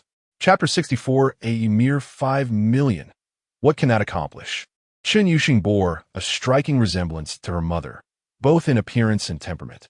In the hospital room, the two shared few words. Chen Yuxing merely elevated the upper part of the bed, allowing her mother to recline comfortably, while she gently massaged her legs and prepared some fruit. As she observed her daughter's silent diligence, a flicker of sorrow crossed Chen's mother's eyes. Though she opened her mouth to speak, no words emerged. Often, she contemplated the finality of death, believing it might spare her daughter from further burden. While other girls reveled in the joys of youth after entering university, few, like Chen Yuxing, bore the weight of financial worries. Even those from less affluent households, who juggled studies and part-time jobs, primarily earned just enough for their living expenses. Yet, Chen Yuxing was tasked with covering not only her own costs, but also her mother's medical expenses. Nevertheless, Chen's mother understood she could not succumb to despair. She was her daughter's emotional anchor. If she were to falter, her daughter would suffer even more. So, she resolved to fight, to engage in rigorous treatment, hoping her body's innate healing abilities would conquer the illness. The ailment she faced had a relatively recent treatment developed abroad, boasting high recovery rates and minimal side effects. Yet the exorbitant cost, over $3 million, rendered it unattainable for Chun's mother, necessitating a more conservative approach.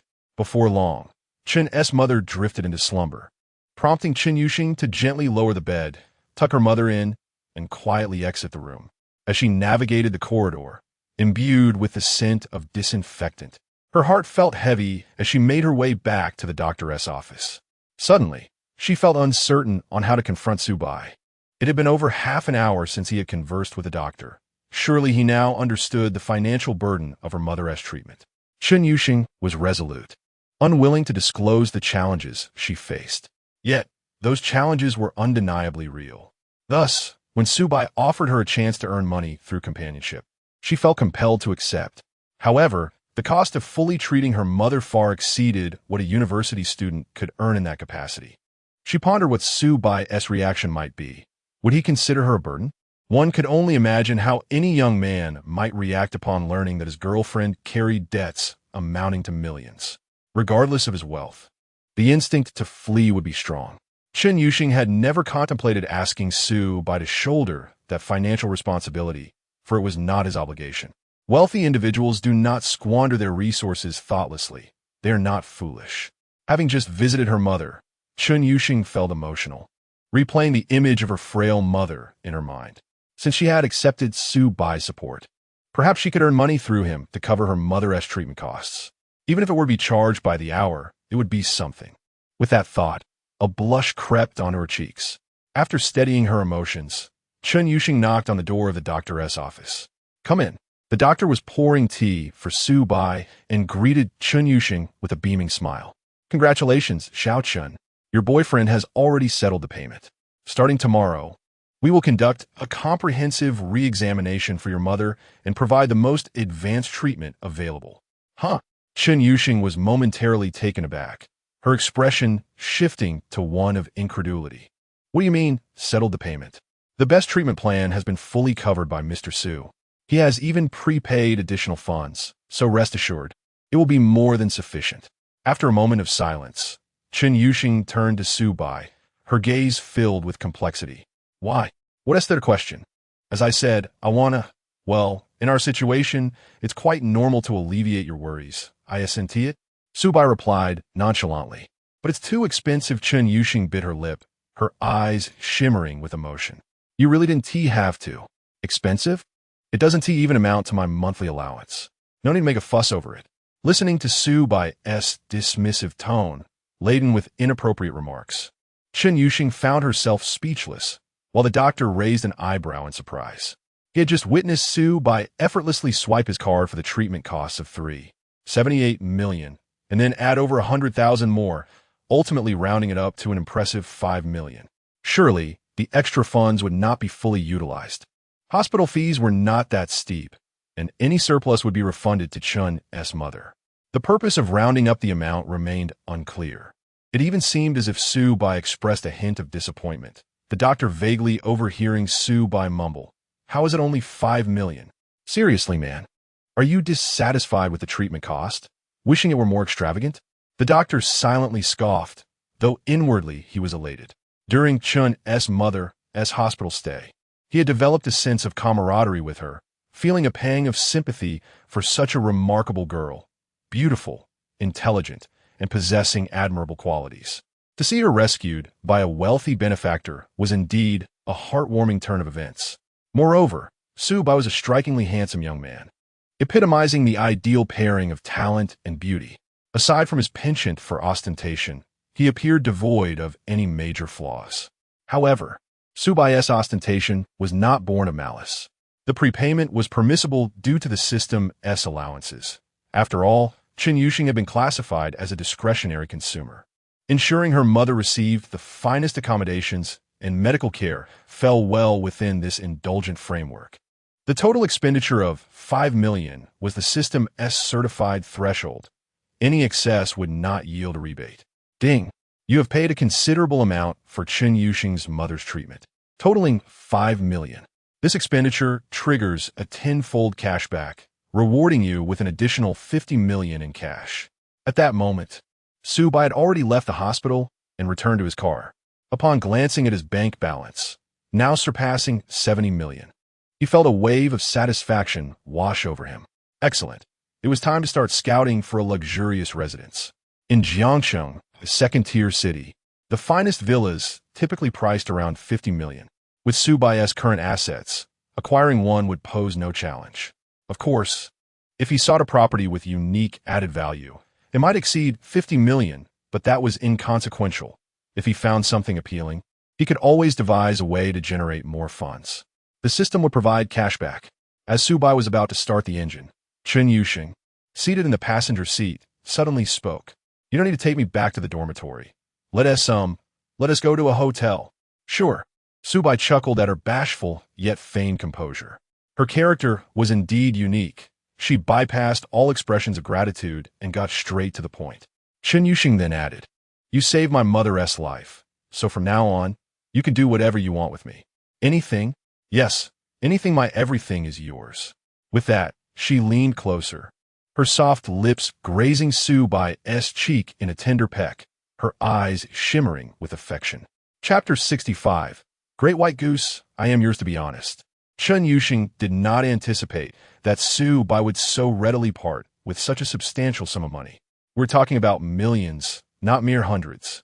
Admittedly, this reflects Su Bai's immense wealth. Nevertheless, Chen Yuxing felt that his willingness to go to such lengths for her indicated a genuine affection in his heart. With this realization, a sense of clarity washed over her. Being a kept woman seemed to be the most suitable arrangement for their relationship, given their disparate identities, capabilities, and social standings. They were not ideally suited to be a couple. A romantic relationship typically thrives on equality, which is essential for longevity. Conversely, being in a patronage relationship alleviated many concerns. Throughout her life, before meeting Su Bai, Chen Yuxing had never felt a spark for any man. The lack of a soul connection was one aspect, but practical realities could not be overlooked. Coming from a modest background, her aspirations leaned towards academia and research. Raised in a single-parent household, her only caretaker, her mother, was unwell. Moreover, her interests were somewhat unconventional, setting her apart from ordinary girls. Aside from her striking appearance, she was likely perceived as a burden by most men, a fragmented and troublesome presence. Yet, Su Bai's extraordinary wealth shattered all her apprehensions and worries. Furthermore, her mother's illness could not be delayed any longer. From various perspectives, accepting Su Bai's patronage emerged as the optimal choice. As an academic achiever, she favored rational reasoning. Moreover, on an emotional level, the foundation for a harmonious connection with Su Bai was firmly established. The premise validated, she seamlessly embraced her new role in this arrangement. Caught unawares, Chen Yuxing planted a kiss on Su Bai. The moment's tenderness, coupled with the enchanting fragrance emanating from her, sent Su Bai's heart racing. He hastily drove to the JW Marriott Hotel. Having booked a riverside suite for a week, it remained unoccupied. The space was available since Zhou Jialu had moved her belongings to the Asteria's hillside duplex. Although it could be utilized, Su Bai felt it was insufficient. However, upon inquiring at the front desk, he discovered that a more luxurious presidential suite had just opened up. The price was exorbitant, 888 yuan per night, frequently reserved by the affluent. Seizing the opportunity, Su Bai decisively booked it for 5 nights. Notification: Indulgent spending detected. Checking into the presidential suite triggers a 7x cashback reward, 276,080 yuan. Seeing Su Bai reserve the most lavish and extravagant accommodation, Chen Yuxing's eyelashes fluttered and a wave of calm and happiness washed over her. Although she understood Su Bai's high spending habits, his choice to book the finest room for their initial encounter made her feel valued. As they ascended in the elevator, scanning their key card to enter the room, Su Bai turned, still dazed, his thoughts scattered. Chen Yuxing, unable to contain her excitement, embraced him and kissed him fervently. The intensity of her eager demeanor starkly contrasted with her typically aloof exterior. Even as Su Bai's hands ventured onto her alluring black stockings, Chen Yuxing offered no resistance. Instead, she guided his hands with intention. This left Su Bai momentarily bewildered. He had expected a girl as seemingly innocent as Chen Yuxing to be somewhat shy about such matters. Yet, who would have anticipated that she could be so uninhibited behind closed doors? It even rendered Su-bai a tad bashful. Nonetheless, he was still a vigorous 18-year-old male, freshly acquainted with the pleasures of intimacy and eager for further exploration. Chen Yuxing's fiery spirit, hidden beneath her icy demeanor, ignited a spark in his heart. Despite the initial surprise, Su-bai quickly reciprocated her advances. They soon reached an unparalleled level of intimacy, creating a wondrous atmosphere that only truly loving couples experience. In that moment, they cast aside all distractions and immersed themselves in the union of their souls. Great White Goose, I want to be with you. For a lifetime, this encounter promised to be far more intense than his previous one with his senior. After a considerable time, the presidential suite's lighting transitioned to a soft, romantic glow. The television flickered to life, showcasing a currently airing anime series. The two young individuals, having just concluded a deep strategic collaboration, nestled closely together, engrossed in a show they both adored. Su-bai's hand wrapped around Chen Yuxing's slender waist, resting on her thigh. The black stockings still enveloped her enviable legs. In the heat of passion, he had intended to remove the stockings, only to be halted by Chen Yuxing. Isn't it intriguing? Do you not enjoy seeing me in these stockings? She asked, playfully tearing a portion to create room for further exploration. In an instant, Su-bai felt a rush of excitement. Even now, he was still savoring the delightful sensations from their earlier encounter, unable to resist teasingly pinching Chen Yuxing's thigh. Sheng, you certainly know how to play, he remarked. Of course, she replied, casting him a proud glance. I perused plenty of study materials, no less than you. Su-bai paused, suddenly realizing that her reference to study materials was not as literal as he had presumed.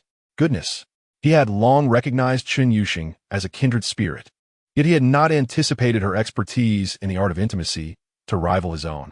From the details of their recent encounter, he could see that while her movements were somewhat awkward, her imagination was astonishingly vivid, leaving him in awe. Compared to his senior, Zhou Jialu, they were polar opposites. Zhou appeared fiery but was inwardly pure, shy even at a simple kiss, a shyness rooted deep within her, despite now being entirely devoted to Su-bai. In contrast, Chen Yuxing exuded a cool exterior but harbored a passionate heart. Once she committed to someone, drawing them into her world, it became ambiguous whether they were playing with her or she with them. As was his custom, Su-bai reached for a can of soda after their passionate encounter. No sooner had he taken a sip than the anime episode concluded. Chen Yuxing paused the screen, shifting her leg to face Su-bai closely. Su-bai raised an eyebrow. Puzzled. One episode, one break? Wait a minute, that's a bit excessive. He chuckled, bemused. A single episode barely lasts 20 minutes. And you're giving me a 20-minute break? Is that too much for you? Chen Yuxing mused, her expression contemplative, seemingly reassessing Su-bai's stamina. How could Su-bai tolerate such a challenge? Come on, my friend. I possess a peak human physique with extraordinary attributes. He promptly took the initiative, launching a vigorous counterattack against the adorably naive academic. In an instant, the presidential suite was filled with an atmosphere of joy. Completing an entire season of 13 episodes typically took less than 5 hours, yet Su-bai and Chen Yuxing managed to stretch it into 12 hours, watching from evening until dawn's first light. Throughout this time, Su-bai discovered a delightful truth. Chen Yuxing possessed remarkable endurance. Despite this being her first experience, she could last through the night. Haki Sheng, you're something else. However, Chen Yuxing was ultimately still human, while Su-bai, endowed with extraordinary abilities, found his energy and stamina replenished after such indulgence. Chen Yuxing resolutely watched the final episode of the animated series before she languidly collapsed onto the soft and comfortable bed in her hotel room. Her disheveled hair gave her a somewhat disheveled appearance, yet her rosy cheeks radiated happiness. Oh, Great White Goose, you are truly remarkable. I'm so sleepy. I must rest. Chen Yuxing murmured with a tone of contentment, her head tilting to the side as she drifted into slumber. Chapter 66. 10 consecutive draws. To be honest, Chen Yuxing's soft, slumbering appearance is truly adorable. This prompted Su-bai, who had just regained his energy thanks to Tongzi Go, to entertain mischievous thoughts, yearning to do something more with her. However, he decided against it.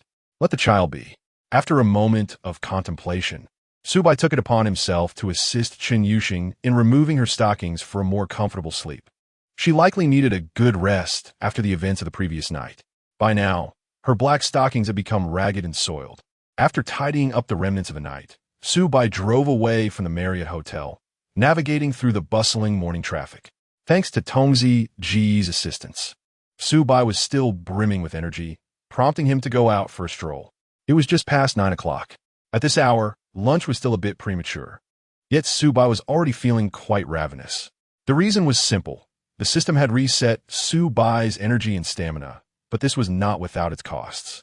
He needed to expend the energy stored within him. Even Tongzi Gu adhered to the laws of energy conservation. Despite having dined the previous evening and indulging in a late-night snack ordered through room service while watching anime with Chen Yuxing, Subai still found himself very hungry. At this hour, it was fitting to enjoy some Cantonese dim sum.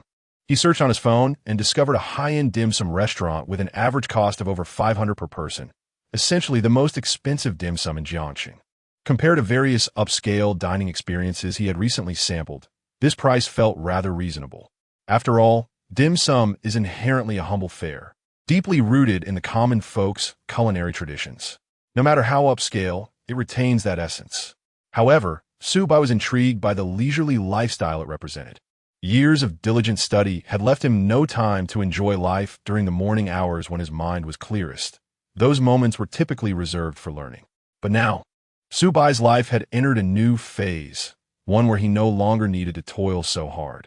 Before heading to the tea house, Subai decided to privately message Zhou Jialu on WeChat, inquiring whether she would like to join him for a meal. The response was a firm no. The senior's body was still in recovery, making it unsuitable for her to venture out. The aftermath of their previous encounter had left her with lingering pain and discomfort, which had yet to heal. Zhou Jialu, who told you to be so? Outrageous.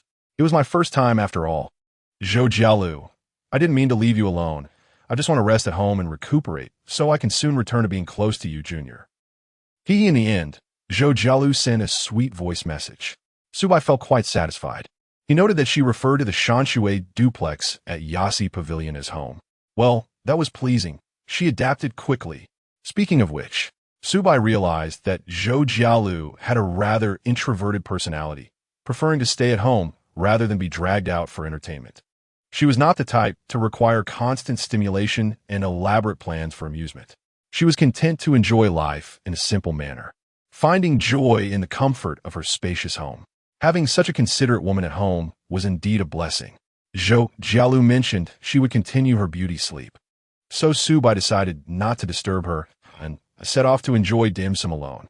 The tea house featured a vintage decor adorned with exquisite redwood furniture, a style traditionally favored in that region. Subai chose a window-side seat and ordered an array of dishes in one go. For tea, he opted for the most premium leaves available, eager to elevate his dining experience. Sipping his tea, Subai opened the system panel in his mind to review the rewards from the previous night. In truth, when he and Chen Yuxing broke through that barrier, he had already heard Tongzi Ji's familiar notifications. However, he had been too preoccupied with the charming academic to pay it much mind. Congratulations, host. You have acquired the most precious possession of an S-rank goddess, earning a special reward. Military combat skills, master level. Military combat skills. Master level, as the name implies. This grants the host comprehensive close-quarters combat techniques suitable for battlefield engagements. The skill's effectiveness is augmented by the host's physical attributes, and subsequent enhancements to the host's physique will also benefit this skill. Not bad. Subai nodded slightly. What boy hasn't he fantasized about being a martial arts master capable of taking on 100 opponents? Setting aside such dramatic notions, possessing some combat skills can prove invaluable in emergencies, allowing one to protect oneself and those nearby. Often, when reasoning fails, one must resort to physicality to make a point. Subai closed his eyes, flexing his shoulders and arms slightly. Connecting with his motor neurons, he recalled numerous techniques, as if they had been honed through countless trials by fire, ingrained in his very being. Judging by his assessment, This combat skill would make it difficult for him to encounter a worthy opponent in everyday life. Detected an increase in S-rank goddess Chun Yuxing's affection level. Current affection level, 95. Reward, 6 lottery draws. Current lottery draw stock, 12 draws. Subai discerned that Tongzi Ji's mechanics were quite straightforward. Basic monetary gains were primarily derived from indulgent cashback. To obtain exceptional rewards, one must either deepen their relationship with an S-rank goddess, which directly rewards formidable special skills like master of techniques and military combat skills, or elevate their affection level beyond 90, with each increment yielding a lottery draw. With over 10 accumulated draws, Subai decisively opted for a 10 consecutive draw. You have consumed 10 lottery opportunities. Initiating 10 consecutive draws. A cheerful melody played, and the system interface before Subai illuminated with a brilliant light. Then, 2 large characters appeared, fortune, following a flourish of dazzling, albeit nonsensical, effects. The results of the lottery were presented directly before Subai's eyes. It turned out this lottery was akin to a second-rate game. Most of the time, the prizes were mere trifles. Out of the 10 draws, 7 yielded cash, totaling over 10 million. This was not what Subai desired at all. After all, with the cashback mechanism, he had no shortage of money. What he craved were cool rewards like military combat skills. Fortunately, the remaining 3 draws yielded useful items. Swimming, master level grants the host exceptional swimming skills along with corresponding cardiovascular and muscular capabilities, encompassing both competitive and survival swimming techniques. Porsche Panamera GTS 4.0T. Customizable options available in the system. For details, please click here. Universal Membership Card allows the host entry into any venue requiring membership privileges. When out and about, your identity is self-provided. Setting aside the swimming skills for now, and briefly bypassing the Porsche customization aspect, Subai's attention was immediately captured by the Universal Membership Card. This item sounded like a whimsical concept from a comedic manga. However, it is well known that the most remarkable things often reside within humorous narratives. The venues requiring membership vary significantly in exclusivity. On the more mundane side, there are libraries, Sam's Club, amusement parks, annual passes, and other everyday scenarios. On the more elite side, there are nightclubs accessible only to the privileged and art salons frequented by affluent women. Of course, Subai held little interest in the arts. Wealthy women were somewhat intriguing. Nevertheless, this card ensured that Subai could navigate the world freely, unimpeded. Wherever a membership system exists, it can be navigated with ease.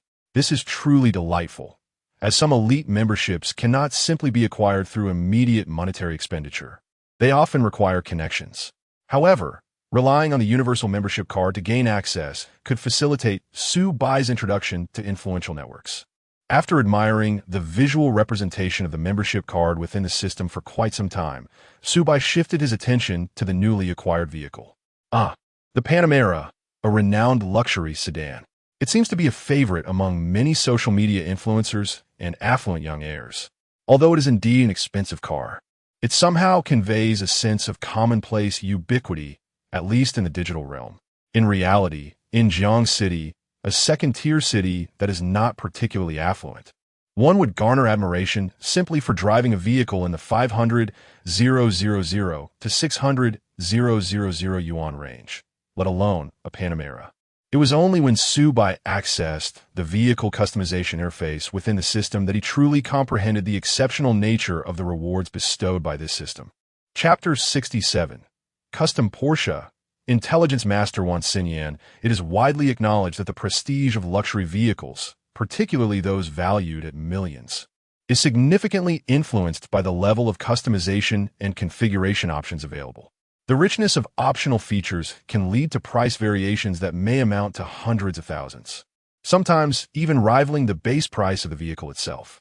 Some seemingly impressive luxury cars may, in their base or second-hand forms, be surprisingly affordable. Certain unscrupulous individuals exploit this knowledge to deceive unsuspecting young women. However, Subai, while he may also engage in such mischief, does not need to be frugal when it comes to cars. Instead, he aims to indulge in luxury and personalization as much as possible. The benefits of the system's selection of luxury cars are evident here, with a comprehensive array of options available in the customization interface. From the fundamental features such as panoramic cameras, 20-inch wheels, and heated seats, to practical performance upgrades like PDLS headlights, sport chrono components, and a 90-liter fuel tank. The choices are plentiful. Furthermore, options like personalized paint, carbon ceramic brakes, air suspension, and sports exhaust systems enhance the allure. While some modifications can be made after delivery, factory options are typically preferable. The downside is their higher cost, but it matters little since the car is obtained through the system, allowing for unrestricted selection. After a series of operations, Subai maximized the customization options. The process was somewhat intricate, especially when it came to selecting the paint color, as it was a unique custom shade that allowed for meticulous adjustments on the palette. This reminded Subai of a certain unnamed game where vehicle modifications are similarly unrestricted. Indeed, the custom vehicle options from the system were even more liberating than those in a game. Once Subai finalized the specifications for his Porsche, he returned to reality, where several baskets of dim some had been placed before him. The assortment bore a resemblance to the ordinary dim some he had previously experienced. Yet he discerned that the price differences stemmed primarily from two factors. The first was the quality and freshness of the ingredients. For instance, while one restaurant might use frozen pre-prepared chicken feet for their steamed dish, a high-end establishment would procure fresh ingredients directly from the market. Similarly, with steamed fish, a budget venue might serve bass or yellow croaker, while this restaurant offered premium grouper, clearly of a higher caliber. The second factor involved the use of extravagant ingredients to artificially inflate prices. Universal additions like caviar and black truffles could be found atop both Chinese and Western dishes, instantly multiplying their cost. While the taste was indeed delightful, Subai felt that without indulgent cashback offers, the expense was unwarranted. Having indulged in luxury dining experiences, Subai had begun to grasp some of the underlying strategies. He consumed copiously, finishing one round of dim sum before ordering 2 more rounds of dishes, fixating on the high-priced ingredients. The total easily reached several thousand yuan. Subai noticed that ever since acquiring the system, his appetite had increased. According to the system's explanation, it absorbed a portion of energy and stored it for Subai's future needs. Could this be the hidden energy source? He wondered if the system would ever learn to perform lightning-fast maneuvers. Due to Subai's extensive ordering, the chef initially assumed a large group was present for a corporate team-building event and emerged to investigate, only to find Subai dining alone, leaving him astonished. This young man certainly has an impressive appetite. Well done, the chef exclaimed, giving a thumbs up in admiration. Before leaving, Subai topped up his prepaid card at the front desk. Most dining establishments offered cashback rewards for such transactions. Subai had become a master of card recharges. Whenever he found a restaurant he enjoyed, he would make a deposit. After the meal, Subai received a WeChat friend request from a senior manager at Porsche's domestic headquarters. The manager informed him that his custom Porsche was now in production and expected to arrive in Jiangshan within a few days. Truly, the efficiency of the system's mystical powers in arranging luxury vehicles was astounding. Anyone who has purchased a car knows that for models with numerous and less common configurations, one might wait up to 6 months. Ding! The WeChat notification chimed again, this time from Wan Xinyan. Her profile picture, featuring red bean glutinous rice balls, was accompanied by several messages and photos. She mentioned that she and her sister had just finished their morning classes and inquired whether Subai had woken up, asking if he would like to go shopping with them. Attached were several selfies. In the photos, the petite Wan sisters donned exquisite JK uniforms, exuding a youthful charm. However, their figures presented a striking contrast to their attire, lending an unexpectedly alluring quality to their innocent outfits. The angles of the photographs were particularly strategic, showcasing their curves enticingly to Subai. Xinyan, you are quite bold in your pursuits, Subai mused. Despite having stood them up twice the previous day, they bore no resentment and continued to reach out enthusiastically. It seemed they had discerned Subai's capabilities through observation or some other channels. Indeed, this was the case. At that moment, the two sisters, having just concluded their classes, strolled along the tree-lined paths of their campus. Sister, do you think he might reject us again? Perhaps Su Bai simply does not fancy girls like us, Wan Xinyu lamented, her expression downcast. Yet, Wan Xinyan reassured her with confidence, Sister, do not fret. We are not just ordinary girls. We are extraordinary Lolas. I have inquired discreetly and learned that Su Bai enjoys anime, and many characters resemble us. Surely he would want to explore such dynamics in a real world. Oh, is that so?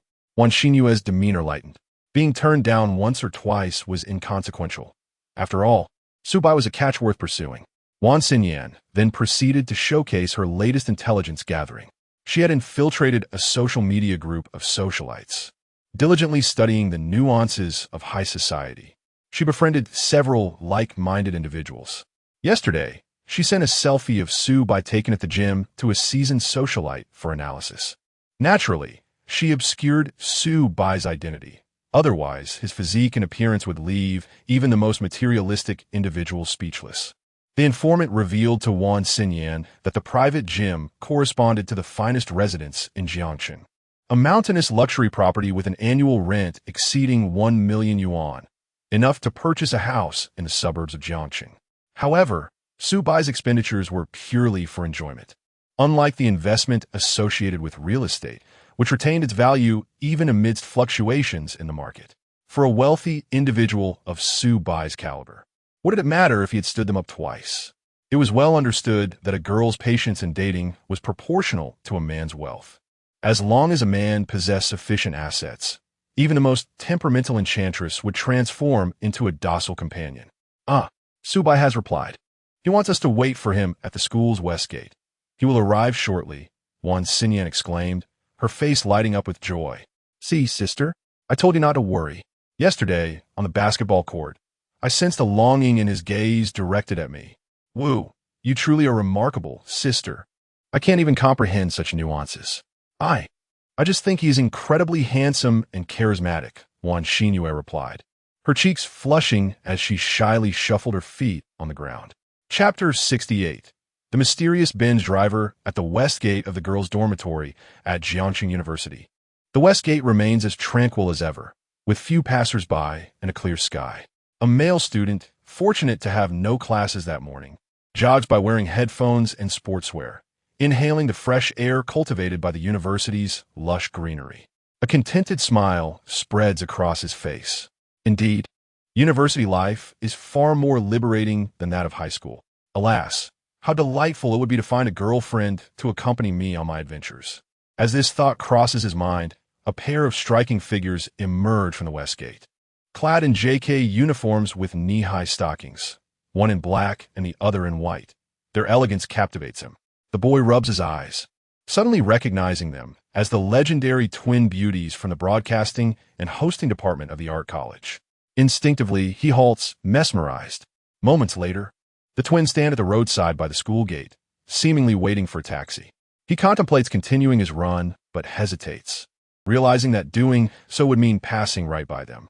Uncharacteristically shy, he decides to pause at the final corner before the gate, observing from a distance. The twins appear to be waiting for a ride, likely to embark on an outing. Once they depart, he can resume his run. Breathing a sigh of relief, he thinks, yes, this is wise. After all, my heart and breath are already a bit erratic from merely watching them. Such beautiful girls are indeed an unattainable dream. Nowadays, girls have such high standards for boys. They must be wealthy or handsome, or at the very least, exceptionally outstanding, lest they be labeled as mediocre. The boy is acutely aware of his own standing, fully cognizant that he has no chance with beauties like the Wan sisters. This moment of admiration from afar is all he dares to indulge in. Before long, a robust SUV approaches from the end of the road. As it draws near, he instinctively glances over, his expression shifting to one of bewilderment. Wait a moment, that vehicle. It seems so familiar. He strains to recall, and finally, the crucial memory resurfaces.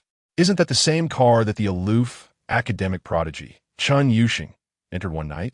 He distinctly remembers jogging in this area and witnessing Chun Yuxing emerge from the west gate and board a sleek black Benz SUV.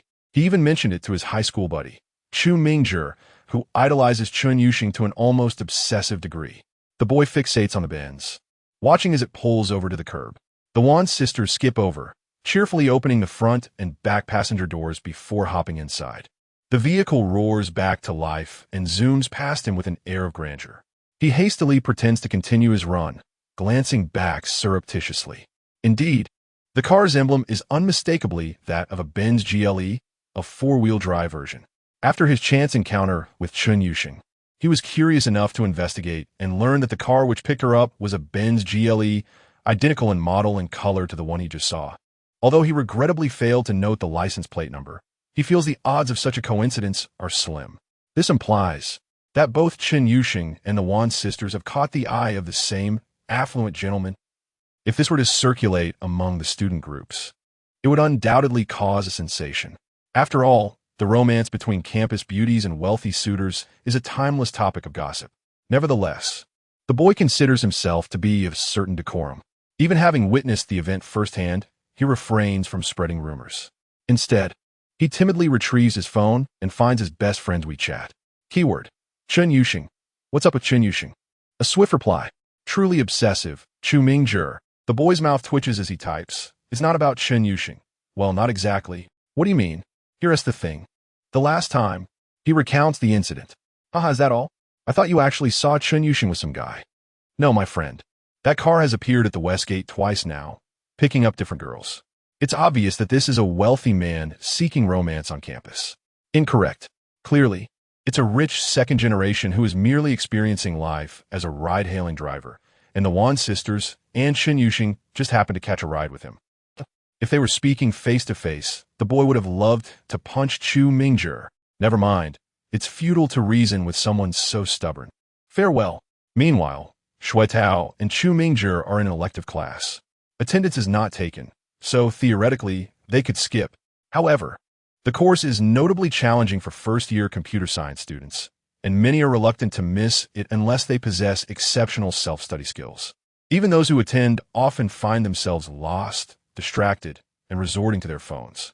Perhaps this is the fate of university lectures. The instructor utilizes outdated materials that are difficult to comprehend.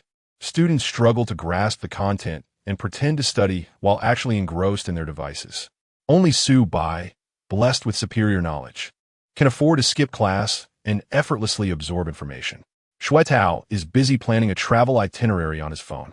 As the captain of their travel group, it's imperative he showcases his reliability while cleverly inserting personal interests into the schedule, such as aerial suspension bridges or ghost hunting adventures, which could foster intimate interactions with the girls. Do you think there are wealthy individuals in the vicinity of Jiangxing University driving luxury cars for ride-sharing just to attract girls?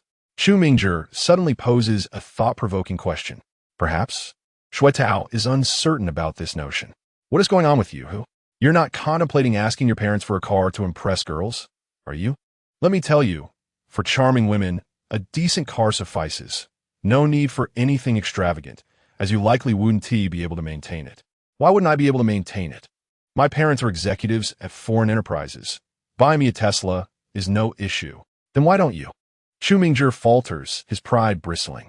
They wanted to focus on my studies in university and not mess around. Sigh. Hence, my standards are so high, do you understand?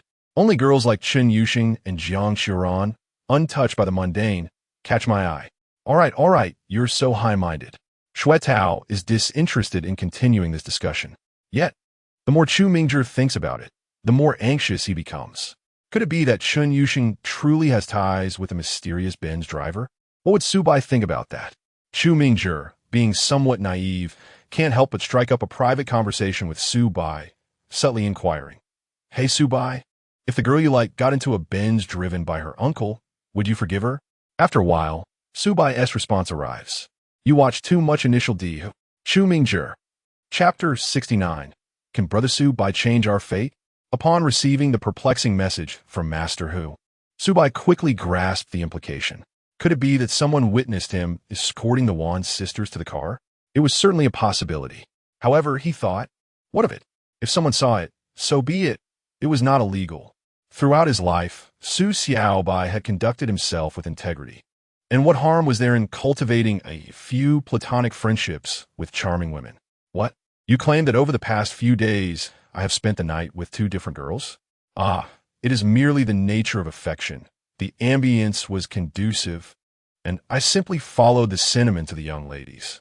"Subai, your car is quite spacious. It must have cost a pretty penny?" The front passenger seat was naturally occupied by his sister, Wan Xinyan. Subai observed that when the two sisters appeared together, it was always the younger sister who took the lead, while the elder sister resembled a mere automaton. Indeed, their personalities differed significantly. Well, it might be worth several $100,000. Such a statement. With that amount, one could build a 3-story house in our hometown. The villagers would be envious. And where's your hometown? In a neighboring province to the southwest, a county that has been highlighted in news reports as a national-level impoverished area. We owe our gratitude to the government subsidies. Without them, we would not have the opportunity to attend such a prestigious institution as Jiangxing University. You must have worked quite hard. Not particularly. The entrance scores for the Art Academy are not exceedingly high. The benefit is that since our acceptance, we can leverage the school's reputation to seek part-time jobs, such as hosting commercial performances or voice acting. Wan Xinyan was quite chatty, unabashedly discussing her humble origins, her excitement evident as she sat in the luxurious Mercedes. Subai appreciated her candidness. "As long as you express your needs, we can strike a deal. I have no interest in those who aim to exploit wealthy individuals solely based on their youth and beauty. Such women are far too troublesome to engage with." Before long, the trio arrived at the commercial area near the school by Xi'an City. Unlike the more upscale IKC Plaza that Subai had recently frequented, this venue catered to the masses, bustling with university students on weekends. Being a weekday, the crowd was manageable. Wan Xinyan first inquired if Subai had any preferred brands or items to purchase. After receiving a negative response, they proceeded to their intended destination, Decathlon. This large-scale sporting goods store offered an extensive range of affordable products, from basic athletic wear and hiking shoes to entry-level mountain bikes, effectively catering to all things related to sports, all while emphasizing value for money. Wan Xinyan was not foolish enough to lead Subai to an expensive brand counter and hint for him to foot the bill. That was a tactic employed by the less refined. Moreover, she and her sister were youthful and radiant, requiring no high-end brands to enhance their allure. Exchanging a knowing glance with her sister, Wan Xinyan prepared to execute their plan. Wan Xinyue intuitively understood, moving to the far side of the fitting room to feign interest in hiking poles. Wan Xinyan selected a form-fitting hiking compression shirt paired with sleek leggings. After disappearing into the changing room, she emerged with a slightly embarrassed expression. "These pants are so tight, I can't seem to pull them up. Can you help me, Brother Subai?" Her tone of desperation seemed entirely natural, and the deliberate use of Brother Subai led the nearby staff to assume a familial connection. After all, the trio's attractive appearances made it plausible they were related. Thus, the staff did not intervene as Subai stepped into the already occupied changing room. Upon entering the cramped space, he was met with a scene that sent his heart racing. The snug leggings were stuck at her curvaceous hips, and Wan Xinyan playfully twisted her slim waist, presenting an enticing view. How can it be that a girl with such youthful features, even sporting a hint of baby fat, possesses such an alluring figure? "Brother Subai, could you assist me in pulling these pants up? It seems the design has some flaws." Of course, with the invitation extended, Subai saw no reason to decline. He prided himself on being helpful. He grasped the leggings' elastic waistband with 2 fingers, gently tugging outward before lifting them.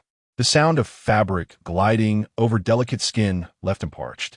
In the process, his fingers brushed against Wan Xinyan's remarkably soft skin, reminiscent of the tender touch he had experienced when holding a young child during family visits. Unable to contain his curiosity, Subai asked, "Are you and your sister truly adults?" "Indeed, we will turn 18 this summer," Wan Xinyan replied joyfully. "Brother Subai, why do you ask such peculiar questions? You have such delicate skin.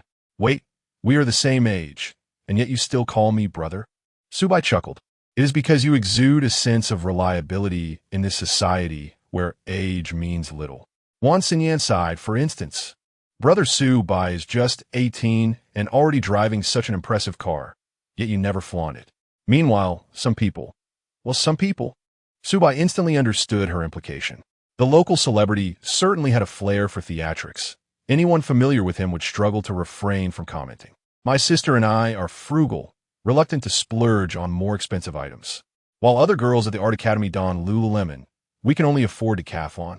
Though many claim that all clothing is essentially the same, the fabric quality is undeniably different. Indeed, Subai responded, you must have felt it earlier. The material of these pants is quite ordinary. I actually don't notice much. Let me feel again. Subai extended his hand, exploring the upper rear part of the leggings, savoring the texture. Not bad, he exclaimed, instinctively employing a bit of finesse, which caused Wan Xinyan to shudder, her legs growing weak, her gaze shimmering with emotion. Brother Subai, you see, for orphans like my sister and me, raised solely by our grandmother, our sole aspiration in coming to the big city is to alter our destiny. With her baby-faced innocence, Wan Xinyan gazed intently into Subai's eyes. Brother Subai, can you change our fate? As she spoke, she grasped Subai's other hand, pressing it against her own alluring form. Chapter 70. The Wan sisters are one entity. As the saying goes, children of the impoverished mature early. The Wan sisters exemplify this notion. There are frequent sentiments expressed on the Douyin platform, suggesting that today's university students are naive and innocent, feeling like children despite having reached adulthood at 18. However, Wan Xinyan is clearly not one of them. She is thoroughly an adult. A rather vivid piece of evidence lies in the notion that only children engage in romance, while adults employ more direct methods of seduction. Though perhaps somewhat crude, it is imbued with a profound yearning for a life of affluence. It is evident that they have experienced poverty for quite some time, and Subai, who has also known hardship, perceives a similar essence in Wan Xinyan's gaze. With both hands engaged, Subai made an impressive gesture. Just as Wan Xinyan seemed on the verge of losing her balance under the expert manipulation, he leisurely remarked, that depends on your performance. Not just my performance, but ours. Wan Xinyan emphasized with a gentle smile. What do you mean? Subai inquired. My sister and I made a pact long ago to share all good things and equally bear any hardships, Wan Xinyan declared proudly. We are one entity. This revelation led Subai to a subtle conjecture. Are you and your sister planning to act together? Indeed, having a pair of charming and alluring twin sisters by one's side is an incredibly delightful prospect. Taking us out for shopping would be quite the statement. Others would surely be envious. Although Wan Xinyan's words carried a hint of narcissism, there was no fault in her reasoning. Many men harbor a deep-seated dream of embracing two beauties at once, yet few manage to realize such fantasies, let alone openly parade two stunning women in public. In the case of the Wan sisters, this became a unique advantage. Their twin status allowed for a seamless experience. Should anyone delve into moral scrutiny, they could simply assert that they were out enjoying time with their sister. Of course, to successfully court both twins would require extraordinary prowess. In reality, many twin sisters often harbor a sense of rivalry or aversion towards each other's partners. Yet it must be said, the Wan sisters truly exemplified unity. With keen interest, Subai continued to engage with Wan Xinyan, asking, have you discussed this plan with your sister? Of course. My sister has already consented. In fact, she is even more interested in you than I am. Oh, and why is that? I won't tell you just yet.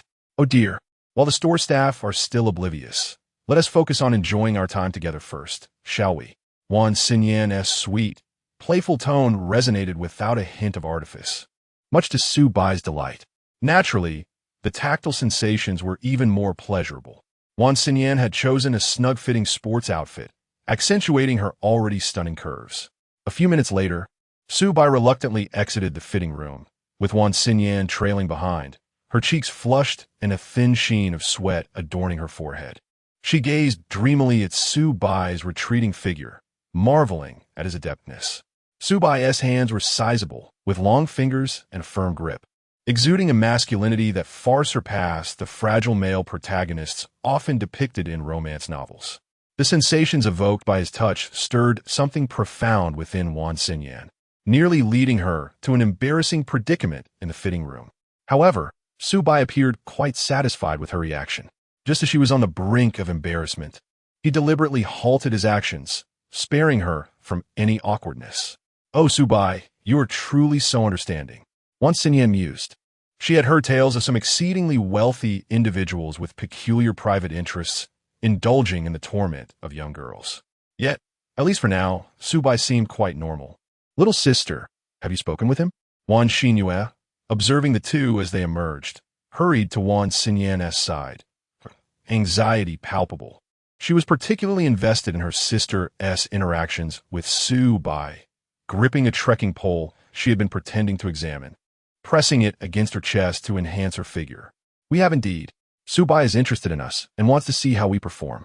Phew, that's wonderful, Wan Xinyue exclaimed, a look of longing crossing her face. Does this mean I can start to show off? Noticing her sister's eager expression, Wan Xinyan quickly cautioned, Sister, be a little more reserved. You don't want to frighten him away. Of course I understand. Wan Xinyue glanced at Subai, who was selecting trekking shoes, her eyes sparkling with admiration. Standing an impressive height of 185 meters, Subai's stature was entirely genuine, as confirmed during physical assessments. In the city of Jiangsheng, neither too southern nor too northern, such height was already quite remarkable among young men. Furthermore, after undergoing the refinement of enhancement solutions, his physique boasted an astonishingly perfect proportion, akin to a male model's ideal form. Clad in high-end fashion, he was undoubtedly the dream of many young girls.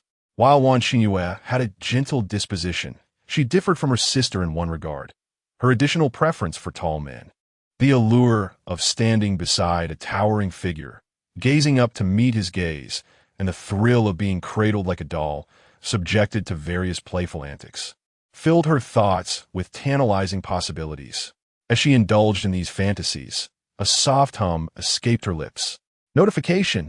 S-level goddess Wan Xinyan, Wan Xinyue's favorability has surpassed 80 points, binding them as cashback targets. Current favorability, 82. Subai paused, momentarily bewildered.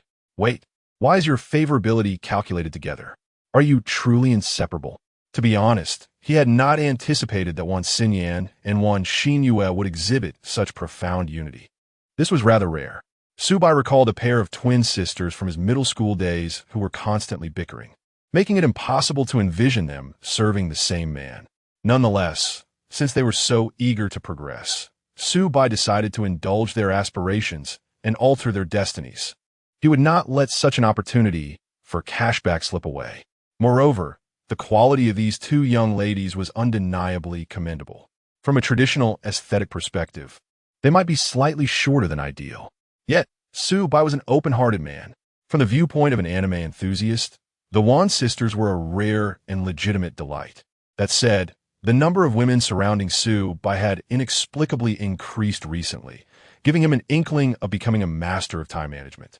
Perhaps this was one of the inconveniences of living a life of luxury, as even with the assistance of his companion, Subai found it quite challenging. Chapter 71. Lululemon. Enhancing Subai's sensory experience. Are you satisfied with this one, miss? The sales assistant inquired. If you like it, you might want to try some of the sports series outerwear. Upon seeing the ensemble on Wan Xinyan, the sales assistant's eyes brightened, and she eagerly recommended it. Generally, sportswear does not flatter shorter girls, yet Wan Xinyan was evidently an exception. Moreover, her sister, Wan Xinyue, who shared a striking resemblance in both looks and figure, led the sales assistant to believe that perhaps she could secure 2 sales today. Subai asked, what do you think? I think it's wonderful. Subai Gid should be quite pleased too, right? Wan Xinyan's tone was laced with subtle implications. Then let us go for it. Should I get your sister a set as well? Different colors? Yes, she likes pink or perhaps a bright yellow. Something cheerful came in response. This revelation caught Subai slightly off guard. Upon reflection, it made sense. The vivacious Wan Xinyan favored cooler tones, while Wan Xinyue gravitated towards softer, warmer hues. The preferences of young women are indeed elusive. Fortunately, Subai no longer needed to discern their tastes. He now approached each goddess with a mindset of admiration, eager to uncover the facets of their personalities that remained hidden from the world. The compression top and leggings totaled over 300, and for both sets, it came to just over 600. Wan Xinyue selected a few accessories, bringing the total to 800. Ding! Detected extravagant spending of 832 yuan by the bound subject. triggering a fourfold cashback reward. Cash 3,328 yuan. Sighing, Subai mused that he had perhaps become a bit too carefree. Seeing the price exceed 800, his first reaction was that it was a bargain. Before the binding system, that amount would have sufficed for a month's worth of meals at the cafeteria, with some leftover. After all, the budget meal, one meat dish, one vegetable, and rice, cost merely 6 yuan. Breakfast could be resolved with 250 for a bowl of hot dry noodles. The subsidies at a prestigious university cafeteria are quite generous. However, Subai's appetite had been spoiled. He now found that over 800 in the realm of premium consumption barely covered a single pair of trousers from certain women's brands. Oh wait, Subai recognized a gap in his thinking. The Wan sisters had already purchased their outdoor sports gear, but that did not preclude him from buying them more. After confirming with the system, as he exited the decathlon store, Subai suggested, "These inexpensive pants feel uncomfortable. Let me take you to choose something of better quality." Huh? Wan Xinyan was taken aback and quickly waved her hand. "There's no need. You just help us check out. We're already very grateful. After all, my sister and I Haven Tea started contributing to Subai Gij yet." The last remark was accompanied by a playful smile, as she tiptoed closer to Subai's ear and whispered. The warmth of her breath carried a sweet, candy-like fragrance. It was quite fascinating. Each girl's natural scent seemed to possess an enchanting allure. "Don't worry, there will be plenty of opportunities for you to contribute, and besides, acquiring better yoga pants will enhance my, user experience." The phrase user experience elicited laughter from Wan Xinyan. "Subai Gij, you shouldn't say such things to other unfamiliar girls. You might receive a warning for objectification. Is that so? Does it upset you?" "Not at all. I actually look forward to being used by Subai Gij," Wan Xinyan replied, her eyes sparkling as she nestled closer to his arm. To be honest, his flirting skills felt somewhat clumsy compared to the innate charm of the fox-like girl before him. However, the twins were merely freshmen, so their innocence was precisely what he found appealing. Subai reveled in the moment, chuckling heartily and gesturing for the sisters to follow him while playfully patting their backs. It was his first attempt at this double embrace, and he felt a twinge of guilt. Such actions seemed to contradict the moral education he had received over the years. Simultaneously, he sought to ascertain whether the sisters were prepared to embrace a lifestyle of buy one, get one free. The outcome pleased him immensely. Wan Xinyan let out a charming gasp, caught off guard, and shot Su by a reproachful glance, yet she only clung tighter to his arm. As for Wan Xinyan, she didn't even flinch at the surprise. Instead, she expressed pure enjoyment. Wait, why was she already reveling in it? Subai felt a sense of intrigue. Beneath Wan Xinyue's demure exterior lay something extraordinary. Thus, he strolled through them all, each sister in tow, drawing the gaze of countless passers-by. Their looks ranged from envy to bewilderment. What was this scenario? Was he out shopping with two girlfriends? No, these girls looked strikingly identical. It must be a family relation, an older brother out with his little sisters. Many onlookers drew similar conclusions. The concept of twins being romantically involved was too sensational for most to fathom. However, Subai's confidence, bolstered by his financial means, made it all manageable. Welcome to the Lululemon flagship store in Jiangcheng. This brand, widely recognized through short videos, is a benchmark for yoga pants. Subai was somewhat surprised to discover that this store was indeed the flagship in Jiangcheng, considering that Baishan City was merely a modest shopping destination. Upon further reflection, it made sense. A significant portion of the brand's audience comprises young women seeking fashion and a bourgeois lifestyle. Where would one find such women in abundance? Of course, at Jiangcheng University. In these times, securing employment is challenging, and earning money is no easy feat. Many working women hesitate to spend lavishly on beautiful clothing for themselves. Admittedly, spending a rich suitor's money is a different matter. But not every girl is fortunate enough to find such a benefactor. In reality, the majority of girls, in terms of both appearance and emotional intelligence, rarely encounter generous suitors. Conversely, university students with little life pressure, especially those from well-off families, are often indulged by their parents with ample pocket money. Spending their parents' money does not evoke guilt, resulting in considerable purchasing power. As he stepped into the Lululemon flagship store, Su-bai casually scanned the area and noticed numerous university girls trying on clothes.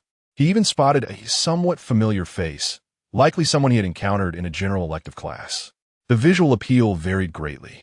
Yoga pants, akin to aerobics uniforms, can enhance the appearance of those with good figures, but they do little for those less fortunate in physique.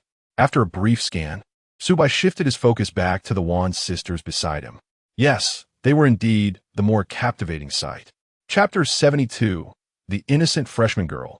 Easily satisfied, a beautiful sales associate scrutinized Su-bai's attire.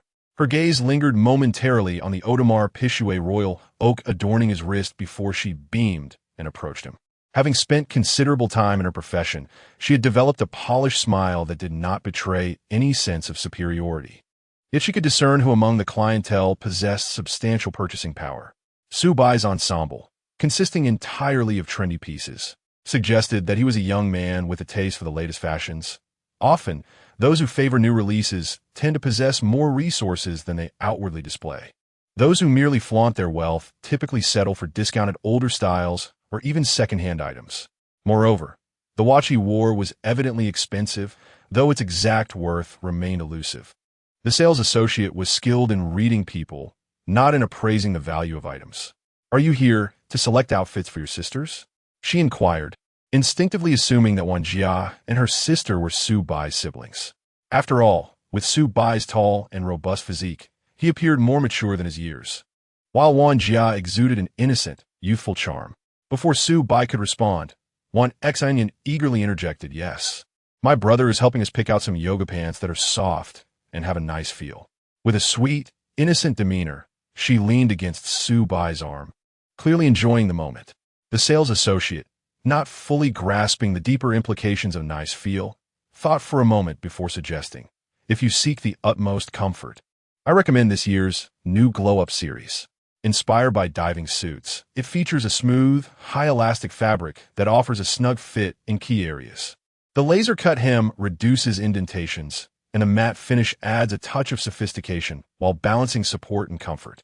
She led the trio to the samples on display, reminding them, "Since these are new arrivals, the price is on the higher side. Each pair costs 200 yuan. That's quite all right. The price is not an issue as long as you like them," Su-bai said, affectionately ruffling the hair of the two sisters. They did not shy away. Appearing quite pleased, Xianyu even nuzzled her cheek against Su-bai's hand and playfully brushed her tongue against his palm. "Let us head to the fitting rooms," he suggested. After several rounds of trying on clothes, Su-bai was thoroughly satisfied with the yoga pants fit. It was no surprise that they were a popular brand. Despite some opinions deeming the price excessive, the effect on a well-proportioned figure was indeed striking. He even took a moment to assess how they looked on Xianyan. Not bad at all. There are also matching sports tops, hoodies, and sports bras. Let's give those a try as well. He recalled that the sales associate had recommended the Align and Instill series, catering to preferences for an almost naked feel and shaping with a silky touch, respectively. "Do we really need to try so many? I think one pair will suffice," Xianyan remarked. "Well, I don't want to spend too much of my brother's money," added Xianyu, echoing her sister's sentiment. It was not that they were being coy. They genuinely wished to cultivate a long-term relationship with Su-bai, preferring a steady, gradual approach rather than appearing overly greedy. However, they clearly underestimated Su-bai's purchasing power. "Since we've come this far, we might as well buy a few more items. That's my stipulation. Your opinions do not carry weight here," Su-bai replied nonchalantly. With the benefactor's insistence, the sisters had no choice but to comply.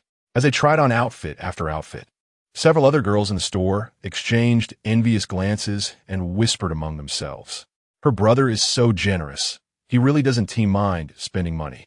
Surely he can't be buying everything. They'll only select the best, right? Honestly, I want the new styles too. But the older versions with membership discounts are only around 700 yuan, nearly 500 less. That 500 could cover half a month's meals at school." Among those shopping at Lululemon were students who were financially constrained, some saving up for months just to afford a basic pair of yoga pants, eager to post stylish selfies in their dorms for friends to admire. Then, to their astonishment, they heard Su-bai's audacious declaration that he would purchase everything they liked. A pang of jealousy washed over them. Eventually, after the sisters finished trying on clothes, Subai made a single payment for an impressive array of items, seasonal exclusives and collaboration pieces, including yoga mats, water bottles, and gym bags, totaling over 10,000 yuan. Without a flutter of his eyelid, he paid via QR code. Oh my goodness, how generous! Where did this wealthy young man come from? The onlookers were genuinely envious. Subai was not only handsome, but also impeccably stylish. He embodied the ideal of a wealthy young heir in the eyes of the university girls. Yuan Yen, too, was left speechless, her delicate lips agape in astonishment. Subai, this is outrageous. The most astounding purchase was the yoga mat, something Yuan Yen had never considered. Even if she were to buy one, it would not be from Lululemon, as cheaper alternatives could be found elsewhere. Yet Subai insisted, since we're here, it'll all be convenient for you to work out and stretch in your dorm. Ding! S-Class goddess Yuan Yu indulged in a shopping spree at Lululemon, spending 118 yuan, triggering a tenfold cashback reward of 180 yuan. Now, seeing the substantial cashback notification from the system, Subai felt somewhat indifferent. His bank balance had surpassed 70 million yuan, making 100,000 seem trivial. However, the chime of the notification still brought him a delightful thrill. Being ostentatious could indeed be profitable, while also allowing him to bask in the admiration of the beautiful twin sisters. It was worth contemplating how easily this naive freshman girl was satisfied. In contrast, if she were a woman who had already entered the workforce and adopted a more worldly demeanor, spending over 10,000 on a handbag might leave her feeling that it lacked sophistication. Yin, stop daydreaming and come here to fill out your address. Subai called from the checkout counter. Brother, what is going on? Why do I need to fill in an address? Yuan Yin snapped back to reality. Provide your dormitory address so the store can arrange delivery. It's quite a lot, and it'll save you the trouble of carrying everything back, Subai explained. Great idea. You're so thoughtful, brother, Yuan Yin exclaimed, excitedly jumping up and wrapping her arms around his neck, straining on her tiptoes to peck his cheek. Alas, the height difference was quite endearing, at least 30 centimeters. With a slight tremor in her hands, Yuan Yin eagerly filled out the address, her mind racing with thoughts of how envious her roommates would be when they saw the multitude of clothes delivered to their dorm. Chapter 73. Beauty is not a scarce resource. Wealth is. Observing Yuan Xinyan's excited demeanor, Subai couldn't help but smile. Just as he had anticipated, Yuan Xinyan was not averse to indulging in a moment of vanity, spurred by the gifts Subai had bestowed upon them. Vanity is inherent to human nature, especially in the atmosphere of an art college dormitory. In contrast to the relatively simple-minded girls from the engineering department, those studying the arts tend to mature more quickly. In truth, Subai had spent just over 10,000, a sum that, even without considering any cashback, was a trifling amount given his financial standing. However, the reactions of the Yuan sisters were quite intriguing. When Subai mentioned having the items delivered to the dormitory, Yuan Xinyan's mood visibly fluctuated. It became clear that she valued the opportunity to showcase rather than the intrinsic value of the gifts themselves. Watching her cheerful reaction, Subai found it rather amusing. Once everything was arranged, he turned to Yuan Xinyan and said, "The items have been purchased. Shall I take you all out for a drive later? I recall a road along the riverbank to the north of this mall, which is quite secluded and offers ample space for camping and leisurely walks." Absolutely. We've always been interested in that area, but it's rather far and inconvenient to visit without a car, she replied enthusiastically. Indeed, having a vehicle significantly broadened one's range of activities, Subai reflected. Prior to acquiring the Mercedes-Benz GLE, he had little motivation to venture outside campus. Navigating the subway was quite a hassle, especially considering that many destinations were far from the nearest station, often requiring a lengthy bike ride. Suddenly, Yuan Xinyan recalled something and asked, "By the way, are you planning to drive us for the Mid-Autumn Festival trip too?" "Yes, why do you ask?" "Oh, just curious. This car seems quite spacious, perfect for a road trip," she said, a playful tone in her voice. Subai chuckled. "I believe the Magotan is also quite suitable for a road trip. Come on, I'd rather not ride in Xuetao's car. Oh, by the way, can my sister and I sit in the back seat of your car?" She continued, her tone laden with implication. She felt that the progress she had made in flirting with Su Bai today was commendable. Surely, during the mid-autumn trip, she deserved to occupy a seat in Su Bai's vehicle. The thought of being relegated to the Magotan, enduring Shui Tao's tiresome chatter, was far from appealing. That's a good question, Su Bai mused. With 4 boys and 4 girls in their traveling party, it made sense to average 4 individuals per car. However, in practicality, fitting 3 girls in the back seat of the Mercedes-Benz GLE would pose no issue, especially since there were no pressing F-entrance necessities in their group. One could easily occupy the front passenger seat, allowing all 4 girls to ride with Su Bai. As for the feasibility of this arrangement, Chen Yuxing would undoubtedly accompany Su Bai. Currently, she was soundly asleep at the JW Marriott Hotel, having just completed a marathon of 13 anime episodes, and would likely be quite clingy by the time of the trip. The remaining girl, Jiang Xiuran, was also well known to him. Being childhood friends, Jiang Xiuran would never choose to ride in the Magotan, especially not with 3 unfamiliar boys. Plan solidified, Su Bai declared. Then you and your sister can sit in the back seat. Received. Wan Xinyan saluted playfully, demonstrating her understanding without inquiring about who would occupy the front passenger seat, which was obviously reserved for Chen Yuxing. Many classmates had remarked on the burgeoning closeness between Su Bai and Chen Yuxing, often seen gaming together. While Wan Xinyan had previously been uncertain about any underlying tension between them, having recently witnessed Su Bai's wealth, she became convinced that Chen Yuxing harbored feelings for him as well. It was even possible that they had secretly, but she dismissed those thoughts. Speculation was futile. The most pressing matter was to repay Su Bai for his generous gift of clothing. Although Wan Xinyan had already made advances towards Su Bai in the fitting room, she deemed it insufficient. She reminded herself to maintain a proper service demeanor and not treat the wealthy gentleman like a fool. During her time at Zaihongshan, she had encountered numerous girls who, in their youthful folly, had failed to appreciate the kindness of affluent suitors, often becoming greedy and ungrateful, ultimately being cast aside. Young girls often enjoy societal privileges due to their beauty, leading to inflated self-esteems. Yet, it is only with the passage of time that they realize beauty is not a rare commodity. There will always be 18-year-old beauties emerging. Conversely, the path to becoming wealthy is increasingly arduous.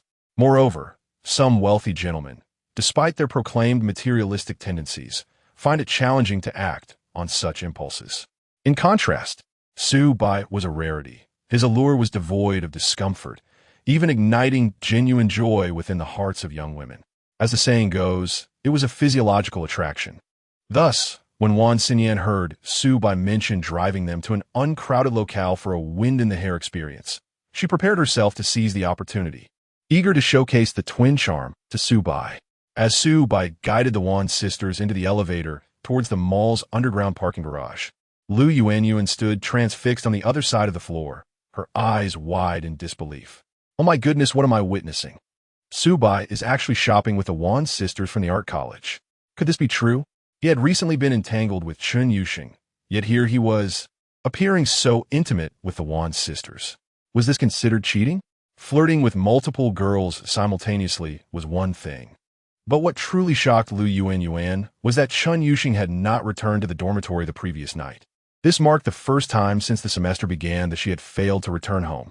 Lu Yuanyuan's curiosity had been piqued, leading her to engage her roommate Jiang Xiuran in extensive discussions, yet they had failed to reach any conclusions. As for why she hadn't consulted her closest friend Zhou Jialu, it was because Zhou Jialu had also been absent. This, however, did not surprise Lu Yuanyuan. After all, Zhou's boyfriend treated her exceedingly well, and their relationship had progressed rapidly, approaching the stage of intimacy. But Chen Yuxing's behavior was indeed peculiar. Lu Yuanyuan had even asked her boyfriend Shui Tao if Su Bai had returned to the dormitory, only to discover he had not. This revelation birthed a rather alarming hypothesis. Could it be that Su Bai and Chen Yuxing had gone to a hotel together? It was difficult to fathom that the aloof, academically inclined Chen Yuxing, who spent her days immersed in a laboratory, would actually go to a hotel with a boy. Yet, if it were Su Bai, it didn't seem so far-fetched. After all, he was undeniably handsome and fit. Chen Yuxing choosing Su Bai was not entirely out of the ordinary. It was common for college girls to fall for looks rather than wealth. Many still harbored the dream of marrying for love. Truth be told, Lu Yuanyuan found this notion rather foolish. Su Bai came from humble beginnings, and Chen Yuxing's family background was hardly affluent either. Their union would inevitably face countless challenges in the future. Chapter 74. Is Su Bai truly from an ordinary family? It is often said that poverty breeds sorrow within couples.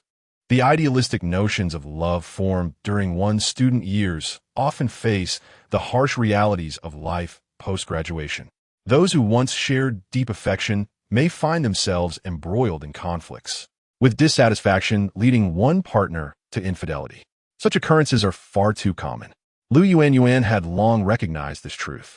If she could not find a particularly admirable partner during her university years, settling for Xue Tao wouldn't be such a bad option.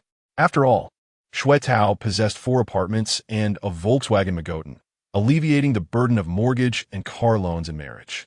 However, Su Bai posed a significant problem. Not only was his family background concerning, but he also lacked a commendable work ethic. Despite studying one of the most sought-after majors, computer science, he squandered his days lounging in the dormitory. In stark contrast, Chen Yuxing diligently immersed herself in her research. The disparity was glaring. The ambitious Chen Yuxing paired with the indulgent and disheartened Su Bai was a recipe for inevitable trouble, a conclusion Lu Yuanyuan reached last night. Yet, the scene she witnessed today shattered her previous perceptions. It was not merely because Su Bai was holding hands with Wan Jia's sisters, but rather due to Lu Yuanyuan's astonished eyes as she observed Su Bai purchasing a plethora of items for them at Lululemon. Just moments prior, driven by curiosity, she had concealed herself in the shadows, watching the trio for an extended period. The more she observed, the more perplexing it became. Wasn't Su Bai's family just an ordinary working-class one, with a mere monthly allowance of 1,200 yuan? How could he afford to indulge in extravagant shopping at Lululemon? Something was amiss, very amiss. As she watched the 3 enter the elevator, an inexplicable anxiety began to envelop Lu Yuanyuan. She felt as though she had brushed against a hidden truth, yet its nature remained obscured. This tantalizing sensation left her feeling profoundly uncomfortable. For a girl with a penchant for gossip, it was unbearable. Resolving to uncover the mystery, Lu Yuanyuan hastily retrieved her phone and messaged Xue Tao. Yuanyuan, is Su Bai truly from an ordinary family? Are you certain? Xue Tao. Panda emoji. Xue Tao, why the sudden inquiry? Xue Tao. By the way, Yuanyuan, why didn't you reply to my message last night? What were you up to? Xue Tao. Nose-picking emoji. Yuanyuan. Nothing much. I was exhausted from class and fell asleep in the dorm. She had been preoccupied with gossiping about Chen Yuxing with Jiang Qiran, leaving no time to engage with Xue Tao. After confirming that Su Bai had not returned to the dorm, she had lost interest in him. Primarily, Xue Tao had recently become quite bothersome, persistently hinting at advancing their relationship. Lu Yuanyuan believed that a man overly eager for intimacy was rather undesirable. To most women, such eagerness signifies desperation, often leading to a subconscious reaction. The more one desires, the more aloof the woman feels. However, contemplating her urgency to gather information about Su Bai from Xue Tao, she realized that perhaps a slight progression in their relationship could yield some valuable insights. Well, they hadn't even held hands yet. Allowing him to occasionally grasp her hand seemed harmless. Yuanyuan, I'd like to have lunch at the 2nd floor of the cafeteria. Yuanyuan, after eating, let us take a stroll near the west gate. Smile, smile. Xue Tao. No problem, I'll treat you. Xue Tao. Confusing trendy emoji. In class? Xue Tao suddenly clenched his fist in excitement, silently celebrating. What is up, local? Did your dad James score again? Chu Mingzhi teased with a glance. Huh. Yuanyuan invited me to lunch. See? This is the perk of having a girlfriend, Xue Tao declared triumphantly. Not really, mate. What is so beneficial about it? Chu Mingzhi replied incredulously. Does spending your money earn you cashback, or something? It's just money, isn't it? Nowadays, girls rarely pay for dates. If you're spending on them, it's not a mark of success. Xue Tao, undeterred, continued. The lunch will be followed by a stroll, a lush, serene path near the west gate. The implications are clear. He envisioned tentatively holding Lu Yuan's delicate hand, excitement coursing through him at the thought.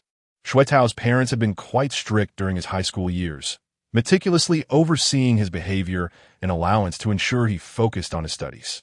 Their investment in a premium tutor paid off when he was admitted to the prestigious Jiangxing University. Now that he had financial freedom and a car, he felt liberated, ready to embrace this newfound phase of life. At the cafeteria's second floor, the prices of the dishes were slightly extravagant for students, resulting in a quieter atmosphere.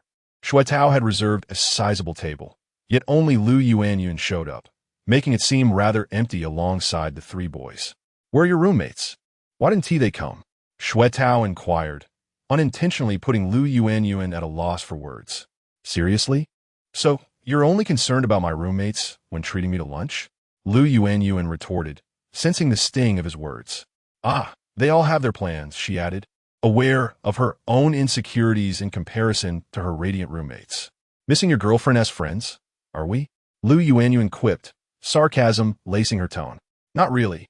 It's just that more people make it livelier, and we could order a wider variety of dishes," Xuetao replied, only to be interrupted by Wang Haoren, who had quietly brought over a pot of boiled beef and a plate of stir-fried squid, both considered pricey dishes on the second floor. "Oh, I noticed these were freshly made, so I ordered them. They're incredibly delicious," Wang Haoren stated nonchalantly. "They are tasty," but Xuetao hesitated, realizing that this contradicted the image he had crafted of being financially well-off. In truth, his allowance had dwindled after treating Lu Yuanyuan to various outings since military training began. He planned to request additional funds from his parents for the upcoming mid-autumn festival trip, but for now, he needed to conserve his spending. "Fine if you like them. It's acceptable to treat everyone this time," Xuetao muttered, somewhat begrudgingly. Unexpectedly, Wang Haoren shook his head. "No need. I'll cover this. And if you want anything else, just let me know."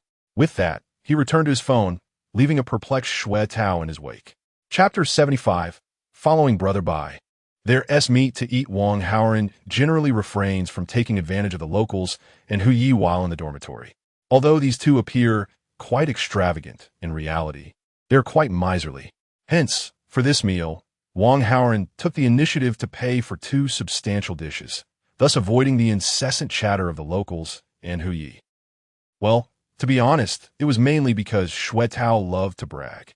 Chu Mingzhi typically does not concern himself with monetary matters, instead attacking from other angles. For instance, he might exclaim, "Oh, this dish is so spicy. It must be to mask the lack of freshness of the ingredients." Unlike our local cuisine, which emphasizes freshness and sweetness, truly the most noble and authentic way to dine. This was roughly the essence of his theory. Since the beginning of the school year, Wang Haoren had dined many times with Chu Mingzhi, to the point where he had grown accustomed to it. Speaking of which, Wang Haoren was not spending his own money for this meal. A couple of days prior, when Su Bai returned to campus, he had loaded 5,000 onto Wang Haoren's meal card, claiming it was an advance on his salary. Initially, Wang Haoren had been reluctant to accept it. After all, with a premium account to play with, he was already quite content and felt no need to borrow money from his brother. However, Su Bai mentioned that he intended to start an online gaming studio as a small business venture and wanted Wang Haoren to manage it as the studio's owner. "If you're willing to do it, you'll have to get used to receiving a salary from me, essentially supporting your entrepreneurial efforts. In your free time, you can gather information about online gaming studios. Of course, if you're not interested, I can always find someone else." Su Bai's sincere words resonated strongly with Wang Haoren, who immediately declared, "Let us follow Brother Bai." Although majoring in computer science could lead to high-paying jobs in the internet industry, it often came at the cost of high work intensity and fierce competition. The allure of high salaries at large corporations essentially translated to being overworked, akin to being a high-end laborer. There was no comparison to the comfort of following Brother Bai and being a small boss. As for those who deemed online gaming studios as low-end and corporate jobs as high-end, all that mattered was earning money, legally and reasonably. There was no distinction between high-end and low-end. Wang Haoren was not burdened by the pedantic thoughts typical of scholars. Boasting at a recruitment fair was one thing, but deceiving oneself was another. Despite his bashful nature, Wang Haoran was quite perceptive about many matters. Thus, he had effectively become Su Bai's partner. Dining on the second floor of the cafeteria, there was no need for frugality. However, Xue Tao was entirely oblivious, secretly pondering why Wang Haoran, usually more financially constrained than Su Bai, suddenly seemed willing to splurge on a lavish meal. Lu Yuanyuan also cast a surprised glance at Wang Haoran, but did not dwell on it for long. After collecting her thoughts, she inquired, "Where's Su Bai? He seems quite busy lately. Is he working outside of school?" "I don't know. That kid has been elusive lately. I heard he might have struck it rich. Perhaps he won the lottery, considering he has replaced his phone and computer with Apple products," Xue Tao remarked casually. Winning the lottery. Lu Yuanyuan's lips twitched at the thought. So that was the case. No wonder Su Bai was acting like a nouveau riche, purchasing gifts for the Wan sisters. It seemed the twins were indeed trying to take advantage of Su Bai. Knowing this, she felt relieved. Lu Yuanyuan had been quite apprehensive about the possibility that Su Bai was, in fact, wealthy but simply kept a low profile, which would make her appear foolish. Given her preference for Su Bai's appearance, yet settling for Xue Tao due to financial constraints. Fortunately, it seemed her worries were unfounded. Instantly, Lu Yuanyuan felt much more at ease, indulging in the delectable dishes before her. Soon, lunch came to an end. Just as Xue Tao anticipated an exciting stroll to the small west gate, Lu Yuanyuan suddenly clasped her stomach, displaying a pained expression. "What's wrong? Are you feeling unwell?" Xue Tao asked with concern. "It might be something I ate." Is it serious? A walk should be fine. Perhaps a little stroll will help." Lu Yuanyuan felt exasperated. She had initially thought feigning a stomachache would allow her to escape directly back to her dormitory. Having acquired the information she needed, there was no longer a need to hold hands with Xue Tao at the small west gate. The very thought made her recoil, being dragged along by such an unattractive, mentally challenged boy. What if they encountered a high school classmate or someone from the student council along the way? That would be utterly embarrassing. Among girls, the competition regarding boyfriends is quite severe. This competition primarily revolves around looks. Finding a handsome boyfriend often leads to daily displays of affection on social media. However, if it were someone like Xue Tao, no matter how wealthy he might be, girls would hesitate to showcase him within their social circles. After all, one must maintain appearances. Lu Yuanyuan had never posted pictures with Xue Tao on social media, nor had she introduced him to any important friends. Who could have imagined that Xue Tao would be so oblivious? He even suggested that a simple walk would suffice. How ridiculous! Were it not for financial reasons, Lu Yuanyuan would have certainly broken up with such a man on the spot. Local people, you should know better. If someone is unwell, you shouldn't insist on dragging them out for fun. Isn't there a modicum of gentlemanly conduct? Chu Mingzhi interjected. "No, she invited me out, and I was all set." "Apologies, Xue Tao, but I truly feel unwell and just want to return to my dormitory to rest. Can we do this another day?" Lu Yuanyuan said, forcing a weak and pitiful smile as she squeezed Xue Tao's hand. Immediately, Xue Tao's anger dissipated. His demeanor softened, and he even offered to escort Lu Yuanyuan back to her dormitory, which she graciously declined. Watching his girlfriend walk away alone, Xue Tao sighed dreamily. What a strong and independent girl. Wang Haoran could no longer contain himself and burst into laughter. "What are you laughing at?" Xue Tao frowned. "Nothing. I just recalled a humorous anecdote about inflation," Wang Haoran replied, attempting to maintain a straight face. "Damn it, you're always preoccupied with gaming and whatever VTB stuff. I see you're destined for that life." Wang Haoran chuckled silently, mentally berating himself. Perhaps in a previous life, he had been afflicted with an acute case of naivety. He mused. Otherwise, why had fate assigned him such peculiar roommates in this life? Seemingly, just to amuse him and make up for all the laughter he had missed in his past? Wang Haoran considered himself to be a rather simple-minded person. Yet, he could easily discern Lu Yuanyuan's disdain for Xue Tao. Moreover, he vaguely sensed that Lu Yuanyuan harbored feelings for Su Bai. Whenever she was in Su Bai's presence, she would steal glances at him, her eyes darting away, her cheeks tinged with a hint of blush. Xue Tao, however, mistakenly believed that Lu Yuanyuan's blush was a result of his own charisma, showcasing an unfounded confidence. Yet, Su Bai appeared utterly indifferent to Lu Yuan. After all, Brother Bai was involved with someone of Chen Yuxing's caliber. How could he possibly be interested in Lu Yuan? Chapter 76. The Wan sisters communicate with Su Bai through music. Meanwhile, Su Bai was driving, accompanied by the two twin beauties, to the riverbank embankment. The autumn scenery in Jiangsheng was quite charming, with the weather gradually turning cooler, making it pleasant to be outdoors. Su Bai held the hands of the two sisters as they strolled along the grassy path, listening to Wan Xinyan recount amusing stories from the art academy. It is worth noting that even within the same university, the lives of students in different majors can be vastly different. For instance, those studying broadcasting must practice their vocal skills every morning, while dance students must rigorously manage their weight. It is said that the dance instructors impose strict orders on their students, forbidding them from gaining weight during the Mid-Autumn and National Day holidays. Upon returning, the instructors would weigh the girls in their dormitory, barring entry to anyone who did not meet the required standards. Su Bai believed that, compared to dance students, the lives of those in ordinary majors could be considered rather indulgent. After all, Jiangxing University has a generally relaxed atmosphere, encouraging students to develop freely. Unless dictated by their field of study, students can decide for themselves how to spend their days. Many, however, lack this capability. Su Bai did not consider himself exceptional, but he sought advice from seniors upon enrollment. Aside from attending classes, he dedicated time in his dormitory to self-study according to a planned schedule. He aimed to learn something useful, hoping to find a laboratory to assist with tasks in the latter half of his second year. Subsequently, he intended to gather information about internships, submit resumes, and pursue summer internships. For children from ordinary families, securing a decent job naturally requires considerable effort.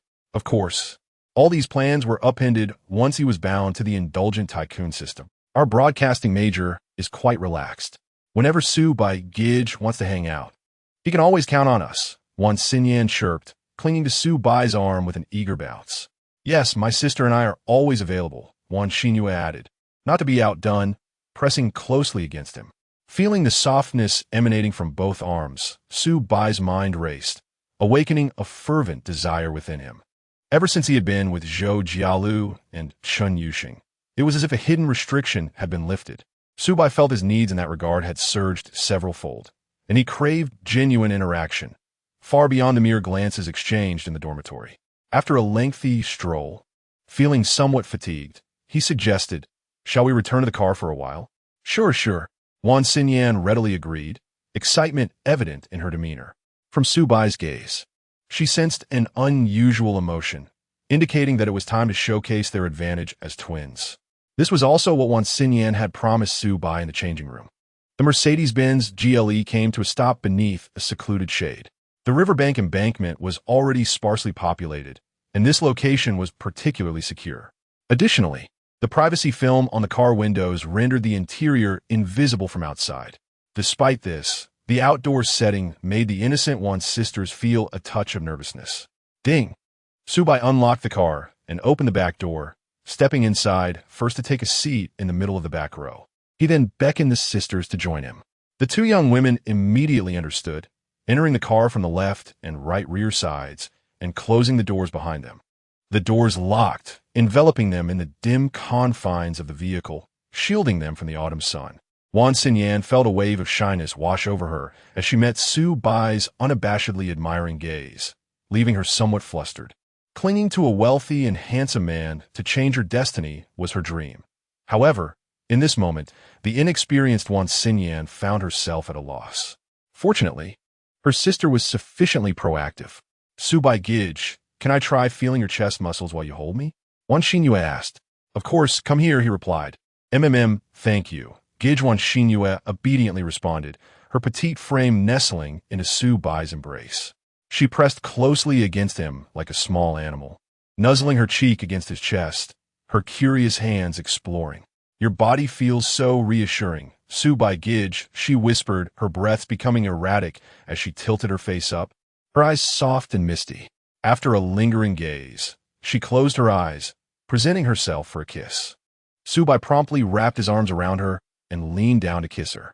This experience felt entirely different from previous encounters with girls. The specifics were difficult to articulate, but it was a distinctly more innocent sensation. Was this the essence of youthful allure? Gradually, Subai became immersed in the enjoyment. However, the pleasure did not end there. After a considerable time, Subai reclined in the leather seat of the car, retrieving a can of ice-cold cola from the onboard refrigerator. He gulped it down with satisfaction. "Su Gongzi, are you satisfied?" Wan Xinyan asked playfully, mimicking the tone of a character from a historical drama. "Very much so," Subai replied genuinely. Following this encounter, he had gained a profound understanding of why the Wan sisters were so confident. Their personalities were distinctly different, and when discussing music and art with Subai, they fully leveraged their professional strengths. For instance, within music, they were responsible for various vocal parts. The broadcasting major is closely intertwined with music theory, and their curriculum even includes music courses. Previously, Subai had not known much about Wan Xinyue, but through their conversation today, he discovered that this quiet girl possessed unique insights into music, albeit with differing styles and rhythms compared to her sister. In summary, their exchange had successfully cultivated his artistic sensibilities. For Subai, a student of engineering, this was an entirely different experience. The flames of desire within him were stoked beyond control, and he longed to continue discussing art. Though somewhat inexperienced in technique, he found the rarity of this encounter to be immensely gratifying. Even the system rewarded him with 2 indulgent bonuses, affirming his recognition of the Wan sisters.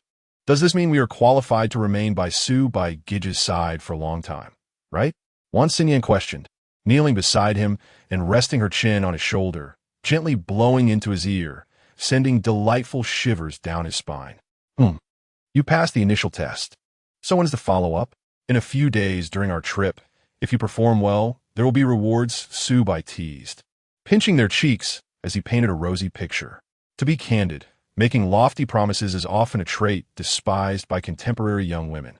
However, given Subai's affluence, even a promise of a tenth of 100% was a treasure beyond reach for the impoverished sisters. Wan Xinyan immediately placed her hand over her heart, assuring him, "Rest assured, Subai Gij, you will definitely be satisfied." Enjoying the lingering resonance of their musical exchange, Subai finished his cola leisurely, opening the system interface to check the 2 indulgent rewards that had just been granted. Chapter 77. The Significance of Fine Wine? Nothing more than a simple desire to indulge. Ding. The system detects that the esteemed host is experiencing immense pleasure while enjoying a symphony. Such indulgence warrants a reward of 5 million in cash. According to Subai's exploration of the system's mechanics, the amount of cash reward is directly proportional to the degree of indulgence. In other words, the more outrageous the action, the greater the reward. Fortunately, this system is bound to a person of integrity and restraint like Subai. Had it been someone without limits, such as Sun Xiaochuan, the consequences would be unfathomable, possibly making them the richest person in the world. In a sense, Subai indirectly contributes to world peace. How commendable. Ding. The system notes that the host almost dirted the roof of the Mercedes GLE, but fortunately, the clever Wan Xinyan caught it with her hand. How outrageous. The reward is a bottle of rare Petrus red wine, auction price of 210,000 yuan, which the host may collect at a designated Western restaurant. Subai couldn't help but glance at the car roof before looking back at himself. Well, if he had tilted his head a bit higher, with his current physical condition and special attributes, he indeed had the potential to dirty the roof. He had been so absorbed in enjoyment that he overlooked Wan Xinyan's clever maneuver. In retrospect, he had used tissue and wet wipes for a considerable time to clean his hands. "Shall we indulge in a fine meal together?" he asked. "I'm a bit hungry," Wan Xinyan replied, patting her flat stomach. After a day of shopping and enjoying the symphony, it was indeed close to noon, and hunger was setting in. Thus, Subai returned to the driver's seat and started the car, heading towards the restaurant indicated by the system to collect the rare red wine. Subai had researched online and discovered that even high-end wine brands typically range from 20,000 to 30,000 yuan for decent bottles.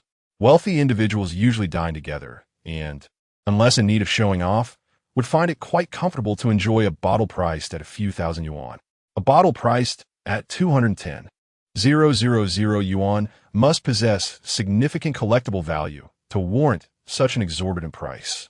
Regardless, Su Bai was grateful for the system's generosity. He simply intended to enjoy it. It was also a chance for the Yuan sisters to witness such luxury. Su Bai realized he, too, enjoyed showcasing wealth in front of beautiful women. It was a universal inclination, albeit with varying degrees of distinction. Moreover, the Yuan sisters had demonstrated a desire for self-improvement. If they were indifferent to money, Su Bai would naturally have no interest in impressing them. To him, it was a mutual exchange. You provide what I desire, and I bestow upon you wealth and luxury. At the Le Mans Gourmet French restaurant, the manager received a phone call, his face lighting up with surprise and seriousness. After hanging up, he hurried to the lounge and instructed the staff, prepare. A distinguished guest will be arriving shortly, and they wish to open a bottle of rare Petrus. Rare Petrus. The waitstaff's eyes widened. Is it the one that was just acquired at auction for 210,000 yuan? Indeed. Prepare with care. Let us add some ceremony to ensure our esteemed guest feels the prestige of our establishment. Both the manager and the staff were slightly exhilarated. After all, wines at this price point are rarely opened, and in Jiangshan one might encounter such an occasion only a couple of times a year. They eagerly anticipated the grand spectacle. Some of the female staff began to fantasize about Mr. Su, the owner of this exquisite wine. Surely, he must be a composed, middle-aged gentleman, akin to the successful business figures seen on television. No, he must be a dashing heir, sophisticated and charming. Oh, I think you're overthinking it. Someone who spends money so lavishly in Jiangshan is likely an old man nearing the end of his days. After all, you can't take it with you. The last comment from a female server elicited laughter from the group. Truth be told, while her words may have been harsh, there was a kernel of truth. After spending considerable time in high-end restaurants, one realizes that those who seem indifferent to money are either elderly or the wealthy second generation. The young tend to be reckless, while the older generation, having returned to simplicity, often splurge purely for their own pleasure. It is the middle-aged who are the most calculating. As fate would have it, when Su Bai arrived with the Yuan sisters, the waitstaff preparing for the wine ceremony were momentarily taken aback. Wait, buddy, you just graduated from high school, right? You look so young. P.S. so handsome, a server whispered to her friend in awe. With a meticulous image designed by his senior, Zhou Jialu, Su Bai's appearance had significantly improved. He had transitioned from merely being attractive to possessing a refined hairstyle and elegant attire, exuding affluence. Walking down the street, he turned heads effortlessly. In a restaurant filled with dignified patrons, he stood out strikingly. Enough chatter. The ceremony is about to begin. The manager shot a glance at the back, cleared his throat, and signaled for silence among the staff. Then, turning to Su Bai with a warm smile, he said, Mr. Su, we have prepared a special ceremony for the opening of the wine. Would you prefer to open the wine first or order your meal? Let us order the food first. There is no rush for the wine, Su Bai replied. Very well. Here's our seasonal menu for your perusal. Observing the well-dressed staff serving at the table, the Yuan sisters felt immensely out of place. They had never experienced such service before. Back in their hometown, they were accustomed to street food, where service was non-existent, and they often had to fetch their own meals from the kitchen window, though the taste was still commendable. Su Bai, brother, why are there so many people serving us? Wan Xinyan leaned in closer to inquire. If each private room is staffed like this, surely there aren't enough hands to go around. With a smile, Su Bai explained, because the wine we are about to open is rather expensive. Oh, how expensive? Su Bai did not respond, instead looking toward the attentive manager. The manager, displaying great emotional intelligence, chimed in, Madam. This limited edition rare Petrus red wine is sourced from a top winery on the right bank of Bordeaux, France. Due to its unique vintage and commemorative significance, it is not commonly available in the market, only occasionally acquired through auction. This bottle was auctioned for 210,000 yuan. 210,000. Wan Xinyan gasped, then quickly covered her mouth, realizing her outburst. Her gaze towards Su Bai was filled with astonishment, as if her worldview had been shattered. Wow, Su Bai, brother, is there a special significance behind opening such an expensive wine today? She asked, her logic flowing naturally. In her perspective, the real estate tycoons from her hometown who opened bottles worth over 10,000 at nightclubs were considered extravagant. Thus, Su Bai's choice which was 20 times that price, must surely hold special meaning. However, Su Bai shook his head. There's no special reason. I simply feel good today and wish to enjoy fine wine. Chapter 78.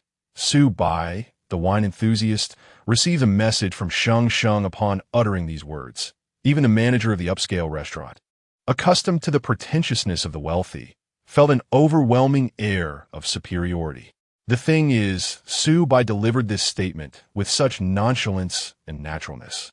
Having indulged in a life of extravagance where no matter how lavish, his friend Zongzi would always pick up the tab. He had cultivated the demeanor befitting a top-tier billionaire. So when he spoke, it was entirely devoid of any pretentiousness.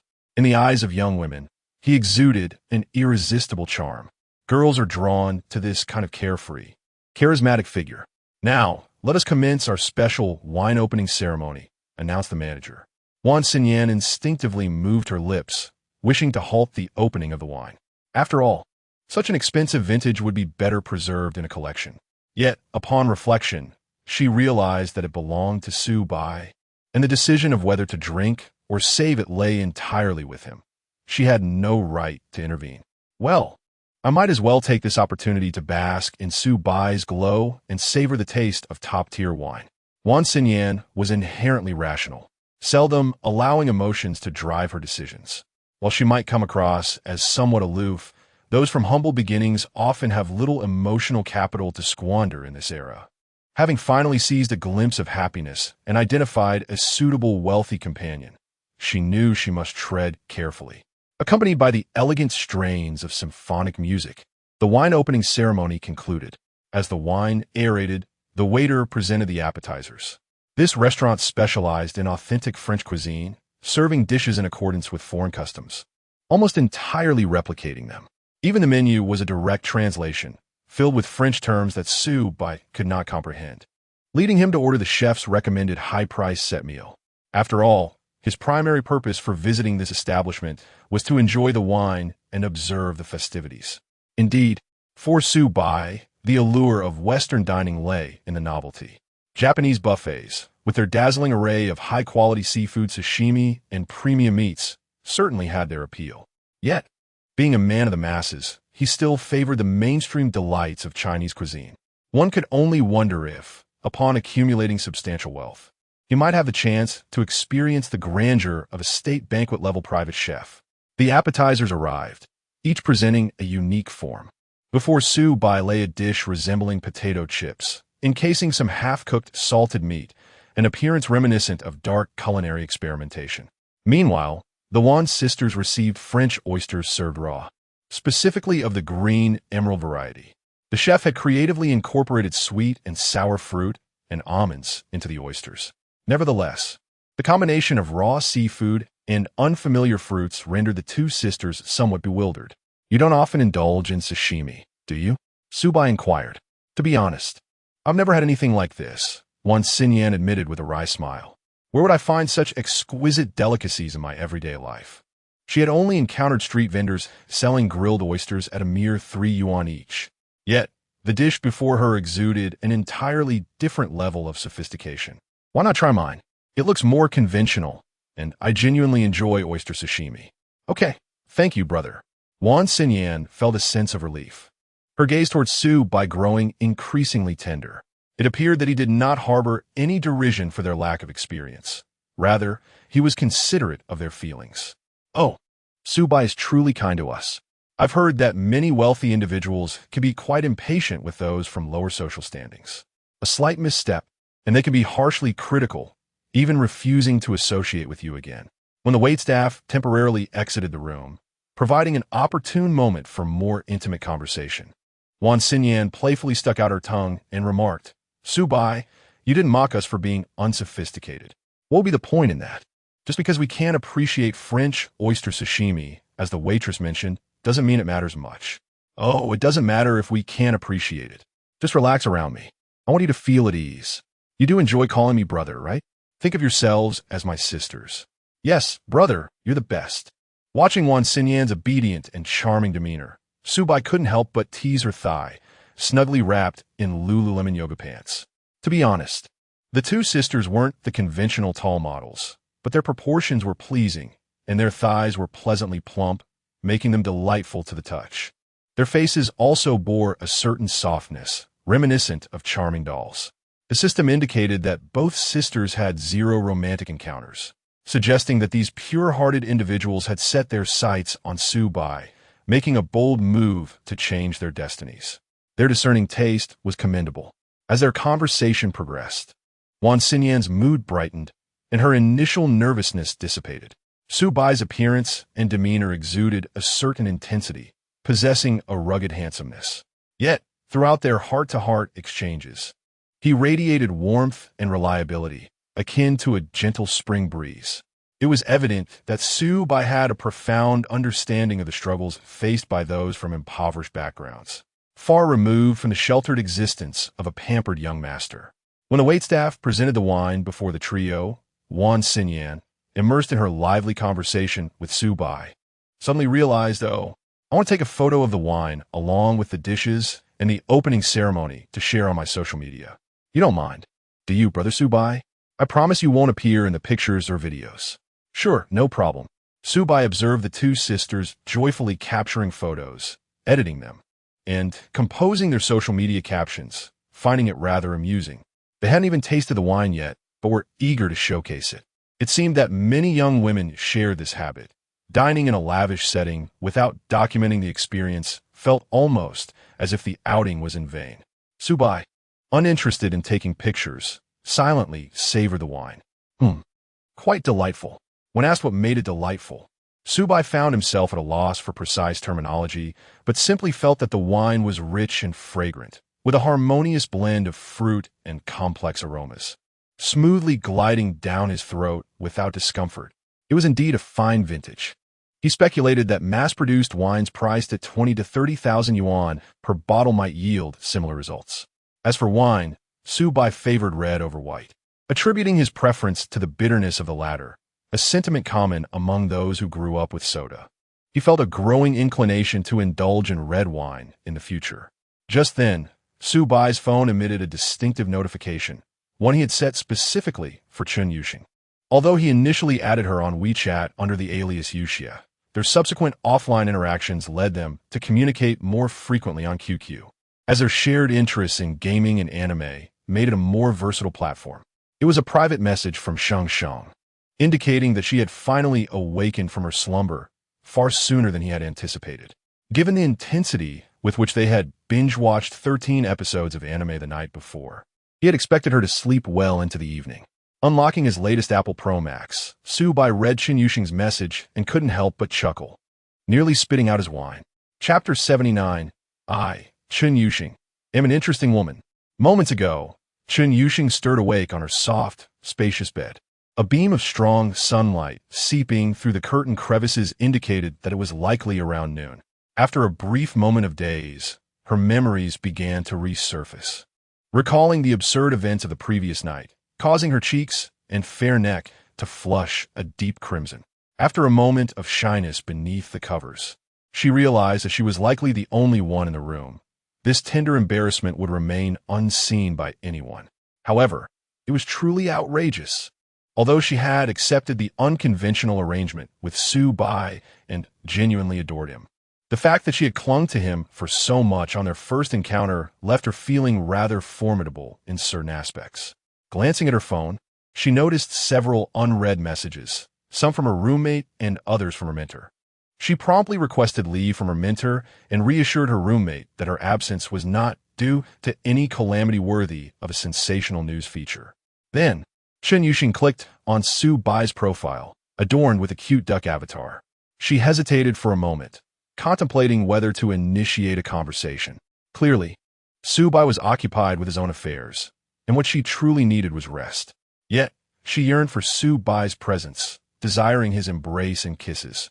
After much contemplation, Chun Yuxing recognized that her acceptance of this outrageous arrangement stemmed from the profound connection she felt with Su Bai, an individual with whom she shared a soulful resonance, a rarity one might encounter only once in a lifetime. In truth, for most people, such luck might not even materialize once. Aware of her less-than-favorable fortune, She resolved to grasp tightly onto the opportunity presented by Su Bai. However, having only been apart from him for a brief period from morning to noon, would it seem overly clingy to summon him back?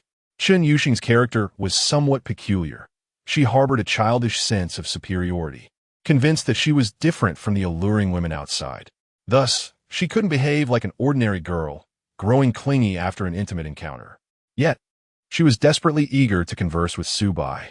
After a prolonged deliberation, she remained uncertain about how to initiate the conversation. Ultimately, she opened an AI question-and-answer webpage once more.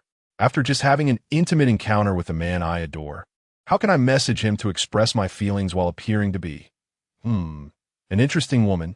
Indeed, Chen Yuxing considered herself an interesting woman, a fundamental distinction between her and the other girls around Su Bai. The AI seemed perplexed by her inquiry, taking a while to respond with the server not responding. Frustrated, Chen Yuxing puffed her cheeks and sought another AI interface to pose the same question. This time, she received several verbose answers. As she perused them, the initial responses were cringe-worthy, making her feel embarrassed down to her toes, or rather, to her toes and stockings.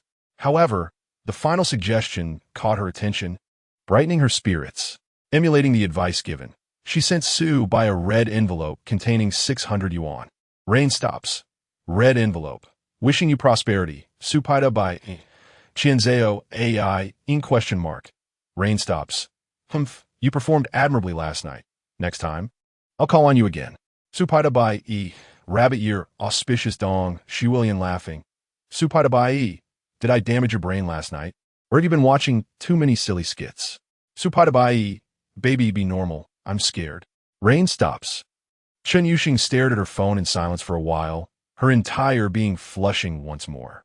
Suddenly tossing her phone aside, she dove back under the covers, letting out a mortified wail. Her self-conceived humor had been mercilessly mocked by Su Bai. Indeed, one must not blindly trust AI. This flawed artificial intelligence was not invincible after all. Before long, her phone rang, playing a nostalgic anime song from her childhood, a show she had always cherished. However, she had not set it as a regular ringtone. No matter how much she loved the song, using it as a ringtone for an extended period would eventually lead to disdain, especially if it were set as an alarm. Yet, since meeting Su Bai, she had designated that song as the exclusive ringtone for his calls and voice messages. The song and Su Bai were both treasures in her heart, and associating the two would ensure she never grew tired of either. Despite the embarrassment, Chen Yuxing answered the call. Su Bai's cheerful voice resonated through the speaker. Awake now? Just a moment, I'm eating out, but I'll be back soon. What do you want me to bring? I can order takeout myself. Why be so polite? We watched 13 episodes of anime together last night. After all, stop. No mentioning that, then I'd like some spicy hot pot. Extra spicy? Yes, extra spicy. No rice, but add a portion of instant noodles? All right. The conversation ended swiftly. Chen Yuxing lingered with her phone, a smile she could not suppress gracing her lips. Her dialogues with Su Bai were always like this, concise and efficient, imbued with an innate understanding that transcended the superficiality often found in relationships. This understanding was a realm that mismatched couples would never emulate, no matter how long they had been together. Feeling invigorated despite her previous aches, Chen Yuxing rose unsteadily to take a shower. There, some discomfort lingered, but fortunately, bathing was manageable. For someone who had just transitioned into womanhood, her symptoms were quite mild. It was said that many girls experienced excruciating pain that kept them bedridden. This indicated a harmonious compatibility between her body and Su Bai, and their intimate life was remarkably harmonious. Discord in such matters often proves to be a detrimental force in marital relationships. Thus, it could be said that Chen Yuxing would lead a blissful life alongside Su Bai. No, according to Su Bai's words, he would be supporting her for a lifetime. Regardless, as long as they could be together, that was what mattered. From the perspective of their enduring connection, Su Bai's support was indeed advantageous. It meant they would not be constrained by the harsh realities that typically bind ordinary couples. After her shower, Chen Yuxing felt entirely refreshed, only to realize a significant issue. The outfit she had worn the previous night was utterly ruined. Particularly, Her black stockings were in tatters, marred by various stains. They had already been discarded into the trash bin. So what was she to wear now? Chapter 80. Sue Bai. The numerical anomaly, the predicament, was swiftly resolved when Sue Bai sent a message during her bath, informing her that he had ordered takeout and purchased some attire for her. The delivery was left at the hotel room door, hanging from the handle. Chen Yuxing donned her bathrobe, wrapping herself securely to ensure not a single inch of skin was exposed.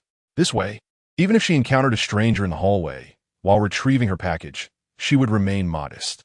In truth, Chen Yuxing's style leaned towards conservatism during summer. She often donned long dresses paired with sheer black stockings. It may seem peculiar, yet only she, with her cool demeanor and scholarly aura, could pull it off. Fortunately, she encountered no strangers and retrieved a rather large, opaque plastic bag, evoking the sensation of unboxing a mystery gift. Suddenly, her heart raced.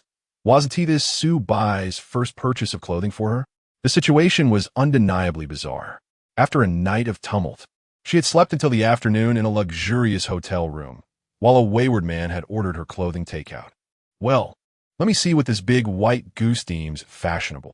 The first items that caught her eye were a long-sleeved autumn jacket and trousers from Uniqlo. Nothing extraordinary, suitable for returning to school. Sue Bai had chosen a size 170, which happened to fit Chen Yuxing perfectly. How considerate of him. Wait a moment. This doesn't seem to be Uniqlo. It was only when she tried on the garments that she realized this. The logo merely bore a slight resemblance. Yet the fabric exuded a luxurious quality that could not possibly belong to Uniqlo. After capturing the brand's logo and performing an AI image search, she discovered it was a niche, trendy label. A glance at the official website revealed outrageous prices. While undeniably attractive and crafted from excellent materials, these were garments Chen Yuxing had never dared to purchase throughout her life. Never mind the price. For Sue Bai, it was merely pocket change. Since she was being pampered by the big white goose, she ought to embrace the mindset of being cherished. Next, Chen Yuxing peered into the remaining items within the bag. These were a bit trickier to evaluate. 2 pairs of black stockings from renowned international brands. As a connoisseur of hosiery, she was well acquainted with various brands, particularly those that offered excellent value for money. Durable, comfortable, and adorned with delightful designs, catering to the aesthetic desires of young women. However, regarding the slightly more luxurious women's brands, she was not as knowledgeable. Yet, the one Sue Bai selected was widely recognized. How could she possibly be unaware? A basic pair would cost $200 to $300, while higher-end lines seldom dipped below $500. Suddenly, Chen Yuxing's interest was piqued. Her eyes sparkled as she opened the packaging and tried on the stockings. It was undeniable. The 500 yuan pair surpassed the 50 yuan alternative. The silky texture, the reassuring snugness, and the perfect amount of resistance felt exquisite. The second pair of stockings was also black, but slightly thinner. Its most prominent feature was its open crotch design. Coupled with the silk camisole nightgown nestled in the bag, Chen Yuxing immediately grasped their intended purpose. How audacious of the big white goose to think of such things before even returning. Despite her reluctant mutterings, Chen Yuxing's body was quite honest, as she adorned herself in the ensemble Sue Bai had gifted her. The light brown silk camisole nightgown paired with the 15D thin matte black stockings exhibited a discerning taste. The lustrous nightgown, in harmony with Chen Yuxing's cool yet youthful beauty, added an air of mature sensuality. The matte fabric of the stockings contributed an element of mystery to her lower half. Had they been glossy, they might have clashed. Quite splendid indeed. Just as Chen Yuxing admired her reflection, Sue Bai returned.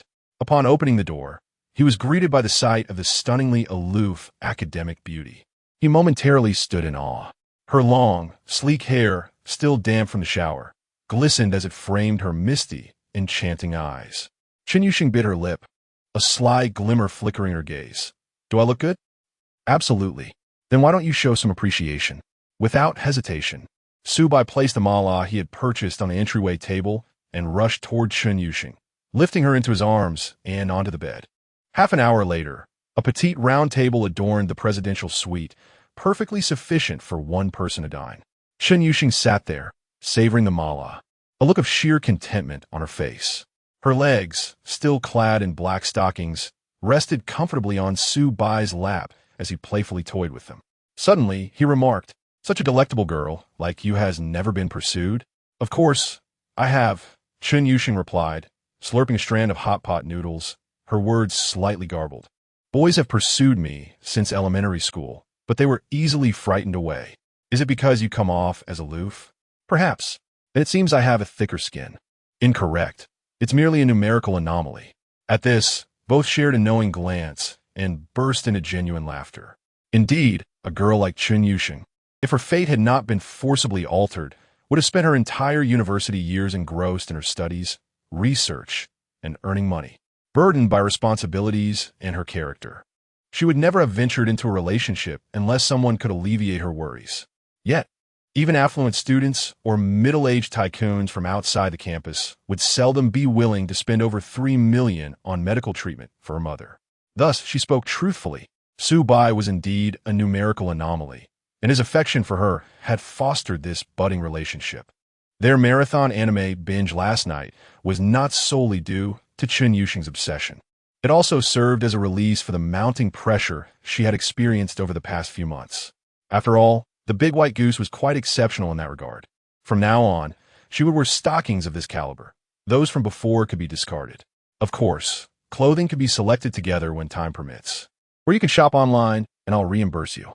You've already given me an allowance of 100,000. That is a fixed monthly allowance. Clothing purchases require separate reimbursement. Come now, if you don't request reimbursement, who will compensate me for the indulgent cashback I'm missing out on? Su Bai was acutely aware of his financial strategy. He was not one to spend money on women without cause. The more a woman cared for him and loved him, the more gratifying his expenditures would be. If you find these stockings comfortable, I'll order a few more later for your convenience.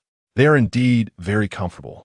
Chun Yusheng replied, winking at Su Bai, her feet playfully pressing against him like an agile ballet dancer. "I see you're the one truly enjoying yourself." "You perverse big white goose," since he had been labeled as such, Su Bai made no effort to restrain himself. Once Chun Yusheng had satisfied her hunger, they eagerly delved into the next episode of their anime viewing. Chapter 81. Chun Yusheng's divine love announcement. After the event, Chun Yusheng lay languidly on her side, leaning against Su Bai's sturdy physique. Su Bai's arm wrapped comfortably beneath her head, a surprising comfort emanating from his muscular embrace.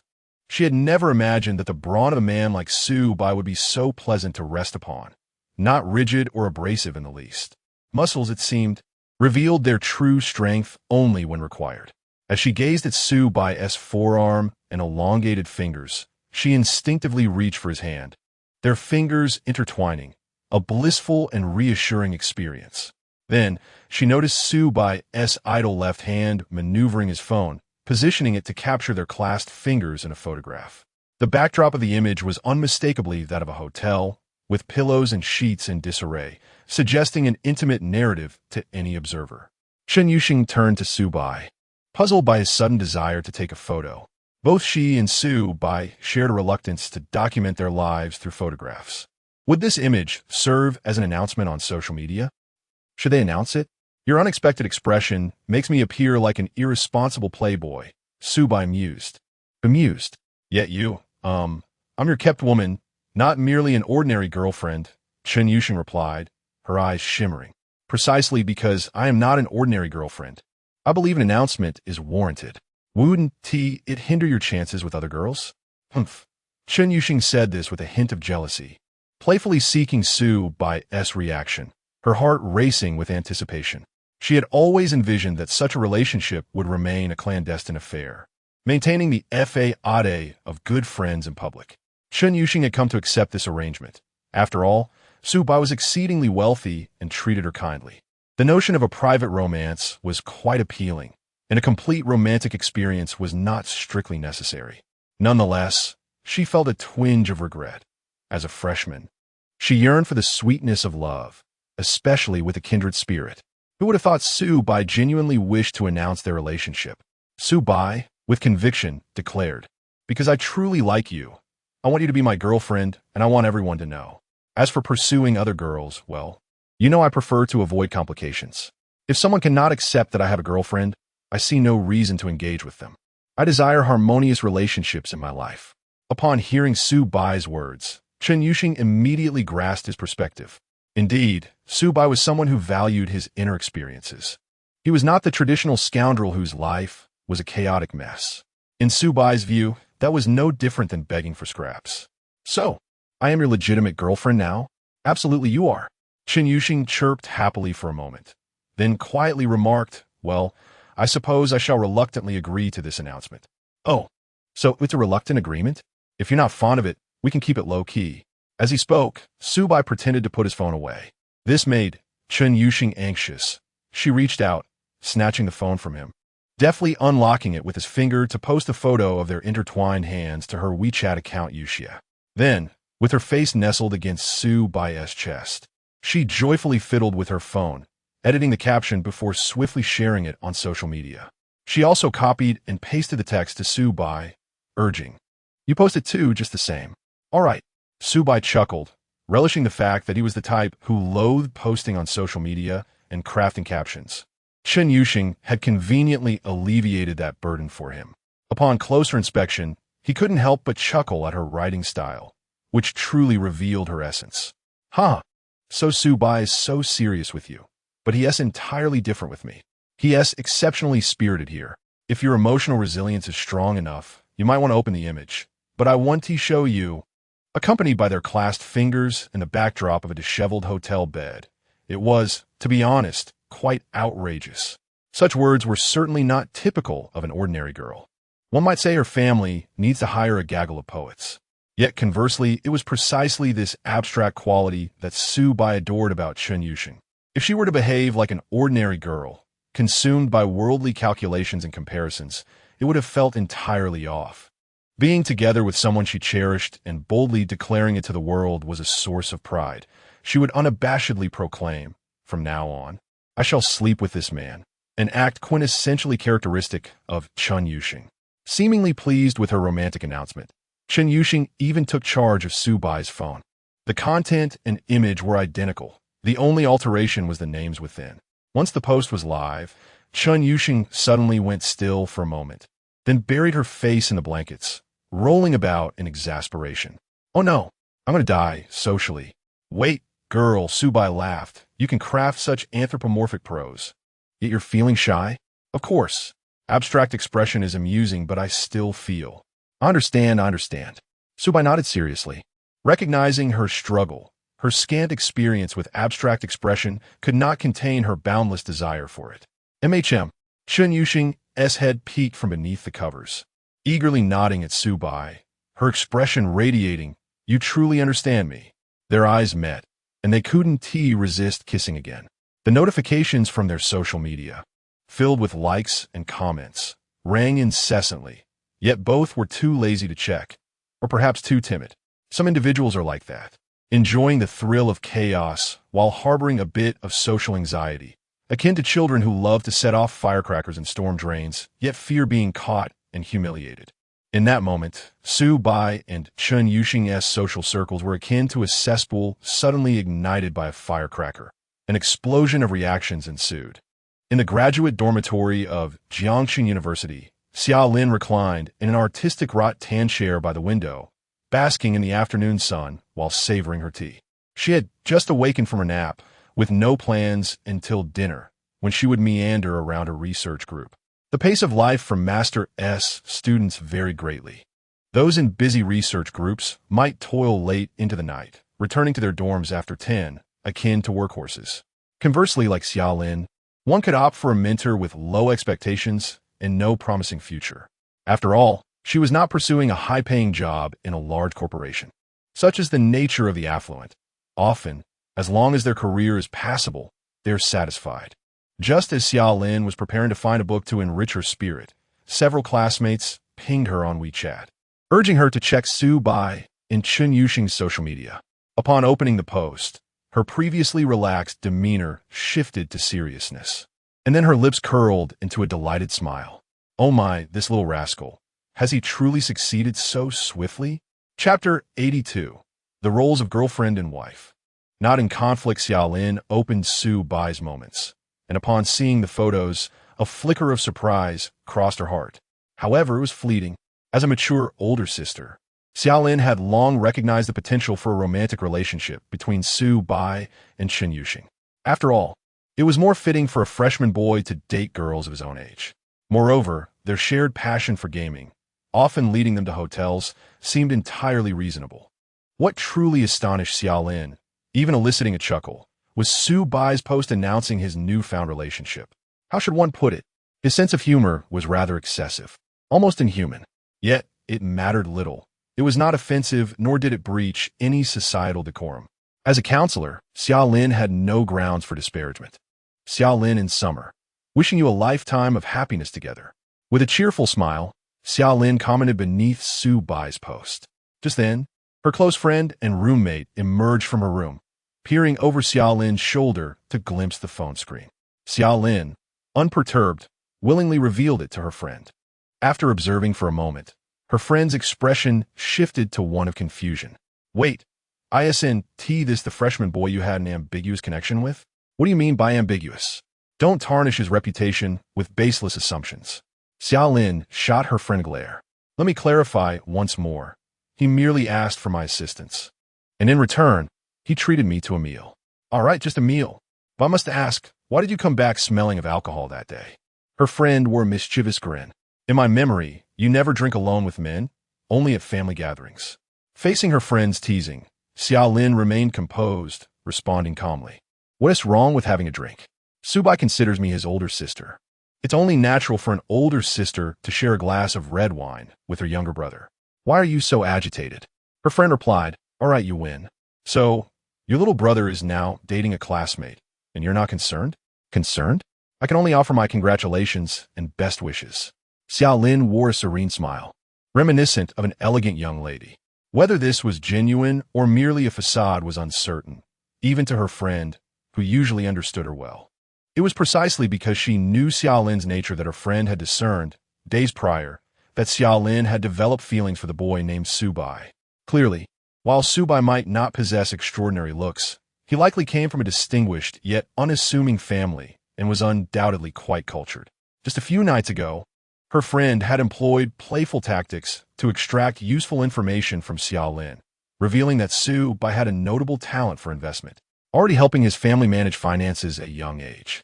This was indeed impressive, although one must be intelligent to gain admission to Jiangxing University.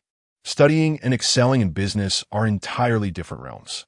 Her friend eagerly anticipated Xiaolin successfully securing Su Bai's affections. Yet, mere days later, it was Su Bai who found himself in a relationship with a beautiful classmate. What puzzled her friend further was Xiaolin's demeanor. Wait, is there more to this? You must be hiding something significant from me.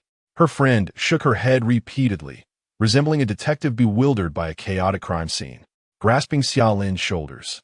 She shook her gently. Xiaolin, slightly dizzy and amused, replied, what could I possibly be hiding?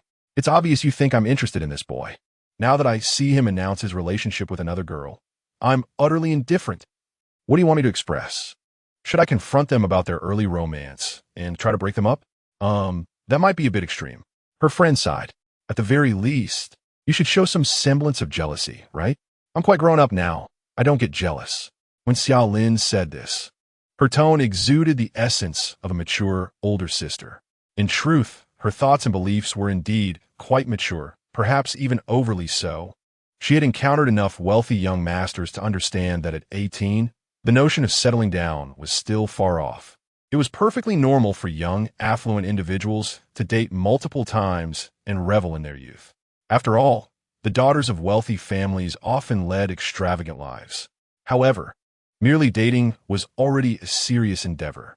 Xiaolin had no interest in casual relationships. She had her sights set on Su Bai, waiting for him to tire of his youthful escapades before decisively claiming him for marriage. As for the interim period, she would exist as a confidant, nurturing their bond. While this may sound slightly peculiar, it aligned perfectly with Xiaolin's upbringing. It is essential to recognize that dating and marriage are two distinct matters. Chen Yuxing being Su Bai's girlfriend did not preclude Xiaolin from potentially becoming his wife. Winning early does not guarantee final victory. The future remains bright. Xiaolin lifted her freshly brewed coffee, savoring a sip, a confident smile gracing her lips. Yet in stark contrast, others acquainted with Su Bai or Chen Yuxing could not maintain such composure as Xiaolin. Can you believe this? That kid actually got a girlfriend? In dormitory 7, room 510, Shui Tao bounced around excitedly, his expression somewhat grotesque, resembling a primitive man in incomplete evolution. His mouth babbled incessantly. I just don't get it. Su Bai merely made a little money, and Chen Yuxing finds him appealing? That is utterly irrational. What kind of foolish and short-sighted woman would make such a choice? Wang Haoren, engrossed in a game, interjected, Isn't it possible that Chen Yuxing genuinely likes Su Bai for his looks and good character? Come on, that can't be right. There are plenty of guys more handsome than Su Bai, and many with better personalities, Shui Tao retorted indignantly. Just a few days ago, that rich second-generation student from Guangdong in the math department was running to the girls' dormitory, checking in on them and bringing breakfast. Isn't he better than Su Bai in terms of character? Wang Haoren was taken aback. So, local interpretations of good character revolve around bringing breakfast? Huh. No wonder he ended up with Lu Yuan. That's quite the match. As for Su Bai's sudden declaration of a relationship, Wang Haoren found it unsurprising. He had heard Su Bai mention a few things about Chen Yuxing. He knew that the two shared a mutual affinity, akin to two puzzle pieces fitting together. Such couples were indeed worth discussing, unlike the formulaic university relationships that lacked depth. Su Bai's taste was commendable. Chapter 83. The system's new feature and Chen Yuxing's potential. As for Su Bai's eating habits, Wang Haoren felt no jealousy regarding this matter. After all, he had a penchant for girls from the anime universe. Thus, he merely left a congratulatory message beneath Su Bai's social media post before immersing himself back into his gaming endeavors. Beyond his passion for games, Wang Haoren had recently begun to explore other affluent online gamers, particularly those with limitless spending capabilities, like those engaged in siege games. According to Su Bai's theory, the efficiency of spending in such games was considerably higher. Once he established an online studio, he planned to entrust Wang Haoren with the creation of premium accounts, which exhilarated him, as he had never envisioned himself as a leader in games frequented by the wealthy. In this dormitory, the most unexpectedly quiet individual was Chu Mingzhi. He fixated on the post about Su Bai and Chen Yuxing officially becoming a couple, deep in contemplation. If Su Bai and Chen Yuxing had indeed entered into a romantic relationship, what then of the previous Ben's guy who had taken Xiaoximan for a ride? Surely, it couldn't have been Su Bai's vehicle. Although Su Bai had recently come into some money, it was unlikely he could afford a GLE. Moreover, the Ben's guy had not only driven Chen Yuxing, but also picked up other girls. Thus, was it possible that the Ben's guy was the true mastermind behind everything? Perhaps even more so than Su Bai himself. The thought sent chills down Chu Mingzhi's spine as he considered the implications for 3 stunning school beauties. Hey, are you feeling all right? If you're sick, you should go to the hospital, Shui Tao warned, keeping a distance from Chu Mingzhi's bed, fearful of catching a cold. Fortunately, Chu Mingzhi soon regained his composure, assuring, I'm fine. Isn't it almost time for our professional class? Should be, just about 10 minutes left.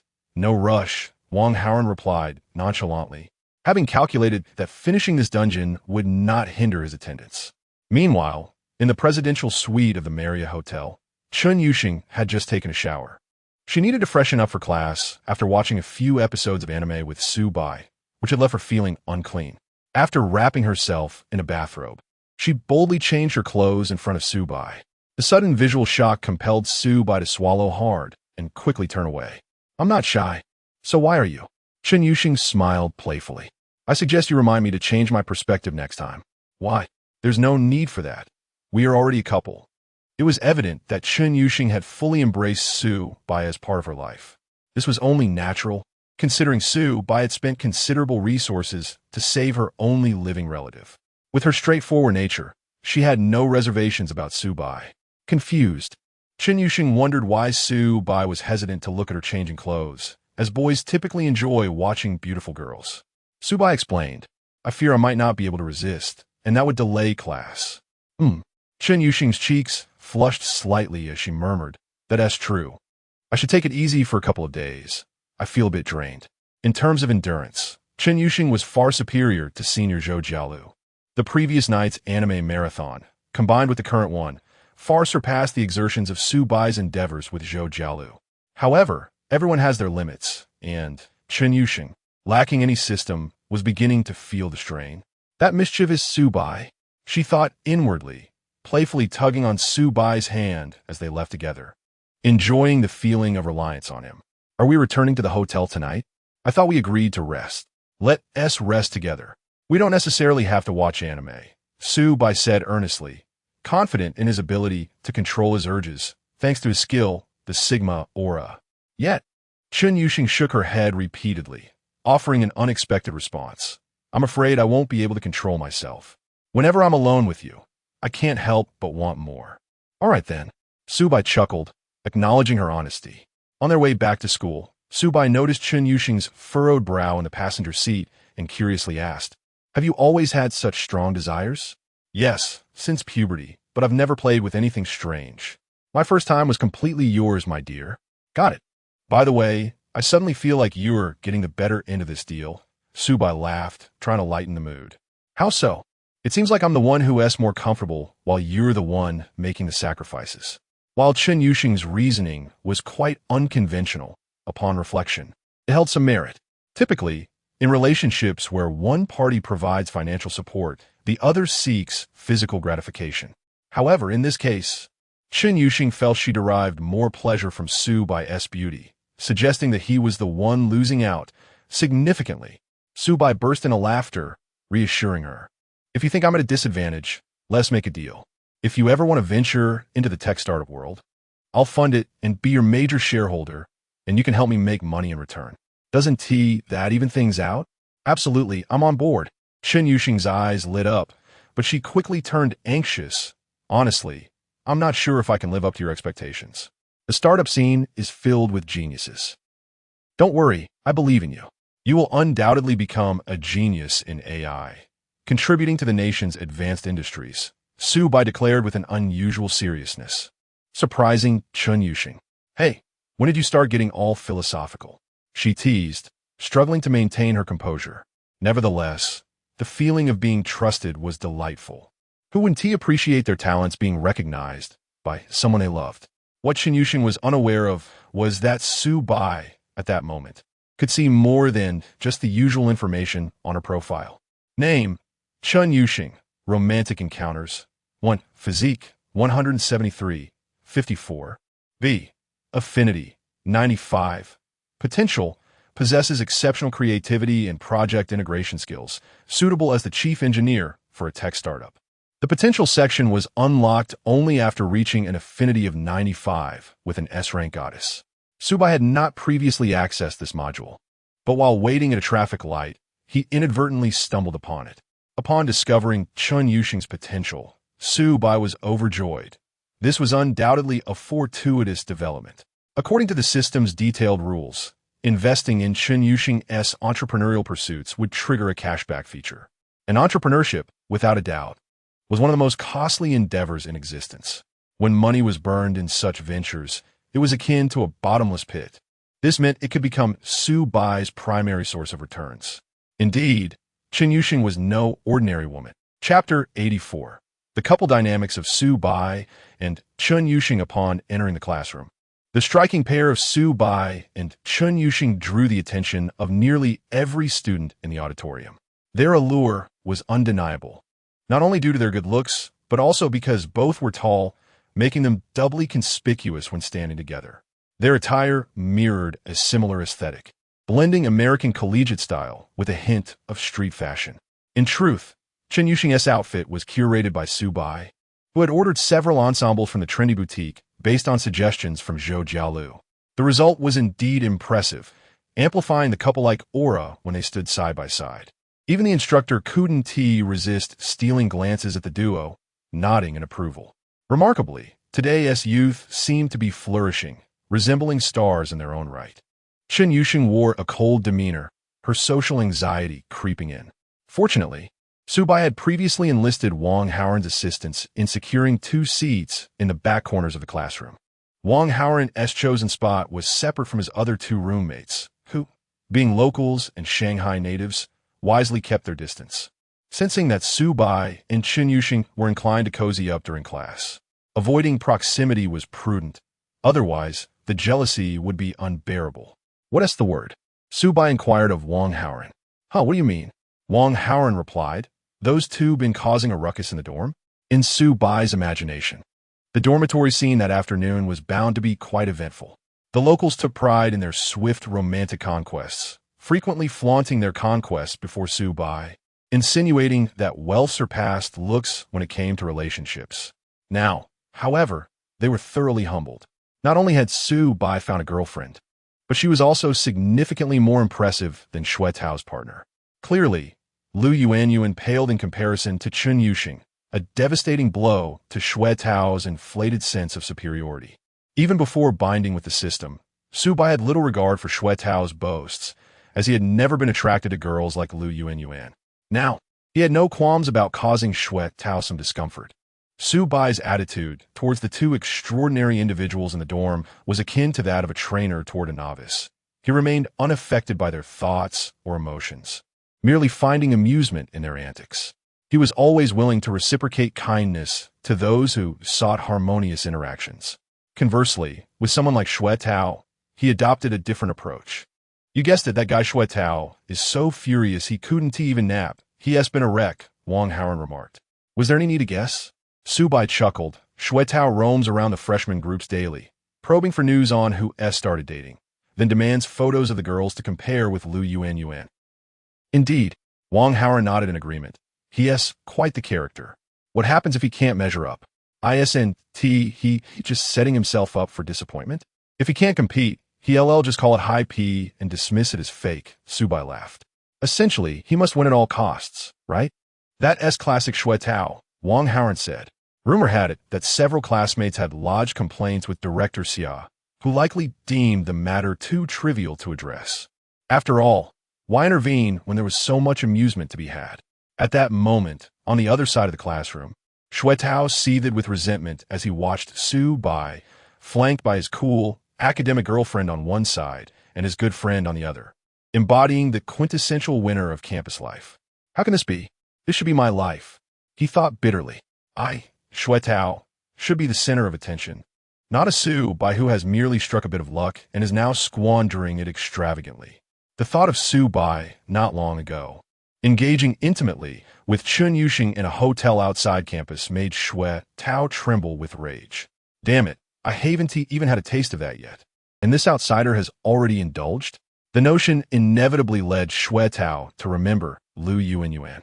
Thus far, she had only allowed him to hold her hand. He hadn't even kissed her cheek.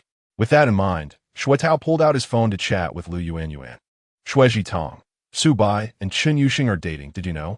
Nose picking, Yuanyuan. Yuanyuan, how could I not know? They've already announced it on social media. Yuanyuan, have you seen the announcement Su Bai crafted? It's quite amusing, unlike your own, which is rather kitsch. Xue Jitong, mine is just dignified. Xue Jitong, look at Su Bai's foolishness. Only someone as immature as Chen Yuxing would be attracted to him. Xue Jitong, once Chen Yuxing encounters the real world, she'll undoubtedly ditch Su Bai at the first opportunity. Yuanyuan, oh, so what? Are you waiting for her to break up with Su Bai so you can swoop in? Fist bump, Xue Jitong. Hi, Yuanyuan, what are you joking about? I am entirely devoted to you. As the conversation progressed, Xue Tao couldn't help but scoff.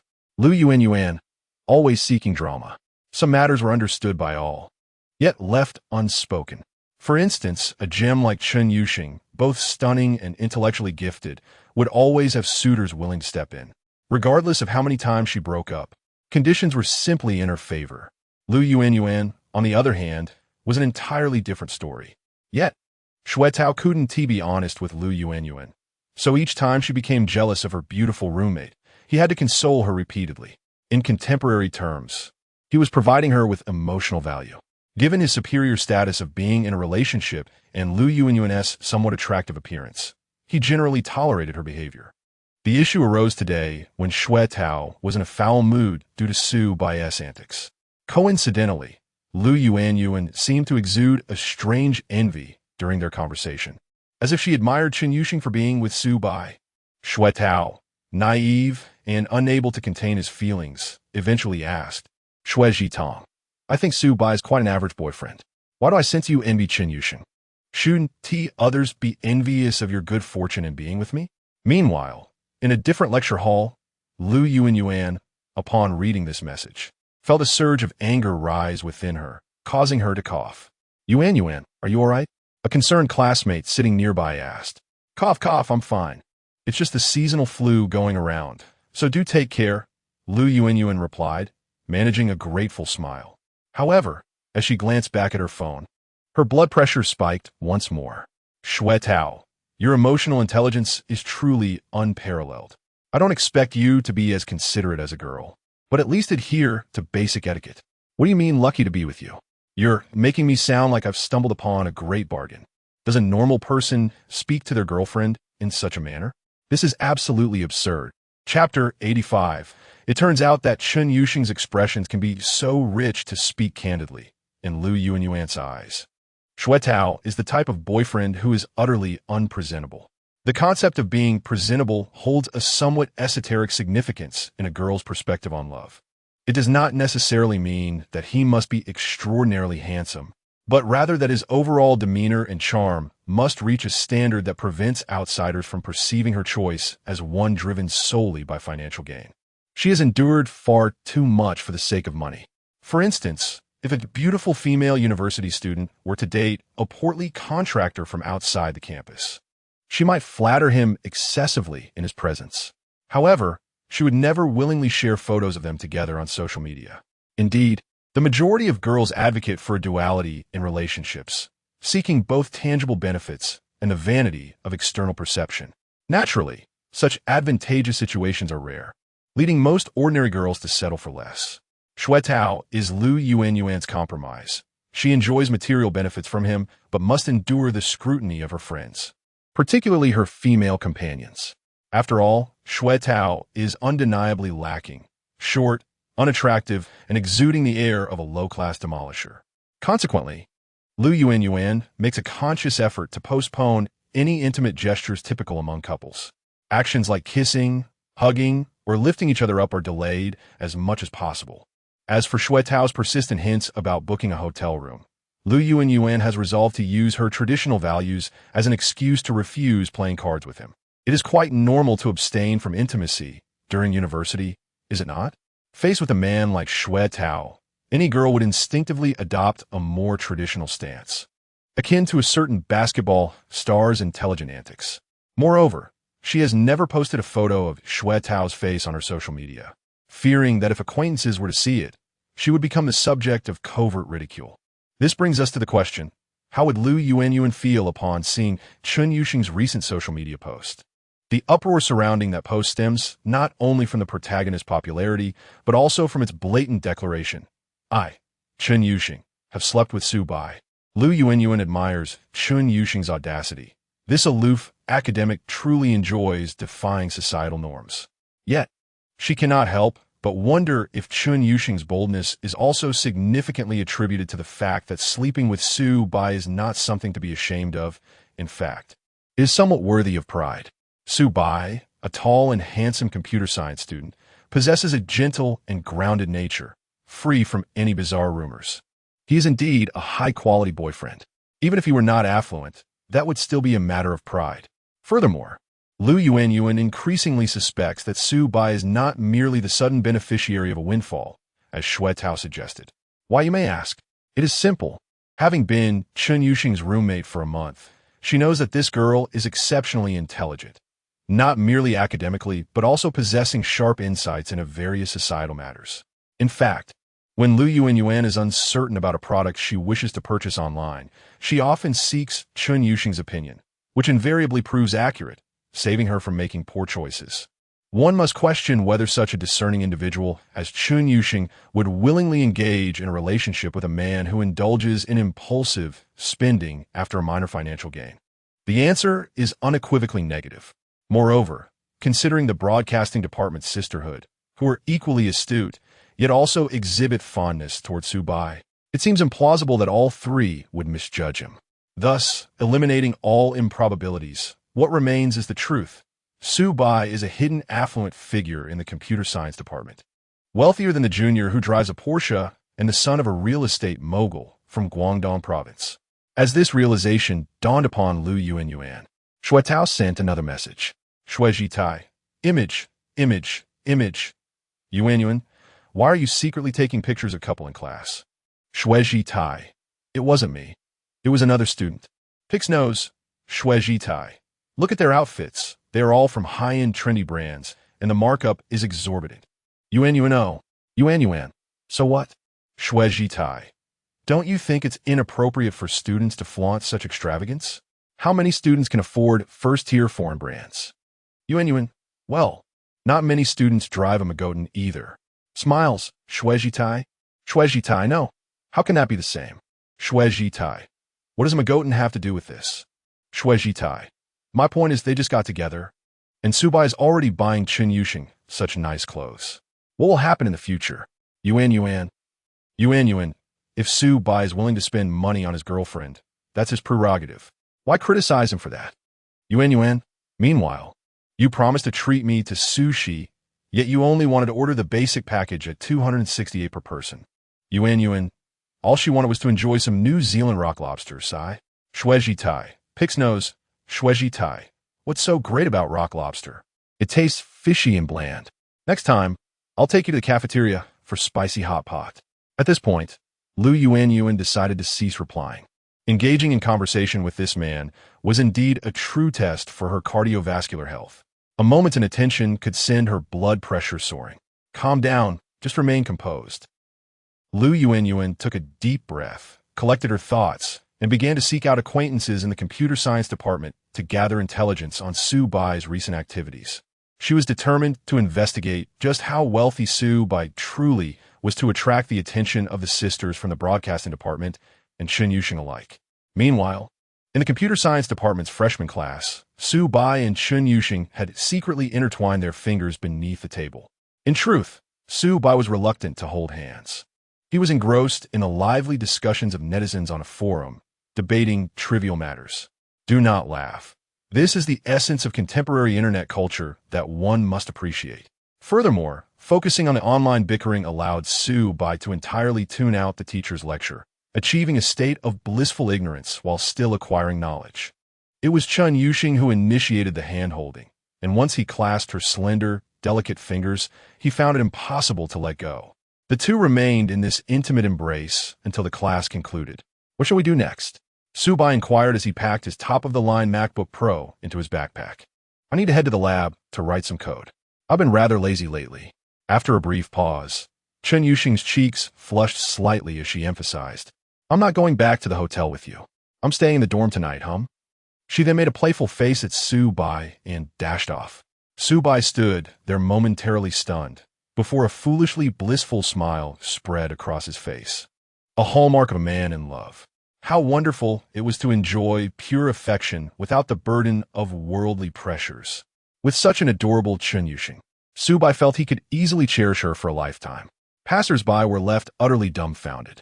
Oh my, it turns out that the aloof, academic beauty, Chen Yuxing, can display such a rich array of emotions. They marveled, gaining new insights into the world around them. Chapter 86. Zhou Jialu aspires to become Su Bai's exclusive housekeeper junior. I miss you so much. In the evening, upon returning to the Yasi Pavilion, Su Bai was immediately greeted by an affectionate embrace from senior Zhou Jialu. As she approached him with small, somewhat awkward steps, it was evident that her movements were slightly stiff. Fortunately, being in her senior year meant fewer classes, or else Zhou Jialu might have found these past few days quite inconvenient. After indulging in a moment of intimacy, Su Bai leaned in and softly inquired, Are you still feeling unwell? Yes, it's all because of your overwhelming talent, Zhou Jialu replied, a hint of helplessness in her tone. Before engaging in such matters, many girls often harbor unrealistic fantasies. They wish for their boyfriends to possess exceptional abilities in that regard. However, Zhou Jialu discovered, through experience, that reality was far from her expectations. Su Bai's prowess was indeed formidable, particularly given his extraordinary dimensions, which proved excessively daunting for an untouched girl. Moreover, As it was their first encounter, the lack of skill in controlling strength led to a rather overwhelming experience for her. Consequently, Zhou Jialu found herself still recovering from the event, a situation exacerbated by her delicate constitution. Subai realized that there was a significant contrast between Zhou Jialu's outward demeanor and her inner self.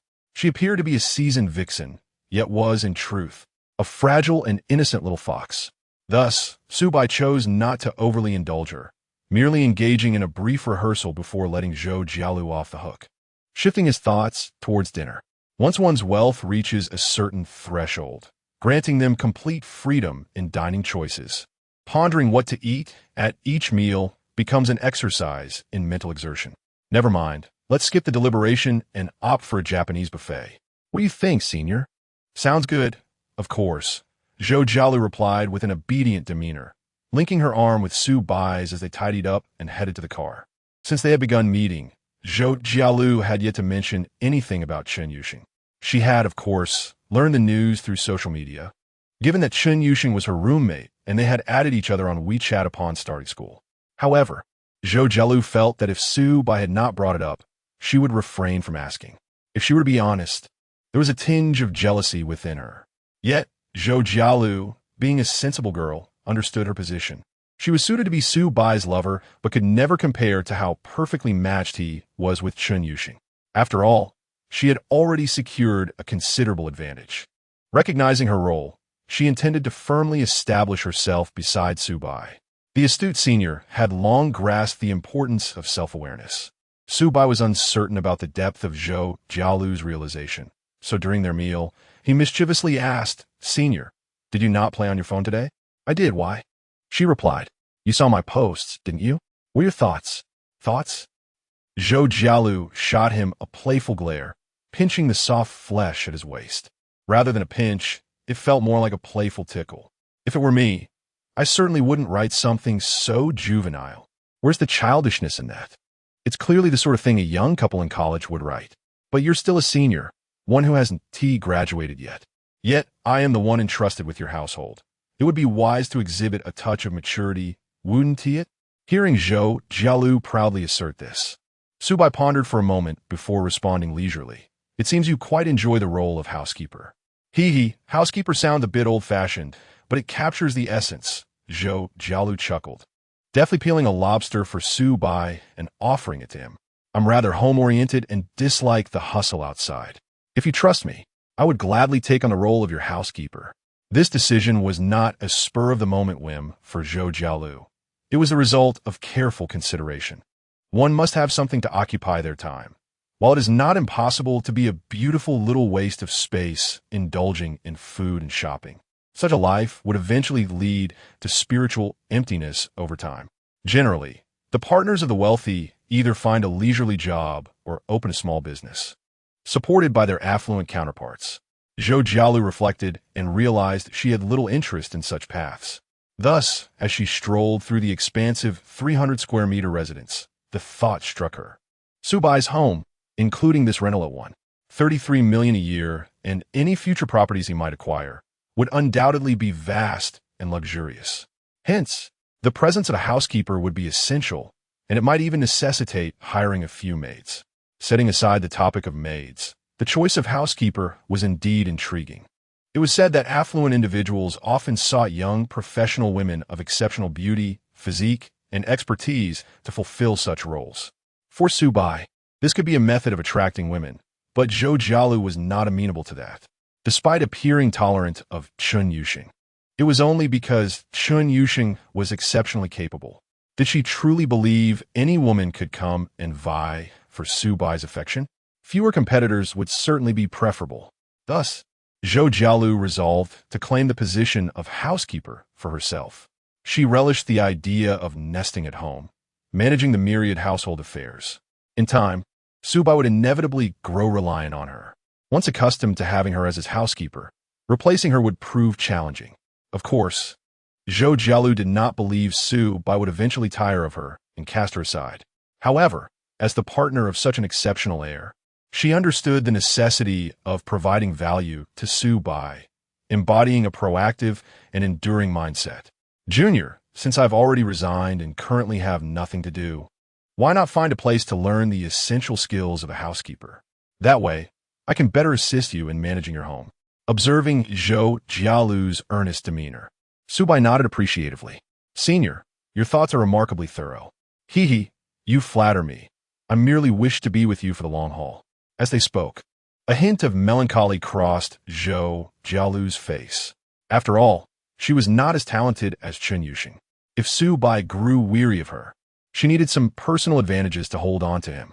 That is quite feasible, Subai chuckled, thinking that if ancient rulers possessed the foresight exhibited by Zhou Jialu, perhaps they would have avoided many tragic downfalls of their kingdoms. With matters settled, they exchanged smiles and shifted their focus back to enjoying the Japanese seafood buffet. Meanwhile, Subai found himself contemplating where to send Zhou Jialu for housekeeper training, pondering the best institutions for such a niche field of study, which was not as readily available as public service training programs. Chapter 87. The Indulgence of Love can also trigger system rewards. Subai showcased 10 exquisite raw oysters and followed them with 10 garlic-baked oysters, which sparked a notion regarding the butler training. It would be more accurate to say that he simply opened WeChat and privately inquired with Director Xia. Given her background, she would likely possess the knowledge he sought. Indeed, her response arrived swiftly. Xia Tiandalin, there are short-term training courses available. The curriculum is not extensive, yet much of it revolves around experience and networking. Recommendations are essential. Xia Tiandalin, why, dear brother, do you have such diverse interests? Are you looking to experience the life of a butler at someone else's residence? Xia Tiandalin, be cautious. A butler of such striking handsomeness may attract the attention of a young lady, leading to all sorts of unmentionable affairs. Supaidabai, sister, where are your thoughts wandering? It's merely that a friend of mine has an interest in this area. Xia Tiandalin, oh? Xia Tiandalin, just a friend, is it? Supaidabai, Dabai scratching head, Supaidabai, I owe you a personal favor. Xia Tiandalin, why the formality? Just accompany me to a movie next time. Supaidabai, is it a movie you enjoy, sister? I suppose I might end up dozing off again. Xia Tiandalin, you sleep while I watch. It's settled. Then Supaidabai, Dabai confused when one possesses superior qualities. Seeking assistance becomes a matter of confidence. In fact, often in elite circles, troubling others signifies a proactive gesture of goodwill, establishing long-term social connections. The process of seeking Director Xia's help was seamless, yet Subai found himself puzzled as to why she wished to invite him to a movie again. After all, during their last outing at the private cinema in Yashije Plaza, he had succumbed to slumber on her lap. Was it truly something to look forward to for Xiaolin? Logically, one would expect a literary young woman to be incensed if a male companion showed no interest and fell asleep during a film they both enjoyed. Subai's mind raced. Wait a moment. Could it be that during his slumber, Director Xia had secretly... Oh my, it turns out you are quite the repressed one, Director Xia. What is this junior thinking? Zhou Jialu suddenly leaned in, adjusting her position, questioning why he was pondering such matters while discussing serious topics with others. Haha, it's not like the senior isn't simply too alluring. Hee. Zhou Jialu appeared quite amused, continuing to provoke Subai. Unbeknownst to her, Subai had been recalling the sensations of that day in the cinema. The remarkable touch of Xiaolin's thigh, which prompted a corresponding reaction within him. Despite being with his senior, his thoughts wandered to another woman. Alas, he had recently begun to indulge in matters of the heart. Ding. Oh dear, the host is truly shameless. Reward. Cash 10,000 yuan. Oh, how delightful. There are rewards to be had. Subai was indifferent to the sum, yet the implications revealed were quite significant. This meant that indulgence in romantic affairs could trigger system rewards? Might it be possible that in the future, should Subai engage in increasingly outrageous actions, he might earn even more substantial rewards? Opportunities for lotteries, limited edition items, enhancements to his attributes. All of these intrigued Subai. With this in mind, after dinner, Subai drove his senior back to the hotel and began to make his advances, targeting a genuine confrontation rather than mere practice. Junior, isn't this a bit too much? I still feel a bit. Zhou Jialu appeared quite bashful. But I truly like you, senior, Subai declared, planting a kiss on Zhou Jialu's cheek. his handsome visage marred by a hint of regret. Merely that expression softened Zhou Jialu's heart. As the beloved of a junior and a future all-around butler, how could he not fulfill even this modest desire? What a disgrace! Zhou Jialu bit her lip, a blush creeping to her cheeks. Then, be gentle. Take it slow. It's a bit much. Approximately an hour later, Zhou Jialu nestled in Su Bai's embrace, feeling as though she might dissolve into a puddle of warmth. Ultimately, what began as her attempt to endure discomfort to please Su Bai transformed into her own enjoyment once she found herself fully engaged. This extraordinary phenomenon stemmed from two factors: her genuine affection for Su Bai, a young man of wealth, height, and striking looks, truly the man of her dreams. Alas, she was such a superficial girl. The second reason lay in Su Bai's remarkable skills. He had tailored his approach to match Zhou Jialu's delicate tolerance, adopting a slow and gentle style that perfectly suited her preferences. It felt so romantic, as if she were being wholly cherished by her junior. The downside was that the subdued pace of their encounter hindered Su Bai from reaching fulfillment, ultimately resulting in a return to practice, allowing him to achieve a harmonious state. Ding! The host's unique indulgence technique has been detected. Even when faced with challenges, persevering is commendable.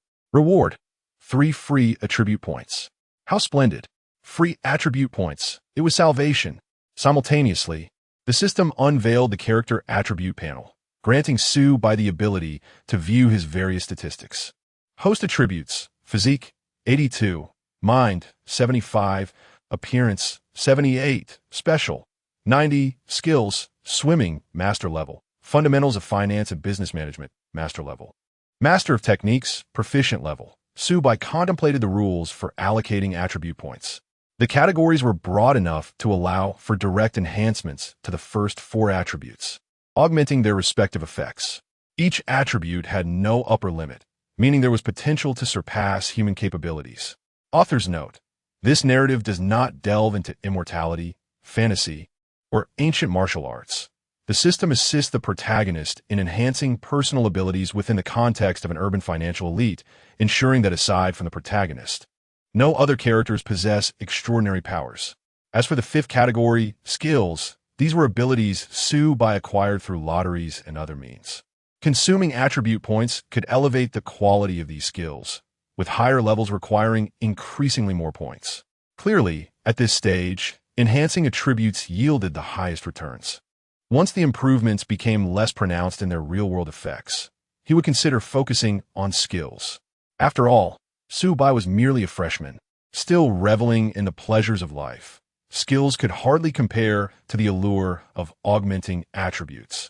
After a moment's thought, Su Bai allocated the 3 newly acquired attribute points to physique, elevating it from 82 to 85. Instantly, his already enhanced physique received yet another boost. Hey, Junior, why do I feel like your muscles just bulge a bit? Zhou Jialu, who had been playfully squeezing Su Bai's arm, exclaimed in surprise. I don't know. Perhaps the dinner is digesting and building muscle, Su Bai replied nonchalantly. Haha, you're so amusing. Muscle growth doesn't happen that quickly. Zhou Jialu laughed, her glee infectious. Being with her junior was truly delightful. He was both humorous and charming, and she felt immensely fortunate to have captured such a top-tier gentleman. Su Bai had sent Zhou Jialu the information regarding the butler training course, a link accompanied by the contact details of the coordinator. Zhou Jialu promptly took action, reaching out to the coordinator as she prepared to embark on her journey as a butler. Chapter 88. Just how much wealth has this young man accumulated? In the final 2 days leading up to the Mid-Autumn Festival holiday, an unexpected tranquility enveloped the atmosphere, characterized by an utter lack of events. Senior Zhou Jialu was engrossed in butler training, while Chen Yuxing immersed herself in research. As for Su Bai, he found himself preoccupied with classes that mandated his physical presence. Well, it wasn't exactly an obsession. Su Bai attended a lecture out of curiosity, only to discover that the efficacy of learning paled in comparison to the knowledge absorbed through the system's indulgent negative elimination.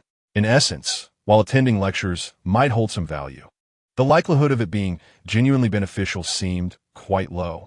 Thus, he resolved to focus on his computer in a cozy corner. occasionally engaging in discussions with Wang Haoran about the upcoming season's anime.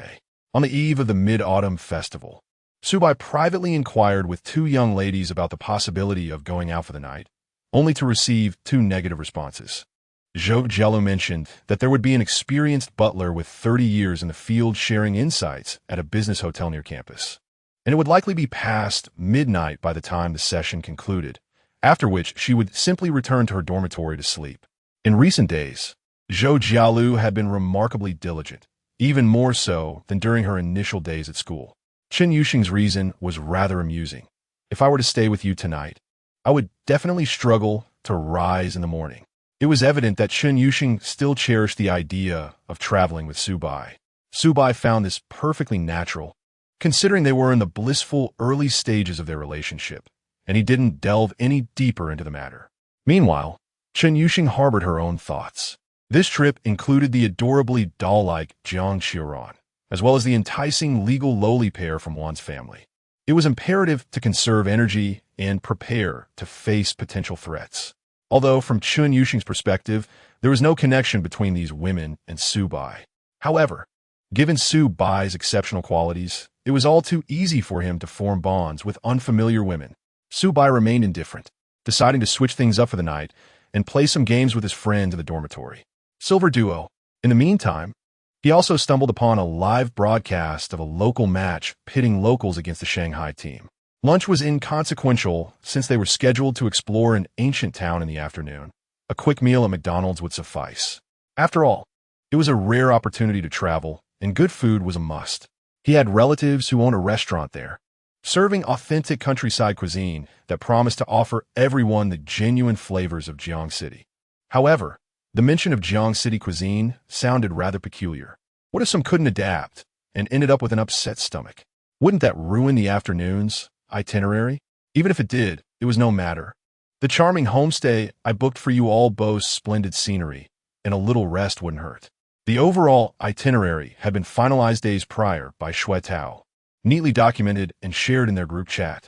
After reviewing the document, Subai had to admit it was quite well done. Certainly superior to the PPT Shui Tao had presented during their elective course group assignment. It seemed that when it came to matters of attraction, locals put in the effort. Any group assignment involving trivialities was deemed excessive. However, the specifics of the itinerary remained flexible, such as what to have for the first lunch after departure. Shui Tao was keen to let everyone experience the local countryside delicacies, while Chu Mingzhi voiced his dissent. This disagreement had persisted since a few days prior, and even on the eve of their departure, they had yet to reach a conclusion. Subai had been absent from their earlier quarrels. Clearly, in their eyes, Wang Haoran held little value for advice, merely a transparent introvert.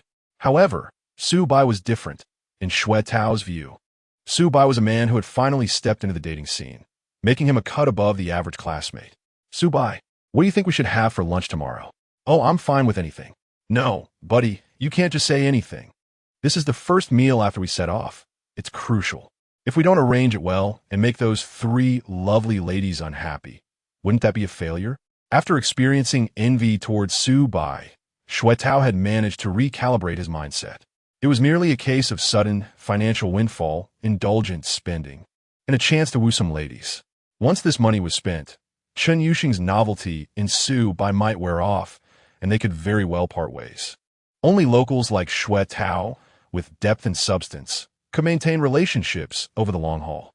Thus, Shui Tao focused his attention on the three young ladies within their travel group, aiming to leave a favorable impression during this trip. If he could win over one of them, he would not hesitate to part ways with Lu Yuan for a more exceptional girlfriend. What was this called? Striving for better. Thus, the local cuisine became Shui Tao's opportunity to showcase the advantages of being a local. To his surprise, Chu Mingzhi proposed a meal at McDonald's. Subai pondered for a moment and replied, I think local dishes would be better. At least it would be enjoyable. Let's let everyone decide for themselves. If someone doesn't like the taste, they can always opt for McDonald's. Traveling together wasn't akin to an elementary school outing. When it came to meals, if one didn't enjoy the food, they could certainly find alternative solutions. There was no need for such formalistic collectivism. Chu Mingzhi grew anxious. No, Subai. Take a look at the map. That place is exceptionally remote, even farther than the ancient town we're visiting in the afternoon. We're nearly in the mountains. Where will we find a McDonald's to order from? Fair point. Then let's grab some burgers or fried chicken in advance. At least that way, if someone isn't accustomed to the local flavors, they'll have a backup. Huh, you make it sound easy. You are the one who should bring it. Shuetao retorted sarcastically. While Su Bai was busy invading the opposing jungle with Wang Haoren, he turned a glance at Shuetao, a strained smile on his face. Sure, I'll bring it. Before we leave the city, we can stop by McDonald's, have our first wave of lunch at 10, and I'll take care of it.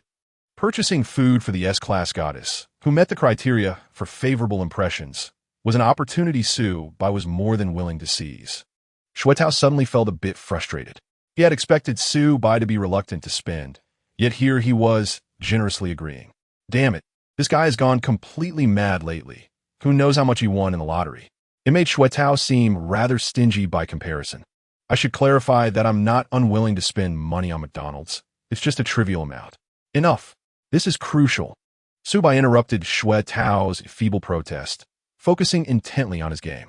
The leopard woman missed 3 consecutive throws, turning what was supposed to be a wild jungle invasion into a chaotic feeding frenzy with Wang Haoren.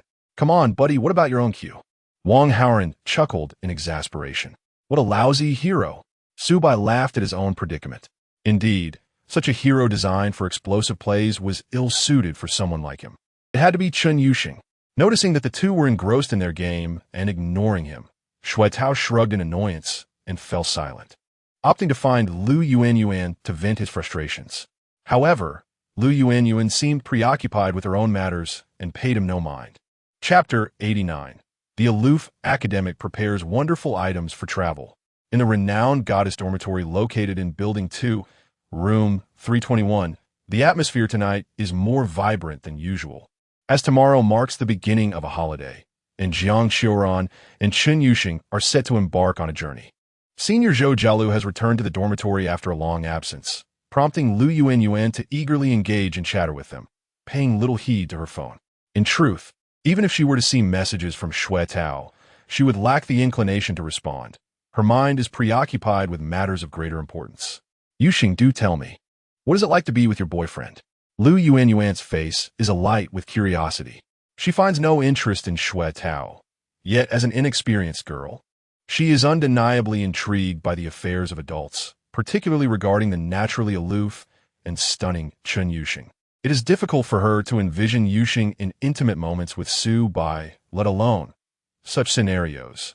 At that moment, Chen Yuxing is busy organizing her backpack for the next day's travel. Without a moment's hesitation, she replies to Lu Yuan's inquisitive question, very happy. The brevity of her response elicits a blush from Lu Yuan. Indeed, Chen Yuxing's ability to share such profound sentiments online indicates her unabashed openness in this regard. This genuine candor makes Lu Yuan ponder her own feelings of reticence. Were she in Yuxing's position with Su Bai, she would surely feel too shy to disclose such details to others, even going so far as to conceal them. The value of a girl's first experience remains significant, and Lu Yuan wishes to maintain her image as an unblemished maiden, hoping to exchange this for greater leverage when the time comes for marriage. What if that layer is gone, you ask? Well, it can always be restored. Thus, seeing Chen Yuxing so nonchalant only makes Lu Yuan think that the girl might be a touch naive. If she were to part ways with Su Bai in the future, her worth would undoubtedly diminish should she wish to marry into wealth. The personalities of individuals can vastly differ. As Chen Yuxing continues to pack, she unboxes a parcel she recently received. The girls in the dormitory turn pale upon seeing the product's packaging, feeling a wave of discomfort. It is a well-known international brand of personal items, super thin, extra large. Bulk pack of 40. Undeterred, Chen Yuxing seamlessly places the entire box into her backpack, feeling a hint of pride. This selection was made with Su Bai's preferences in mind, ordered yesterday and arriving at the campus delivery station just in time. The previous version was too flimsy, and given the fervor with which they enjoyed anime together, it was likely to be easily torn. Chen Yuxing has no intention of becoming a mother at such a young age. She yearns for several more years of blissful moments with Su Bai before she is mentally prepared for the responsibilities of parenthood. Indeed, she has even imagined this future scenario. There are two types of individuals: those completely disinterested in romance, and those who plunge wholeheartedly into it, such as Chun Yuxing's philosophy. The extra-large size is a necessity. During their last encounter, Su Bai had purchased a variety of sizes from convenience store, only to find the standard version utterly inadequate, while even the extra-large felt somewhat snug, akin to a smaller size for an average person. As for various enhancements, delays, moisture, and the like, those are entirely unnecessary. Su Bai's robust physicality satisfies Chun Yuxing, as she knows that in matters such as these, longer durations do not necessarily equate to better experiences. Mindless prolongation is inadvisable. As she organizes her belongings, Chun Yuxing reminisces, a sweet smile gracing her face, common among young girls in love. Meanwhile, in another corner of the dormitory, Zhou Jialu is packing her luggage. Compared to Chun Yuxing, her preparations are far more intricate, filled with an assortment of personal items and flamboyant clothing, all luxury brands gifted by Su Bai. Naturally, her roommates believe these gifts are from her new boyfriend, unaware of Su Bai's involvement. Zhou Jialu opts to keep the identity of her boyfriend a secret, allowing her classmates to assume he is an older, unattractive man, thus balancing their perceptions. Moreover, if she were to openly flaunt her relationship with Su Bai, it would lead to confusion over who among her and Chun Yuxing is the rightful girlfriend. Zhou Jialu has no desire to compete with Chun Yuxing in this respect. Her aspiration is to secure the role of a housekeeper. With a composed demeanor, Zhou Jialu watches as Chun Yuxing places her bulk-pack personal items into her bag. Chuckling to herself, she takes out her phone to message Su Bai. "Little dear, photo, little dear, Junior, did you see? Your girlfriend has prepared wonderful items for this trip. Fluffy big white goose peeking. Fluffy big white goose. Senior, why are you being so sneaky? Are you secretly taking pictures of her? Fluffy big white goose spiraling down. Little dear, oh come on, this isn't sneaky. I'm merely sharing snippets of your girlfriend's life. Don't you want to know what your dear Yuxing is like in the dormitory? Fluffy big white goose, quite so. Fluffy big white goose, so? What's she like? Surely she doesn't buy such peculiar items every day. Little dear, she's typically very aloof, but according to Lu Yuan, who has been around lately, Yuxing has been inexplicably smiling like a lovesick fool. Little dear, alas, such a pure girl has fallen prey to someone. Oh dear." While engaging in playful banter with Su Bai, Zhou Jialu continues to pack her belongings. She certainly has no intention of joining the group for the autumn outing. After all, they are in their 4th year, and it seems rather juvenile to join such frivolities. Furthermore, Su Bai also requires personal space. Much like a yo-yo, it is essential to allow him to spin freely before reeling him back in, ensuring everything remains in smooth operation. This mid-autumn festival, Zhou Jialu will participate in a training camp in another city within the province, accompanying the housekeeper training course. The event is organized by a relative of Xiaolin, with a distinguished elder who has served the Xia family as the lecturer. Such an opportunity is indeed rare. Zhou Jialu aims to seize this chance to rejuvenate herself, preparing for a friendly competition with Su Bai before the National Day celebrations. Meanwhile, Lu Yuan continues to pry into Chun Yuxing's life, who responds minimally, often delivering startling revelations that take Lu Yuan some time to process. The overall atmosphere in the room is quite joyful, embodying the harmonious spirit of a girl's dormitory, far removed from the competitive intrigue often associated with the goddess dormitory. The sole exception to this joy is Jiang Qiran, who, typically an exquisite beauty with a penchant for the two-dimensional world, appears particularly distracted at this moment. Chapter 90.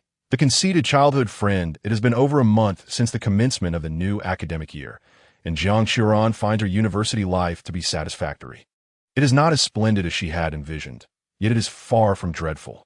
Overall, it has not deviated excessively from her expectations. The only unexpected element is Su Bai. Their relationship is one of genuine childhood friends. Their families lived across from each other during their formative years, both belonging to the working class. With their parents preoccupied with work, they attended kindergarten together and spent their leisure time in each other's company.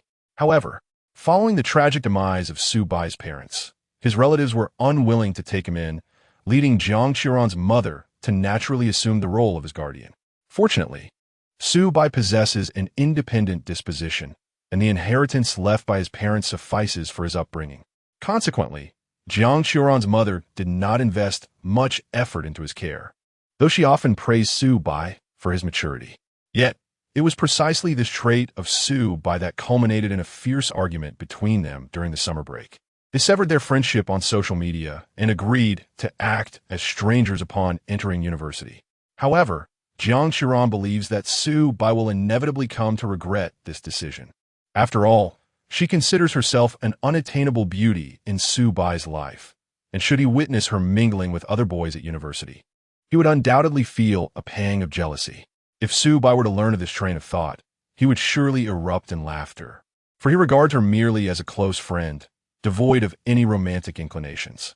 Yet, Jiang Qiuran is prone to misinterpretations in matters of the heart. Indeed, the naturally beautiful Jiang Qiuran has always been surrounded by compliments, fostering a sense of pride tinged with a hint of arrogance. Her aspiration is to find a truly affluent and handsome boyfriend, not the commonplace beauty who compromises herself for money alongside older, unattractive men, but rather a genuine wealthy heir possessing both charm and substance. Her fallout with Su Bai is intricately linked to this ambition. Perhaps their long-standing familiarity has rendered their relationship devoid of boundaries, leading Su Bai to perceive her merely as a comrade, rather than as a woman. This is unacceptable. Jiang Qiuran is on a quest for a high-status partner, and having someone like Su Bai around would undoubtedly raise suspicions among her affluent suitors, diminishing her appeal. After all, Su Bai, with his admirable stature and looks, embodies the type that incites competitive instincts among men, rather than resembling the harmless, unthreatening protagonists often depicted in anime. In the early days of university, Jiang Qiuran felt exceptionally astute. Free from Su Bai's presence, she could present herself as an immaculate beauty, devoid of any ambiguous connections with childhood friends in the eyes of outsiders. In recent days, she has encountered numerous quality men from Jiangcheng, as well as from cities like Shanghai and Beijing. While none have yet met her standards, their enthusiasm and adoring demeanor have been gratifying. She revels in the feeling of being cherished, companions to enjoy outings with, someone to treat her to meals when hungry, and the convenience of free deliveries when she craves milk tea. Naturally, Jiang Qiuran does not expect these gentlemen to bear the financial burden. She remains unequivocal about covering her own expenses, distinguishing herself from those who incessantly scheme to expend a man's wealth. Consequently, she has attracted a multitude of admirers. She intends to take her time in selecting the right partner. After all, even if she fails to find a suitable affluent suitor, Su Bai remains as a safety net. He is, after all, a computer science major from a prestigious university, and it is likely that his future earnings will be promising. Coupled with his physique and looks, he undoubtedly qualifies as a desirable man in the eyes of the average person. Should Jiang Qiuran fail to find an ideal rich partner, she would reconcile with Su Bai, subtly hinting at her intentions. In her daydreams, the long single Su Bai, burdened yet yearning, would undoubtedly become infatuated, wagging his tail like a devoted puppy. After all, she is his childhood friend, possessing both beauty and a melodious voice, undoubtedly the ethereal figure in his heart. Although Su Bai has never acknowledged this notion, Jiang Qiuran has steadfastly believed in it. As for Su Bai, finding a romantic partner? Impossible. With his introverted nature, consumed by studies and gaming, he has never shown an inclination to woo women. How could any girl possibly tolerate him? Thus, these were Jiang Qiuran's contemplations leading up to the end of summer and extending to about a week ago. However, when rumors of Su Bai's involvement with Chun Yuxing began to circulate within their social circles, a sense of unease stirred within her, albeit still in the realm of mere speculation. Jiang Qiuran reassured herself that it was merely idle gossip. Given Su Bai's limited emotional intelligence and precarious financial situation, she surmised that Chun Yuxing was simply toying with him. The inheritance left by Su Bai's late parents had dwindled significantly, and he refrained from spending it, reserving it for emergencies. His aunt provided him with a modest monthly allowance of 1,200 yuan, and that was all. Su Bai's frugal habits are evident in his choice of inexpensive clothing, relying solely on his good looks to avoid appearing impoverished. Nevertheless, Jiang Xiaoran felt an undeniable urge to uncover the truth behind Su Bai and Chun Yuxing's relationship. It was this curiosity that led her to join the travel group of 510, allowing her to earn credits while closely observing Su Bai and Chun Yuxing, two birds with one stone. However, the recent wave of official announcements struck Jiang Xiaoran like a thunderbolt. She could hardly fathom that Su Bai had genuinely entered into a relationship with Chun Yuxing. How could you possibly be with Chun Yuxing? Surely, you should still be reeling from our fallout, unable to move on for months, rendering you incapable of engaging in any romantic entanglements. How could you have moved on so swiftly? No, this is not merely moving on. It is as if you have soared to new heights, though reluctant to concede. The truth remains that Chun Yuxing is a goddess who rivals Jiang Xiaoran in every aspect. Naturally, competition arises among beautiful women. Initially, Jiang Xiaoran harbored a hint of animosity towards Chun Yuxing, but now it has intensified, particularly this evening, as she stuffed her backpack with a certain item. Jiang Xiaoran felt her defenses crumble. After nurturing her quality backup for so many years, how could he be so easily claimed by another woman? On another note, this academic overachiever is truly remarkable. They have known each other for such a brief period, yet their relationship has reached this level. Could it be that she's engaging with Su Bai for more than just companionship? The more Jiang Xiaoran pondered, the more convinced she became. Yet, one thing perplexed her. Where did Su Bai procure the funds to accommodate Chun Yuxing at the Marriott?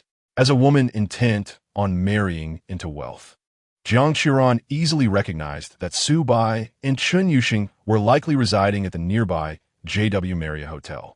Various groups have also noted that Su Bai seems to have recently come into a bit of unexpected wealth. Thus, where is Su Bai's money coming from? Jiang Xiaoran is intimately familiar with his background, but Su Bai has suddenly adopted an air of mystery that eludes her understanding, inciting a sense of discomfort as events slip from her grasp.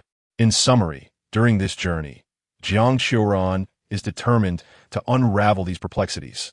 Chapter 91. The cunning little plum blossom who wakes up early to apply makeup the next day, early in the morning. At just past 5, Jiang Xiaoran set her alarm and got out of bed to start her makeup routine. Makeup is an essential skill for every art student, and the disparity in makeup techniques among girls can be even more pronounced than differences in beauty. Jiang Xiaoran learned her makeup skills from her mother, experimenting a bit since middle school and browsing posts on a certain social media platform. Gradually, she developed her own unique style. She toiled from 5 until nearly 7, finally completing her look. This process included washing and blow-drying her hair. To avoid disturbing her roommate's slumber, Jiang Xiaoran resorted to the communal restroom on their floor, using the hairdryer on a low setting. Today, her appearance was of utmost importance. She aimed to divert Su Bai's attention away from Chun Yuxing. This thought, tinged with a hint of malice, weighed heavily on Jiang Xiaoran. The notion that her longtime backup had suddenly been claimed by another left her feeling profoundly disheartened, even leading to a sense of hostility toward the very person, Chun Yuxing. In contrast, Chun Yuxing did not awaken until 7:30, stretching languidly in bed, only to be greeted by the sight of a fully made-up Jiang Xiaoran in front of the mirror. She was momentarily taken aback. You're awake?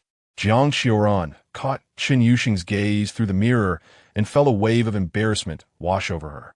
Girls often feel a tinge of shyness when they put in considerable effort to beautify themselves in the dorm, as their roommates are invariably curious about the occasion that warrants such preparation. It is an unspoken understanding among girls. While they may be casual in their dormitory attire, they will meticulously prepare for a significant encounter. After a brief moment of astonishment, Chun Yuxing sincerely complimented Jiang Xiaoran. You look stunning today. It's nothing special. Your makeup looks so natural.